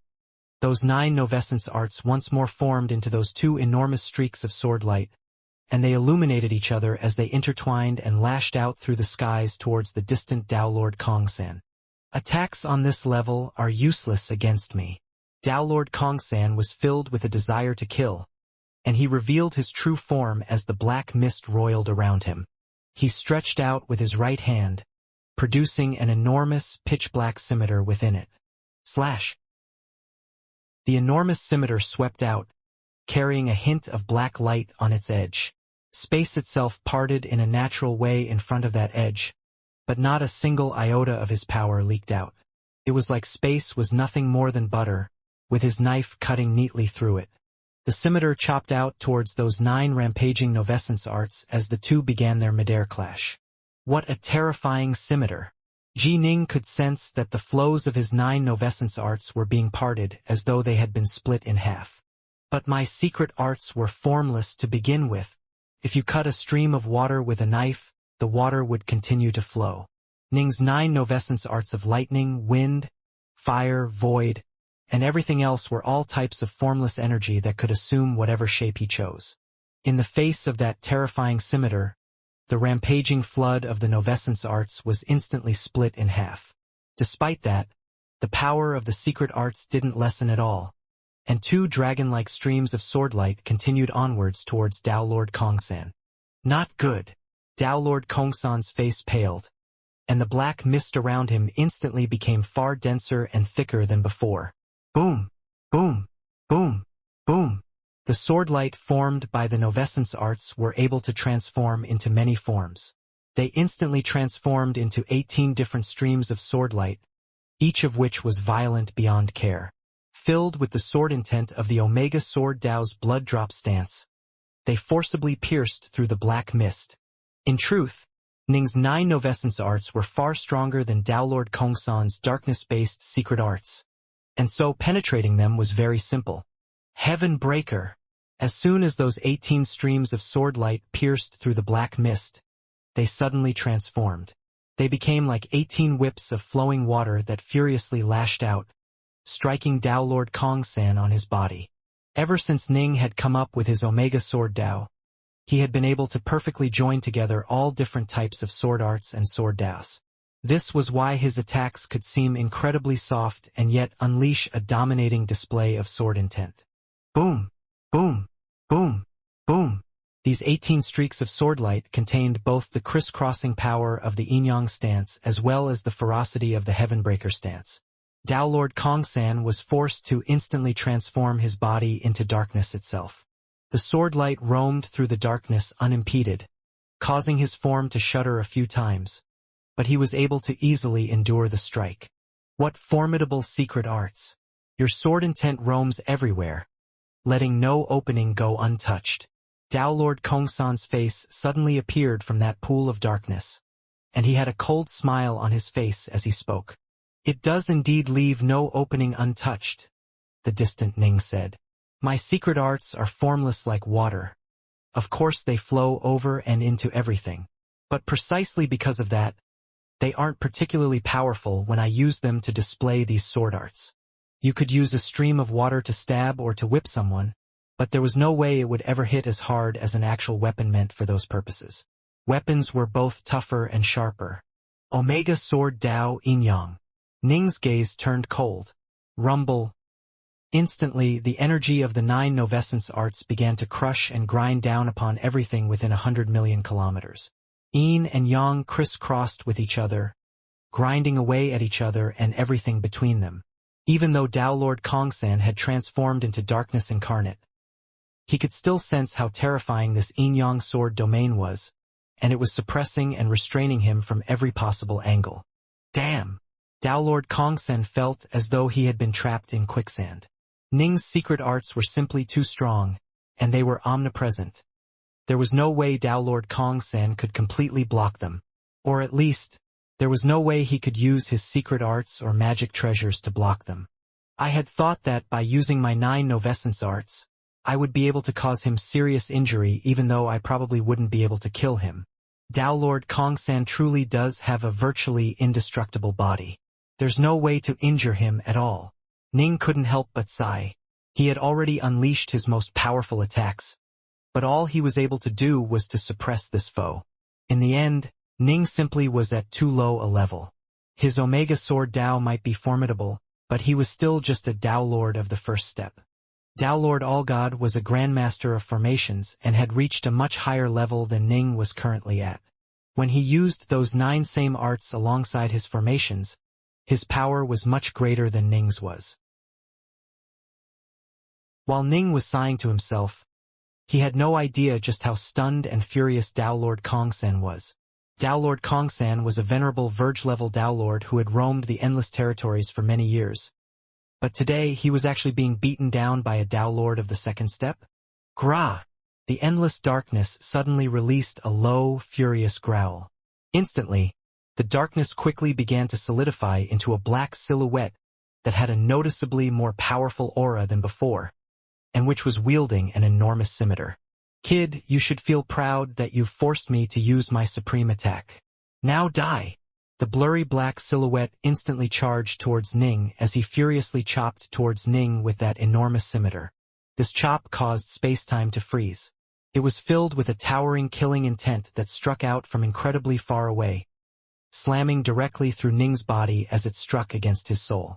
Ning was still standing at the prow of his distant black vessel, but he could still clearly sense a soul attack of immense power striking at him. Humph! Within Ning's sea of consciousness, his soul let out a furious snort. The murderous intent slammed towards Ning's soul like a wave, but Ning's soul was completely unmoved. It was comparable to the soul of a Dao Lord of the fourth step, after all, and his heart force was at the point where he could break through to the 6th stage of heart force at any moment. Once he did, he would be a true heart force cultivator. Less than 1% of Dao Lords were heart force cultivators, and so this enormous advantage in terms of heart force made Ning's mental and soul defenses incredibly strong. In addition, Ning had already read an intelligence report stating that Dao Lord Kongsan had a soul attack, but the attack was only able to confuse and disrupt. It wasn't all that powerful. In the end, Dao Lord Kongsan was most skilled in close combat. Eh? The distant Dao Lord Kongsan looked at Ning both angrily and expectantly. Dao Lord Kongsan, did you really think you would be able to shake my soul with an attack on this level? Ning laughed coldly. Dao Lord Kongsan was shocked. It was true that soul attacks weren't his forte, but the soul attack wasn't a weak one either. Dao Lord Kongsan felt certain that this mere Dao Lord of the second step had to have a fairly weak soul, even if he did have a fairly high level of insight into the Dao. Logically speaking, the soul should have been an enormous weak point. Even Dao Lords of the fourth step would have been confused and impacted by his soul attack. You aren't bad at all, kid. But if you are really so tough, stop running and fight me in close combat. Dao Lord Kongsan bellowed angrily as he flew towards Ning. Haha! I'm just a Dao Lord of the second step. You want me to fight in close combat? Do you have any sense of shame? If I broke through to become a Dao Lord of the third step, I'd be more than happy to fight you in close combat. Riding his black vessel, Ning was able to easily pull away from Dao Lord Kongsan once more. He also continued to use his 9 Novescence arts to either slow down or attack Dao Lord Kongsan repeatedly. Dao Lord Kongsan was getting angrier and angrier as this fight continued. Ning continued to flee, and he continued to chase. Ning had it quite easy in this battle, as he continued to attack while fleeing thanks to his overwhelming advantage in speed. If this continues, I really won't be able to do anything to this kid at all. Dao Lord Kongsan shook his head. If memory serves, the secret arts this kid's is using should be the 9 Novescence arts of the legendary Dao Lord Allgod. The reason why I hadn't recognized the technique earlier was because he had never personally battled it before, but he had read the description of the techniques within the spell world. After having battled against Ning for so long, he had some insights into what it was that he was up against. I really wonder how a Dao Lord of the second step like him was able to master such terrifying secret arts. Dao Lord Kongsan mused. I heard that in order to master those 9 Novescence arts, you not only need to have certain insights into the likes of lightning, wind, and fire, you also have to be a Grandmaster Alchemist. If your alchemy skills are even the slightest bit deficient, you will never be able to master the 9 Novescence arts. Is this Dao Lord of the second step a Grandmaster Alchemist? Even Kongsan was secretly speechless. If he is, there's no way he could have learned alchemy by himself. He either won an incredibly powerful legacy or has an incredibly powerful teacher behind him. After having battled for so long, Dao Lord Kongsan was starting to grow wary of Ning. This person definitely wouldn't be as easy to deal with as the other Tao Lords of the fourth step he had slain. Screw it. I'll capture him alive first. If he really does have a powerful figure behind him. Humph. I'm a core member of the Tao Alliance. Very few people are qualified to threaten me. When the time comes, I'll chat with him a bit. I can force the kid to swear a few lifeblood oaths. Then let him go. Tao Lord Kong Sen mused to himself. But if he doesn't have any powerful figures behind him, I can do whatever I want to him. Whoosh! Tao Lord Kong Sen sent his will outside the Grand Ceiling Formation and towards one of the 100,000 estates located at the margins of Skywood City. Aside from Kong San, there were a few other incredibly powerful and ancient Tao Lords who lived in seclusion in those estates. Big Brother Shaka. Tao Lord Kong Sen instantly sent mentally. I'm embarrassed to say this, but it seems I'll need to ask you to help me out and capture the kid. Within the estate, a handsome man with long golden hair and a golden suit of armor was seated in the lotus position inside a courtyard, staring at the heavens.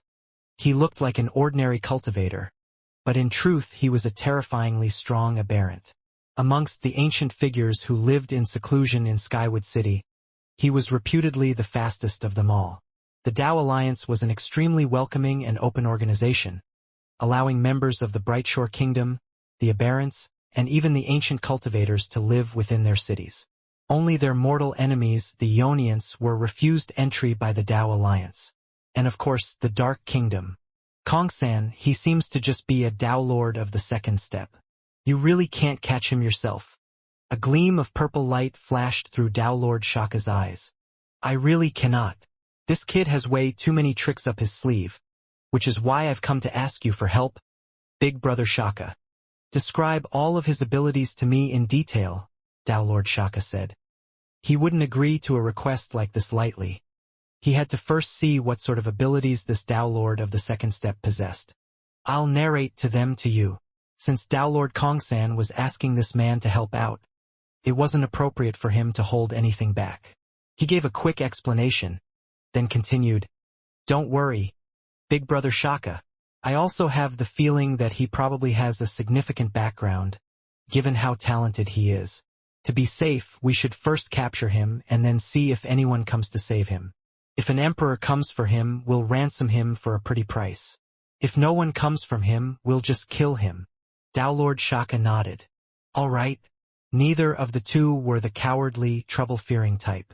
Kong San was a core member of the Tao Alliance, while Tao Lord Shaka was a high-level member of the aberrants.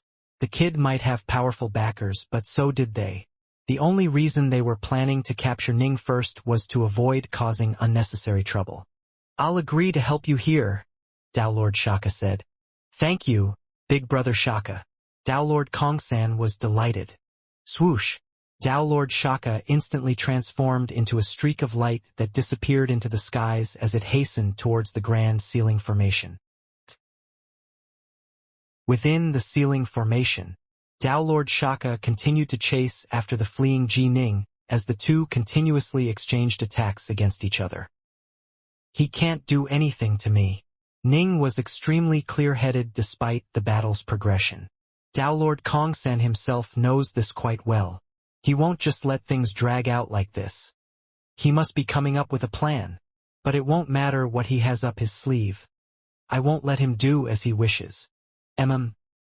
Ning immediately sent a mental message. Send word to the Brightshore Kingdom right away that I am in a Grand Ceiling Formation outside Skywood City and am being pursued and attacked by Tao Lord Kong Sen.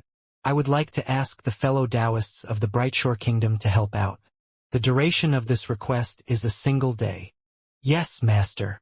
The alien world-level retainer who had with Ning this entire time immediately acknowledged the order. This retainer had another clone in the Brightshore Kingdom, and so was able to make the report almost immediately. Moments later, the Brightshore Kingdom sent word to every single Tao Lord and Emperor within its ranks. In truth, in recent years Ning had received quite a few distress calls as well, but they were all too far away from him. This time, for example, Ning himself had said that the duration of his request was a single day. If others couldn't make it here within a single day, there was no point to them even coming. If they were too far away, They would only find at the end of their long journey that the matter had come to an end long ago. But asking for the Bright Shore Kingdom to help out is just a precaution, Ning mused. In the end, it doesn't have that many Dao Lords. The number of Dao Lords it has who can deal with Kongsan are even fewer. Although this is one of the 8 sacred cities, and there should be quite a few members of the Bright Shore Kingdom here, it's hard to say if there are any who can match Kongsan. I suppose I'll have to wait and see. If there's nothing I can do, I'll use up the hegemon's Dao seal, Ning mused. You always had to have a backup plan. The Dao of the sword was an offensive Dao, and so the sword hegemon's Dao seal possessed terrifying offensive power. Even eternal emperors would deeply desire an item of such incredible value. However, the path of cultivation was a long one, and this affair with Dao Lord Kongsan might be nothing more than a minor bump in this long road. Ning wasn't willing to use up his Dao seal unless absolutely necessary. But of course, if it was absolutely necessary, then he would simply use it. Once he used it up, he would win all of the treasures which Dao Lord Kongsan possessed. However, in Ning's eyes, not even all of the combined treasures Dao Lord Kongsan possessed were as important as his hegemon's Dao seal. A short while later, ha ha ha, Dao Lord Kongsan suddenly began to laugh. Let's see how much longer you can keep fleeing, kid. Ning's face tightened. Dao Lord Kongsan suddenly pointed off into the distance. Instantly, a golden figure flew through the distant barrier, followed by the barrier once more being sealed shut. The golden figure was that of a handsome, golden-haired man dressed in golden armor. He glanced at Ning curiously, then slowly shook his head and said, "Kid, it's quite rare and impressive for a Dao Lord of the second step to be as strong as you are. What a true pity. Please help me, Big Brother Shaka, in capturing him," Dao Lord Kongsan said. Shaka? Ning's face turned pale. Dao Lord Shaka of the Aberrants? Dao Lord Shaka was an incredibly famous Dao Lord of the Aberrants, and that fame came from his incredible speed. He was one of those figures who could go more than 100 times faster than the speed of light. In speed alone, he was superior to the vast majority of eternal emperors. And, as an aberrant, he was incredibly fast and powerful in close combat as well. It seems I'll have to use the hegemon's Dao seal after all. A sharp light flashed through Ning's eyes. Kid, I recommend you give up, Dao Lord Shaka said calmly. He had absolute faith in his overwhelming speed. Kongsan, stay your hand. A cold shout rang out from afar, going through the barrier and reverberating within the world inside it. The people outside the formation were unable to see what was going on inside, but those inside it were able to see and hear what was happening outside with perfect clarity. Eh? Dao Lord Kongsan and Dao Lord Shaka both looked outside, as did Ning. 2 figures had appeared outside the formation. One was a skinny, white-haired, middle-aged man. The other was a muscular man with a giant great axe on his back who had a single horn in the middle of his head. Kongsan, stay your hand. Release Dark North, the skinny, white-haired man said coldly. Dao Lord Solman? Dao Lord Xianxia? Dao Lord Kongsan's face tightened. Palace Lord Solman? Within the formation, Ning revealed a look of delight as well. Lord Solman was the Vice Palace Lord of the Heart Force Palace. Other Dao Lords of the 4th step might be strong or weak, but every single one who was also a Heart Force power possessed terrifying power. Dao Lord Solman, as the Vice Palace Lord of the Heart Force Palace of the Bright Shore Kingdom, was also an incredibly powerful figure whose name alone was enough to terrify countless cultivators. Heart Force cultivator Dao Lords simply possessed far too many strange ways to kill people. Sometimes, a single glance from them was enough to slay. As for Dao Lord Xianxia, he wasn't a member of the Bright Shore Kingdom. He was probably just accompanying Dao Lord Solman and so came over as well. However, Dao Lord Xianxia was one of the most freakishly powerful of Dao Lords who had most likely devised and joined together multiple different supreme Daos. He was ranked as the number 5 Dao Lord of this era in the Endless Territories. Dark North? The kid over here. Dao Lord Kongsan laughed coldly. Release him, Dao Lord Solman barked. Solman, if I release him just because you told me to, I would have no face left, Dao Lord Shaka said coldly. Dao Lord Solman, Dao Lord Xianxia, Next to me is Big Brother Shaka, Dao Lord Kongson said. Solman and Skyax were outside the formation and so weren't able to see anything inside of it at all. Although there was a ranking of power in the endless territories, ranks didn't count for everything. For example, an incredibly powerful Daelord's abilities might be perfectly countered by a lower-ranked Daelord's abilities. Palace Lord Dawnstar might be in trouble if he encountered an ancient, incredibly powerful Eternal Emperor, but someone like Dao Lord Shaka would be able to escape thanks to his incredible speed. Everyone had their own strengths and weaknesses. Those who stood at the very top ranks amongst Dao Lords all had their own pride and rarely submitted to others. If Kong San encountered Solman and Skyax by himself, he was strong enough to stay alive, but he'd still feel trepidation. Now that Dao Lord Shaka, a Dao Lord even more powerful than himself, was by his side, he felt much more confidence. Solman, Skyax, the two of you don't have the right or the power to demand me to release this kid, Dao Lord Shaka said. Attack! Dao Lord Solman was instantly enraged. Break this formation apart. Boom! The nearby Dao Lord Skyax was enraged as well. He immediately attacked, and when he did the world itself seemed to tremble, and even Skywood City itself seemed to turn dim. Endless yellow illusions filled the vast area surrounding Skywood City. Moments later, a terrifying great axe struck out from within the yellow illusions and chopped downwards towards the grand ceiling formation. In terms of using raw power to break apart formations, Dao Lord Solman clearly wasn't as strong as Dao Lord Skyax. What's going on? What's with this terrifying aura? Quite a few cultivators within Skywood City were surprised by the commotion. Boom! The grand ceiling formation shook a few times and a few ripples appeared on the surface of the barrier, but it managed to endure the blow. Ha ha ha!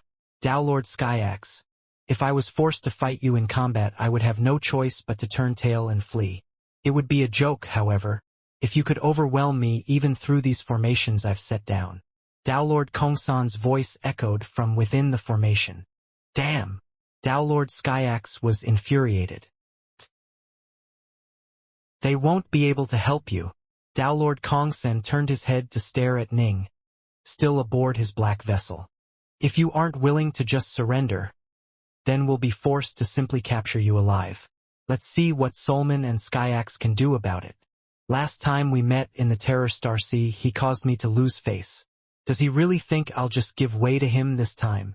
Dao Lord Shaka snickered, then transformed into a streak of light that instantly moved more than 100 times the speed of light.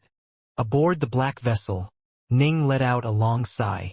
It seems I'll have to use the hegemon's Dao seal after all. Murder flickered in Ning's eyes. Outside the grand ceiling formation, Solman and Skyax were both furious but helpless. Within the grand ceiling formation, Dao Lord Kongsan was smirking from afar. It looked as though things had been settled. Dao Lord Shaka had transformed into a dazzling, breathtakingly eye-catching streak of golden light as he charged towards Ning. He truly was moving extremely fast, but Ji Ning was able to see him moving with perfect clarity.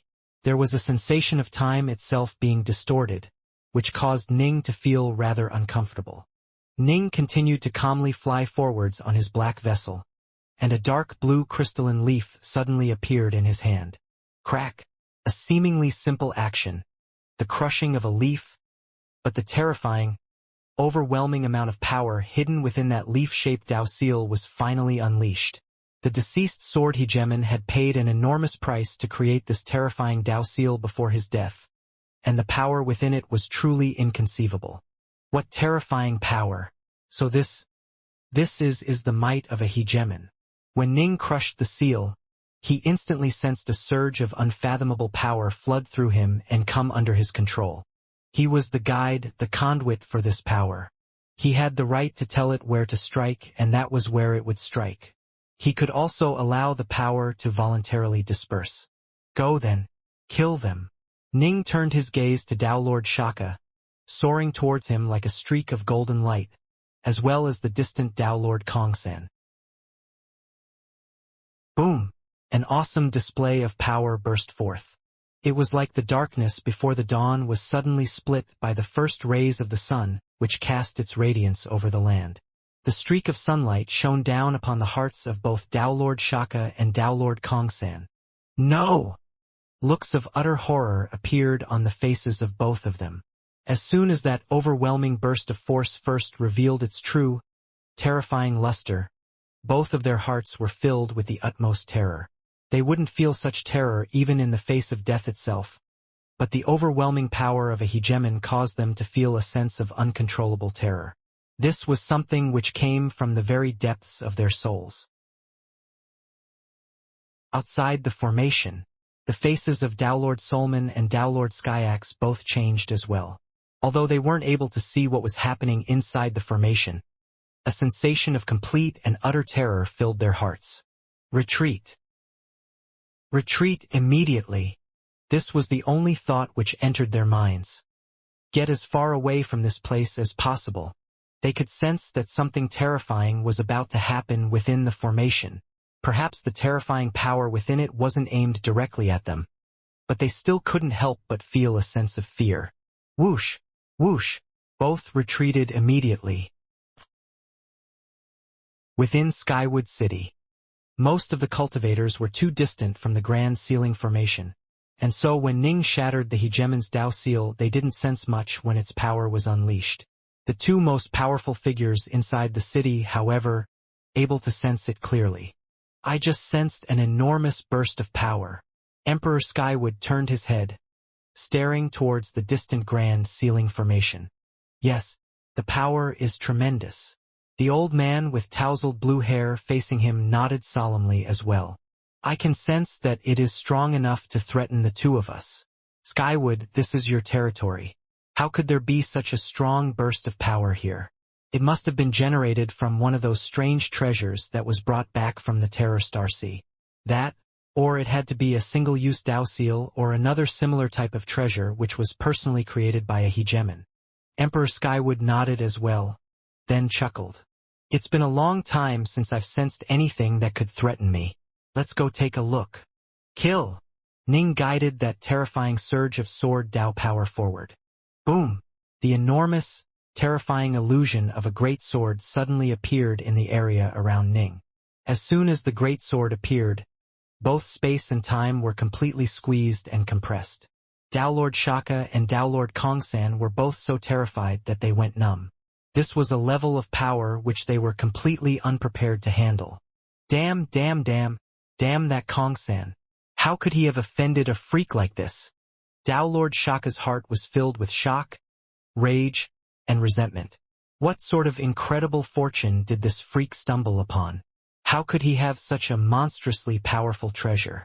Not even the protective treasure which the hegemon bestowed upon me might not be able to resist this terrifying sword. A translucent bottle suddenly appeared out of nowhere within the palm of Dao Lord Shaka's hand. Within the bottle was a crystalline speck of sand. Dao Lord Shaka felt such sorrow that it was as though blood was dripping out of his heart. This was an ancient relic he had acquired after countless years of braving dangerous territories, and was the most powerful protective treasure he had ever acquired. He hadn't expected that he would have to use it up because of his decision to help Dao Lord Kongsan. Crack! The bottle was shattered, and the sand within it instantly emitted a softy, blurry glow that covered Dao Lord Shaka. Whoosh! The light-covered form of Dao Lord Shaka instantly disappeared without a trace, as though he had never even been here. And no, how could I, Kongsan, die in a place like this? Impossible. Dao Lord Kongsan instantly produced two strange treasures in his hands. He immediately shattered them without even pausing. These two different treasures, when shattered, produced two different surges of power. The first surge of power sought to influence the local spacetime and change the trajectory of the impending giant sword illusion. Alas, the surge of power instantly disappeared, because it was powerless against the sword. As for the second surge of power, it was applied to Dao Lord Kongsan himself. It transformed into an enormous globe of water that covered his body. Boom! The enormous sword came slashing down. Space and time both came to a halt as all things were sheared away by its power. It chopped down upon the giant globe of water, which was instantly shattered by this overwhelmingly dominating sword. As for Dao Lord Kongsan, He had already transformed into darkness incarnate within that water globe. But in the face of that terrifying sword illusion, he melted away like snow in summer. His body of darkness incarnate was completely unable to help him. When the sword light chopped down, the region of darkness dissipated into nothingness. Tao Lord Kongsan had perished. Whoosh! The enormous illusion of a great sword continued forwards to chop through the grand ceiling formation, easily piercing through it and continuing to charge forwards. It then flew into the skies, out of this ever-world, and into the distant primordial chaos. Dissipate. Ning willed it, and that terrifying illusion of a great sword quickly dissipated. Its power spread out into trillions of tiny streams that swept out in every direction, causing the primordial chaos itself to tremble. Tao Lord Kongsan. Ning's body flickered as he instantly moved as though by teleportation through the void to appear at the place where Tao Lord Kongsan died. Ning glanced at the treasures that lay there in midair, then shook his head. I didn't imagine that this sword would shatter even Tao Lord Kongsan's storage treasures. A few of the items inside remain, though. Ning waved his hand, gathering all of the remaining treasures of Tao Lord Kongsan. Tao Lord Kongsan actually had several storage estate treasures. Some of the weaker ones had been crushed, as had many of the treasures stored within them. However, his top-grade eternal estate treasures were scarred but still whole. After putting away Tao Lord Kongsan's treasures, Ning turned to glance off into the distance. Earlier, he had seen Tao Lord Shaka flee. Fleeing wasn't that impressive, actually. For example, Ning himself had that space-time disk which the almighty hegemon had given him. If he had been faced with a similar attack, he might have been able to flee as well. But of course, Ning wouldn't dare say that he was completely certain in his chances, and he wouldn't be so foolish as to actually test it out. Dark north. Two distant figures flew towards him from afar. Ning turned to look at them. It was Tao Lord Solman and Tao Lord Skyax. They had fled in terror moments ago, but now they had flown back. Senior apprentice brother Solman. Ning hurriedly flew over and said courteously, "Thank you and Tao Lord Skyax so much for coming here to rescue me." The Tao Lords of Brightshore Kingdom all referred to each other as equals of the same generation. Even when Ning was merely at the world level, he still addressed Palace Lord Woodflower as Senior Apprentice Brother Woodflower. "Haha! We didn't really save you. You saved yourself." Tao Lord Solman glanced at the white-robed youth with quite a bit of curiosity. This was his first time meeting Ning. In the past, he had only heard stories of Ning from Solwind. Dark North, you sent a request to the Brightshore Kingdom to ask the other Tao Lords to help out, because you didn't wish to use up that precious treasure, I assume? That treasure was absolutely extraordinary. The nearby Tao Lord Skyax sighed in praise as well. It truly was powerful. Anyone who wants to rely on their own powers to survive such an attack would absolutely have to have the most supreme of protective divine abilities. Ning nodded. That attack wasn't necessarily omnipotent. For example, Tao Lord Shaka had been able to escape. Certain divine abilities that could make the body comparable to top-grade eternal treasures might also allow for survival. However, such techniques were incredibly rare and valuable, and to actually reach such a level was extremely difficult. Ning had a hegemon's legacy, but had still only been able to train his body to the low-grade eternal treasure level. I really didn't want to use it up, but I had no choice, Ning said. Come. I've heard about you from Solwyn long ago, and it seems you truly are an incredible figure. Come have some wine at my estate, Tao Lord Solman said with a laugh. Perhaps other powers from the Brightshore Kingdom will come here as well. Ning hesitated a bit. I should. He had notified the Brightshore Kingdom for anyone within a day's travel of Skywood City to come help him fight against Tao Lord Kongsan. Some of them might be on their way even now, if they arrived only to be unable to locate Ning.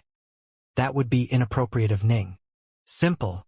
Tao Lord Solman chuckled. Just send another message through the Brightshore Kingdom. Just say that anyone who can reach Skywood City within a day should come visit Tao Lord Solman's residence. Haha. I was foolish not to think of this. Ning immediately sent another message to the Brightshore Kingdom. Come. Tao Lord Solman urged. Absolutely. Ning nodded. And so Ning, Lord Solman, and Lord Skyaxe transformed into streaks of light and flew towards Skywood City, a mysterious place far, far away. This was a secret realm which was atop a towering tree which was countless kilometers tall. Near this giant tree, there was a lake that was overflowing with spiritual energy, and next to the lake sat a grim-looking man dressed in black imperial robes, and who wore a crown on his head. The man was seated in the lotus position.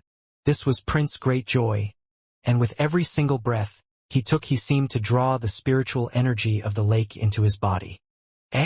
Prince Greatjoy couldn't help but reveal a smile when he heard the news his servant brought him. It seems as though Dark North has dealt with his problems. How impressive. He was able to hold off Lord Kongsen long enough to buy time for senior apprentice brother Solman to save him. I am now a Lord of the second step.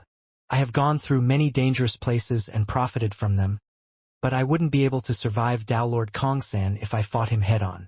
Still, this treasure of mine should allow me to escape through my control of spacetime. Prince Greatjoy quite smugly produced a fist-sized seed. This seed was quite strange, and it seemed to throw the surrounding field of spacetime into a state of flux. All the suffering and trouble I went through in this place was worth it, now that I've found this. The real problem for me is how to get out. Prince Greatjoy was rather irritated by this. This is such an enormous place, but there are no other living creatures here save for myself. The darkness of outer space. An enormous beast was roaring furiously within the void, and opposite it stood Waterlord Fire Surge. Fire Surge was battling the creature in close combat, using vicious, accurate, and cruel strikes. His two hands would occasionally transform into streams of water that were filled with overwhelming amounts of power. Crunch! The beast was already so heavily wounded that it could no longer fight back. Waterlord Fire Surge managed to grip it by the throat using his enormous, watery right hand. Do you submit or not? If you do not submit, you will die. Waterlord Fire Surge's eyes were filled with a sinister, murderous look. I'm willing to submit. The beast hesitated for a moment, then finally lowered its head. Only then did Waterlord Fire Surge produce a silver collar which was covered with divine runes. He casually waved his hand, causing the silver collar to fly out and encircle the beast's neck. Moments later, it vanished entirely. As for the beast, it immediately became far more obedient. Waterlord Fire Surge frowned. It seems Dark North has grown much more powerful. He was actually able to buy himself enough time while being hunted by Lord Kongsan for Lord Solman to save him. It seems that the difference between Dark North myself is still significant. No. I have to be the strongest one. Greatjoy, Soulwind, Dark North. I will surpass them all. Whoosh! Waterlord Fire Surge waved his hand, collecting the beast. His body then flickered as he disappeared into the void. Within an ordinary mortal city in an ordinary mortal world, there were a number of roving patrols within this city, as well as a number of small-time merchants and commoners. There were quite a few beggars as well. A bald, thin, red-robed youth was walking through the streets of this city. Hey kid! The youth suddenly walked towards a child beggar, then said in a soft voice, I can sense the endless rage, hatred, and resentment festering in your heart. I'll give you a special opportunity. Seize it, and you will have a chance to become the ruler of this kingdom, the most powerful figure here. But of course, it's also possible that you will descend into the deepest hells, never to recover. Are you willing to give it a try? The child beggar was speechless. He glanced sideways at the other beggars and even the passerbys, but no one was looking at him. It was as though no one had even heard the treasonous words the red-robed youth had said to him. Me, the ruler of this kingdom. The child beggar's voice was clear and crisp, but it was also quavering. Right? The red-robed youth nodded. I'm willing. The child beggar gritted his teeth, then knelt down and kowtowed. Then go. The red-robed youth waved his hand, causing a streak of light to fly into the beggar's body. Moments later, the red-robed youth disappeared. Where'd he go? The child beggar frantically scanned his surroundings, but was completely unable to locate that youth. My body? The child beggar could suddenly sense that his body was filled with an overwhelming, shocking amount of strength. He lowered his head and used his finger to poke at the rock beneath his feet, and his finger pierced straight through it. He couldn't help but feel wildly overjoyed. Moments later, his head started to hurt slightly as an enormous amount of information began to flood into it. This was a cultivation technique. Far away in the skies, the red-robed youth, Tao Lord Soul Wind, was staring downwards and watching all this happen. He nodded slightly. I've already left behind 30,000 seeds within this chaos world. Now, let's see how this world develops. Some cultivators needed to go out adventuring through dangerous places. However, other cultivators did not have to. Tao Lord Soulwind's path was that of a heart force cultivator, and his path was a different one entirely. For another example, Tao Lord Badlands' path was the Tao of numerancy. Even as a Tao Lord of the third step, he was already one of the top 3 divination experts in all the endless territories. Once he took one more step and became a Tao Lord of the fourth step, he'd undergo a fundamental change. Most likely, he would be ranked number 1 in divination in all the endless territories. His close combat abilities might not be overly impressive, but he would be ranked as one of the most difficult foes to deal with in the entire universe. If you wanted to kill him, he would be able to sense it well in advance and have more than enough time to flee and hide. If he wanted to kill you, he would be able to set the most intricate of plots against you, calculating everything with precision. This was why the Tao of numerancy was so terrifying. However, Tao Lord Badlands' path was clearly an extremely difficult one to travel. Otherwise, how could he have reached such incredible heights in numerancy despite merely being at the third step? As a result, reaching the fourth step would be extremely difficult as well. Oh, it seems Brother Darknorth has managed to survive the dangerous situation he was in. Impressive. Tao Lord Soul Wind nodded slightly. Big Brother Soulman is already at the verge. Compared to him, I'm still lacking as a heart force cultivator. The 2 messages Ning sent out to the Brightshore Kingdom caused quite a few of its Tao Lords and Emperors to become aware of his troubles. Lord Woodflower and the others let out sighs of relief when they heard the good news. They also realized that word of how Tao Lord Darknorth of the Sword Palace was able to survive Tao Lord Kongsan's assault would surely spread. Soon, he would most assuredly stand at the very peak of power in the endless territories. He would become one of the most freakishly strong Tao Lords in existence. Skywood City. The empty space outside and above the city. 2 figures appeared within the empty void. It was Emperor Skywood and the blue-haired elder. What a powerful remnant sword intent. Emperor Skywood said softly, "This is definitely a hegemon's sword intent." A hegemon's sword intent? But none of the 3 hegemons of the endless territories are skilled in the Tao of the sword. The blue-haired elder was instantly puzzled. Could it have come from the Terror Star Sea?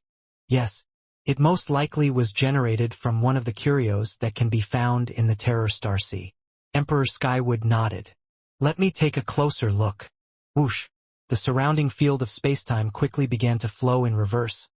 But as it did, some sort of invisible, terrifying power seemed to disrupt the process, causing the technique to dissipate. I'm not able to reverse it. Emperor Skywood frowned when he saw this. That surge of sword intent was simply too strong. It completely disrupted the local fabric of spacetime. There's no way for me to see what happened in the past here. Then take a look at what happened right afterwards. The blue-haired elder laughed. All I can see is what happened after that burst of power. Emperor Skywood nodded. The sword hegemon's Tao seal was simply too powerful, disrupting even a temporal inversion spell to scry what had happened here. Everything that had ever happened here since the sword hegemon's Tao seal was used had been rendered completely unscryable. Only someone incredibly talented in the Tao of spacetime, such as the Brightshore hegemon, might be able to reverse spacetime here. Instantly, scenes from earlier began to replay, revealing a shattered formation and a white-robed youth waving his hand, taking away Tao Lord Kongsan's treasures. Those are Kongsan's treasures. He was the only one who left anything behind. Emperor Skywood murmured softly. It seems Kong-san was the only one to die to that strike. The scene of the white-robed youth chatting with Downlord Solman and Downlord Skyaxe played next. It seems that Hegemon's Dao seal was used by that kid. Emperor Skywood pointed at Ning's form. Yes, judging from what they are saying, the kid should be a member of the Brightshore Kingdom. The blue-haired elder nodded. Emperor Skywood shook his head and laughed. The hegemon of the Brightshore Kingdom often abducts world-level cultivators from other areas, and he has a good eye for talent. He really can pick out quite a few exceptionally talented fellows. This young fellow named Dark North is a member of our Dao Alliance, but he still ended up being abducted by the hegemon. The Brightshore hegemon knows his boundaries. He doesn't really abduct all that many, and he only goes after world-level cultivators, the blue-haired elder said. Come over here. Emperor Skywood suddenly turned his head to stare off into the distance. Whoosh! Space and time twisted, followed by a gray-robed elder appearing. The elder said respectfully, Greetings, Seclord. You are responsible for overseeing this Everworld. Do you know what happened earlier? Emperor Skywood asked. This was the territory of the Skywood sect, and so everything here was under their supervision. Seclord, the white-robed youth was Downlord Dark North of Vast Heaven Palace, the gray-robed elder said respectfully. He purchased 7 of the 9 mighty novescence arts of Downlord All-God, then went to Plumsore Hall and purchased many treasures that those 9 novescence arts need. Finally, he used 2 treasures, Deluxe Hellgold and Sky Jewel Bloodfruit, to trade for a flying vessel that can move 100 times the speed of light. It seems this young fellow has quite a few treasures.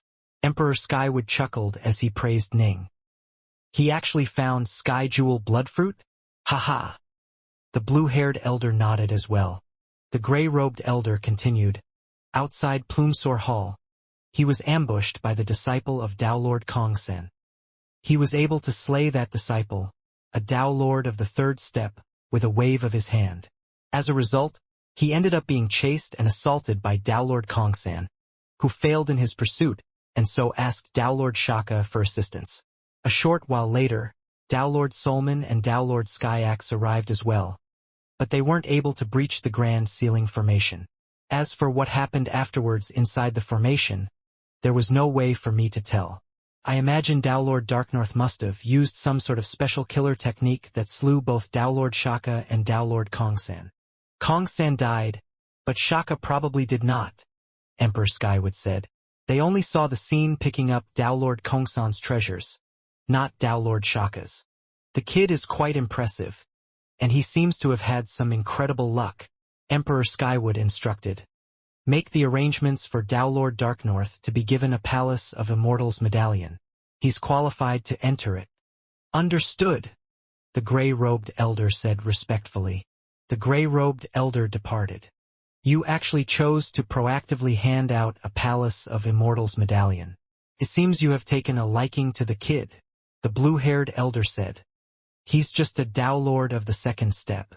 Once he becomes a Downlord of the 4th step, he'll be of some use to me. Only then would he truly be worth recruiting and befriending. Emperor Skywood glanced at the blue-haired elder, then sighed. Blue Blaze, my old friend. You are my true helper, my right hand. We've experienced life and death battle on numerous occasions. Once again, I want to urge you to reconsider.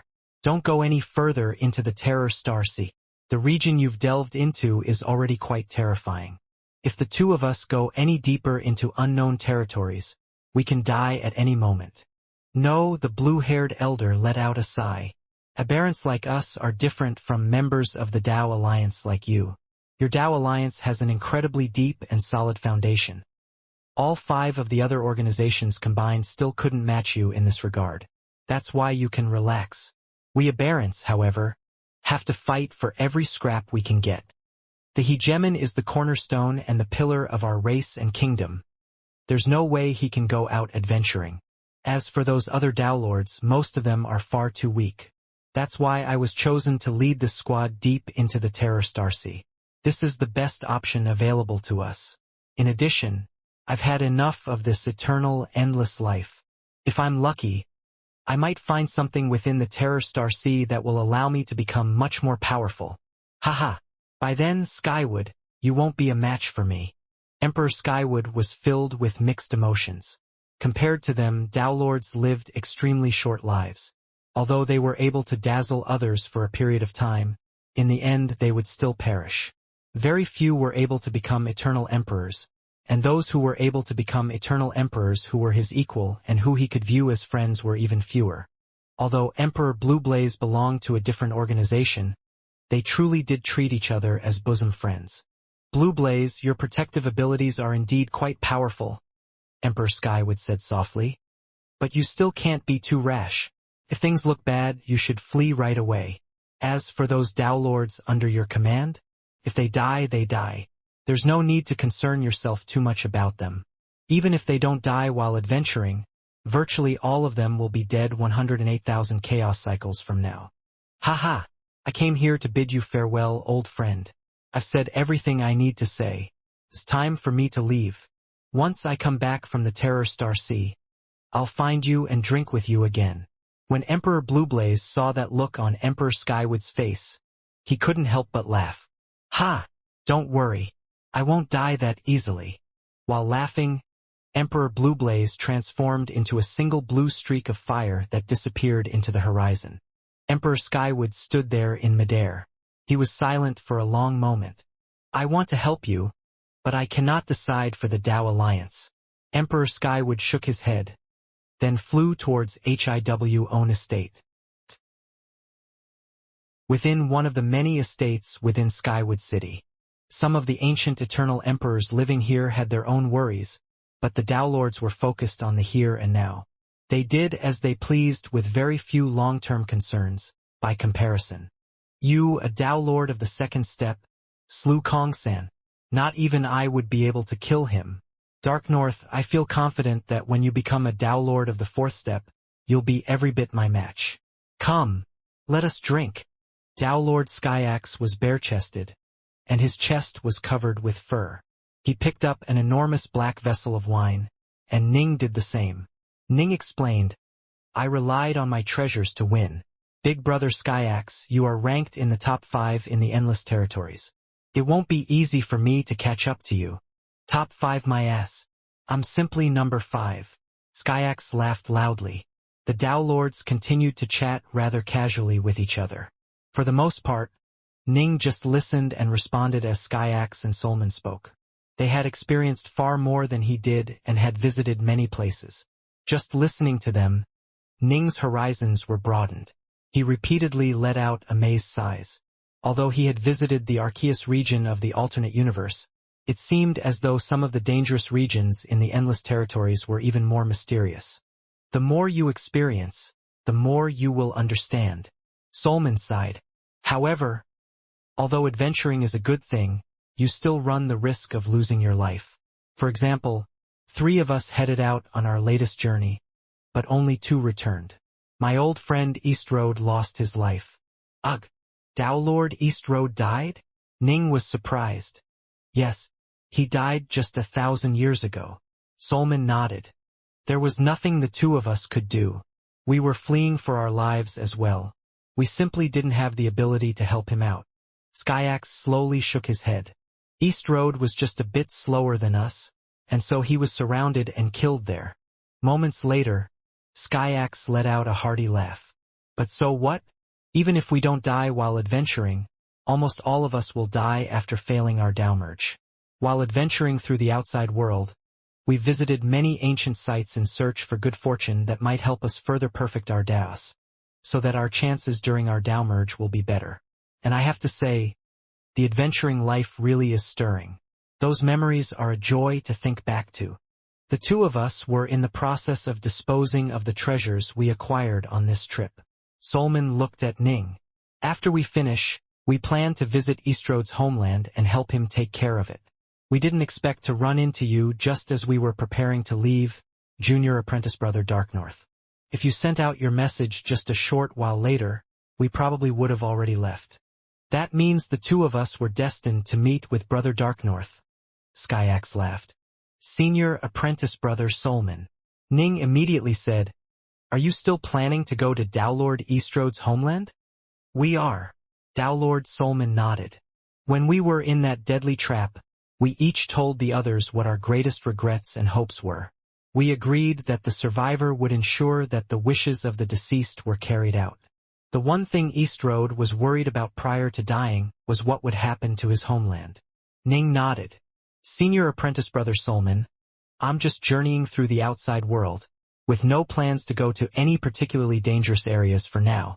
Leave it to me to take care of Dowlord Eastrode's homeland. I'll make the arrangements for it." Solman and Xianxia had helped him out, although they hadn't been able to breach the formation and rescue him. For them to hurry over and try was already an act of kindness. Ning naturally wanted to help them out and repay them. As for Dowlord Eastrode's homeland, the Eastrode territory, Ning knew about it. "You?" Dowlord Solman and Dowlord Xianxia exchanged a glance. "If you were an ordinary Dowlord, I probably wouldn't feel comfortable about it." Dowlord Solman laughed. "We're planning to send some of the treasures we acquired during our last expedition to his homeland. After all, given that you killed Kongsan and acquired virtually all his treasures, I feel confident that you probably wouldn't pilfer any of the treasures we're planning to gift Eastrode's homeland." Ning let out a resigned chuckle. "Since you've made the offer, I'll accept it. Thank you for helping out," Dowlord Solman said. "Don't worry about it at all." Ning smiled. "I'll have to trouble you to deliver these treasures. As to what you plan to do with them once you bring them to Eastrode's homeland, that'll be up to you to decide." Dowlord Solman handed over a storage bracelet, which Ning accepted. A short while later, an emissary from the Skywood sect has arrived. Dowlord Solman turned his head to glance towards the outside region, only to see a gray-robed elder walk towards them. The gray-robed elder looked towards Ning, then said, "Per the Sectlord's orders, I've come to deliver this Palace of Immortals medallion to Dowlord Darknorth." As he spoke, he sent a medallion flying towards Ning. "What's this?" Ning reached out to accept it. The medallion was pitch black and cold. It was covered with many complex runes, but it had only a single word atop it: soldier. The gray-robed elder immediately turned and left. As for Ning, he was quite startled. This was rather abrupt. "Congratulations, Junior Apprentice Brother Darknorth. This is a medallion of the Dao Alliance's Palace of Immortals. But of course, it is only the most basic soldier medallion." Dowlord Solman chuckled. "Once you become a Dowlord of the fourth step, you'll earn a Commander Medallion. By then, you'll be allowed to pay a visit to the Palace of Immortals. It might be of benefit to you." "Oh, a Commander Medallion?" Ning was curious. The Palace of Immortals is quite a special place. The lowest-ranking members all have soldier medallions, but almost all of them are formidable Dowlords of the fourth step. The most talented and powerful of Dowlords will have a chance to earn a Commander Medallion. Dowlord Solman explained, "The Palace of Immortals is a very mysterious place. But for now, you are nothing more than a pawn. There's no point in you visiting it. Only once you gain a Commander Medallion would it be worth it." Ning nodded. All places were the same. The higher your status was, the more would be made available to you.